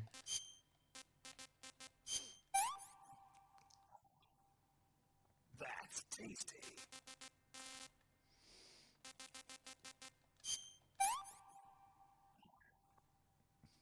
too bad. Nice.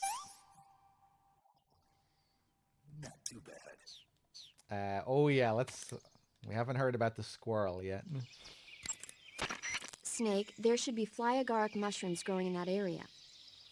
The fly agaric is a relative of the death cap mushroom that grows only in that region. You'll find it growing on the ground, but it's poisonous, so if you pick one up, don't eat it. If you do eat one, go into the survival viewer immediately and use Cure to take some antidote. The poisons found in the fly agaric include phallotoxins and amatoxins. It says here that when you eat it, the initial symptoms include nausea, stomach pain, and diarrhea. Finally, your liver and kidneys will break down into a sponge-like substance and you die. Sounds like a horrible way to die. Isn't it? Yeah. So how does it taste? Huh? How does it... Were you listening to me? The fly agaric is poisonous. I heard you, but if I did eat it, it might taste good, right? I give up. To eat food, press the start button to enter the survival view. Tell me about the squirrel. A fruit called the Russian false mango grows Maybe in that maybe we area. already did that one. The Russian false mango is a mango-like fruit found only in Selino-Yarsk. The egg-shaped fruit is sweet and tangy with a pleasing aroma, just like a mango. Also, the seeds can be used to make a medicine that aids in digestion. It might come in handy if you ever have an upset stomach. That area's... Yeah, now we're just getting the old ones again.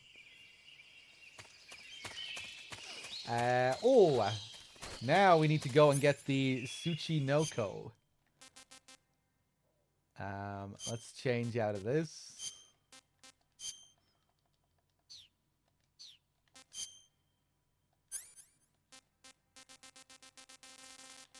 How many do I have? 4? Nice. So, there are a few different areas in the game where you can do this. This is where I usually do it. I think this is where DRK does it as well. Place these down.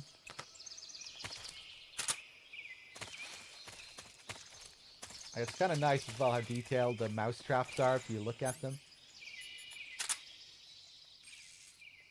Look at that cheese.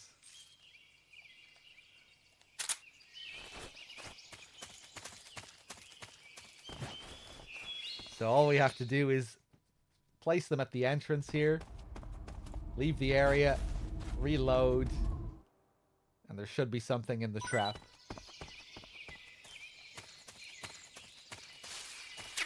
Frog. Oh, nice. First try.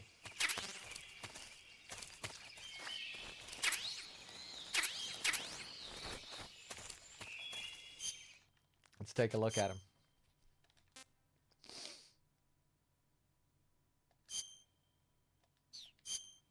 Tsuchinoko. Never seen a snake like this before. Not eaten yet. Taste unknown.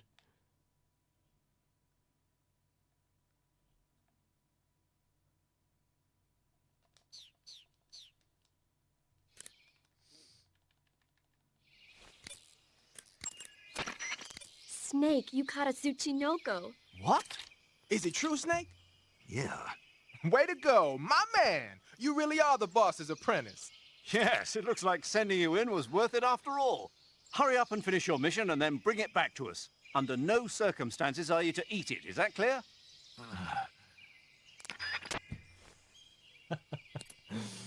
The excitement. This has now taken top priority. The boss can wait.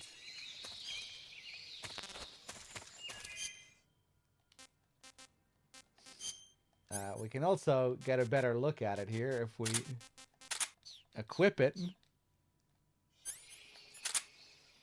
We can set it free.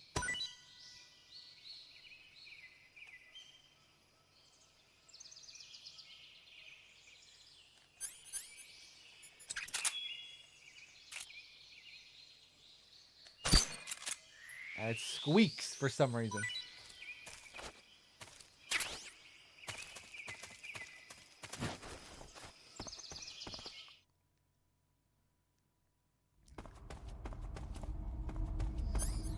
Now, when we come back through here, remember we destroyed the food supply here? on our way through the first time. Huh? Ha! Food! I'm famished. That guy just noticed the food that respawned in the pantry. Huh? Ha! Food!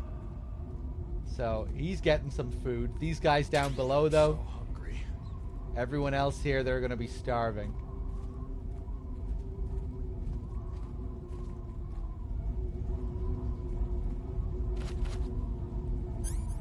Although I think even that guy, after getting the food in the pantry, I think he'll still be really hungry. I think he'll still eat the poison shit that I throw for him.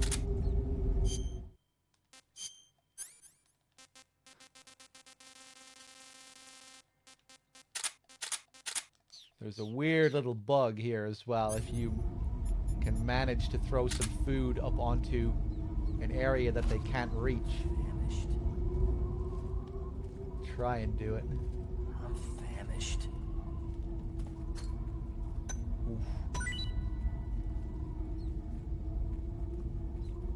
Let's see what happens. Huh? I found some food! Yeah, are you going to be able to get it though? Yeah. See, look, he's going to go all the way up here to get that food. He's going to teleport over. He's going to teleport the food away from there. What's wrong? And now he's dead. Huh? What's wrong? Somewhere over there, he just killed himself by warping that food out of there. Intruder! You should be around here somewhere. Normally, they're able to grab it, but, you know, it was on a high platform, so he couldn't reach it. So he had to do some space magic.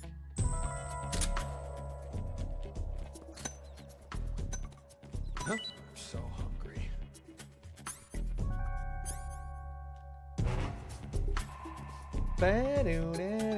I think he's going down to inspect that noise.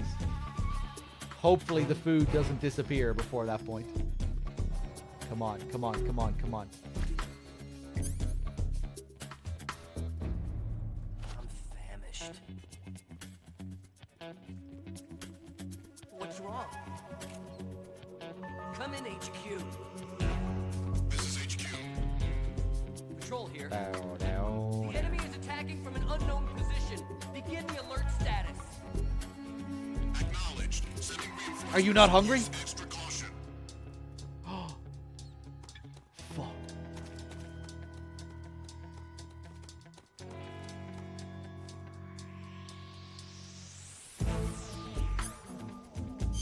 Don't think I have any more.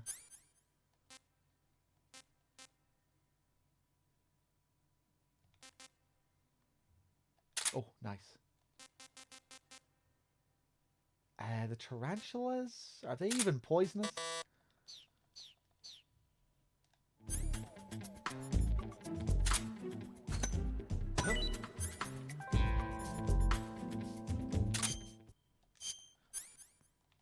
Bow now.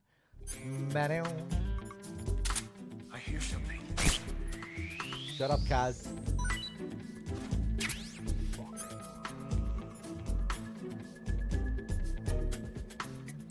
Bum, bum, bum, bum.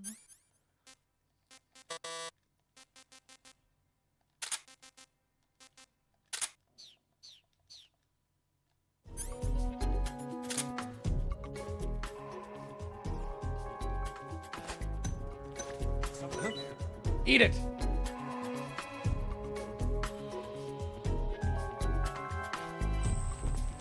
Yeah, I think he must be full. He got the good food down there in the pantry. Ah, you son of a bitch. Oh, but that I'm so hungry. took his attention away from me, at least.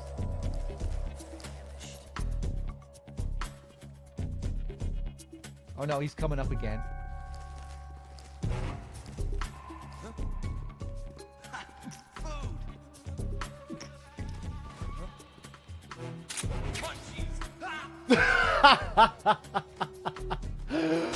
Oh, I'm not used to hearing that. Munchies. Ugh! 2 seconds later. Oh! Nothing here.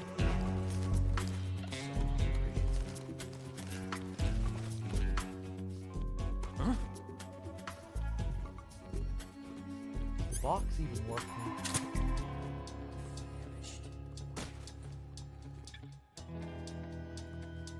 Huh? What's wrong? Oh, what a mess. What's wrong? Oh! Another guy ate it? What is going on? I'm so hungry.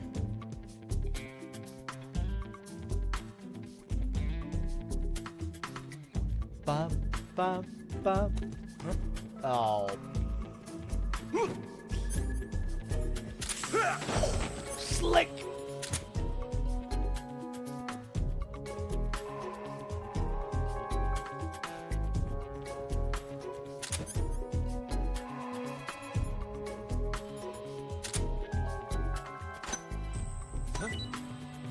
I hear I'm just gonna draw his attention again.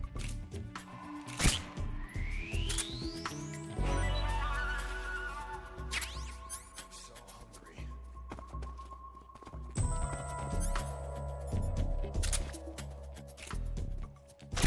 Who's that? Oh, I had a feeling I was gonna fuck that shot up. Alright. It's fun while it lasted.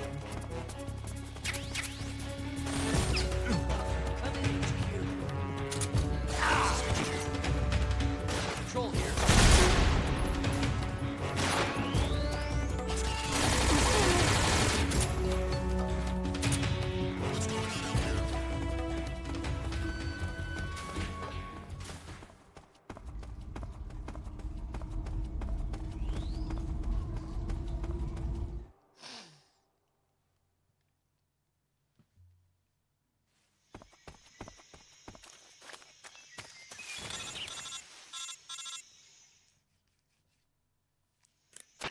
Snake, are you there? Eva, where are you? In the fortress, in Groznygrad. Dr. Sokolov is here too. Is he all right? He's fine. Right now he's busy putting the finishing touches on the Shagohod. Good. That means they haven't killed him. Not yet anyway, but you better hurry. They've already finished the Phase 2 tests.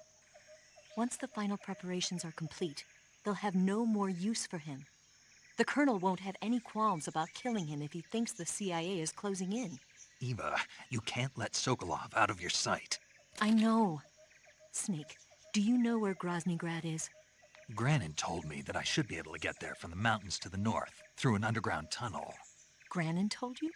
Yeah, he even gave me the key to the warehouse. Why? Because he was drunk, I guess.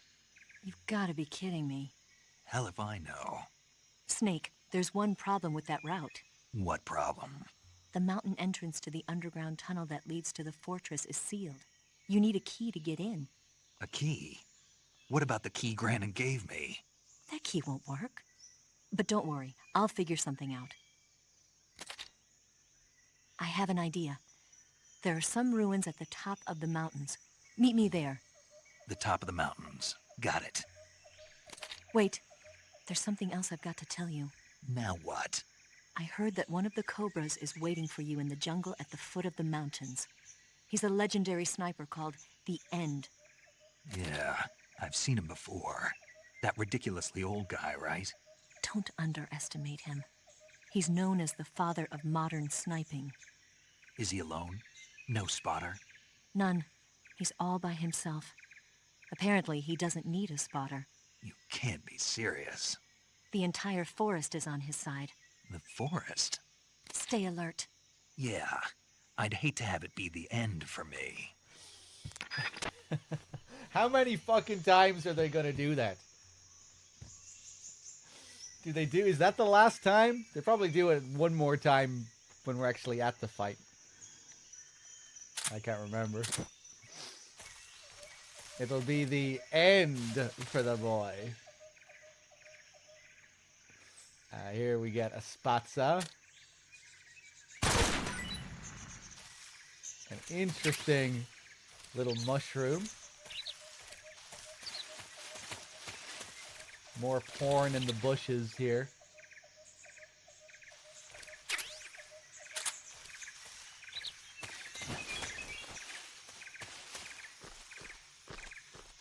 Let's just take a look up here, get a view. Scout the area.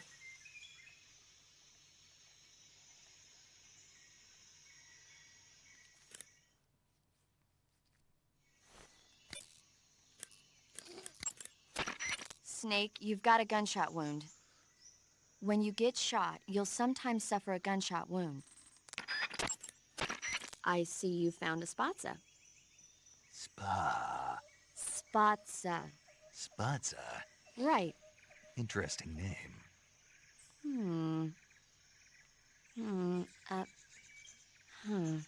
So, paramedic, What? what kind of mushroom is a spatza? You really want to know? I guess so. Okay, let's see. The spatza... Yeah. It's gray, and it grows on the ground. Yeah, and? That's all. That's all? That's all the guide says. Okay, so I don't know that much about it. Why don't you eat one and see? It might be pretty tasty. Eat one and see. What do I look like, a lab rat? Shh. What? What did I say? What if the rats hear you? You'll hurt their feelings.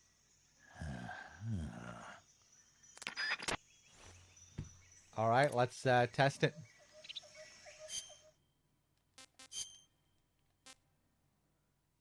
Not eaten yet, was not told how it tastes.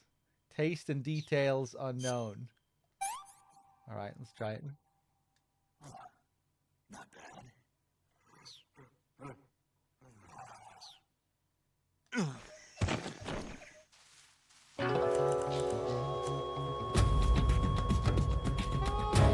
Snake, are you okay?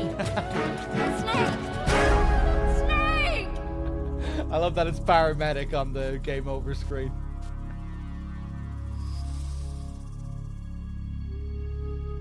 Don't ever try new food while you're sitting on top of a tree.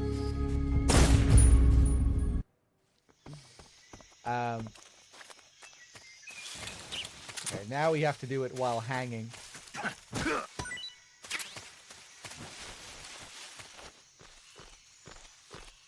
Hey, Pels, thank you very much for the 15 months, by the way.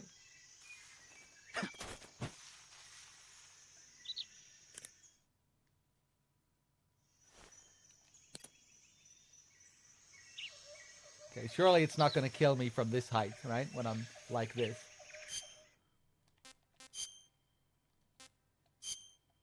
Should land fairly safely on my feet, right? Good. I'm getting kind of sleepy.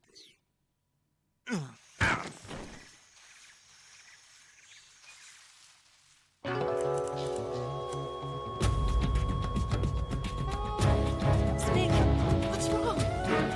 Snake! Snake! It's a pretty unique animation, I think, and that sound, that little grunt he makes, I'm not sure if you hear that grunt at any other time. It's like a... Ow.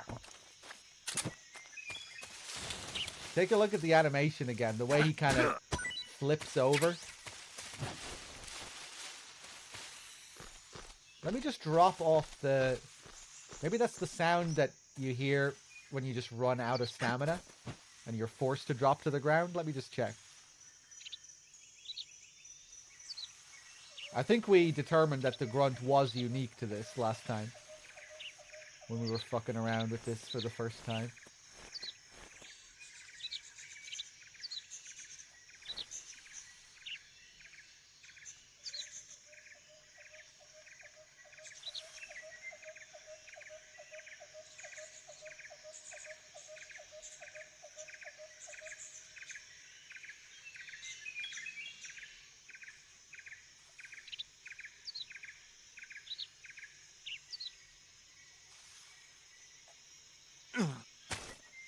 Yeah, no grunt or anything.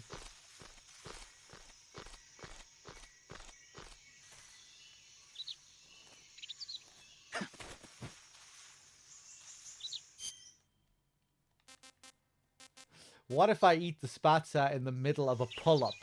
Will there be any difference? Let's test it.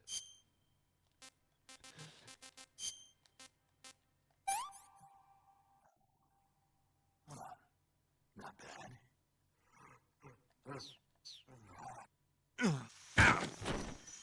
Yeah, it's the same.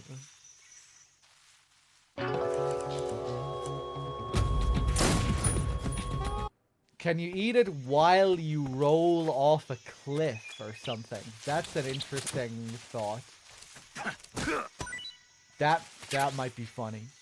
Where your roll animation just cancels and he just drops straight down. Ooh, I like that idea.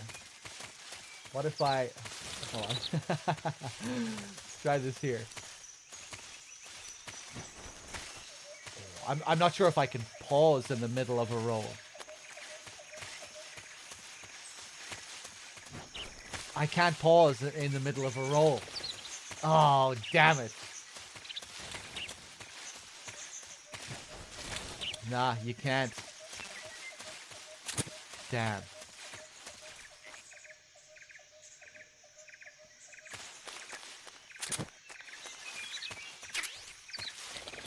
Slopes, that's another good idea.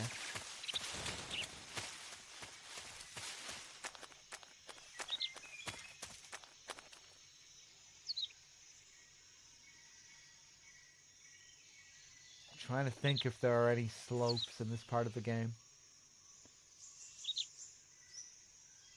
Maybe at the mountains? There might be somewhere.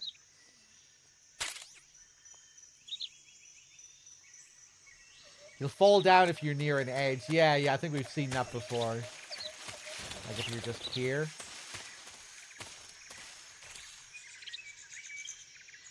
Actually, I can't remember now.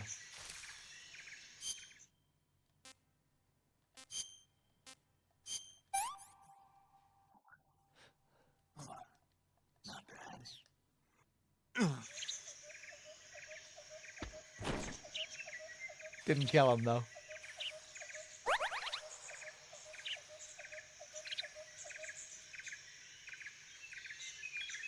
Oh yeah, what if we eat the spatza first before even calling paramedic? Can't remember what that's like. What kind of call you get. Snipers, thank you for gifting a sub to Clef the Mouse. Snake Paramedic. What's up? Are you a medic? I'll do these calls later. Maybe you just don't get a spatza call if you've already eaten it. That area. Yeah.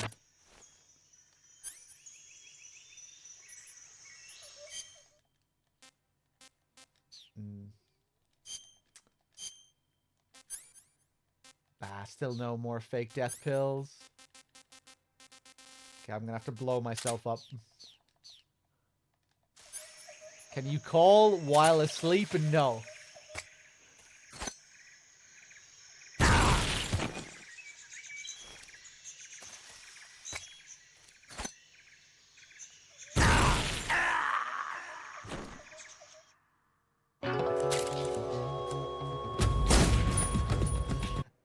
Snipers gifted a sub to Phantomasco as well. Thank you. Enjoy the free sub. Okay, now we'll just do it the normal way, okay?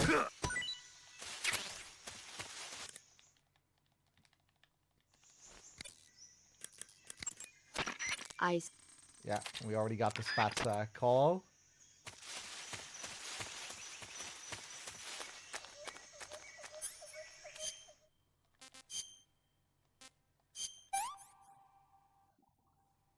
This is really good.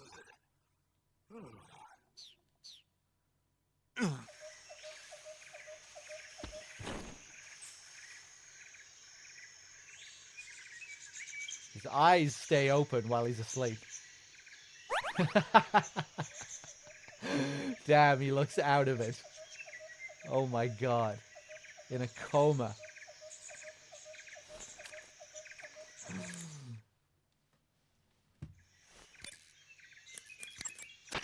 Paramedic. Yeah? I ate one of those spatza mushrooms you were talking about. Really? How did it taste? I passed out. Seriously. Yeah. So that's why they call it the bringer of sleep. What? Oh, I looked the word spatsa up afterwards and found out it means bringer of sleep in Russian. Well... But anyway, the reason the spatsa puts you to sleep when you eat it is because it contains a type of anesthetic substance similar to an alkaloid. I'll bet if you pick one, you could soak it into a handkerchief to create a sleeping drug. Eating a spatsa and falling asleep might cause your life and stamina to recover as well. Why don't you find a safe spot and try it out?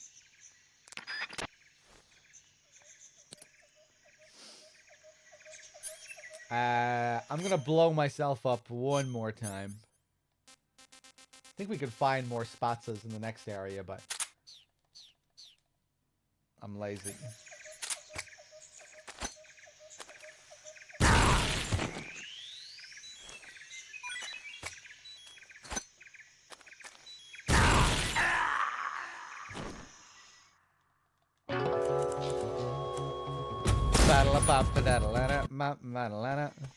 Okay, I'm finally done with the spatsa. Let's move on.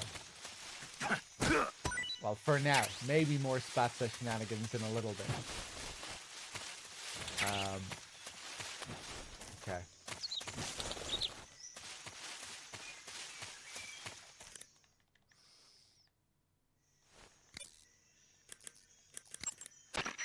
The name of that forest is Sviato Gorny. In Russian, it means something like the sacred mountain path. The name comes from an old folk tale about mountain spirits who passed through there on their way to Sokrovieno, the forest to the north. Head north and you'll come to Sokrovieno. The tunnel that leads to the mountains is in the northern area of Sokrovieno. I'll meet you in the ruins at the top of the mountains. I'll give you the key to the tunnel leading to Groznygrad when you get there. Remember, go north. But Sokrovieno is also where... I know. The end, right? Yeah. One of the Cobras, the End, is waiting for you in Sokrovieno. He's a legendary sniper. Until you defeat him in battle... I won't be able to move on. Right. Then I'll just have to beat him. I guess you will. Eva. What? I couldn't get a hold of you for a while there. What were you doing? What do you think I was doing? That's what I'm asking you. Why are you asking me that? Because I want to know, that's why. Want to know what? Will you stop answering my questions with questions? Are you mad? See ya. Damn. That's tonal shift at the end. Oh, I want to get another call with Eva here. Now all you have to do is follow the tunnel north to the mountains of Krasnogorye. But you might want to swing around east. Yeah. Eva. Yes? Who is that Tatiana? Taken a liking to her, have we? Yeah, she's a cutie. Who is she? I don't know that much about her, but from what I can tell, she seems to be Sokolov's lover. Can you find out a little more? Snake. She already has a man. Eva. All right. Eva. Just give me a minute.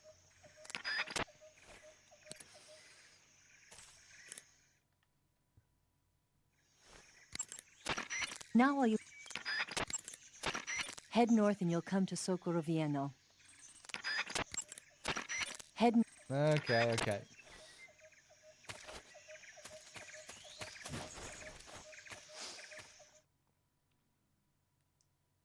So earlier we picked up the Payne's camo uniform, the Hornet camo.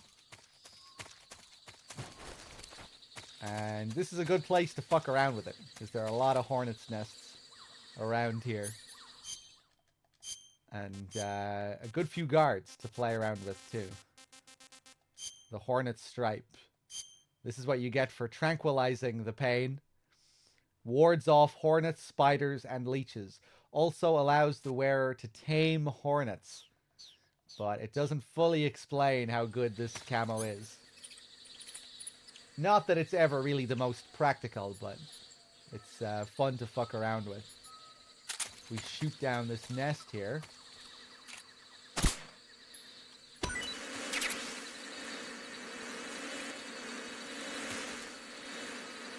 The Hornets have been tamed. They'll just follow me around. They won't damage me. They won't hurt me. EB Assault with the year, with the 12 months. Thank you. Thanks for all the awesome Metal Gear content. Hey, my pleasure. Thank you. Yeah, now they'll just follow me around.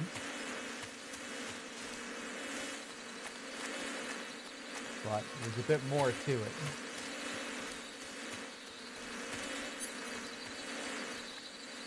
Ooh, let's get away from this guy.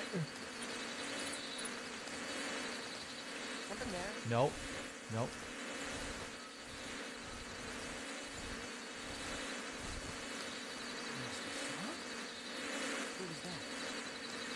No, no, no, no.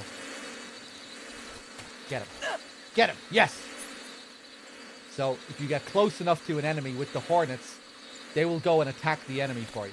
So now they're going to drive this guy. Oh! Oh! They picked up another guy.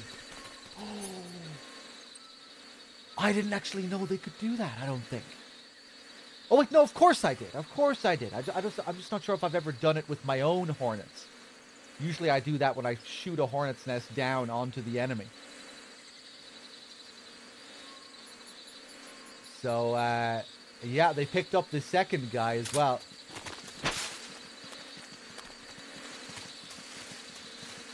And the Hornets are just going to drive these two guys out of the area completely.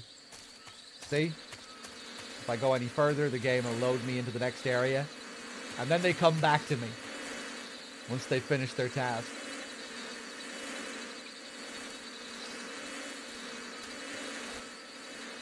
However, they will come back.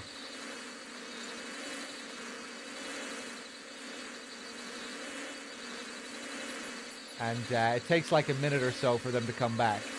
You get an audio cue before they come back. A little sound will play to warn you.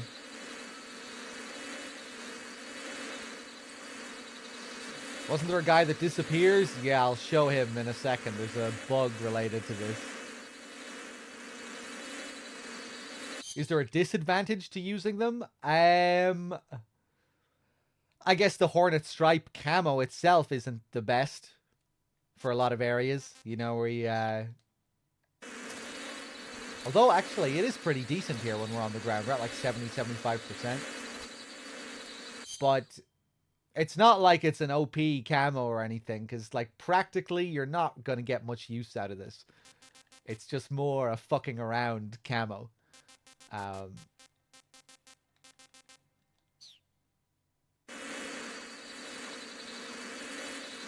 And, you know, when you approach an enemy with the Hornets, you can never really be sure where they're going to go.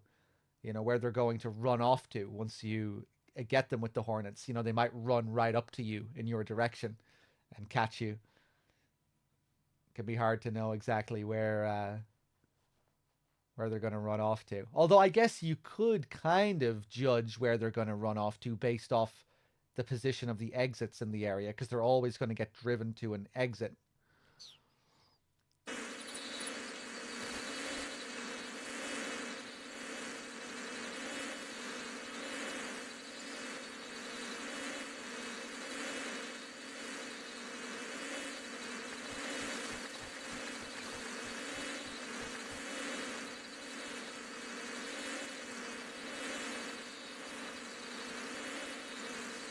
Here they come.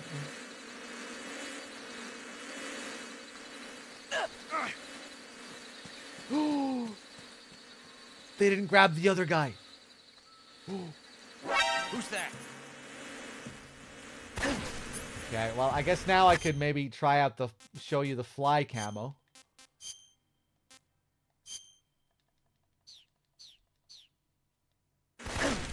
Radio, where's our backup? What? How are you able to shoot me?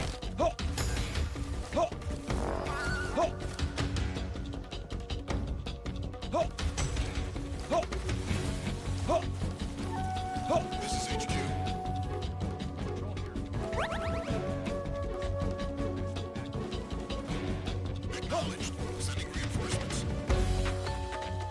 where the reinforcement's gonna come from.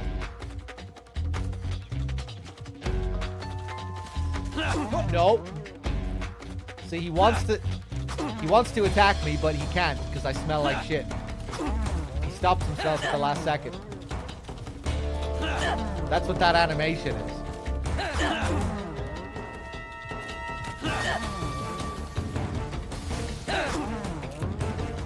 Yeah, you want to join in?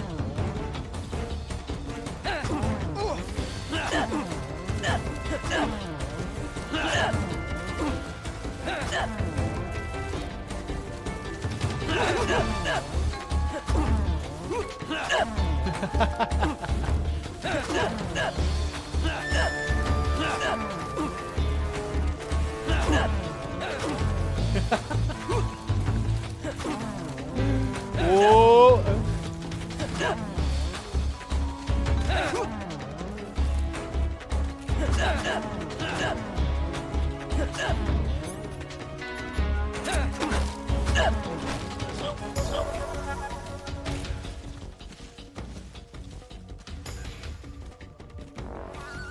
What? Why did they all run away then? Just going into first person fucking break them here? What?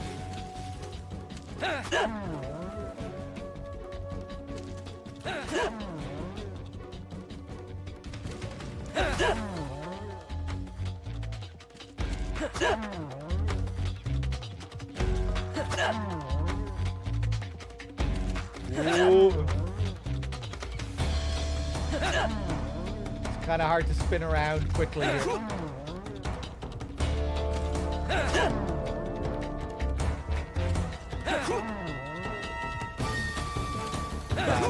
Bob.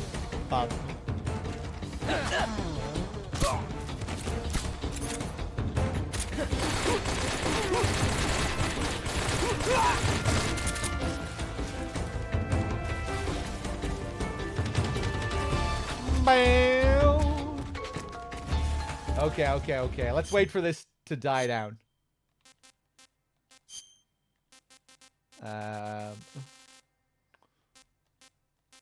DPM, I guess.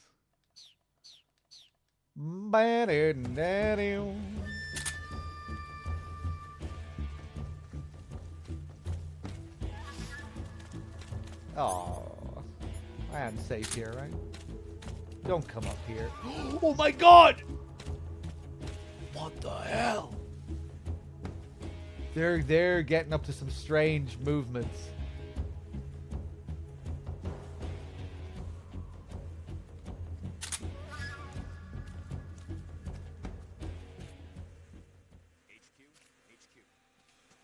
This is HQ. Patrol here. Still doesn't smell as dirty as Pew's mind or his feet. The enemy is still nearby. Pursue and engage him.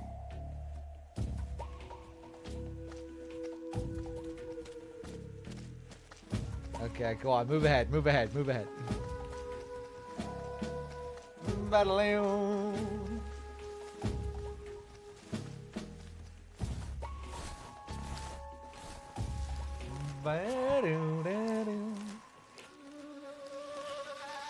Oh, Jesus. Okay, I hope I can still do the thing with the teleporting guy.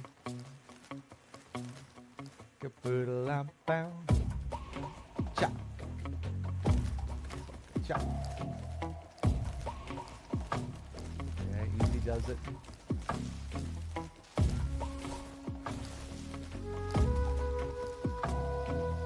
Ba-da-loo.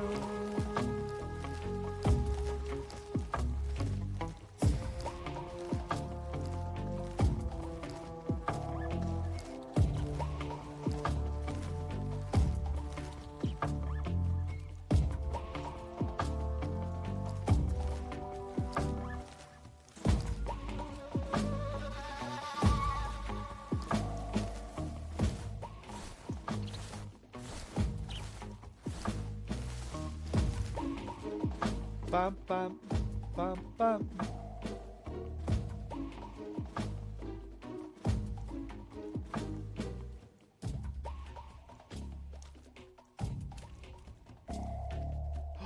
The fucking caution reset. I don't believe it. I was looking at the chat and then I looked back and it had reset. Okay, fuck it. I think I'm gonna just move into the next area and then maybe I'll try and show this teleporting guy when I come back from the cabin.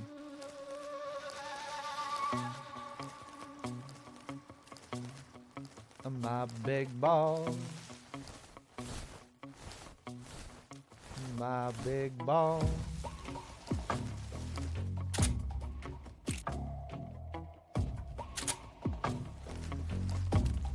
Ooh, close.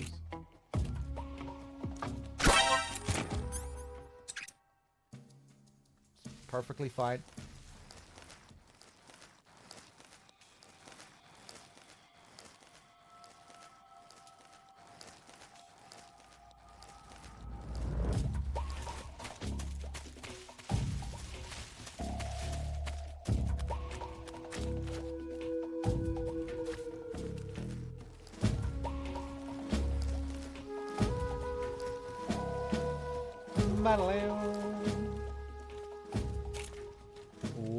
Oh, who the fuck are these guys? What the? Oh. Just your imagination. Guess I'm seeing things. Yeah. Oh, Christ. Oh, are they going back through there?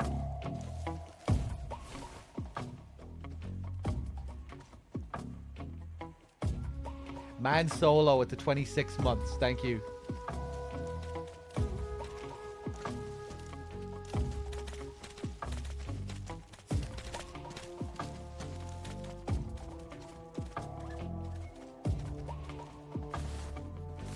What's wrong? What's wrong? Some of these badasses.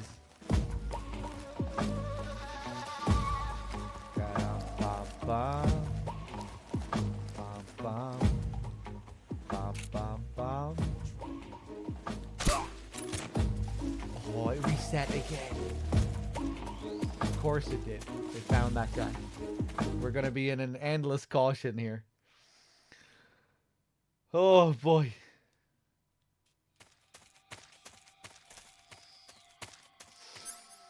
Oh damn, Pew, you suffer from insomnia as well. That's rough.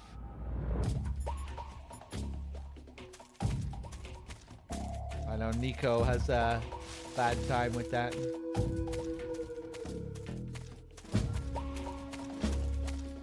Although I think he pretty much has it all the time.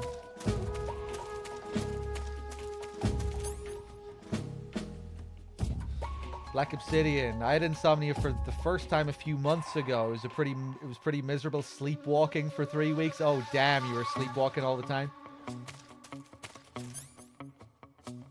I guess that's a common thing with the insomnia. I really don't know too much about insomnia.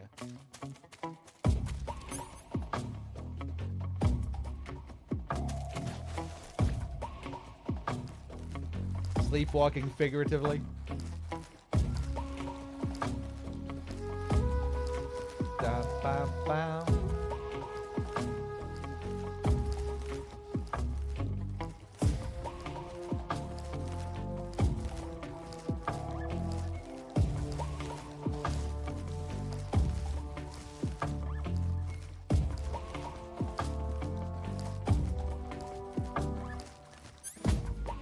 I guess it must feel like you're kind of drugged in a way when you have insomnia. Just thinking of what I'm like sometimes when I'm like really tired, but I'm staying up.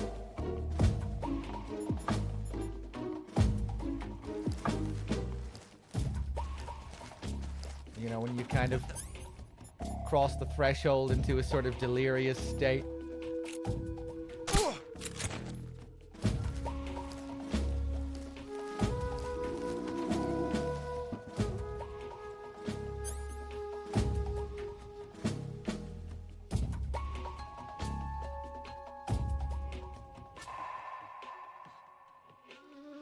Damn, Cockney Charmer, that is fucking rough.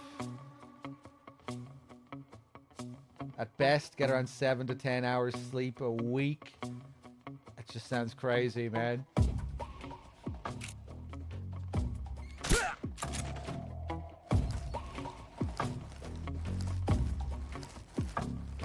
Fair play to you dealing with that shit. Sounds rough.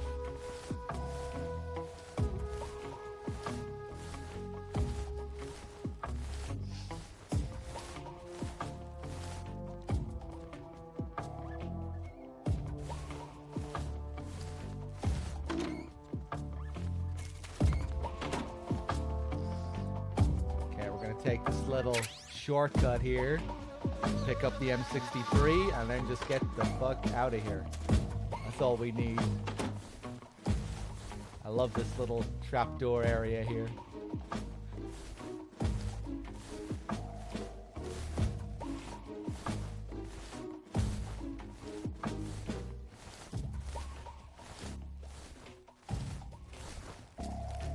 What's wrong? Oh, man.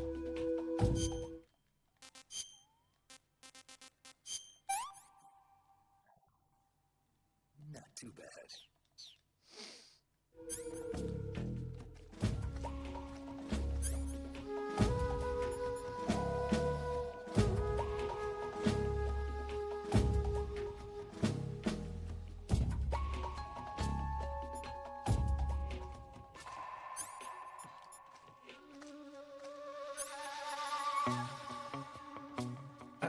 Yeah, Mr. Man, I feel like I've never had much of an issue with sleep, thank God. I do have an issue with managing my sleep schedule.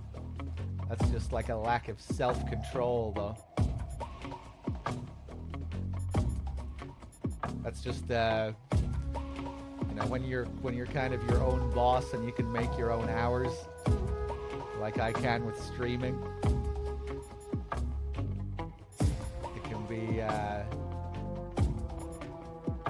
very easy to lose your way with your sleep schedule. You just end up going all over the place.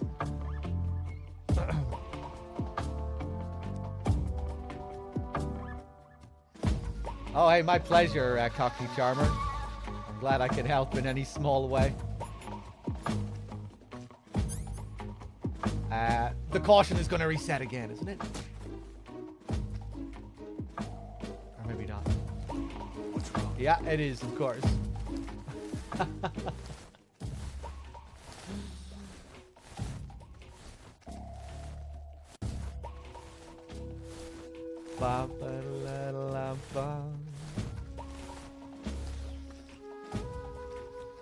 No, I'm not religious, Sax.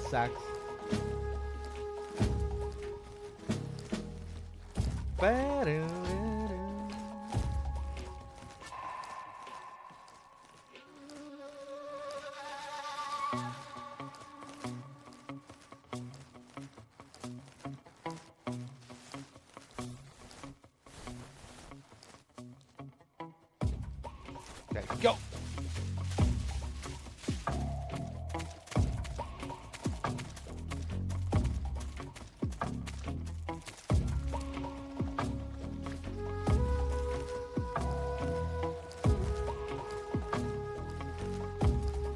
Ka-ba-da-lam-bum. Look at this guy doing the constant strafe here. Oh, it's those three dudes. They came through, but they're doing a caution thing.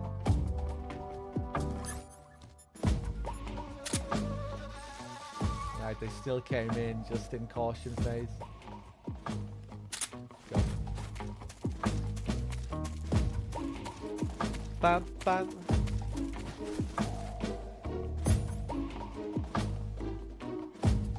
Hey, what's up, Storm?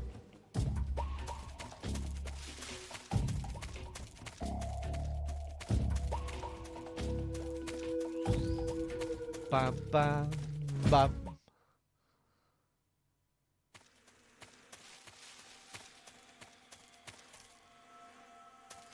Okay, I think maybe I'll just forget about this teleporting guy this time.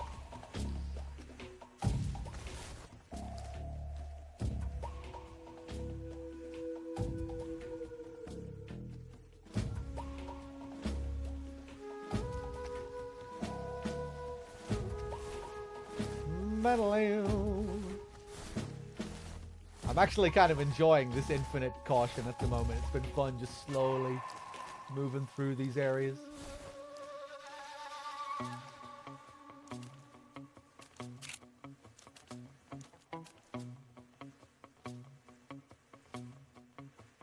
Can hear hornets somewhere nearby.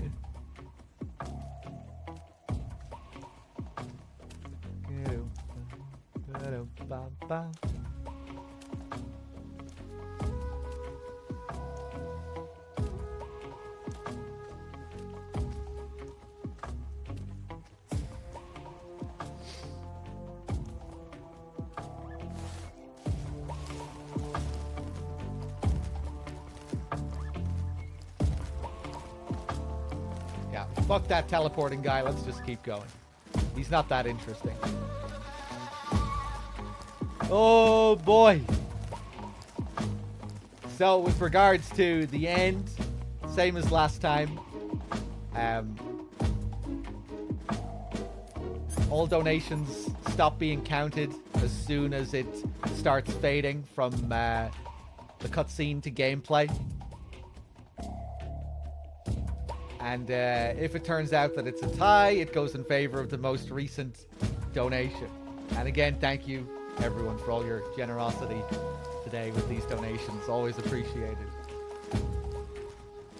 Let's move on through to the end.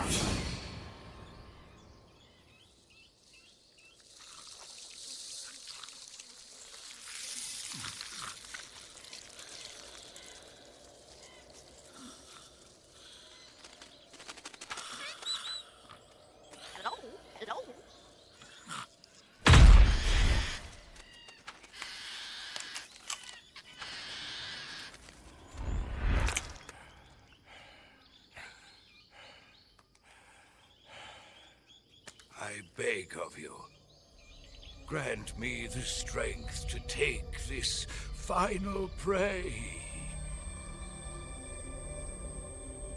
Let me linger in this world just a little longer. I have already slept enough for one lifetime. Enough for an eternity. You have my thanks. I have to thank you for waking me. If you hadn't shown up, my sleep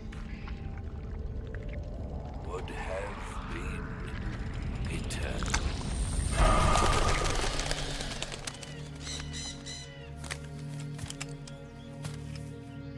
Do you hear me, Snake? I am the end. I am here to send you to your ultimate fate. You'll make a fine quarry for my final hunt.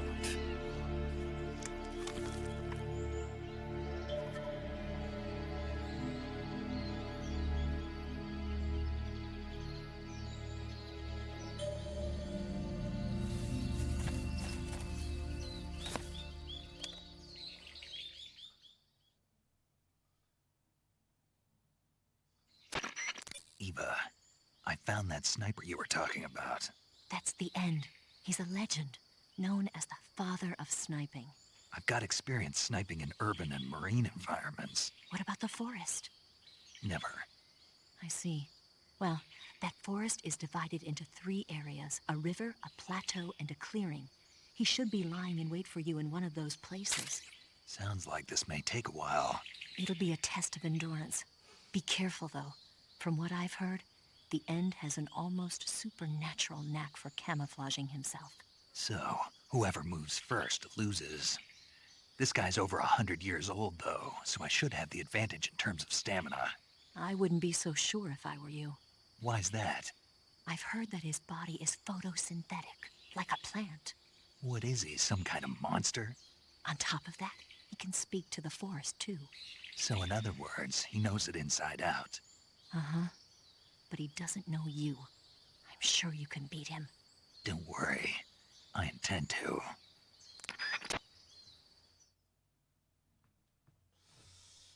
All right, we're fighting him. We're fighting him. Just give me a second here, chat, and I'll remove these from the list. Or remove everything from the list. Hold on.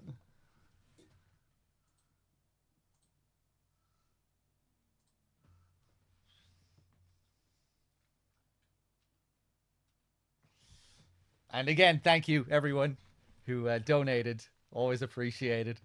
Dave, how's it going? What's up?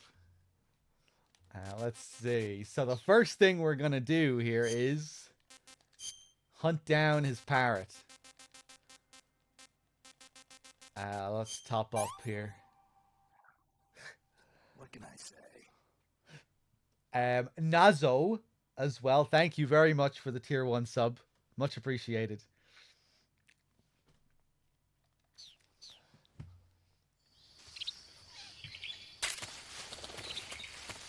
And Nuclear Cinnamon with the 8 months. Thank you.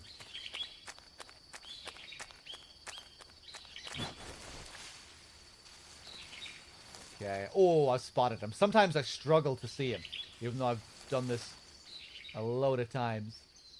He really blends in with the leaves here. I take out my scope. There he is, right there.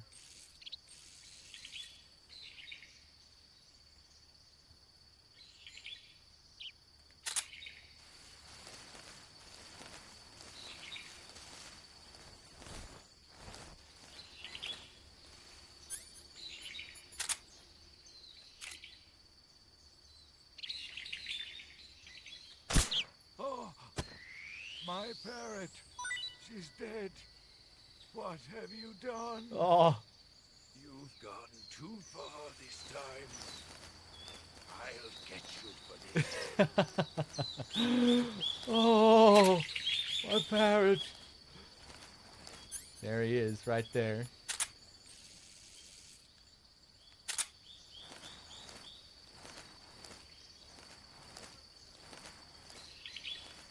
I hate it when he does this. Do you really, though?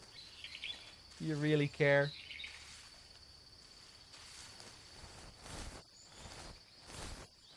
Okay, now we're going to move back this way. Now I want to creep up behind him.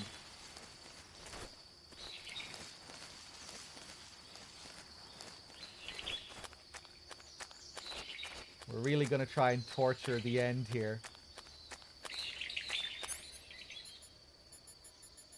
This is our first task, to get a hold of his parrot. His dead parrot. But we're not done with this parrot yet. Not by a long shot. This is just the first step. This bird looks familiar. Not eaten yet. Taste unknown. Yeah, not for too much longer.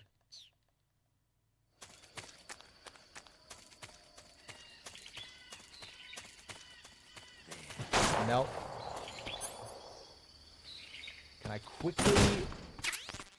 Ah, fuck it, go.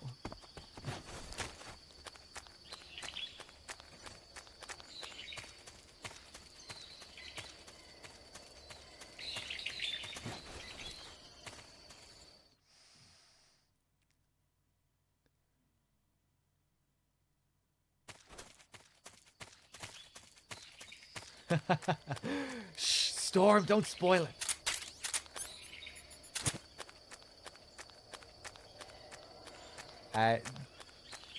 That VG show with the 2 months as well. Thank you. Great thing about the box in this game, you run faster up hills in the box. you run at normal speed. Normally, when you run up a hill in this game, Snake slows down. But in the box, you can just speed through.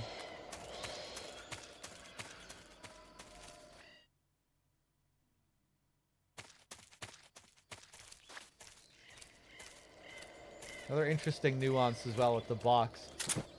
You know, you can stalk in this game to completely cancel your footstep sounds with the D-pad. This really slow walk with your socks over your shoes. Even this is a bit faster in the box. See, look at that. You can do this in the box too, and it's faster. You'd think it would be slower.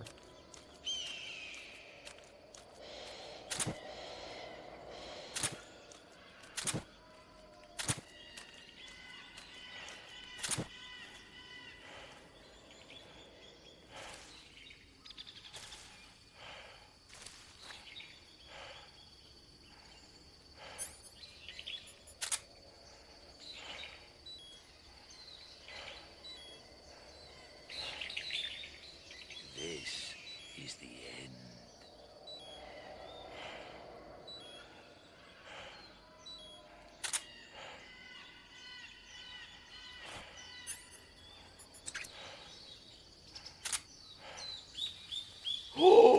Try this on for size. Fuck.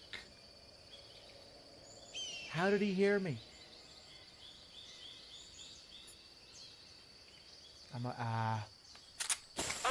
It's too late. Maybe it's not too late. Yeah. Yeah, once he throws the stun, you can't freeze him. Shit. He's making things complicated.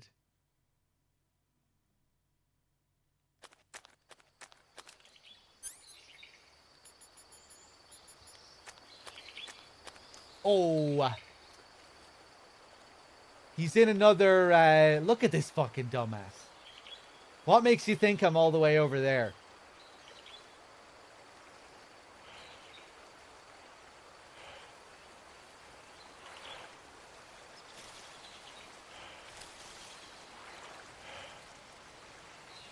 Okay, fuck it. Let's do it here.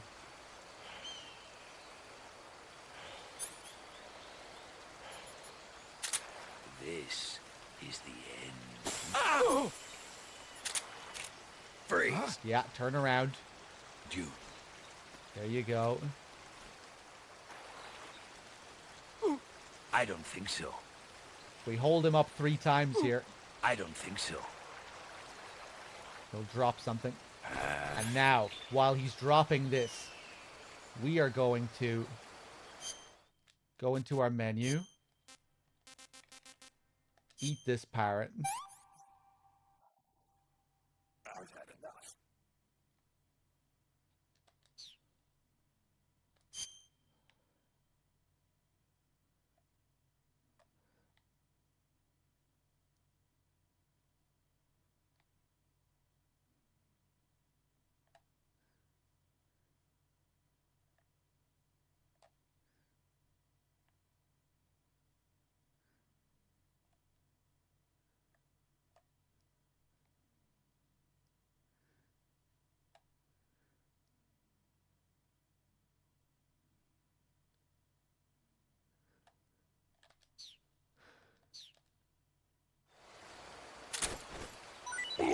Yes! Right on top of that big bald head. Oh, that was perfectly executed. The only thing that could have been better would be that we were outside of those bushes. The bushes were kind of blocking the view a little bit, but no, you still got a pretty good shot of his head there.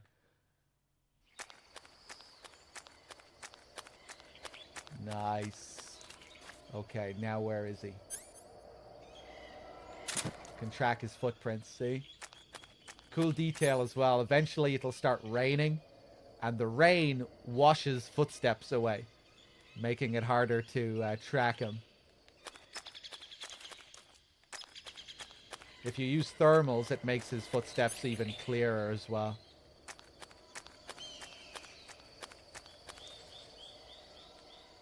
fuck, I lost them. There they are. Up this way.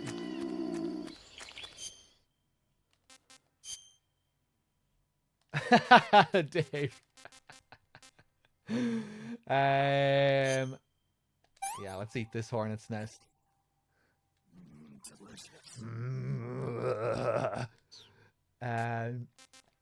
Hold on, what items do I have?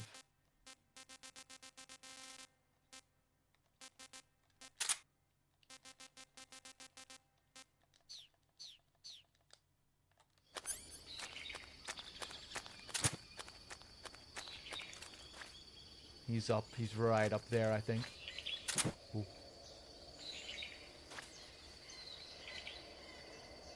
he in those bushes? I think he's in those bushes.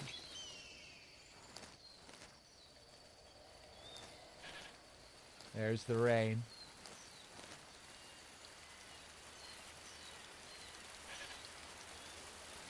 If you leave him alone in one spot for too long as well, sometimes he'll just fall asleep.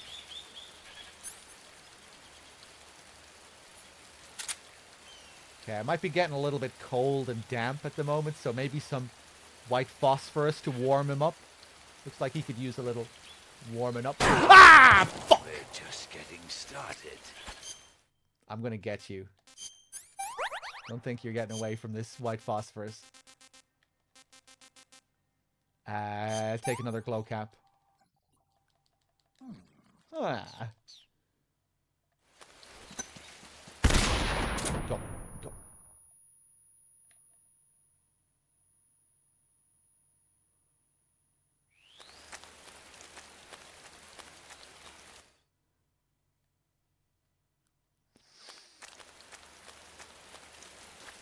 Okay, where is he? We'll have to find him quick or these footsteps will be gone.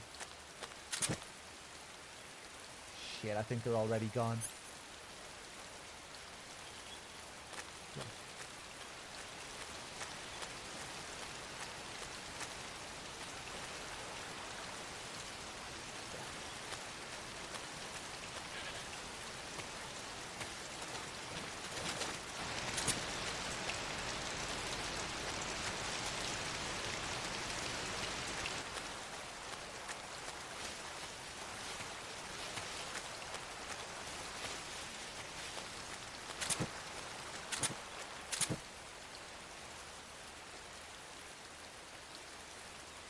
I feel like this is the one area that I'm still not fully used to. Many times you won't even come in here. Where the fuck?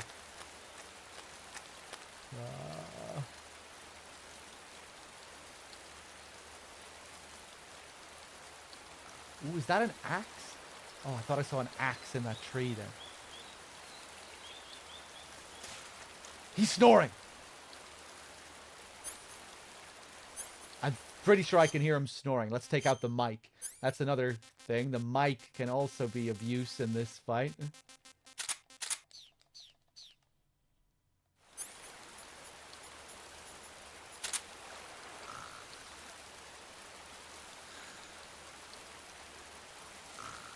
I see the Z's. You see the Z's?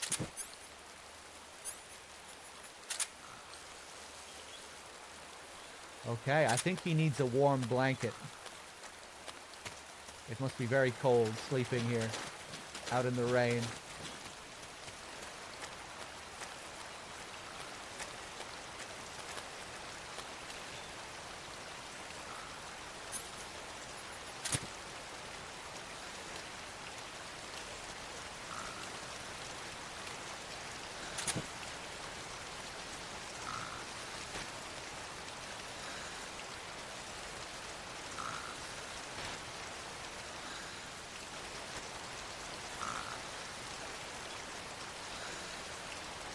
Little animation. Kind of want to take a look at his face here. His head is just bobbing.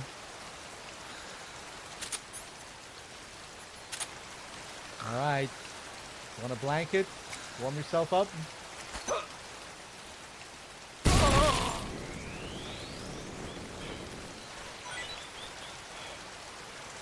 There you go. Roll around. Get cozy. Try this on for size. Whoa! He has a completely unique animation for the white phosphorus grenades. No one else reacts like this when you get them with the white phosphorus. He has a different animation too. Usually it's a little bit more, there's more to it. But I guess when he's sleeping, you just get the little roll. But I'll get him again with the white phosphorus so you can see his other reaction to it.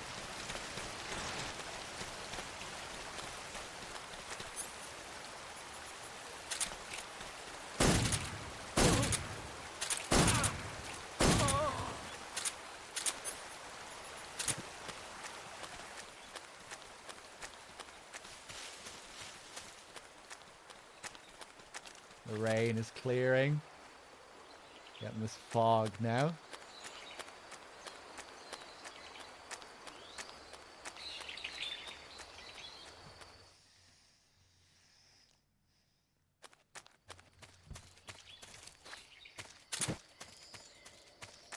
Okay, footsteps. This way. This way. Nice. Okay, let's stop and get some more ammo.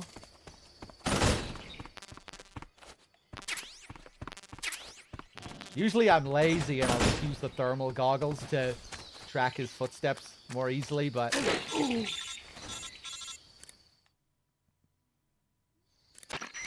Snake, you've been caught in a snare trap? You're going to get yourself shot if you stay yeah, up there. Yeah, I'm Use aware. the action button to cut the rope and escape from the trap. Hurry, before he finds you. I kind of want him to find me. Does he have like a unique... I don't think he has a unique interaction if you're up in a trap like this, does he? I think he just shoots you when he sees you, when he comes across your path. Anyway, I'm not going to test it now.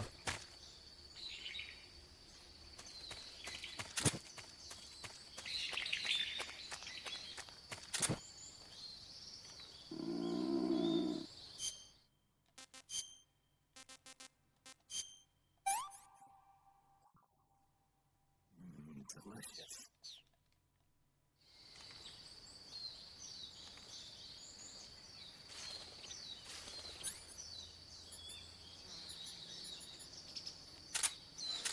You can switch his position by getting shot here.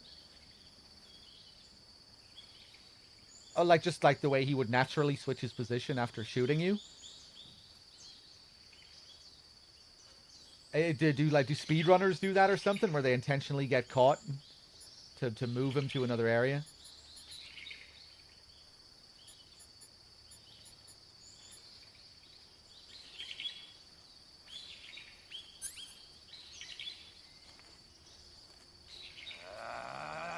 Oh! Nice. We get to see him photosynthesize. So once he loses a certain amount of stamina, he'll do his photosynthesis thing, where this great light comes from the sky. Mighty forest, lend me your strength.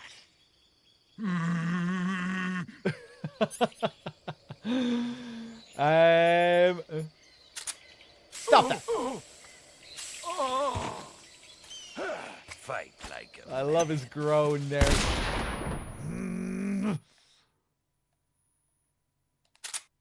Whoa.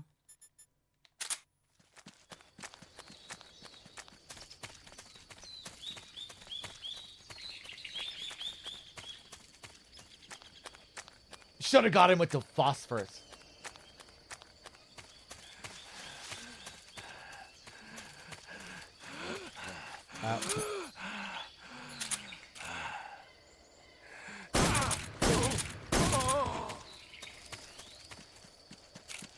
Ooh. I can't believe he came back this way.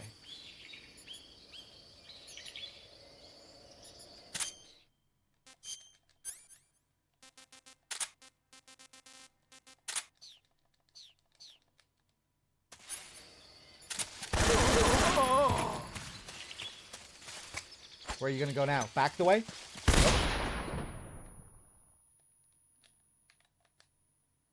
Oh, nice! Smacked him with the M60. Now where are you going?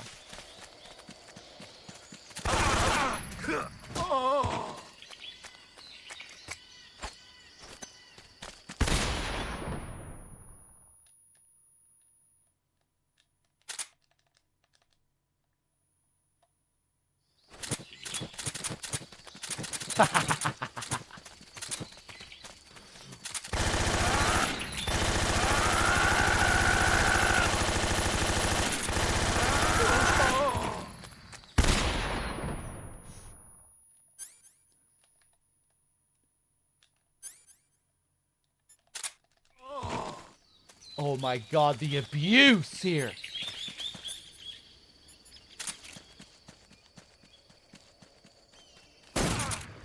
Oh, sick. Yeah, keep running, old man.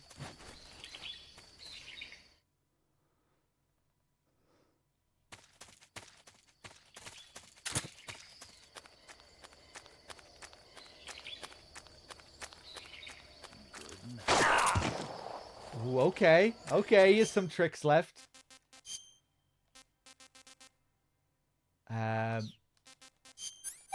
Pull that out.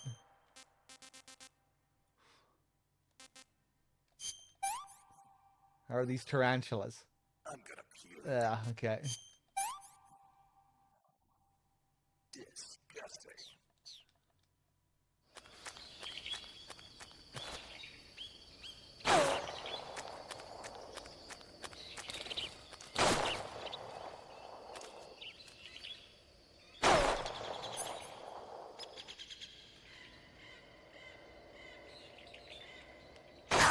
Oh.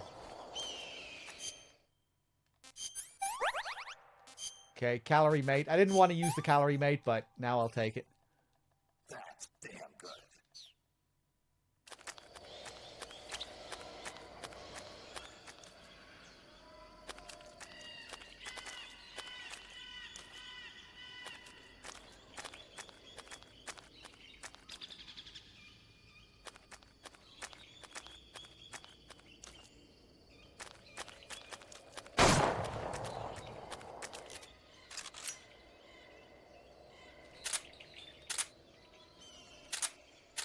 Oh. I thought he was looking away from me for some reason there. That one didn't do too much damage.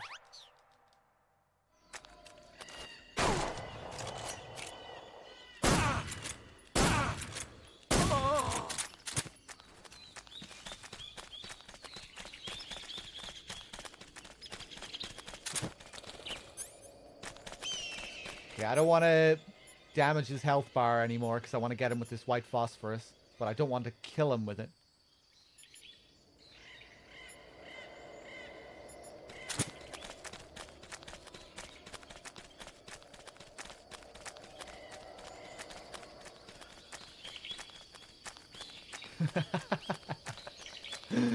Feels like cheating using the box. I don't think the developers knew how fast you could be with the box uphill. Don't think they considered that.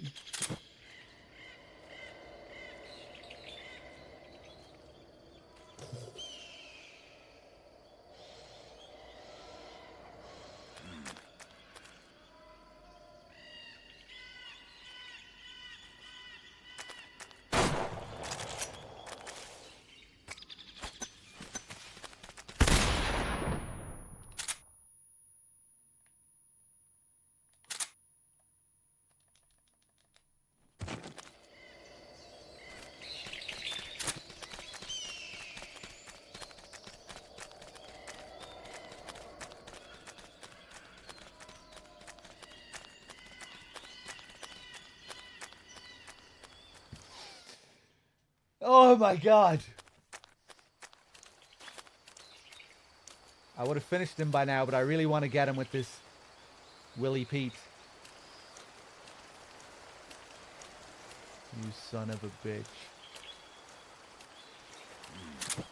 Whoa!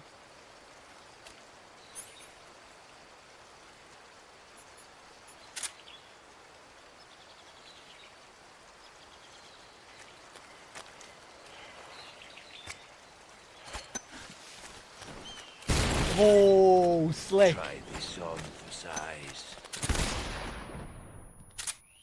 The dodge roll.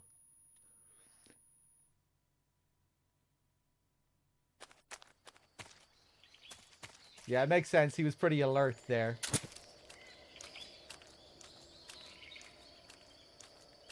Ah! And now? Nope.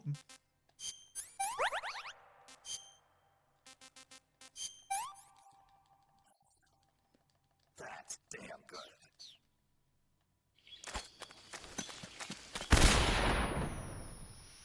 You fucking asshole. Ah! Ah! I just got greedy. I got tired of waiting around trying to show the fucking white phosphorus thing. That would have been really slick, though. Stunning him with the sig spray and then getting him with the white phosphorus. Fuck it, I'm just gonna take him down. You did see one of the white phosphorus reactions, at least. Nice finish.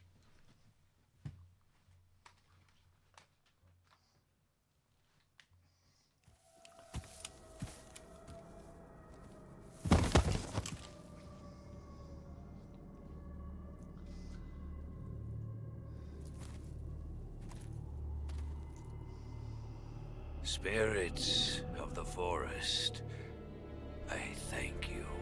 The boss would be proud of you. The time has come for a younger generation to rise.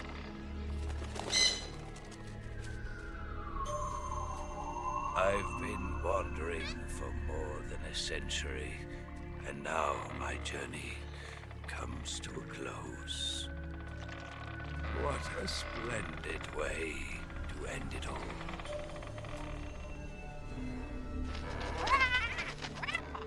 I have no regrets. I can return to the Forum.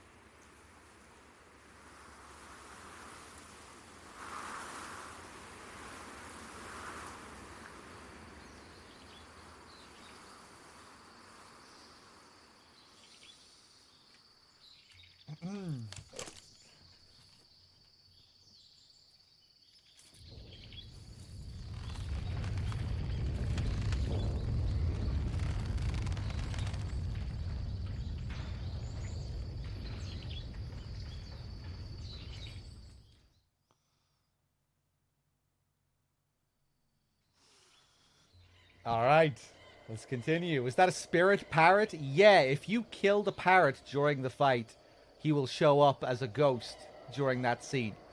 If you don't kill the parrot during the fight, he just shows up during the scene. It's a cool little detail.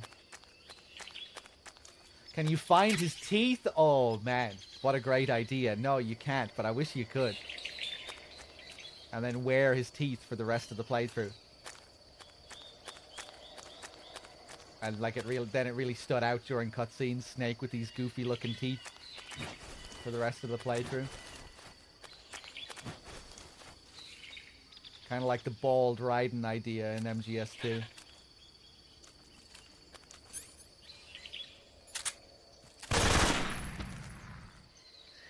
Food. Much needed food.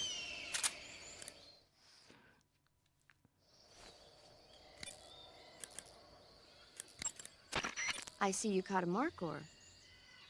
The Markhor is a kind of wild goat that lives in mountainous areas. It's quite large, so I don't think you'll be able to capture one alive, even with the tranquilizer gun. All right. Speaking of which, do you know the origin of the name Markhor? No. It means snake eater in Persian. Snake eater? Lost your appetite? Not at all. So, how does it taste? It's supposed to be pretty good. All right.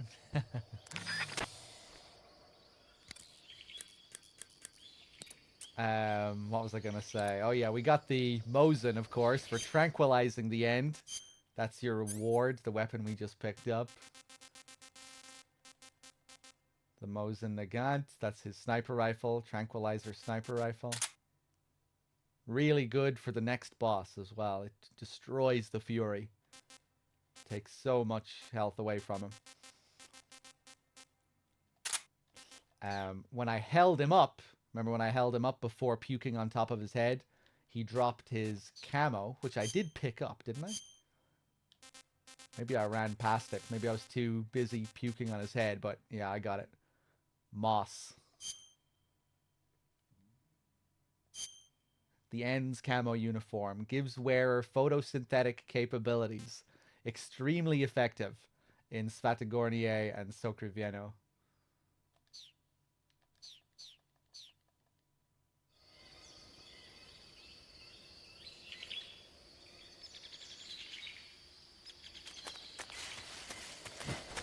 I actually forget how that works with regards to stamina recovery.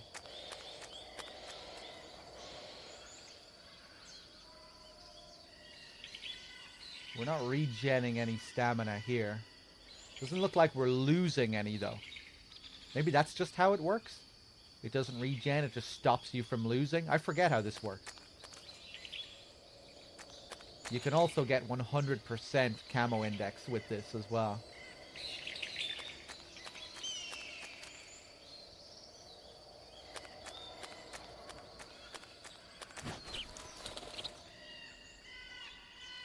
MGS2 VG show.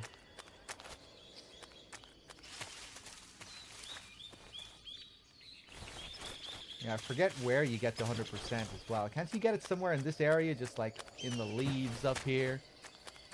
Some shit.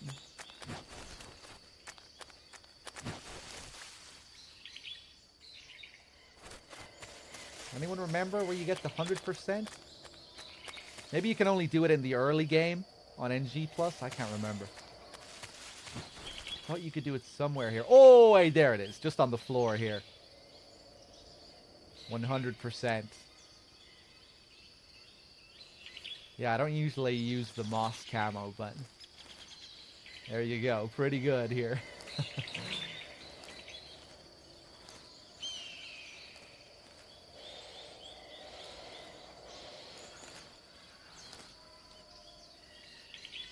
If you're walking, if you're like right on the enemy's path, but you have 100%, will they see you with the 100%? Or will they walk around you? They probably will see you, they just have to get like right up close. I almost want to go back to the previous area just to test it.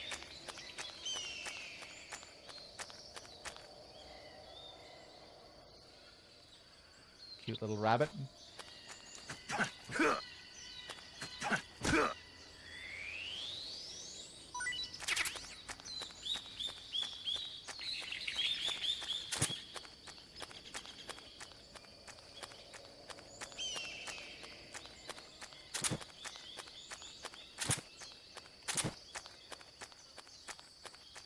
Trip over you, that would be amazing. Let's go back, see if we can get 100%, because there are a load of guards in the previous area.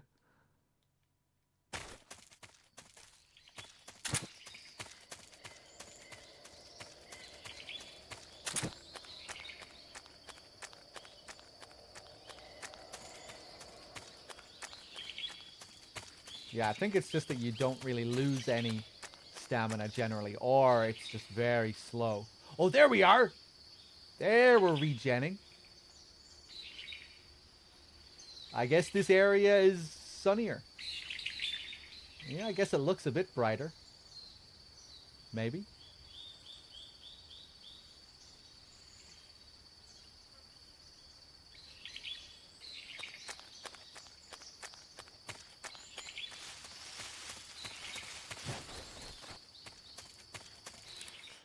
Let's call Sigint, see if he talks about the moss. Snake, what's that you're wearing? It's moss camouflage. Ah, nice. I got it. Forgot about this one. Interesting. It seems to have part of the end's power sealed within it. If you wear it in a place where the sun shines, you'll automatically recover stamina. It'll also give you a high rate of camouflage in Civiato Gorni and Socrovieno, the end's home territory. Yeah.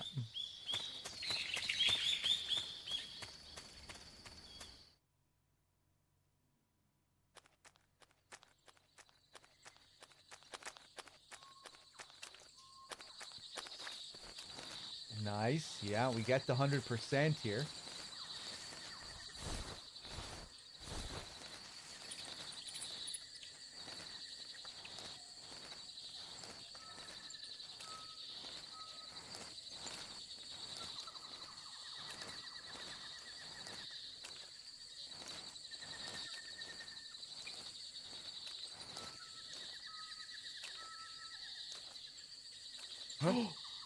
Oh, I thought he was about to walk right through me. That would have been amazing. Oh!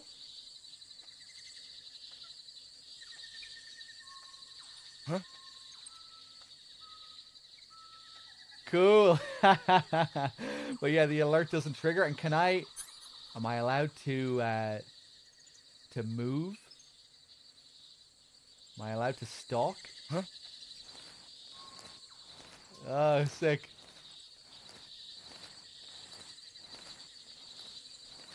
Imagination. Huh?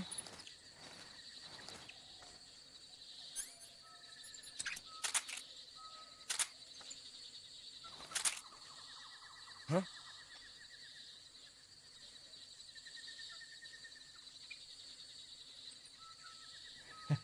Huh? Freeze him? I'd imagine freezing will just work the same way it usually does, right? Just my imagination. Freeze! What now? Huh?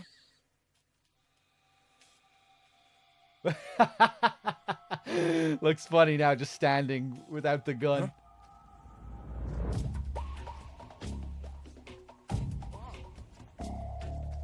He's very lost. Huh? Ba-la-la-la-bum. Huh? Oh shit.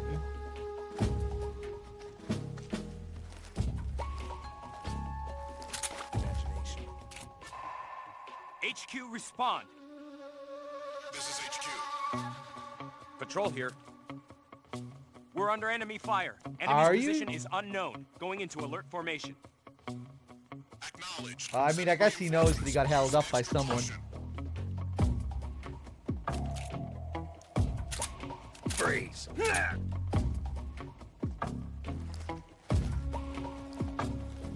Freeze! What's wrong? Freeze! Oh, I used the analog stick instead. By mistake.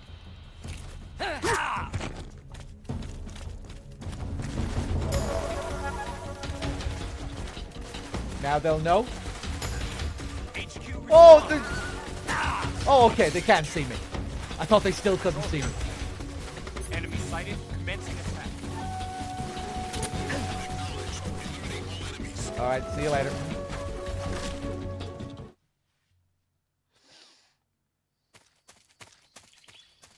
This area to still cancel the alert? It does. Nice.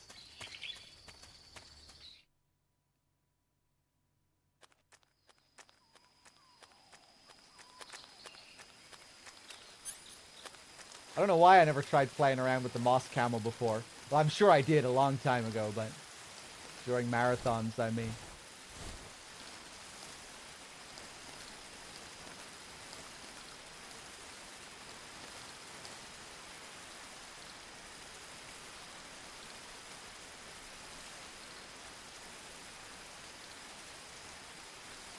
Ah, fuck it. We'll just go back. I wanted to get the two of them at the same time, but I know what'll happen. Just the same thing, more or less. Ooh, that rain is nice.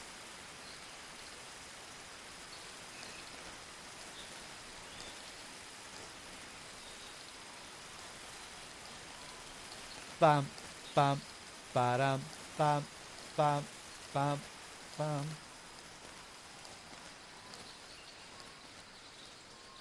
Oh boy.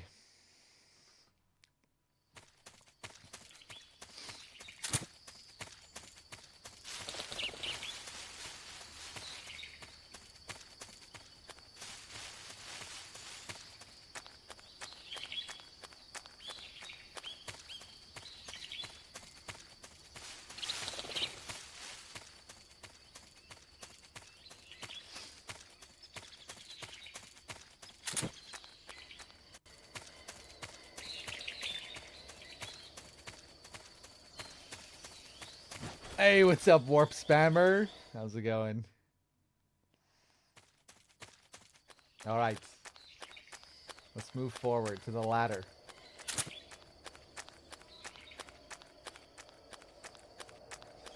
Bam, bam, ba-dum, bam, bam, ba-dum.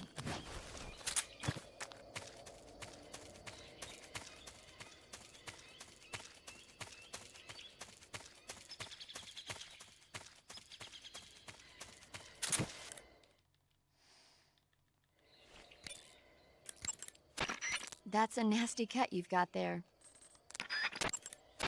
I see you found a... Yeah, we've been through this. When you're bitten by... You should be able to find Ezocomfrey in that area. Ezocomfrey is a plant in the comfrey family that's found only in Selenoyarsk. If you find one, you can use it as a cast to treat broken bones. How can a plant be turned into a splint? The roots of the Ezocomfrey are extremely sticky. You can use them as a kind of plaster cast to fasten the affected area in place. I get it. Snake, I looked at your medical record. You've been exposed to an atomic blast? Yeah, the Bravo shot. It was a hydrogen bomb test conducted at Bikini Atoll on March 1st, 1954. I was at the American base on Kwajalein in the Marshall Islands when the ashes of death started falling from the sky. Any symptoms? None. At least, not yet. But a lot of the guys who were in it with me are now suffering from thyroid cancer and leukemia. Some of them are dead already. One of these days. Anyway, I'd better get back to the mission. Lovely. Yeah. Paramedic. What's up? Are you a medic or a doctor? I'm a well-respected physician. Or I was until I joined the CIA. How is your reputation? My what? Your reputation. Oh, that. How was it? Why? Don't you trust me? That's not what I meant. Fine then. Uh-huh. So? So what? Your reputation. How was it? My, you're relentless. Hey, I'm a snake. So? My reputation was spotless. I'm highly skilled, patient, and good-looking to boot. Everybody wanted to see me. What else would you expect? No, seriously. Incidentally, her nickname back then was Quack. Major. Is that true? Is what true? About your nickname. No.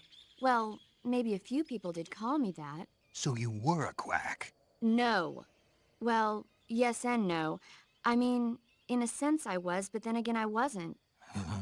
Snake, her skills as a doctor are beyond reproach. You have my word on that. Yes, that's exactly what I was trying to say, Snake. Then why did they call her Quack? It's because she... Never mind that. It doesn't matter. We've got a job to do and we have to stay focused. Besides, my past doesn't have anything to do with the mission and... Because she never shuts up. Yes, that's it. No, that's not it. Snake, tell him that's not true. Say something. I'd better get back to the mission. Yes, you do that. Just a minute. Snake, don't you hang up on me. Yes, you do that. Snake, that area is inhabited by European rabbits. The European rabbit is said to have come from the Mediterranean region originally. Didn't we do this but one? Nowadays, they're Maybe not. found all over the world. Yeah, we did. Cecal feces. Snake, that area... Yeah. Snake, that...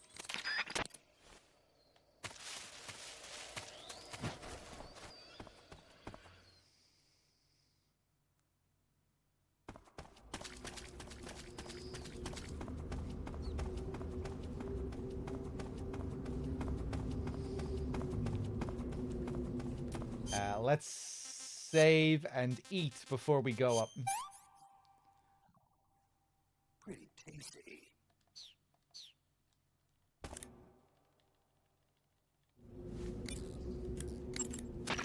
You want to save?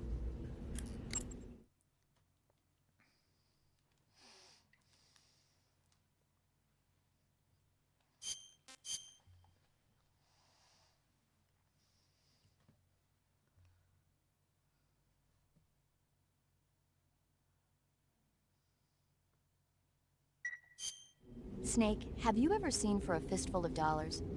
Nope, never. It's a spaghetti western. Spaghetti western? It's really cool, especially the main character's stylish gunplay. Gunplay? I saw it in England on the Major's recommendation, but it hasn't come out in the States yet. It's so cool. They'll bring it to America, I'm sure. You have to see it sometime. Sure.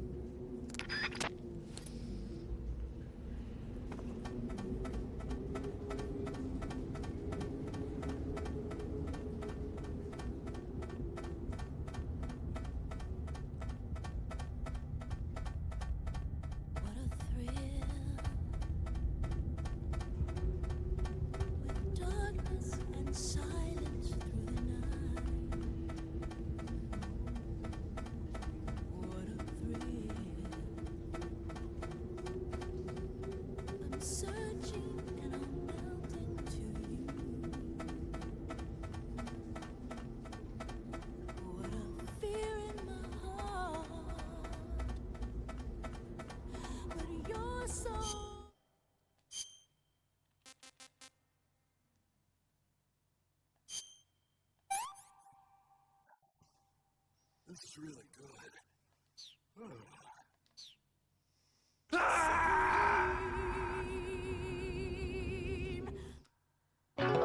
I give my life. No, this isn't happening. Snake!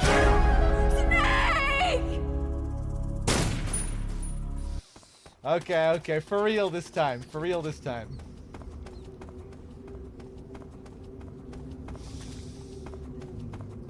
I should have done it after Supreme, so we actually heard the give my life line as he was falling. I thought it would be funny with Supreme, but I was also hoping we'd get this kind of sleepy dialogue. When you eat the spatza, there are a few different variations on the dialogue that you get in the menu. You know, sometimes he just yawns like that, but sometimes he'll say, I'm getting kind of sleepy. And it's the best if you can cut him off in the middle of that dialogue into the scream. But yeah, luck needs to be on your side.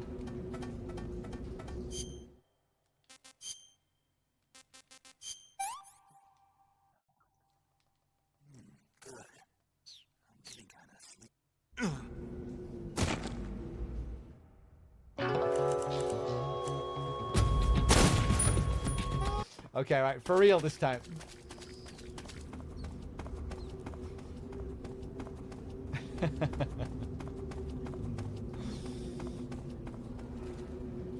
So you can imagine how it is if you get the scream after that. I'm getting kind of sleep. Ah! I think I only pulled that off once actually on stream. There should be a clip of it somewhere. Hold on here. Let me eat something. Pretty tasty.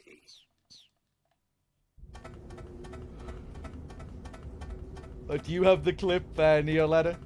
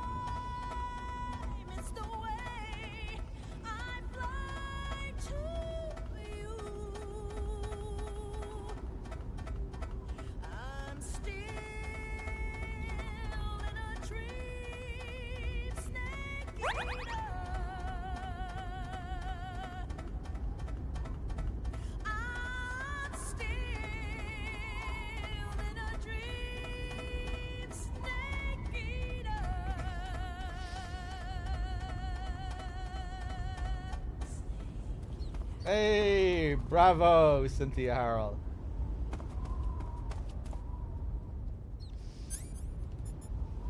Now, let's kill this rat.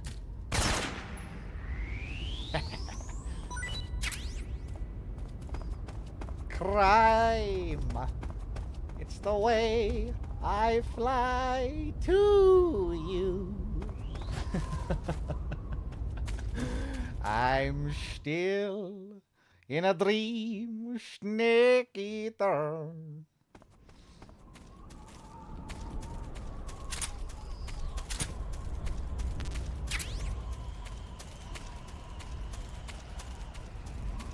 Alright, what are we doing now? We're up in the mountains. This moss camo, not so good up here, it would seem. It's like the opposite of the previous area. Damn. Minus 20 when you're running here. I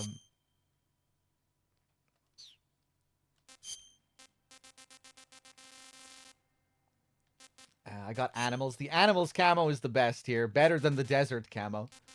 This is what you get for tranquilizing Ocelot. With desert face camo. I think this gives us 95% on the ground. Yeah. 80% in crouch. Really good.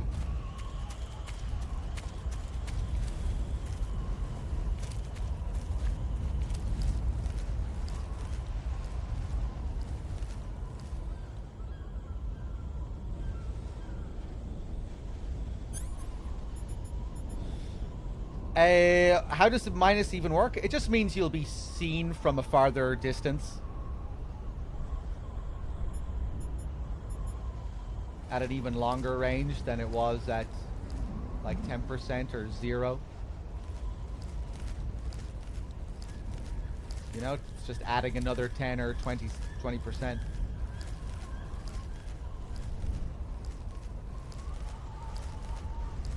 And I think that's all there is to it. A blind man can see you.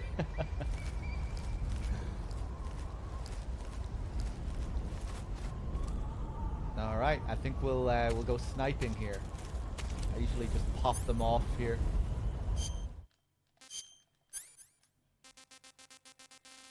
Take out the SPD. Oh yeah, maybe I'll try and show off the exclamation mark thing here.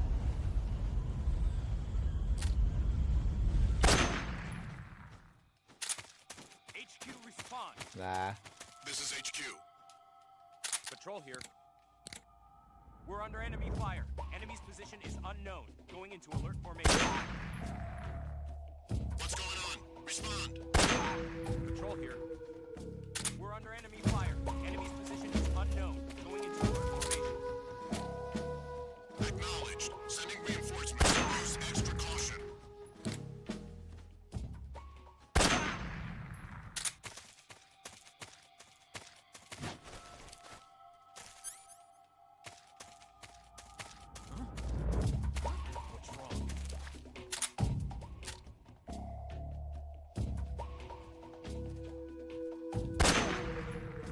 What's wrong? What's wrong?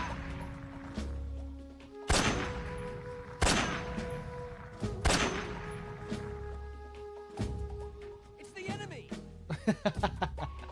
You think?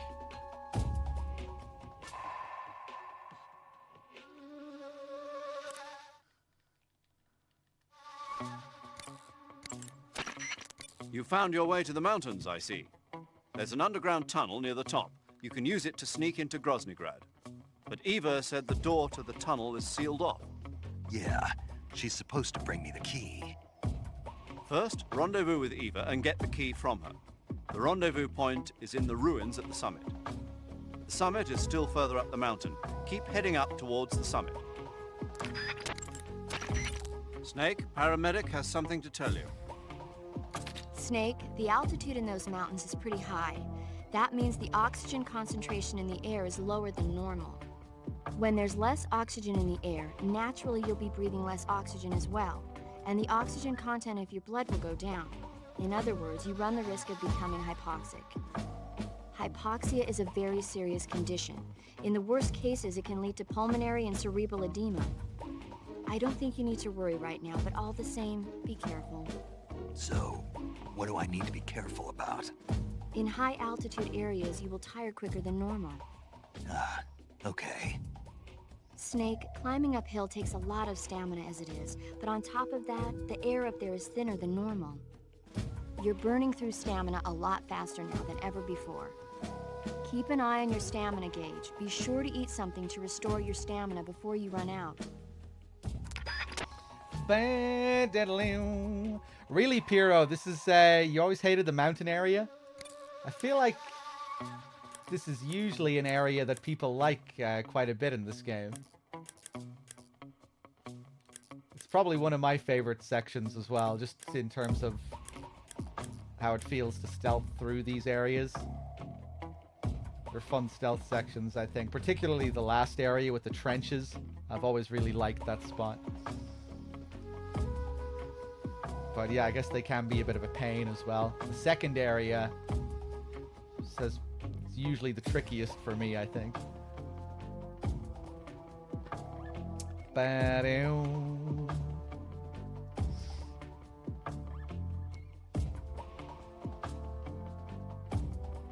Yeah, Mr. Man.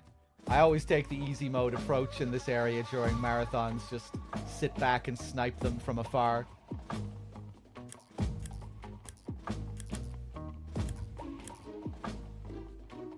Anything else, paramedic? Snake, watch out. That area is home to the Emperor Scorpion.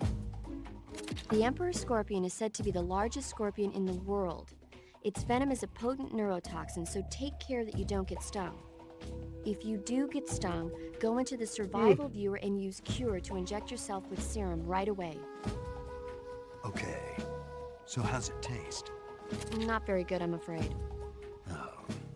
Don't get so discouraged. There are other ways to use it besides eating it, right? Like what? Like catching one alive with a tranquilizer gun and throwing it at the enemy? Oh, yeah. Sometimes I wonder if you even remember that you were on a mission.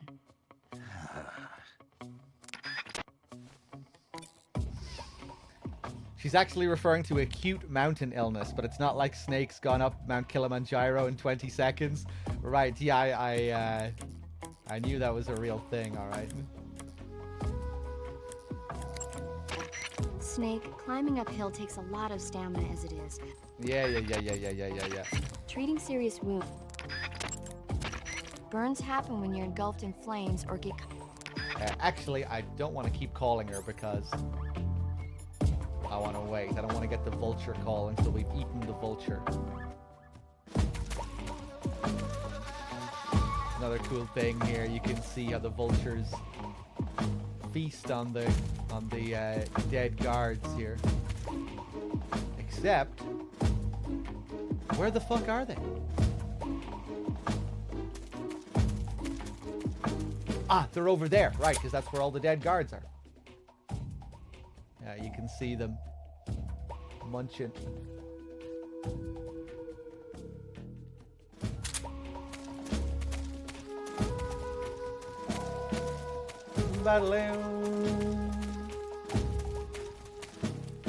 That's still kind of weird, though. There's only one of them.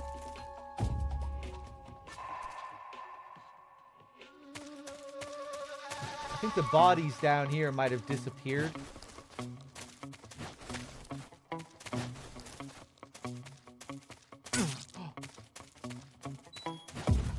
Yeah, maybe just due to the amount of enemies that were on screen. Bum ba dum. Bum bum.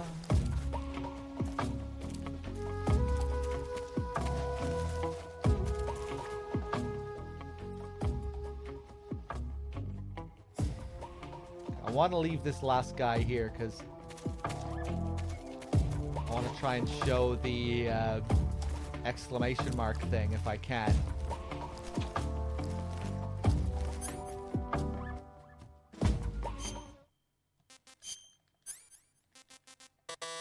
Bum ba dum ba dum ba dum ba dum ba dum.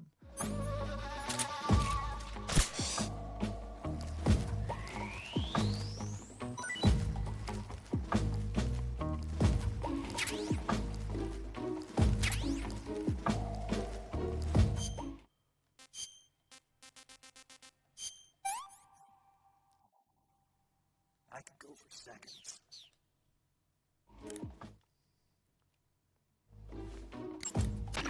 I see you've captured a white-rumped vulture. The white-rumped vulture is a type of vulture found in India. Its diet consists mostly of dead animal carcasses. I don't think it'll attack you, but it's a fairly large bird of prey, so you probably won't be able to capture it alive using the tranquilizer gun. Got it. But there is something here that's bothering me. What is it? They say the white-rumped vulture doesn't just eat animal carcasses. It eats human ones as well. Is that so? Yeah. So then if a person eats a white-rumped vulture, does that mean he's eating human meat too? What do you think? Yeah, you had to tell me that after I ate one. Yeah, that's why I wanted to eat it first. Because otherwise you won't get that line.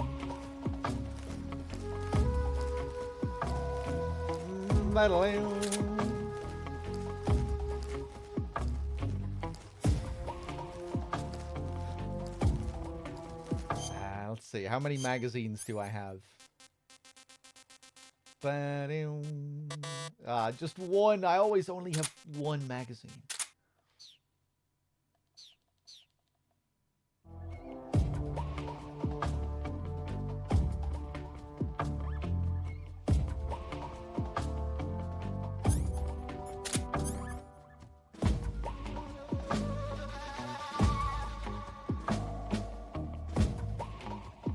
Bum, ba-dum, ba-dum, bum.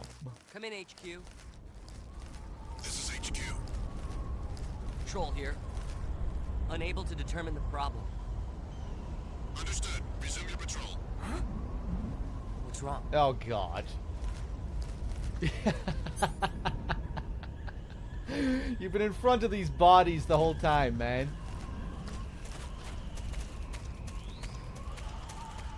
Let me just reset the area here. Hey, what's up, business? Okay, maybe I'll try this somewhere else. Oh, the caution triggered right as I moved to the next area. What a load of shit. You know what? Fuck this.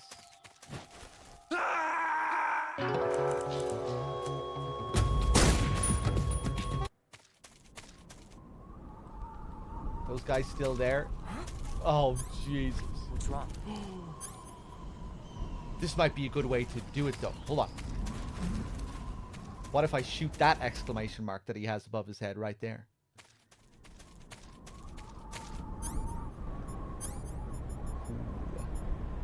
Might have actually found a really good way of doing this. Does it work with the... Do you have to use a trank? I don't know. Let's test it.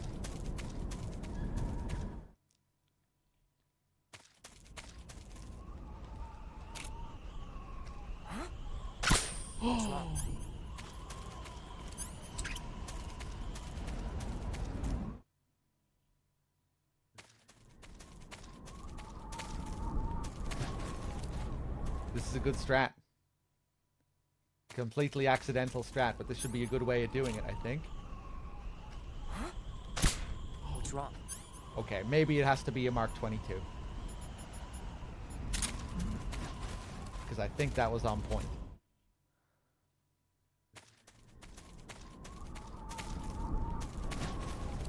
What I'm trying to do here is shoot his exclamation mark.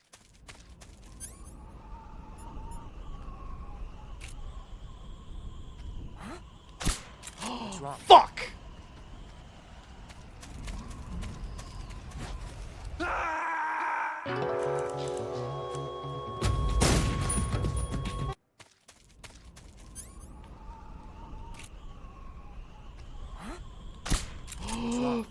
Was it still a bit too late?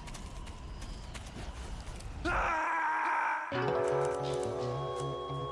gonna get it eventually.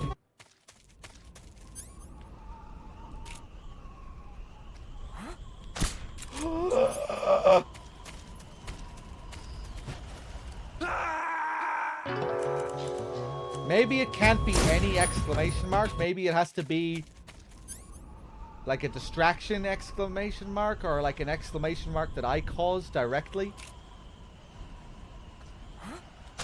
Ah!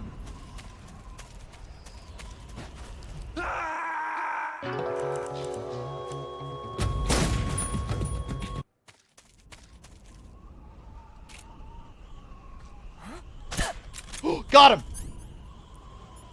So if you shoot the exclamation mark, this is what happens.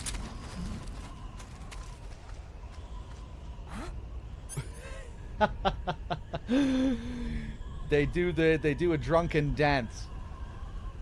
And then after a few seconds they'll snap out of it. And I could probably get him with another one straight away here.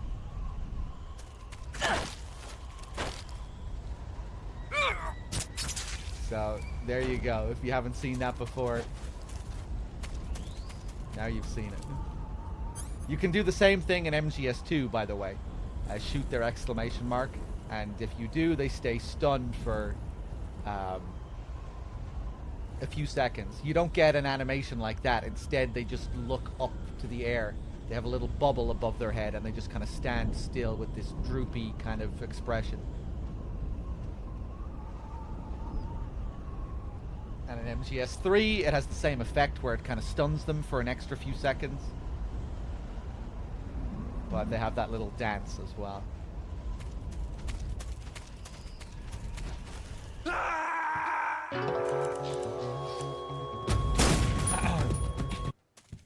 Yeah, I often forget to show it in MGS2 as well.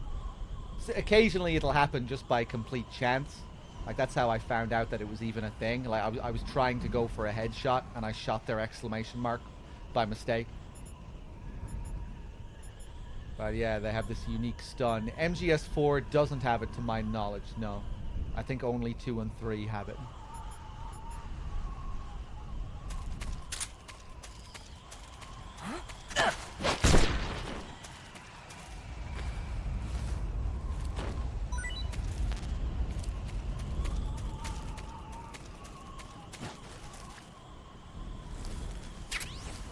Nice, Mark 22 ammo.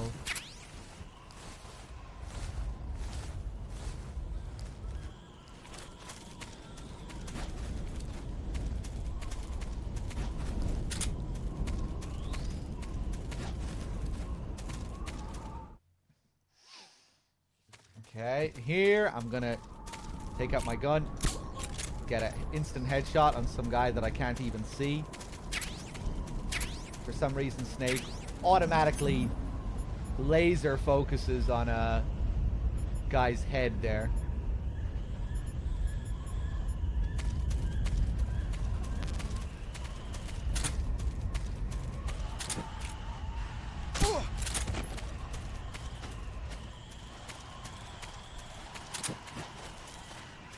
A box? Nope.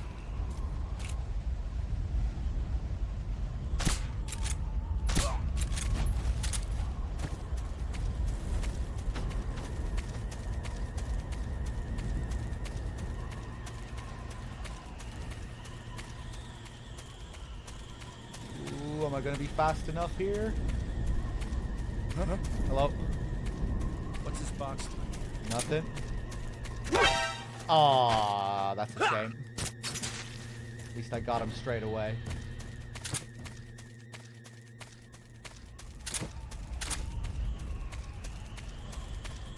So earlier I was talking about the Hind. Remember all the way back before we fought Ocelot?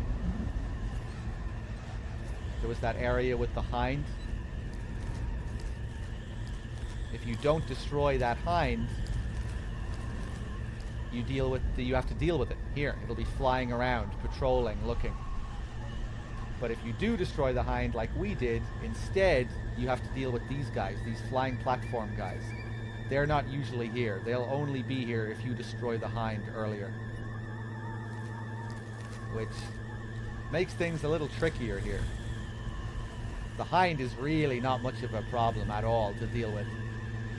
But these guys you really do need to pay attention to.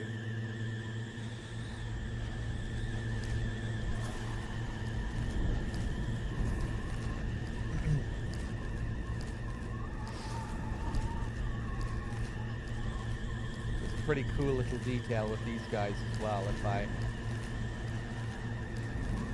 put this other dude asleep up here. Snake, please.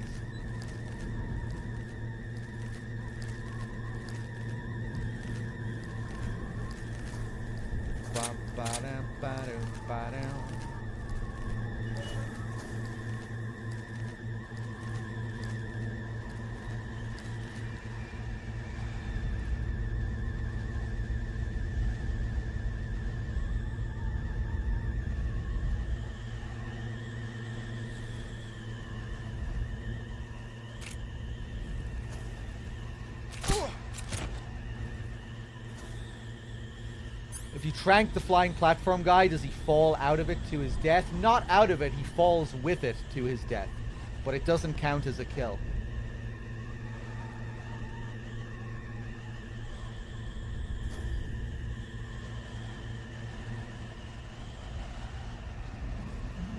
So normally when another guard sees a guard sleeping like this, they walk over and kick them or something to wake them up. But what happens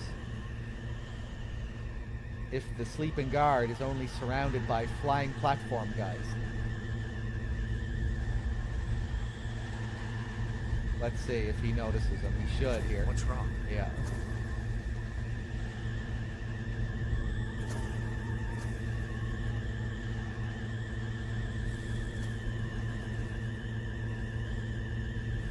Get up. Pretty cool. And if you're lying there right beside him, you will get shot.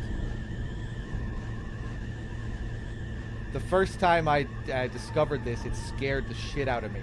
I wasn't expecting it. I was just naturally crawling past the guy that I put to sleep right beside the gunfire. I was crawling past the gunfire as he was shooting at him to wake him up.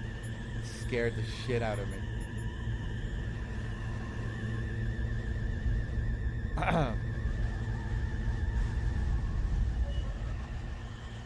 I just about missed the fire. And I think it was the last time, I think maybe we tested it to see if he could shoot you. I'm pretty sure he can if you're like right on the ground where he shoots. We can also get an interesting codec frequency from this guy.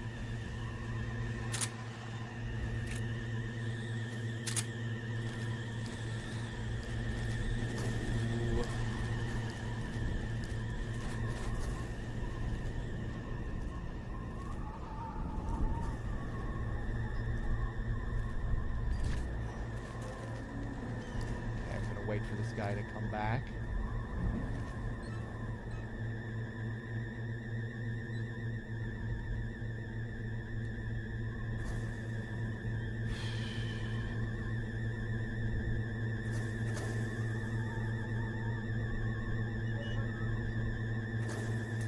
Delta, I think maybe sometime this year, the end of this year, perhaps. Maybe early next year. I think PlayStation had it on one of their videos for like upcoming releases this year. So maybe maybe sometime towards the end of the year, I don't know.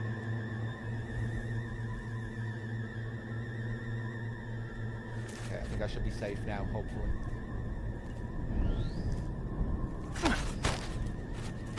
Answer me. I'm not talking. Speak. Fire support request 146.46. There we go.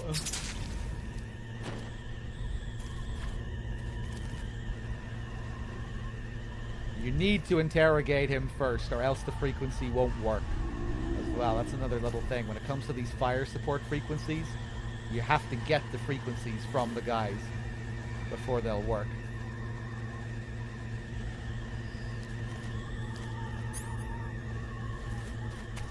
Ooh, I'm gonna risk something here. I'm probably gonna get caught.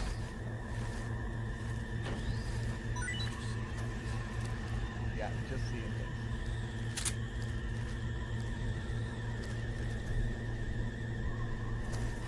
You gotta wait for the voice line to finish. Yes, that is another important detail too. You need to wait for the dialogue to really finish. You cut it off too early, right at the end of his line, but before it finishes, it still won't work.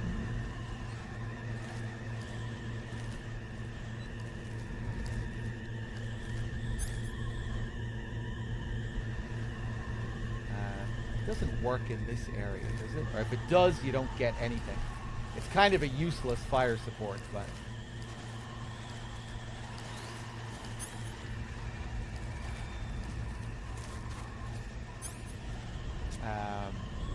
Okay. Oh, I don't think we got the alert.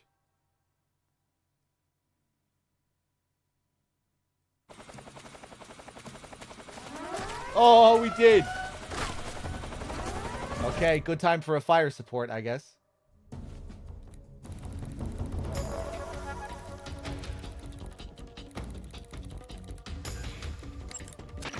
This is Patrol, requesting fire support. Over. Understood, Patrol. Commencing fire support. As per standard operating procedure, this frequency will no longer be used. Out.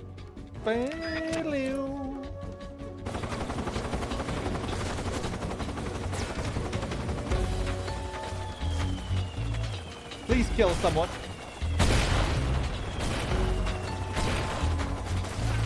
Hey, we got one person. Ba-dum-bum-bum. Hold on, let me go back to the RPG.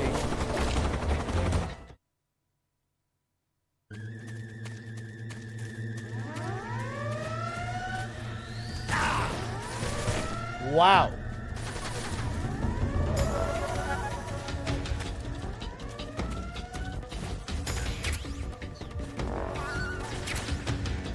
Okay, I'm in a bad situation here. Any life med? Bum, bum, ba-dum, bum, bum, ba-dum. Can that frequency be saved for the Shagohod fight? No, you can't just use those frequencies anywhere. They are area-specific frequencies. You can only use them in certain areas. And you need different frequencies for different areas. And they're all tied to specific guards that you need to interrogate first to get the frequencies. Oh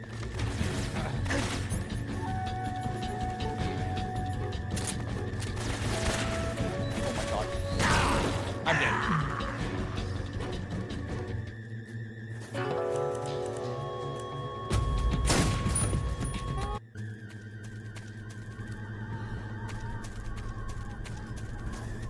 Oh man, getting tired.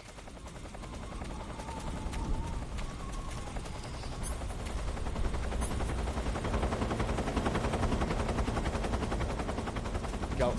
Fuck it, let's just do this area normally now. Get down.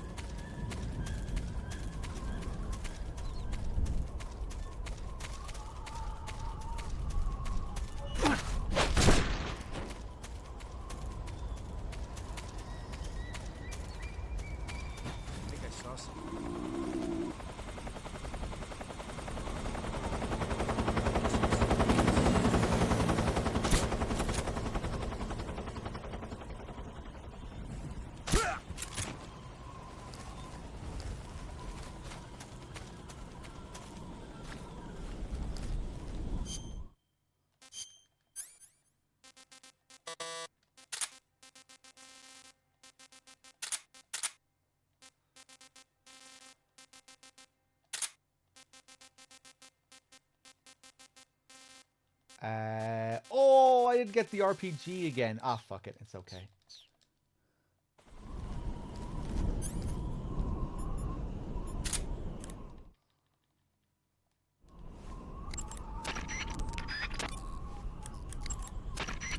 The Hind is armed with a 12.7mm machine gun on the nose and rocket pods and anti-tank missiles on the stub wing hardpoints. Normally, you'd be crazy to try and fight it on foot. If it starts attacking with the machine gun or the rockets, take cover behind something as fast as you can. As for the missiles, you should be able to knock out their guidance system by using a chaff grenade to block the radio signal. Your assault rifle won't penetrate the Hind's armor. If you don't use a rocket launcher or something with similar firepower, you won't be able to take it down. If you can take over one of the anti-aircraft guns in the mountains, you'll be more than a match for that Hind. The Hind is a transport attack chopper that can carry personnel. It might drop some troops on you. Don't get caught off guard.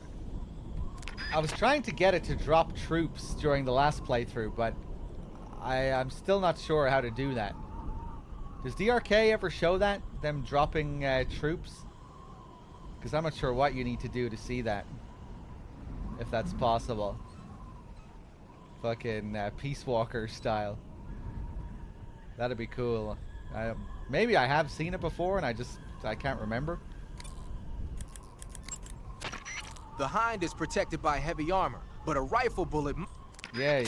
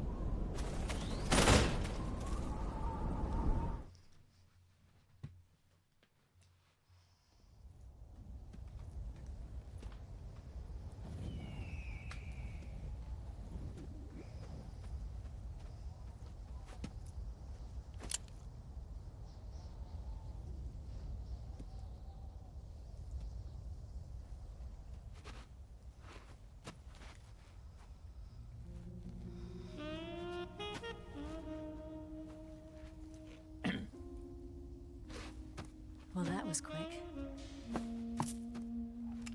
You look like you could use some rest. I'll be fine. It's just that playing these 2 roles hasn't left me much time to sleep. Where'd you get those cuts? The Colonel. He found out?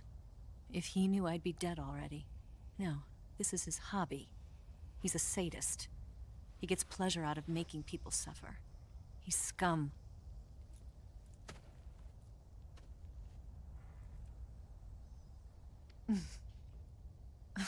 Does it look that strange to you? No. I'm the same way. Scars all over. Can I see? No. Where'd you get this one? I got it after defecting to the Soviet Union. I don't think so. It's older than that. Code breaking is a desk job.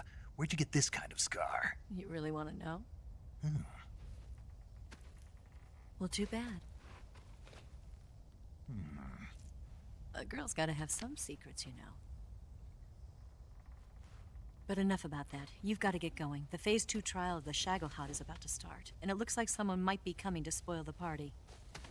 Khrushchev? His forces are on their way here. The Colonel is gathering his troops together to meet them. If we don't get a move on, the security will be even tighter than it is now. You'll need this key. It unlocks the door to the underground tunnel. Once you're in there, you can follow the tunnel to get inside Groznygrad. And take this too. What is it? The food of the future. A well-balanced meal for the space age. It's good to eat some real food once in a while.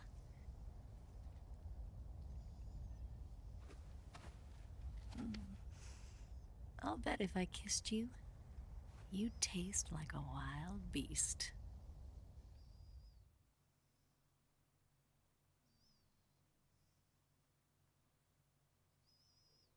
Do you know where exactly in Groznygrad Sokolov is located? He's in the heart of the fortress, the weapons lab. The weapons lab is divided into 3 wings. There's the East Wing, which houses the research facilities. Then there's the main wing where the weapons are assembled. That's where the Shagohod is. Finally, there's the West Wing, which is connected via a passageway to the main building. That's where Sokolov is. To get in, you'll have to enter the main wing from the East Wing. Then, go through the passageway on the 2nd floor of the main wing. The West Wing of the weapons lab. Got it. There's just one problem. Not again. The West Wing is protected by the highest level of security. You need to be Colonel class to get in. Colonel class? Here, look at this picture. Major Ivan Rydenovich Rykov. Pretend you're him. How do I do that?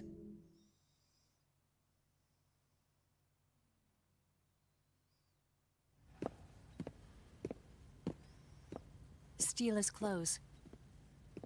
You look similar from behind. They won't know the difference. Your face might be a problem, so you just have to figure something out. He should be somewhere in the East Wing.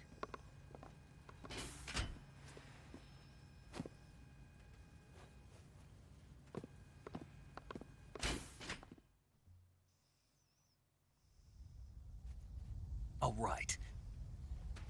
But how am I supposed to escape once I get Sokolov out of there? Command said you're supposed to have something ready for me. And I do. There's a lake 30 miles north of here. I hid a wig there. A wig? It's a state-of-the-art ground effect vehicle.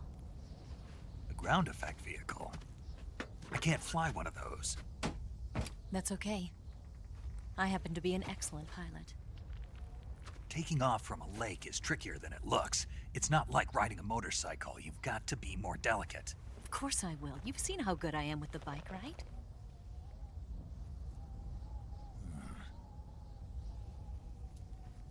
Right. You handle the escape then. I'll head for Groznygrad.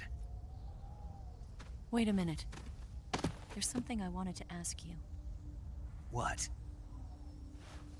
What's the story between you and the boss? She was like a mother, and my master. And your lover? It went deeper than that. Deeper? Half of me belongs to the boss. Do you love her? No, nothing like that. Do you hate her? Does it have to be one or the other? Love or hate? Between a man and a woman? You bet. For 10 years, we lived and died together. You couldn't possibly understand. And you think you can kill her now? That's your mission, isn't it? Assassinating the boss?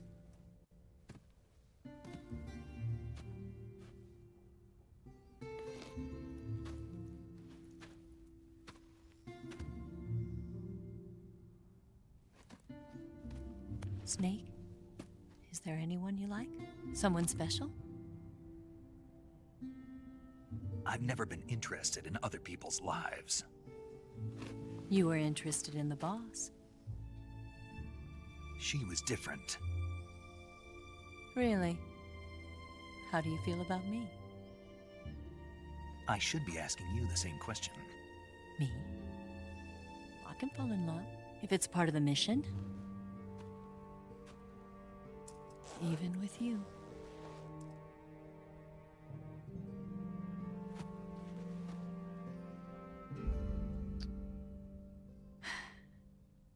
Snake?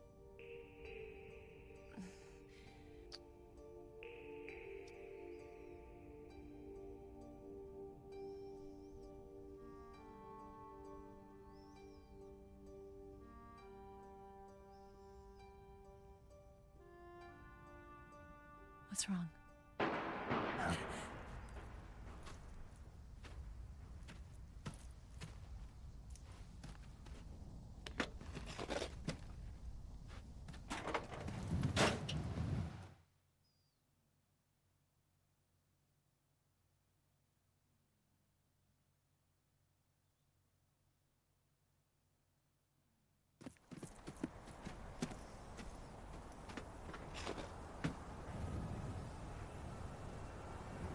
See you around, Snake.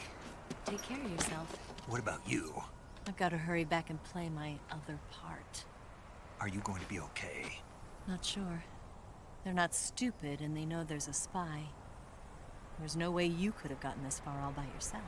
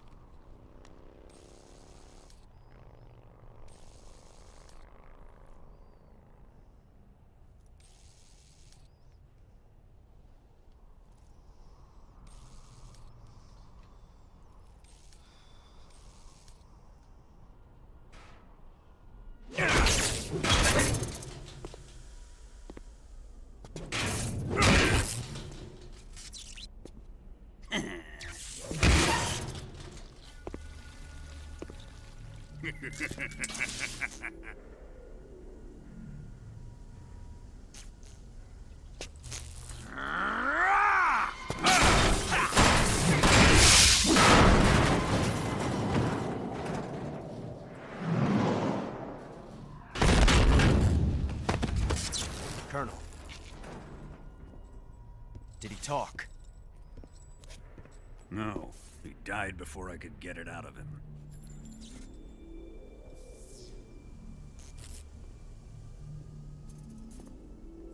He wasn't the spy then.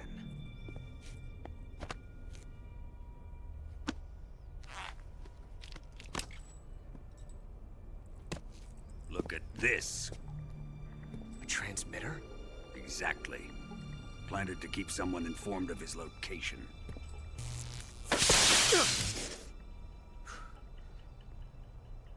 But does this mean Granin was the spy? Perhaps he was being used by someone else. Perhaps. This man was our comrade. Comrade or not, he's of no use to us now.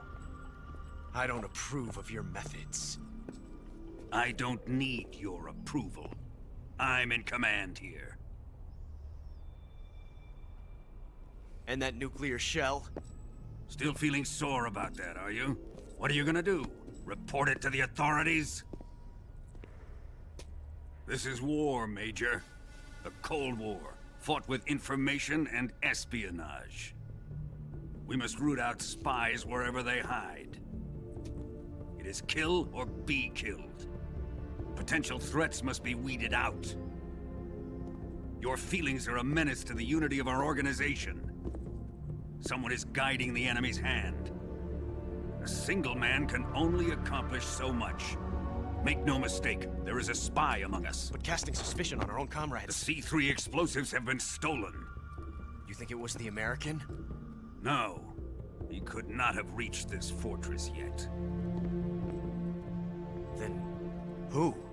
I'd be careful about suspecting your own men. Boss! Where have you been? The fear and the end have fallen.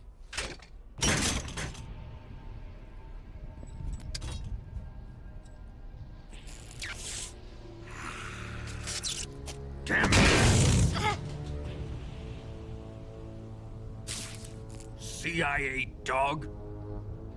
That leaves only the Fury. How can the legendary Cobras be beaten so easily? He's good. Fallen for him? Don't worry. I'll take care of him. What is he after? Must be more than just Sokolov. America is out to destroy the Shagohod and get its hands on your inheritance. The Philosopher's legacy. Impossible. The legacy, it... Then they're out to kill me as well. Colonel, tighten the security on this place. He's coming here, I'm sure of it. I'm gonna get the Davy Crockett.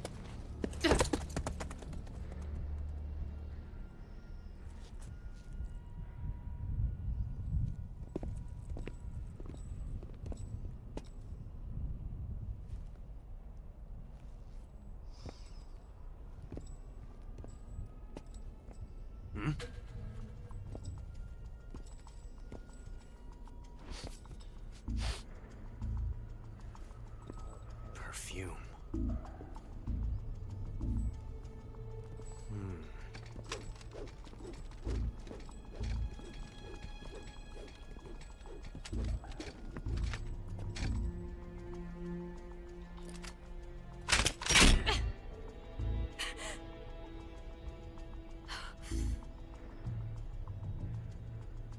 Nice boots. Make sure you polish them up properly.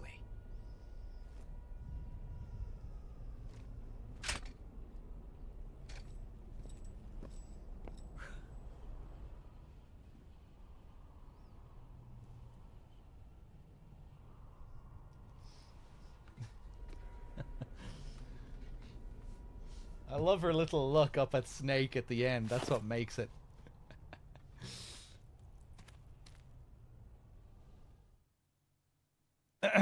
Looks like she was embarrassed. She just realized someone was watching her do that. But it's a hidden R1 scene. So on a first playthrough, you see her look back at Snake, and you might think she's just concerned about Snake or something. Then once you see the hidden R1 scene, it completely alters the context. No, she's just embarrassed that Snake saw her do this goofy ass hand gesture. Then she kind of shrugs it off. Ah, fuck it.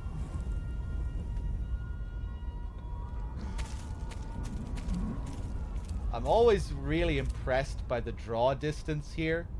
Like how far away Grozny Grad is here, how it looks. With the amount of stuff that seems to be rendered in fairly impressive detail. You can even see some guards moving around down there. Look at this. Isn't that kind of wild? Maybe it's not too crazy, I don't know, but it kind of really stands out to me. It's something you don't really see too much of like for a PS2 game. Seems kind of crazy. Yeah, you can get a really unique helicopter encounter here.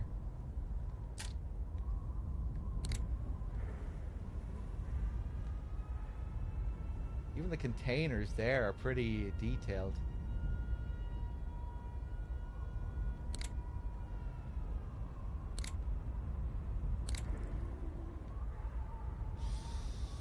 It's a nice way to give you the layout of the base. Yeah, it's cool. You can kind of get a sense of what these areas are like before you get there.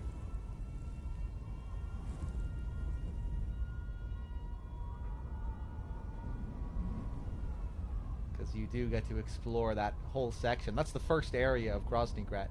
This area with the containers.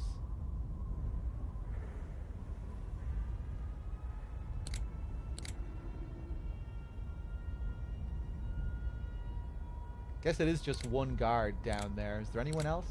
Still pretty cool. There's the barrels of poor Granin.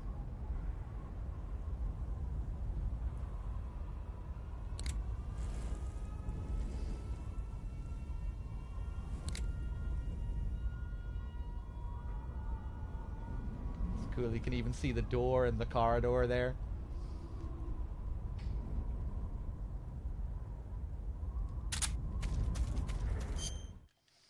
Let's eat something. Hey, that's good. Will I even be able to trigger this encounter, given that I didn't get the rocket launcher? I didn't even think about that. Oh, I won't. Wait a second. What if can I trigger an alert with the SVD? Do I need the RPG? Usually I pick up the RPG. This time I just said, fuck it, I'll get it later. I won't really need it. Yeah, I'm going to try and snipe. Hopefully that'll do something. It probably won't trigger an all-out alert, though. Oh, it does. Nice.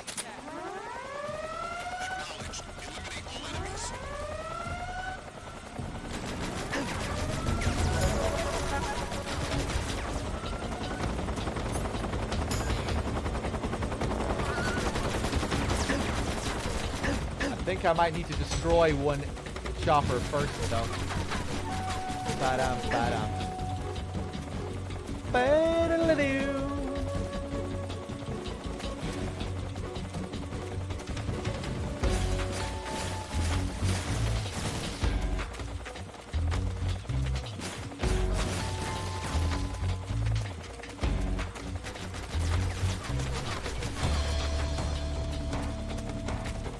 Bam, bam.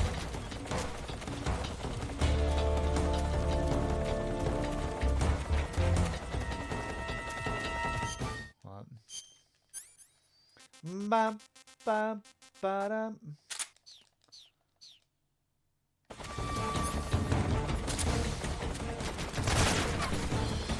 Yeah, I think I'm gonna have to destroy this one.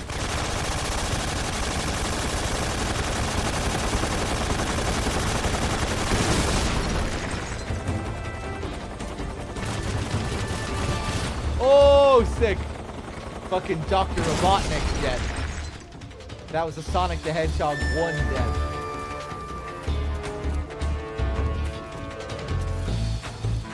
Now another one.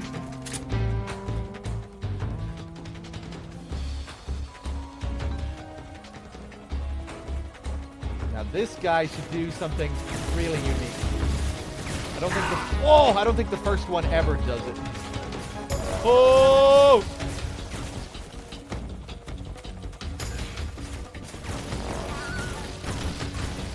Yeah, he goes off way in the distance.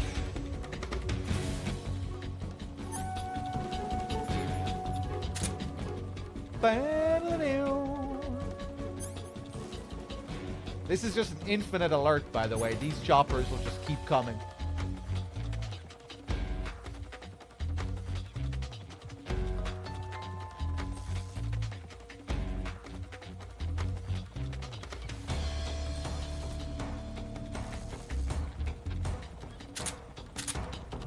Here he comes.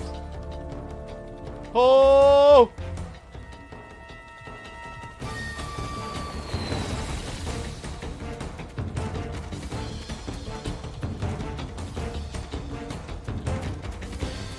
I think he has another variation on that as well. I'll let you go out in style.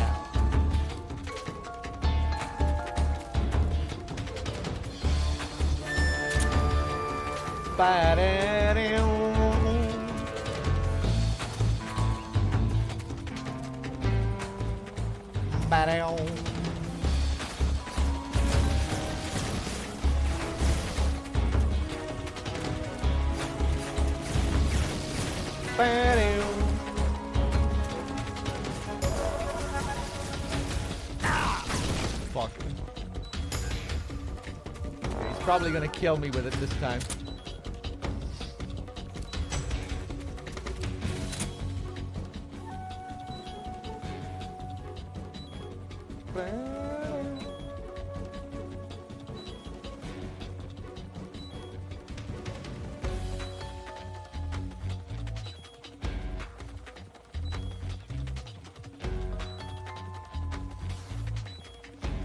Ah, he's just doing the same thing. Thought he had another one where he just kind of drops a load of bombs once he's overhead. Whoop.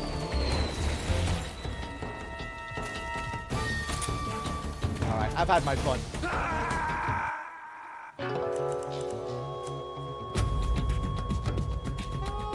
Snake, what happened? Talk to me. Snake! I thought this chopper did it too, where you had like an alternate attack there. Bam, bam, ba-dum, bam, bam, ba-dum.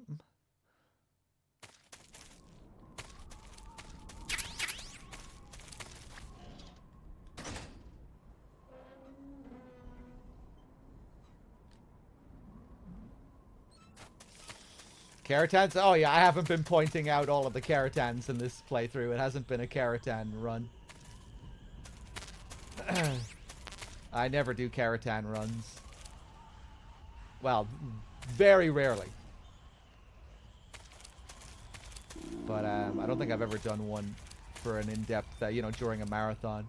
I might point out the occasional one. But one thing I do like doing is dancing with this scorpion. Hold on.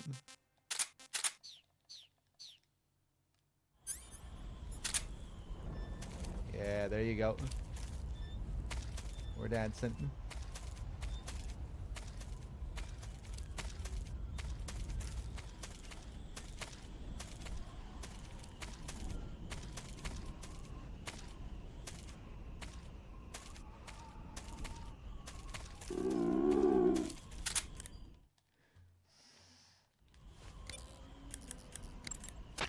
Snake, be careful when you...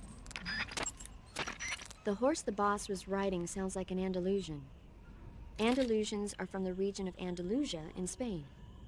They're renowned for their beauty, their gentle nature, and their physical prowess. Just so you know, you can't eat them. Hey, I didn't say anything. Yeah, but you were going to. I was. Yes. Don't even think about eating a horse. Got it? Guess I'll have to mark it off the list. What did you say? I'm just kidding. Mm-hmm. Looks like you're in a building. If people are living there, there's bound to be people food. People food? People food? Soviet military rations. It beats eating raw snakes and mushrooms all the time, doesn't it? I'm getting to like raw snake and mushroom. You really are turning into an animal. You say Grannon's shoes were rigged with a transmitter? That sounds like something the KGB's been working on lately. It's exactly like you described. A miniature transmitter that's small enough to put in a shoe. Grannon said he got the shoes from a woman called Tatiana. You think she's a KGB spy? Could be. Or maybe it's some kind of ploy to throw suspicion on her. Anyway, it's your job to find out. Good point. Sigint. Yo. Eva said she set up a ground effect vehicle for us to make our escape. So I heard. The ground effect vehicle, or WIG, is something like a cross between an airplane and a boat. It uses ground effect to fly. Ground effect basically means that when the craft skims the surface of the ground, the air between the ground and the wing is compressed, which gives the wing an extra boost. From what Western intelligence agencies have been able to gather, the Russians are pretty serious about developing these WIGs. Apparently, they're planning on using them for anti-submarine patrols. I guess I can see why. The WIG's long cruising range and high-speed capabilities make it a good choice for that kind of mission. Eva must have gotten her hands on one of the first prototypes while it was being field tested as a transport craft. The WIG has a top speed of over 400 miles per hour, and its range is pretty good too. Not that speed is gonna help you if you've got a supersonic fighter jet on your tail, but if you hug the surface and stay off the radar, you should have no problems getting away. Looks like you got your face painted in desert color. Desert is a brown-colored face paint used for operations in mountainous terrain as well. Yeah. Okay, I think we're good. Let's do a save call. You want to save? Because we haven't been doing too many of them.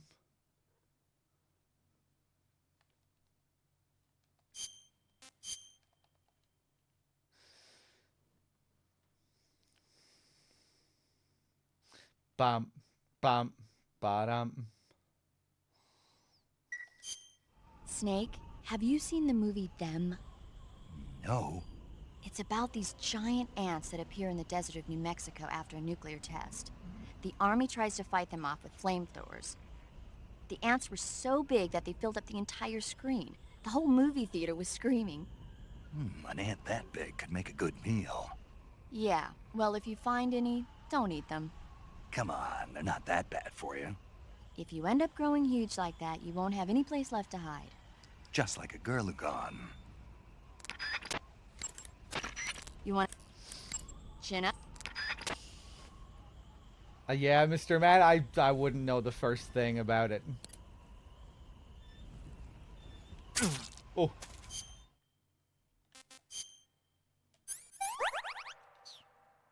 I remember people saying before that the weight thing was actually kind of accurate.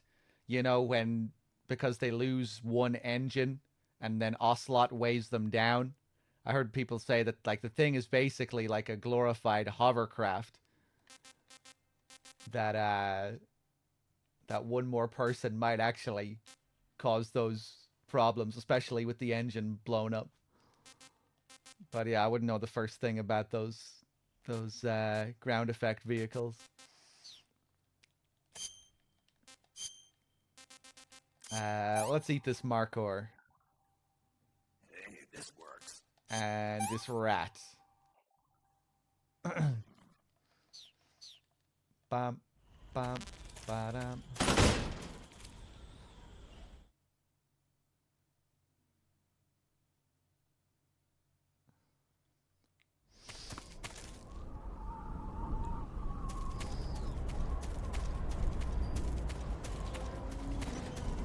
Oh yeah, now we get these fucking spooky guys.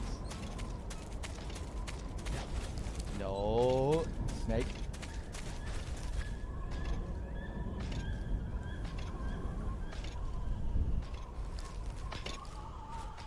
I'd imagine these guys scared a lot of people on their first playthrough. You really don't expect this when you come back out after that cutscene. Fucking horror enemies. Leads up to the Fury fight nicely as well with their flamethrowers.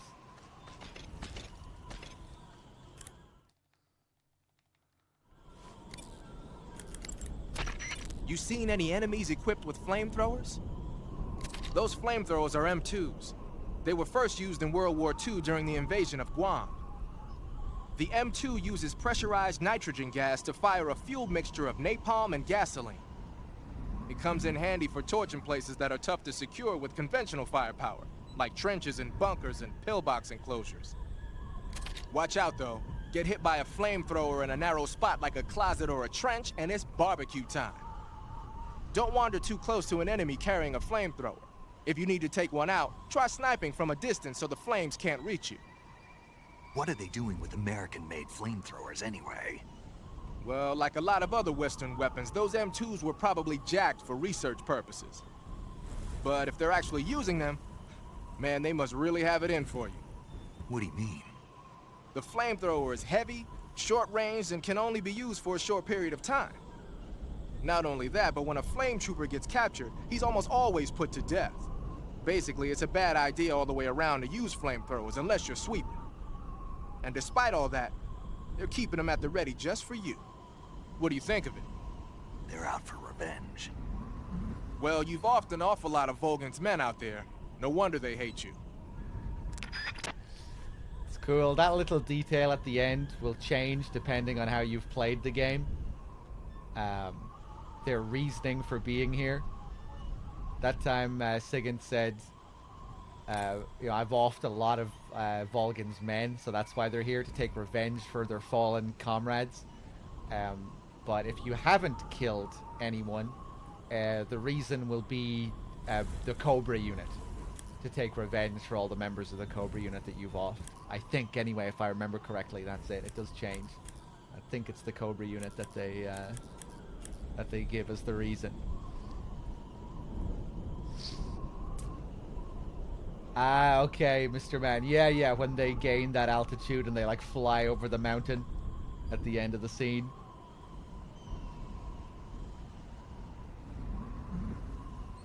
Yeah, I guess they're taking some liberties there. Watch out, though. Get hit by a flamethrower in a narrow spot like a closet or a trench, and it's barbecue time.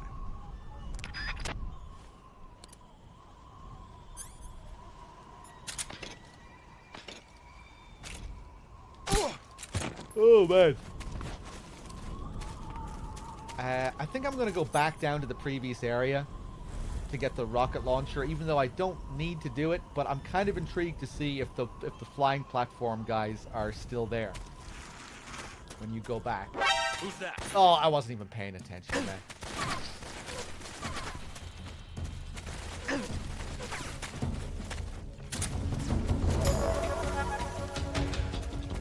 This is HQ.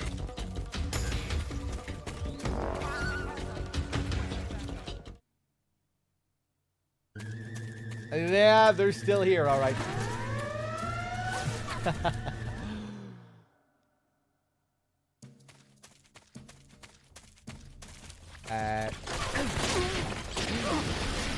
Oh my god. Oh, flamethrower guys here as well.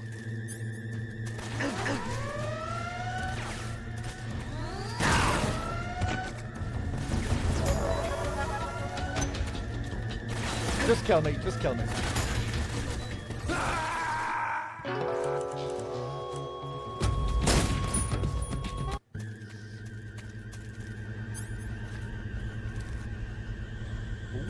Ooh, it is a different guard layout here, I think. That guy isn't usually up there.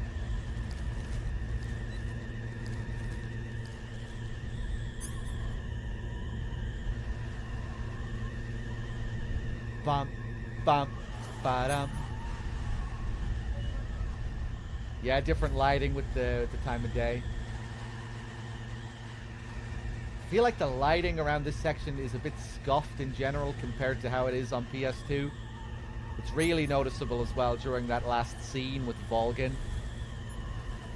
Down there, that like bloomy yellow.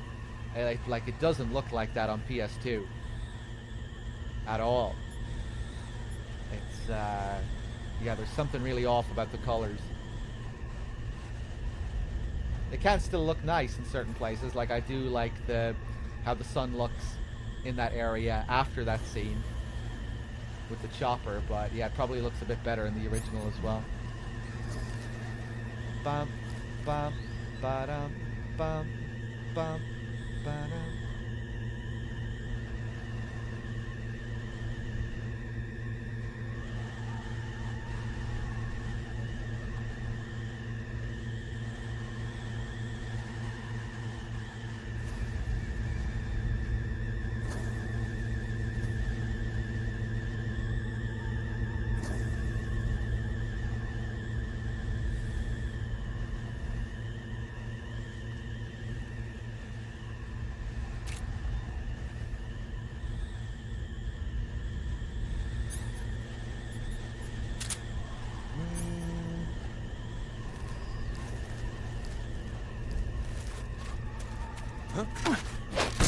Get down. What's wrong? Oh, fuck.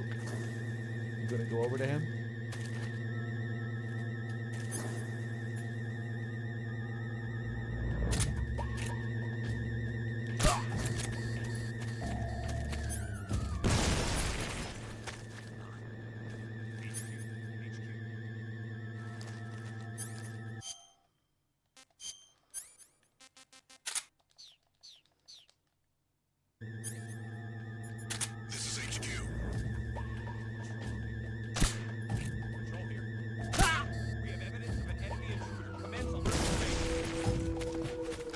Give me the RPG. Get me out of here.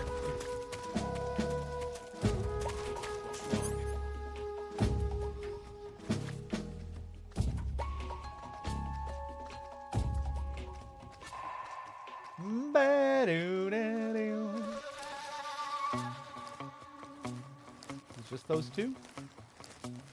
Oh.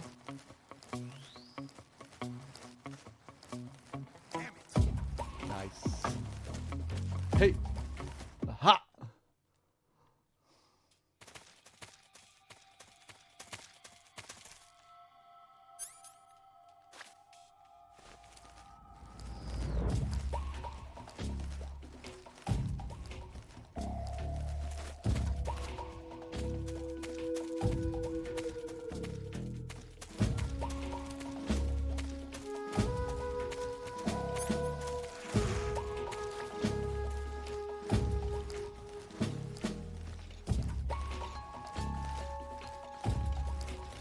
Check this slope. Yeah, I was just thinking about that as well, Big Boss. I have a feeling I won't be able to pause while I'm sliding down. Look at these guys going right up to the entrance.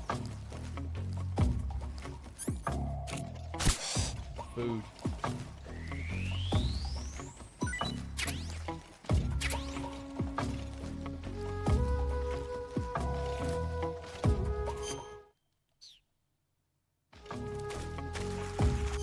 Yeah, I can only pause when I get to the bottom, I think.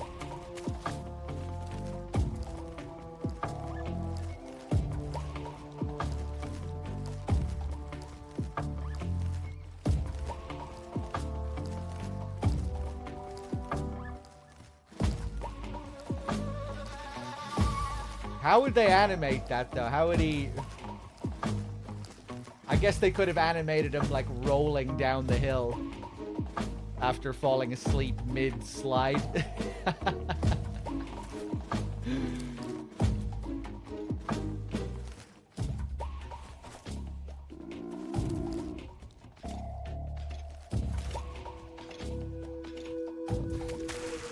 Yeah, you have to wait until you hit the bottom.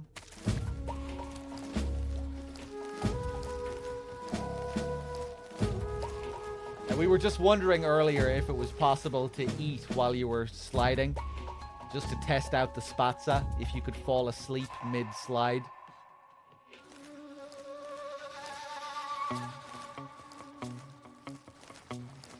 Ba-dum-bum-bum. Jump roll into the slope. You can't pause in the middle of a jump roll either.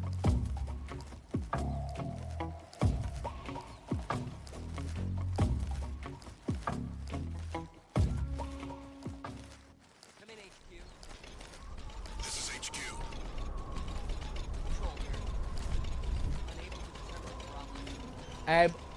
One thing I could do is just take the spazza at the top of the slope. But he'd probably just fall like usual, right? Something there.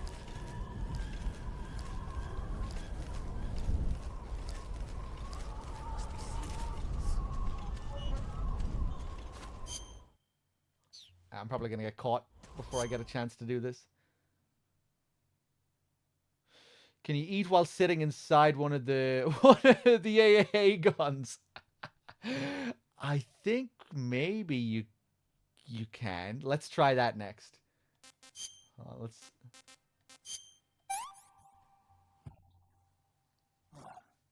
Not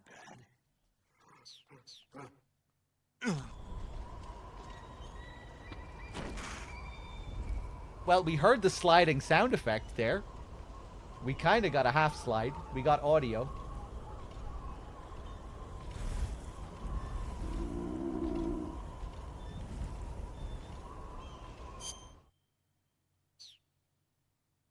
Oh, that's cool. I'm not sure if I've ever looked at him in the survival viewer while he's asleep. Nice. I can spin him around.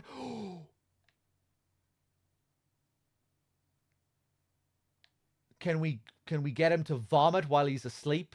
Death by vomiting while sleeping?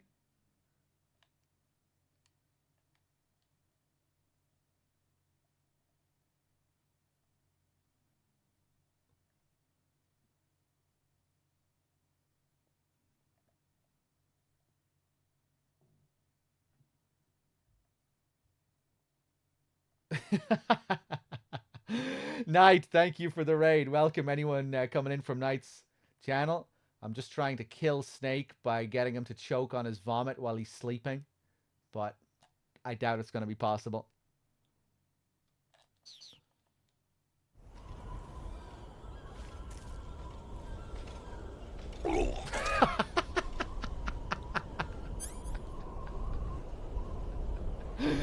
Oh, I'm sorry, Snake. The things I put you through. I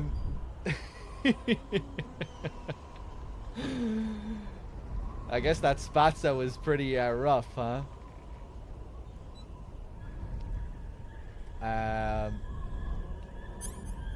Alright, let's kill ourselves.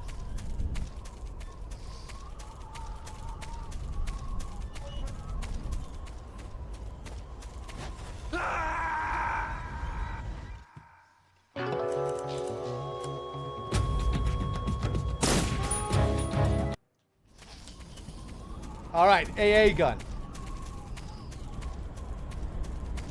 Don't you dare look at me.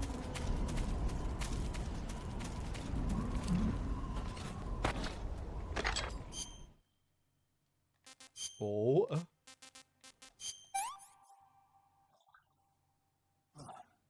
Not bad.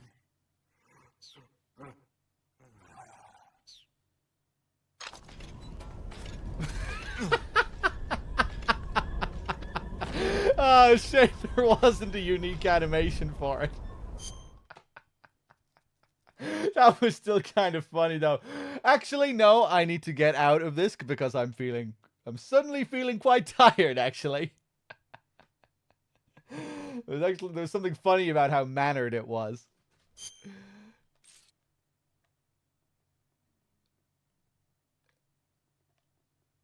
Do his eyes look different when he's asleep? His eyes stay open while he's asleep, but does he always look like that?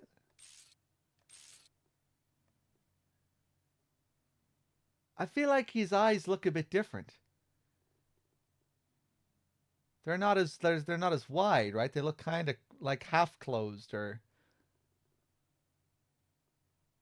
a third of the way closed. Can't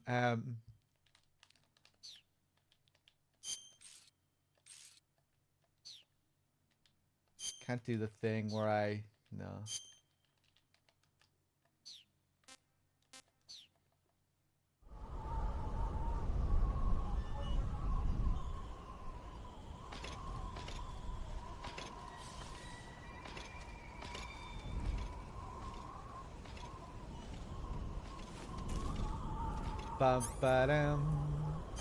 I want to look at his eyes again.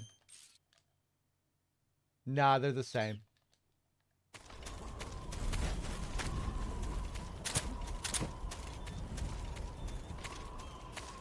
Okay, gonna kill myself again just so I can hold on to the Spatza. Can you spin him while he's sleeping? Yeah, we just did it. We were hoping he would get sick while he was asleep. But, nah, you have to wait.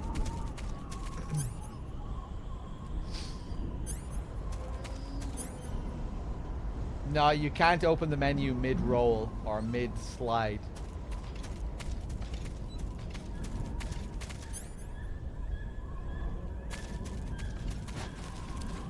I think we've done it in every possible situation now.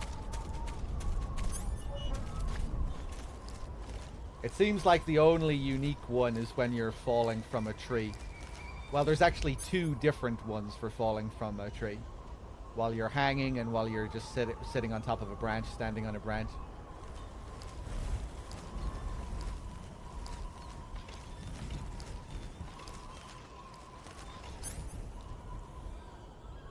I think spinning him makes him wake up faster.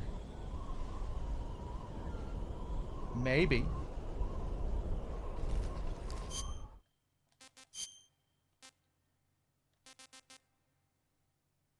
I could test it. Let's test it. Okay, I'll kill myself one more time. Just for the science. Good. I'm getting kind of sleepy. He won't fall asleep inside the survival viewer, will he? No, we have to...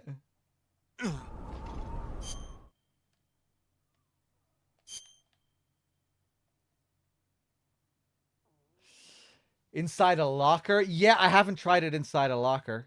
Inside a box? I think I have tried it inside the box, and no, there's nothing fancy. He just kind of comes out of the box and does his usual thing.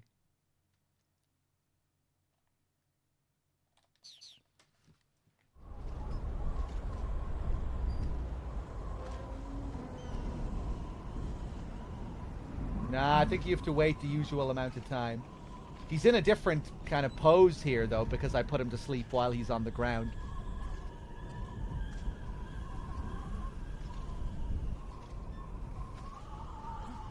Oh! I'm not used to the lying down puke.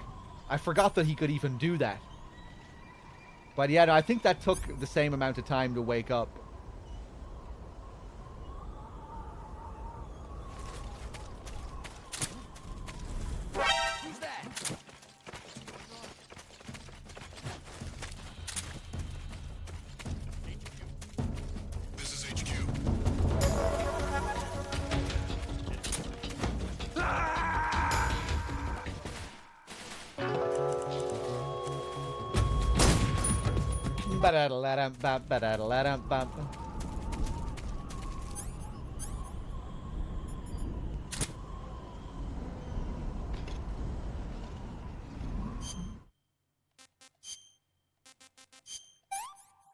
Just because I can't remember.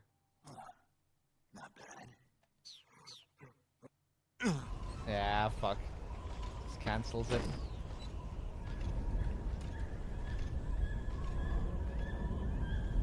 Yeah, I'm intrigued to test the locker. We'll do that when we get to Grozny Grad. He might just fall out of the locker. That would be pretty good. Or stay trapped inside the locker forever. like guards do. If you put a sleeping guard into a locker, they never wake up. They're trapped for eternity.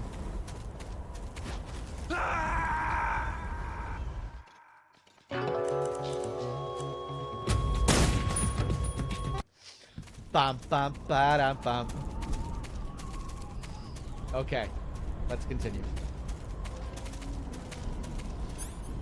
On the motorcycle, you die, don't you? You fall off on the motorcycle, I think.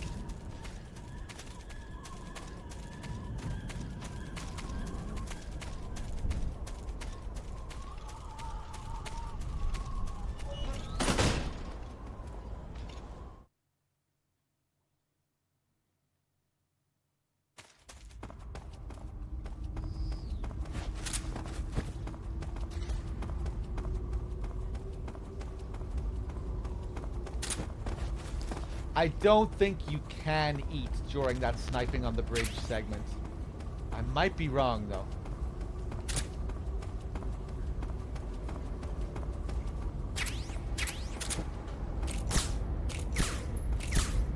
Snake. No. There you go. Only took 5 shots.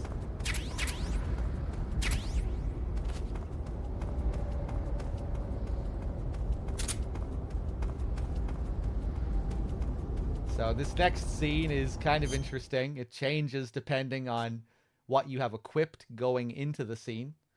If Snake has a torch, he'll have a torch in the cutscene, and the scene will play out a bit differently. And Snake will burn his face off. If you have thermal goggles, Snake will have thermal goggles. Or if you have night vision, he'll have night vision, and you'll get unique prompts to look in first person. I usually can't resist showing the torch scene, and I think I'm going to have to do the same again.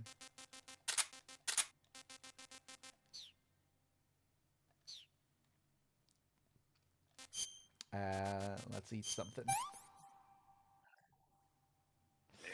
Can you have both? No. If you equip, say, a torch and thermal goggles at the same time, the game will take priority. One will take priority over the other. I forget which one does take priority, but yeah.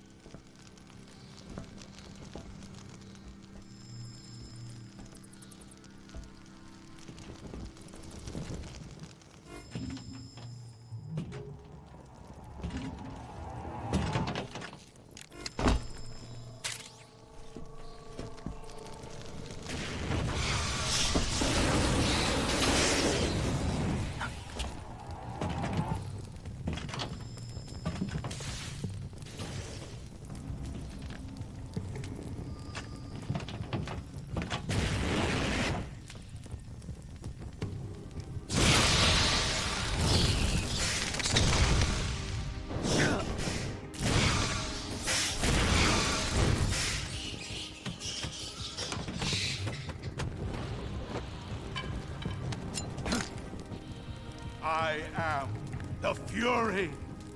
The flames of my rage will incinerate you. I came back from space. As I returned, I had one vision. The world set ablaze. And do you know what I saw there?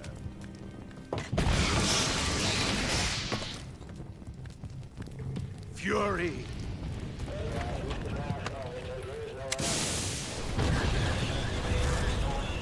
A great and terrible fury at being alive.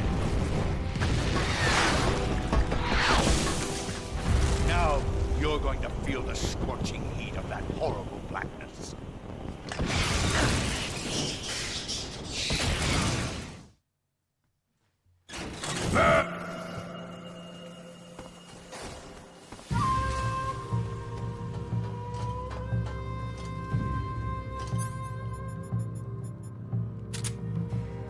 Okay, let's find him. Oh, there he is. I didn't even see him.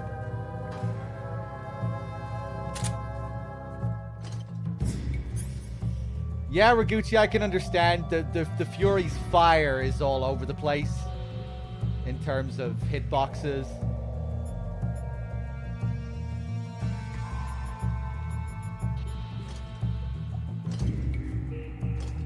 But I do still like this fight. I like how random he can be and unpredictable with regards to his pattern. I love the Fury, like his cutscenes. And the character, what little we get of his character, I really like. I love Richard Doyle's performance. He does a lot with very little.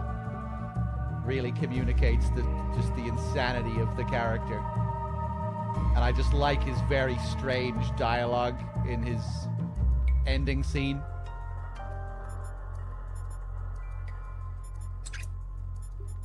Where he believes he's in space, returning to Earth as he smashes his head against the ceiling. It's a really cool death, I think.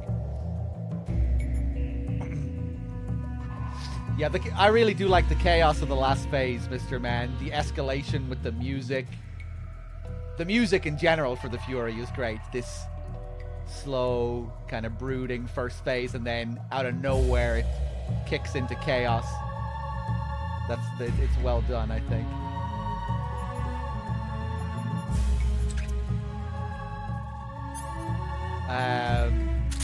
Let me get the Mosin out here.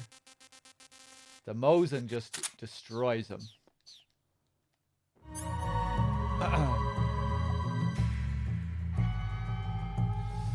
Oh, I think mechanically, I think Fat Man is a much better fight than this. It feels much tighter. And there's just more going on. I think more interesting little details.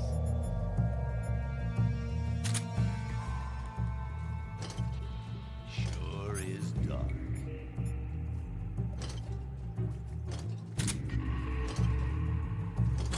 Fat Man is up there in like my top fights in the whole series.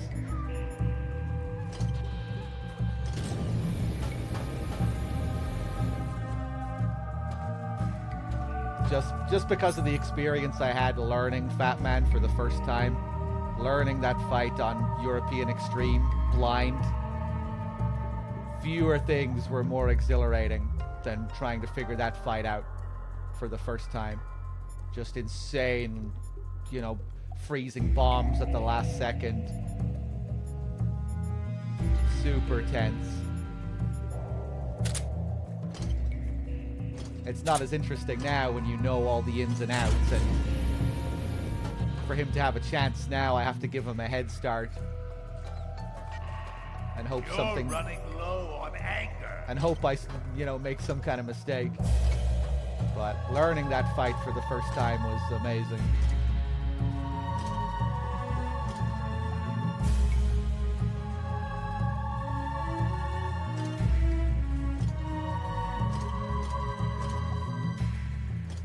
But this one definitely has some good qualities that Fat Man doesn't have, or Raven. I like how you categorize the three of them there, because they are similar fights. Kind of hide and seek. Cat and mouse fight. In a way. I guess not so much with Fat Man, but yeah, still a similar kind of structure to it. Whoop!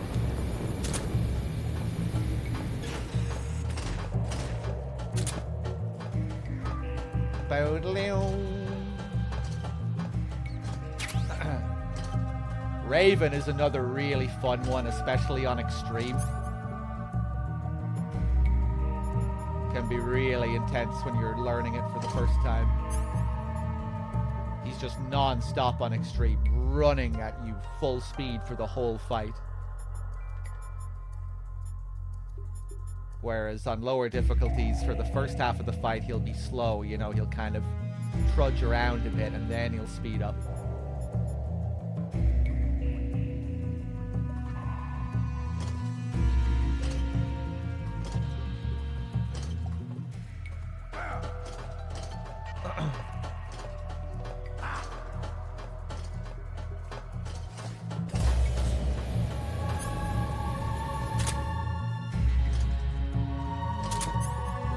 Yeah, Lunaris, it is kind of an inversion, isn't it? Where you're the one chasing him. That's the big part of the challenge in that Fat Man fight, figuring out how to stay on his toes.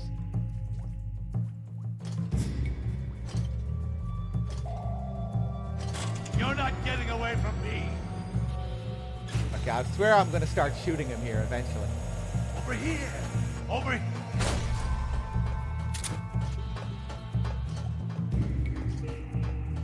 Bam, bam, bam. Alright, you son of a bitch.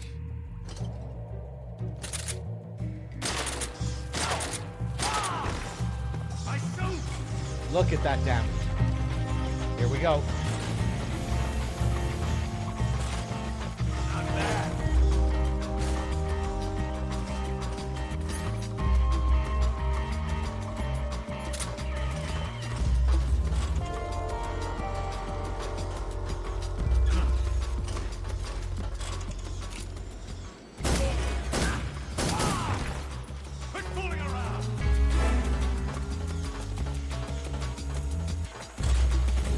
Oh.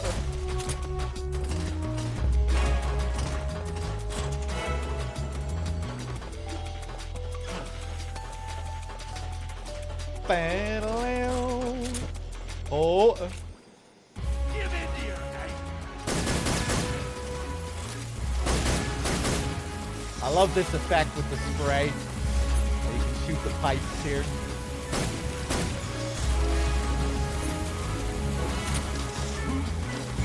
Boo! Get rid of that fire. Oh!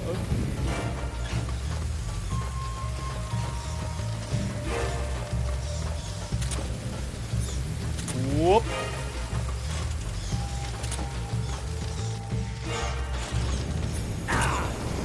I thought he was going to do his countdown.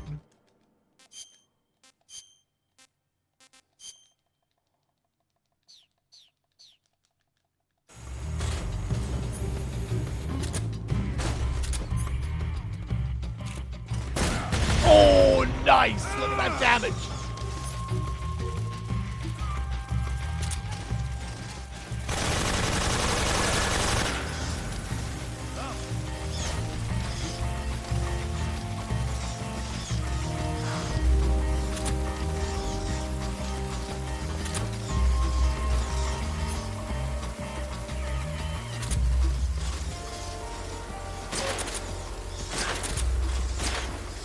Oh!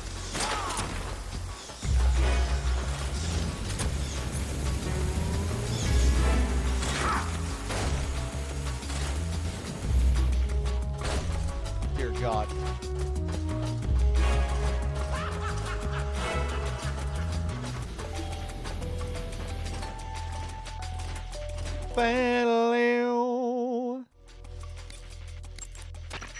The Fury is equipped with a powerful flamethrower. Whatever you do, don't attack him from the front. Get behind him and attack him from there. You'll never get anywhere fumbling around in the dark. You need to be able to see first. Use the night vision goggles. You could also try using a torch or a cigar. You're talking shit, Zero. Snake, watch out for the Fury's flame attacks. Those flames are incredibly intense. If you get blasted at close range, it's likely to result in a severe burn. If you get burned, go into the survival viewer right away and use Cure to treat it. If your body catches on fire, you can put it out by rolling around repeatedly. You can also go into the survival viewer and change out of the burning clothes. so if you catch on fire, take care of it immediately. And the box is also amazing for quenching flames. If you're on fire, stick on the box, it'll quench the flames. And just it's generally good for avoiding flames too.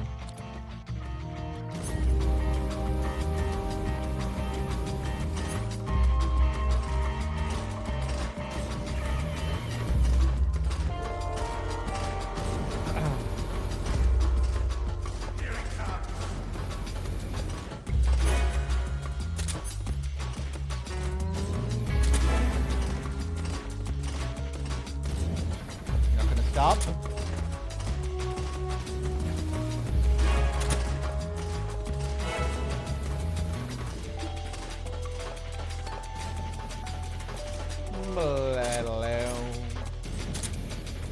Come on.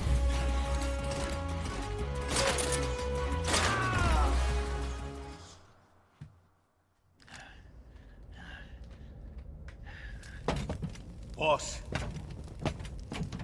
This is the end of the Cobras. You've got to live on. You're the only one left. I'm off. To join the sorrow.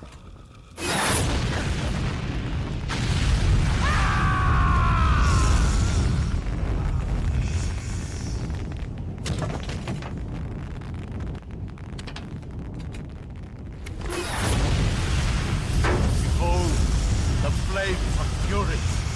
The fires of hell will purge me free.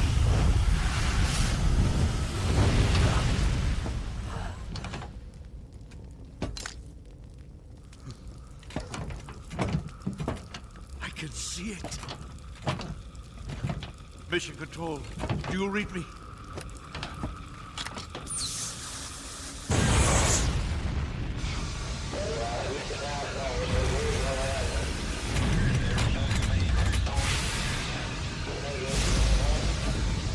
I'm coming home.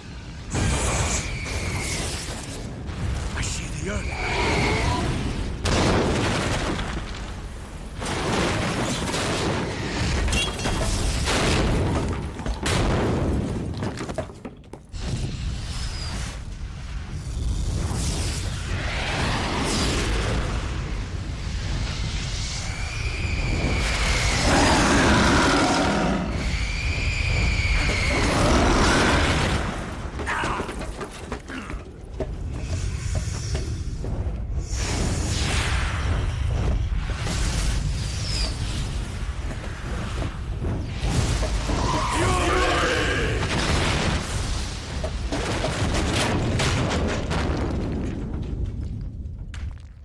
Plop.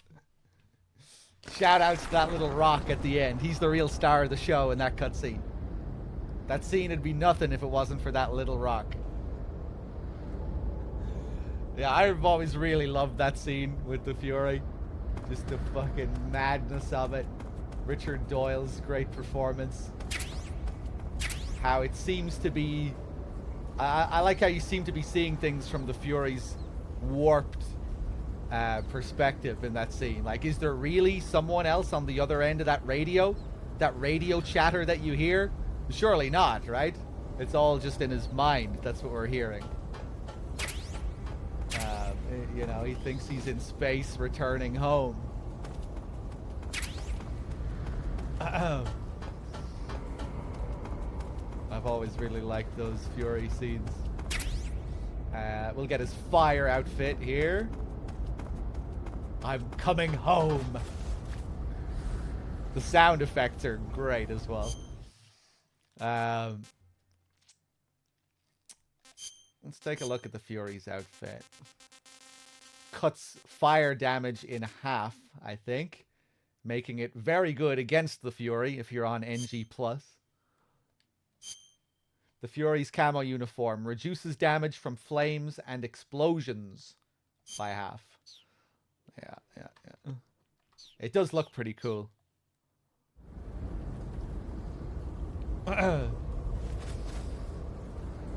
Yeah, Richard Doyle is really great.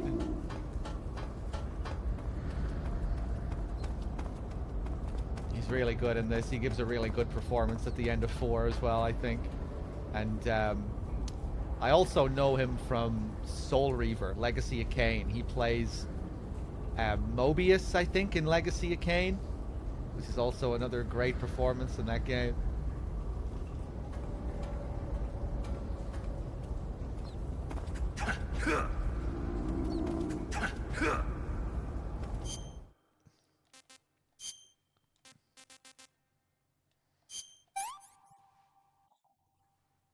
Hey, that's good.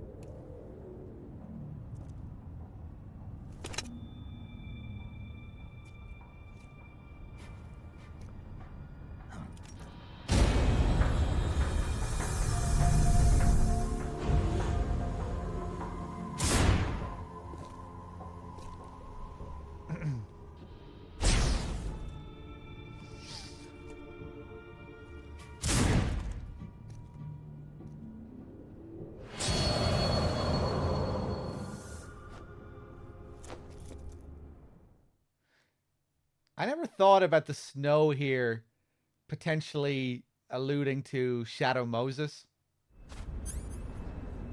Don't know why I never thought of that before, but just like the first time in the game that we're climbing up and arriving at this big base, MGS1 taking place in a big base. In MGS1, you get there at the start of the game. You're exploring this interior facility for the whole thing.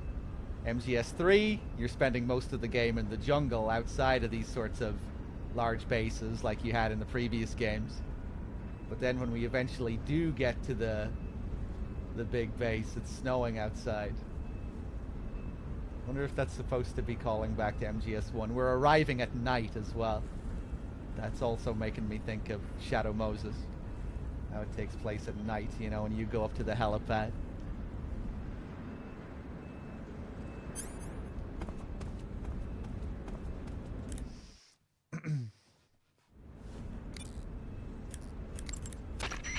Good. You've finally made it inside Groznygrad. Finally. Stay alert. This is the enemy's main base. The security here is on a scale you haven't encountered yet. No kidding. Your objective is the weapons lab. It's the giant building in the center of the fortress. Sokolov is in the west wing of that building. To get into the area where Sokolov is imprisoned, you'll need to find Major Rykov, steal his clothes, and disguise yourself as him. Rykov is supposed to be in the east wing of the weapons lab. Start out by sneaking into the east wing of the weapons lab, then neutralize Rykov and take his clothes. The weapons lab is to the northeast of the area you're in now. Head northeast. Okay. Eva? The security in the west wing where Sokolov is being held is extremely tight. The only ones who are cleared to enter the west wing are those with colonel-class authorization. One of those people is Major Rykov. To get into the west wing, you could disguise yourself as Rykov. First, you'll have to take Rykov out and steal his uniform. He's in the east wing of the weapons lab in the center of Groznygrad. The east wing is northeast of your current location. Head northeast. All right, but why? Huh? Why do I have to steal Rykov's clothes from him? What about that scientist outfit? That's not going to work this time around. Rykov's uniform is a special type that only he wears. You'll have to get it directly from him. Normally, I'm pretty good at getting men to take off their clothes, but it won't work on him. Huh? You, on the other hand, might have a better chance with him. What's that supposed to mean? What indeed? Anyway, the only way to get Rykov's uniform is to take him out and steal it yourself. He's somewhere in the East Wing. Eva, about this Major Rykov. Yes? You said he had Colonel class authorization, right? Right. But his rank is Major, so how can he have Colonel class authorization? Rykov is treated as an officer of equal rank with Colonel Volgin. Treated as the same rank? Yeah. Even though he's a Major? Right. Why? You don't know? No. Even after seeing that photo? Nope.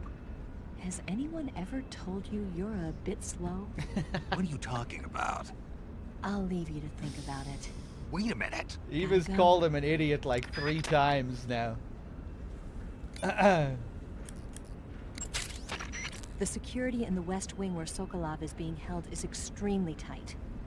The only ones who are cleared to... Yeah. String cheese thug with the 7 months. Thank you very much. Harry Wee Haggis as well with the 2. Thank you. Nitch, you were just thinking the same thing as well. Interesting. Toadworthy, I did thank you earlier as well, didn't I, for your sub? Toad, thank you so much. I forgot to do the mask call earlier with Sigint, and I know, well, at least when you get inside Grozny Grad, you can't trigger it inside there. Let's see if we can trigger it here. We've probably missed it, unfortunately. Let's see.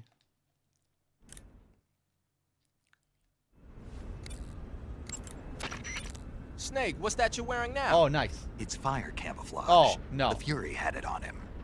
That camouflage seems to have fire-resistant properties. When you wear it, you'll only take half damage from flames and explosions. You won't ever get burned, either. Sounds like something the Fury would use, all right. Maybe. Desert is a... yeah, I don't think we're gonna get it. In addition... Fuck. That's okay. Tiger...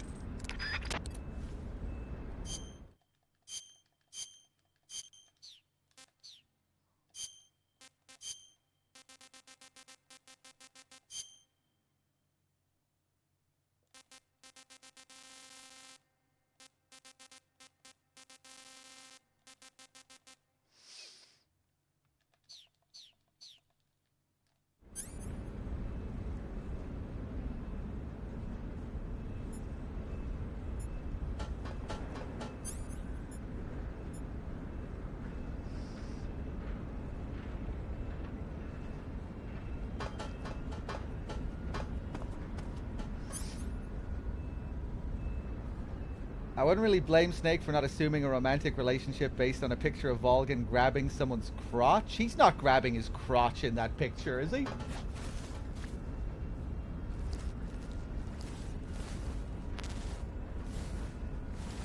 He should be? That'd be funny if that was caught on camera. He is? I don't think you can see their lower halves at all there, can you?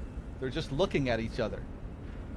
Unless I've just missed something somehow all these years, which could be possible.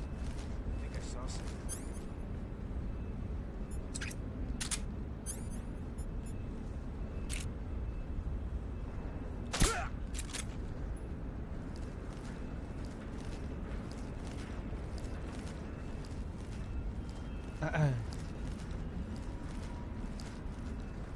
Easy does it now.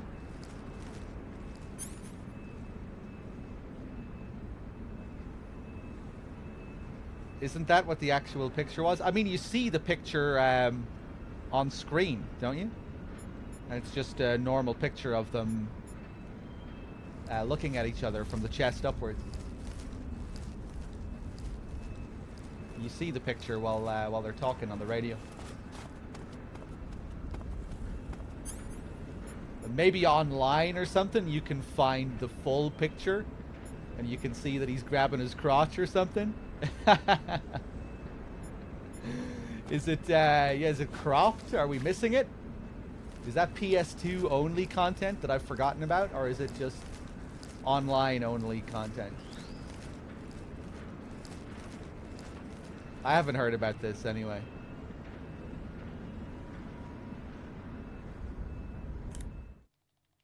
Let's save.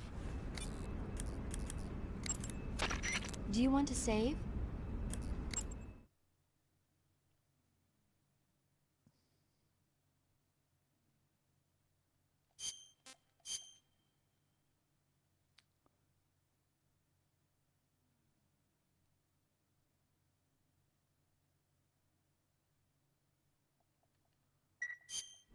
Snake, have you ever seen Jason and the Argonauts? Can't say I have. It's based on Greek mythology. There's this ship called the Argo, and it sets sail in search of the Golden Fleece. Along the way, it encounters many dangers. They run into all kinds of monsters, like bronze giants and the deadly seven-headed Hydra and the vicious bird-like harpies. The most spectacular part of all was the battle scene with an army of skeletons. It was like they were actually standing up and fighting. Are you serious? If you don't believe me, go see it for yourself. Then you'll understand the magic of movies. It was totally amazing. Yeah, all right. If I make it back alive, I'll go see it. It just came out, so I'm sure it'll still be playing. Young Snow. I doubt she's confusing the later scene with the photograph, but maybe.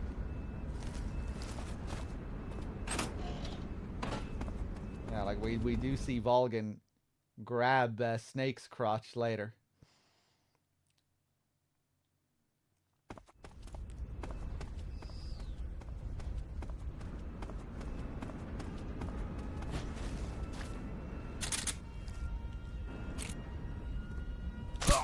Look at that bloom. Why is that wall so bright?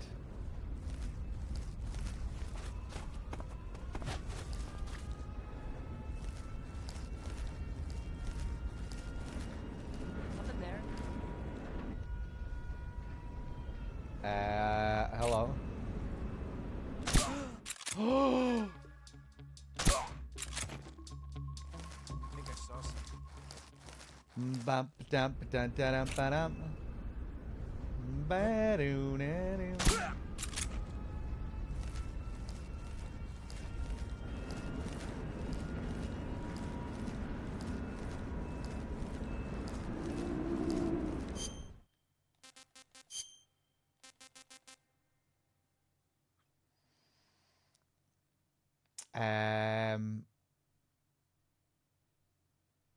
Okay.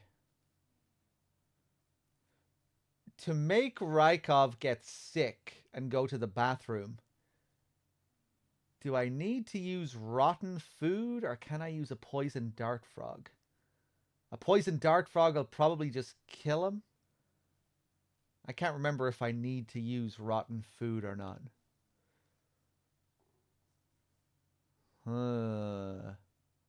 I'm not carrying much food here. Bum, ba-dum, ba-dum, ba-dum, ba-dum. I think it is just rotten food. We might need to go and put my game clock forward a bit.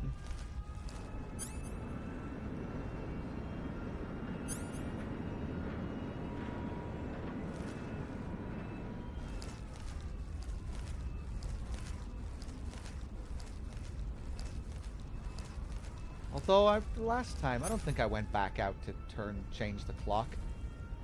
Yes, remember, I think the poison dart frog might work.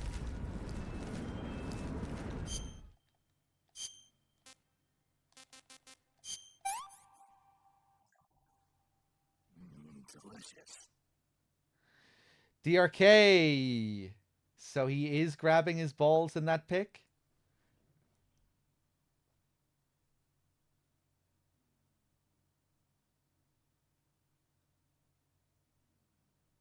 Hold on.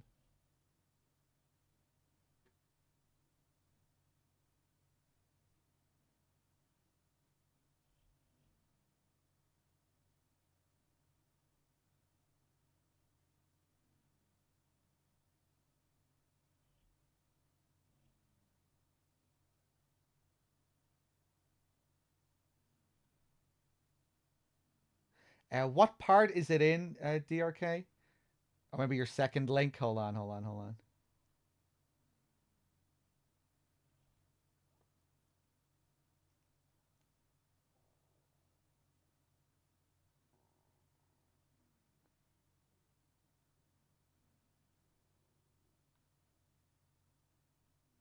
It's been so long since I read through these notes. I really must do it again sometime.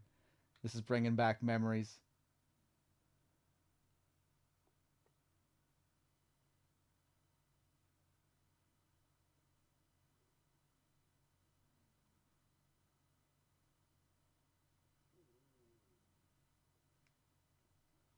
Sorry, I'm just glancing through all this stuff right now.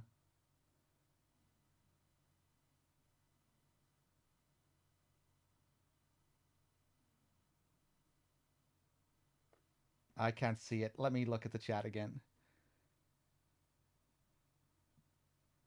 Control F Rykov in the second link. Okay, hold on.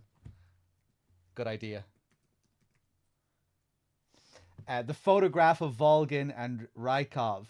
Look at them smiling. It is cut off in the photo, so it isn't clear. Oh no. But the Colonel's hand is reaching towards the direction of Major Rykov's crotch. Thanks, Kojima. Thanks for that little bit of information. That's crucial information that we needed for that scene.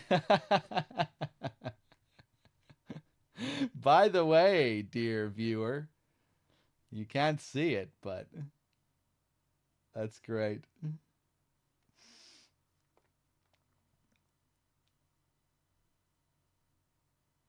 Okay, hold on.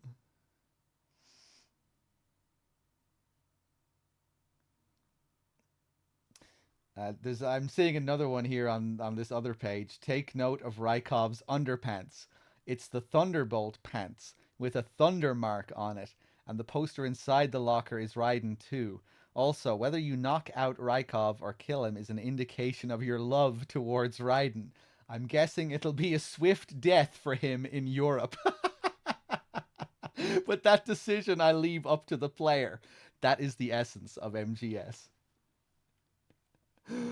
Damn, I thought he'd be talking about I thought he would have said the US players more than the European players. Damn, European players getting called out too? I didn't think the European backlash was that bad compared to the US. I thought we were fairly nice in Europe. Amazing.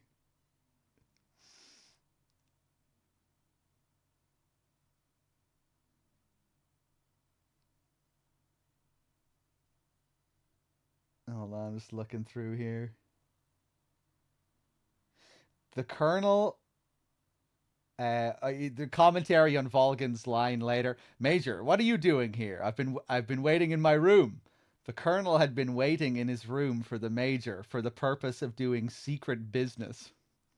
When he grabs Snake's crotch, he realizes that it's a different person because the size is different.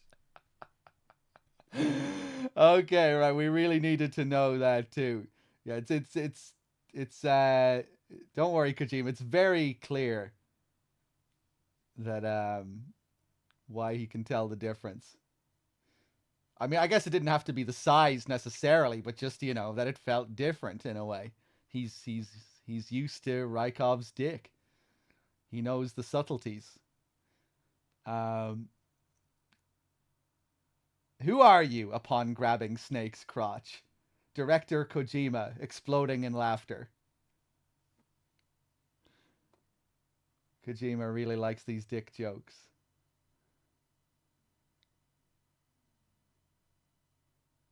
When the boss says disguise yourself for too long and it will erode you. She's really talking about herself. I always thought that was an interesting line. Kind of tying into MGS2 as well. Losing sight of who you really are. Even Volgin is afraid of the boss's CQC. Being a Japan maniac, he mistakes it for judo.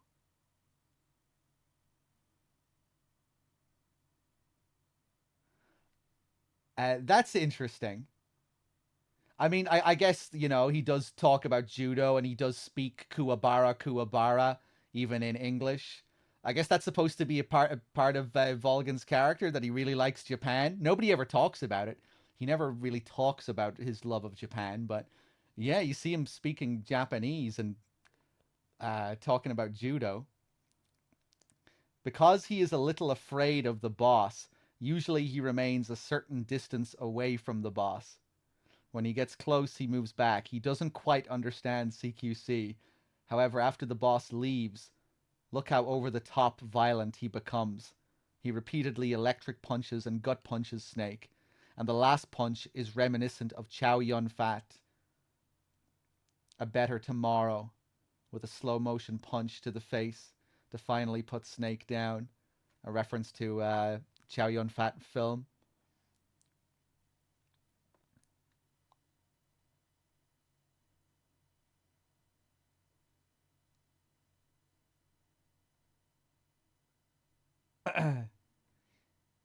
Here it is, the thing that repeats itself in MGS, the loss of bladder control. That's another comment when Snake pisses himself.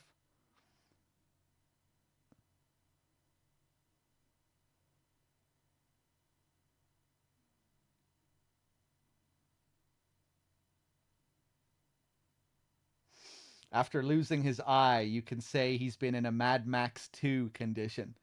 In first-person view, too, the right side has become narrow. Kojima loves his Mad Max. Anyway, I'll keep on playing. I just had to stop and look through some of those. Hold on a second. Let me just check here with DRK, because we're approaching the 12-hour mark again, I think. DRK might want to take over soon.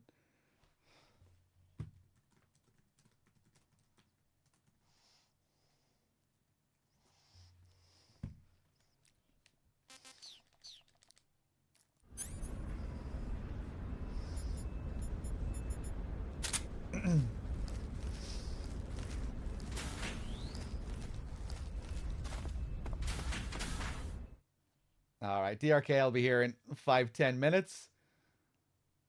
Man, I have to look through those notes again. It's been too long.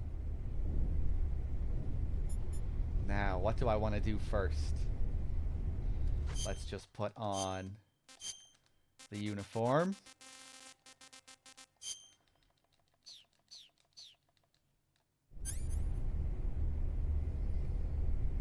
Let me just catch up with chat as well, just to read what you guys were saying about that stuff. Maybe I missed something interesting.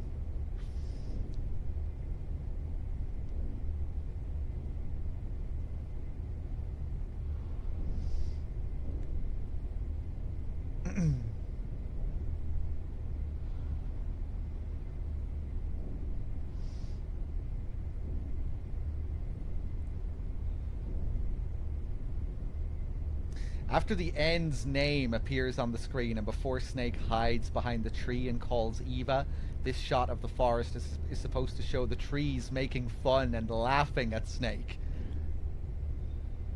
Rude trees. I never got that impression from the trees there. But again, maybe that was an idea that they wanted in the game, but they couldn't get. Because you will read bits of cut stuff in these notes sometimes, in the scenario books and some of the commentary,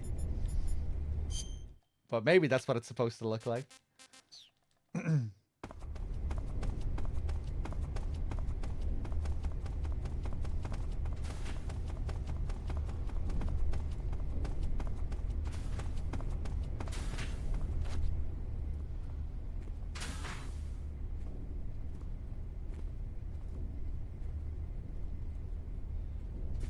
Any second now, Rykov should come out here. And we can do some silly stuff. Will I do the Spatza? Yeah, I'll test it. Or I'll tell DRK to test it if he wants to do it. I'll be handing the stream over in a few minutes. So, if we just stop and look at Rykov. Hey! Stand in his path. We get the crotch grab. Hey!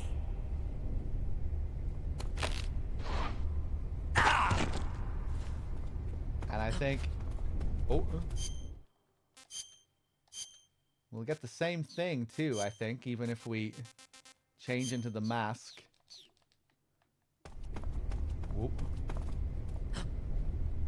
Hey! Yeah. However, he does have a unique reaction to the mask. You just have to bump into him. It's a very strange trigger. Why bump into him? But if you do that... What are you doing? How beautiful.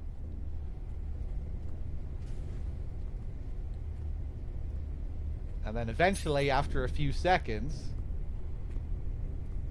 You! Who are you? Wait a second! That's not a mirror!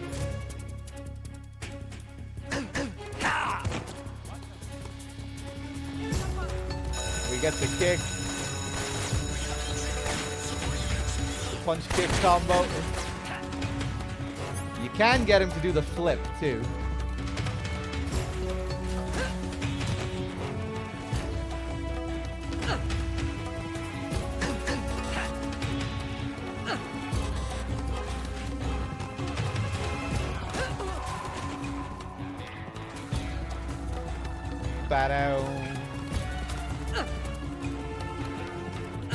Ah, he's gonna lock himself in the bathroom now. Let's see if I can do the stealth thing now.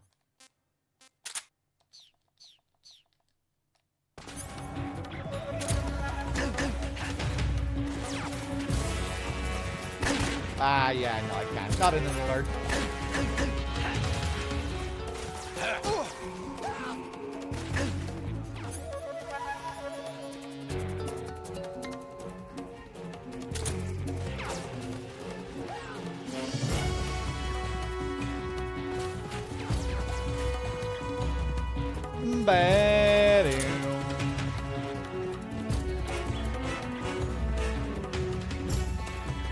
Okay, let's try the Spatza.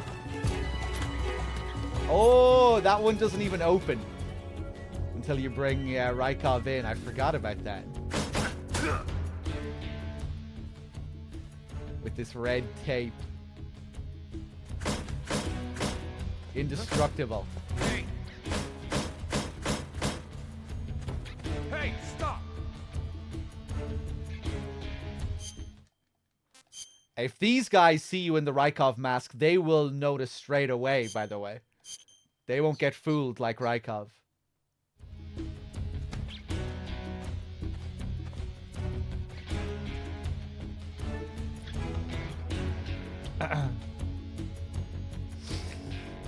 Yeah, Rykov isn't really a character you're supposed to be taking seriously in the sense of like, oh, like, is this guy related to Raiden? No, he's like a joke character, a parody character, playing off the reaction to Raiden and MGS2.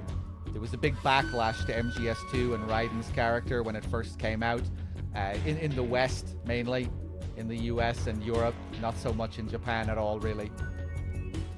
And the Rykov character is very much playing off that. That's why he's gay as well, and in this relationship with Rykov, or in this relationship with Volgin, because back in the day, everyone was like, oh, Raiden's gay, man, Raiden's a pussy, everyone wants to play as the badass Solid Snake. You know, back in the early 2000s, that was very much a thing.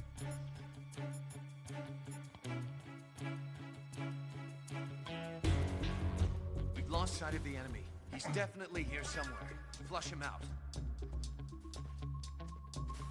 All right, DRK, I just want to test one thing here. Is this guy gonna fuck off? That is a beautiful face.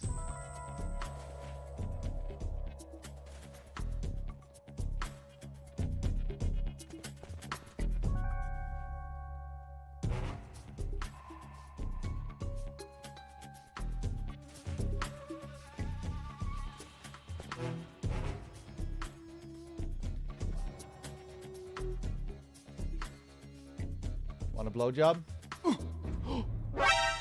What the?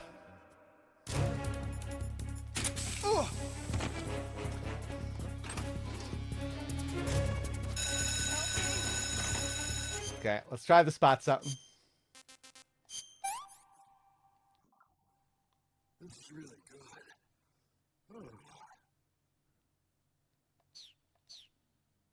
good. Well, I'm asleep.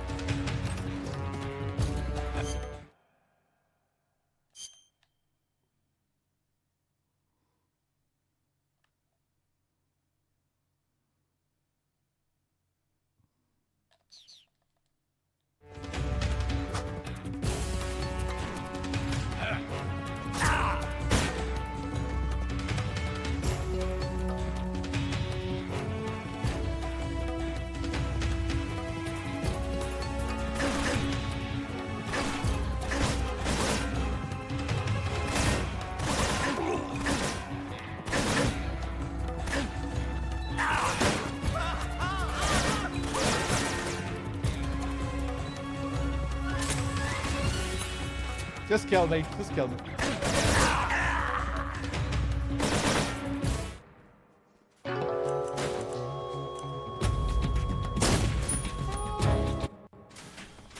Okay, I'm going to save, and I'll hand it over to DRK, and I'll let him do the rest of this Rykov stuff. Do you want to save? Bum, bum, ba-dum, ba-dum, bum, ba-dum, ba-dum.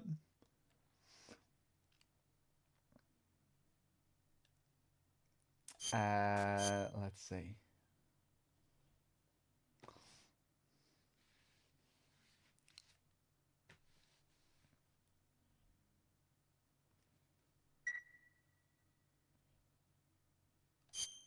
Snake, have you seen Dr. Strangelove or How I Learned to Stop Worrying and Love the Bomb? What? Dr. Strangelove. Have you seen it? No. It's about this insane American Air Force commander who sends a bomber out to drop an H-bomb on Russia. It's a black comedy. Doesn't sound very funny to me. The actor who plays Dr. Strangelove also plays two of the other main characters. It's actually kind of funny once you get past the scary parts. It just came out this year, so I bet you could still go and see it. Maybe when I'm in a lighter state of mind, I'll give it a try. Okay. Chat, bear with me. I'm just going to get this save sent over to DRK. Hopefully it doesn't take me as long this time. I was having some weird issues with the folders last time. But yeah, I'll play some tunes for a few minutes while you wait. And then I'll come back to sign off and hand over to DRK when this is all sent over. I'll be right back.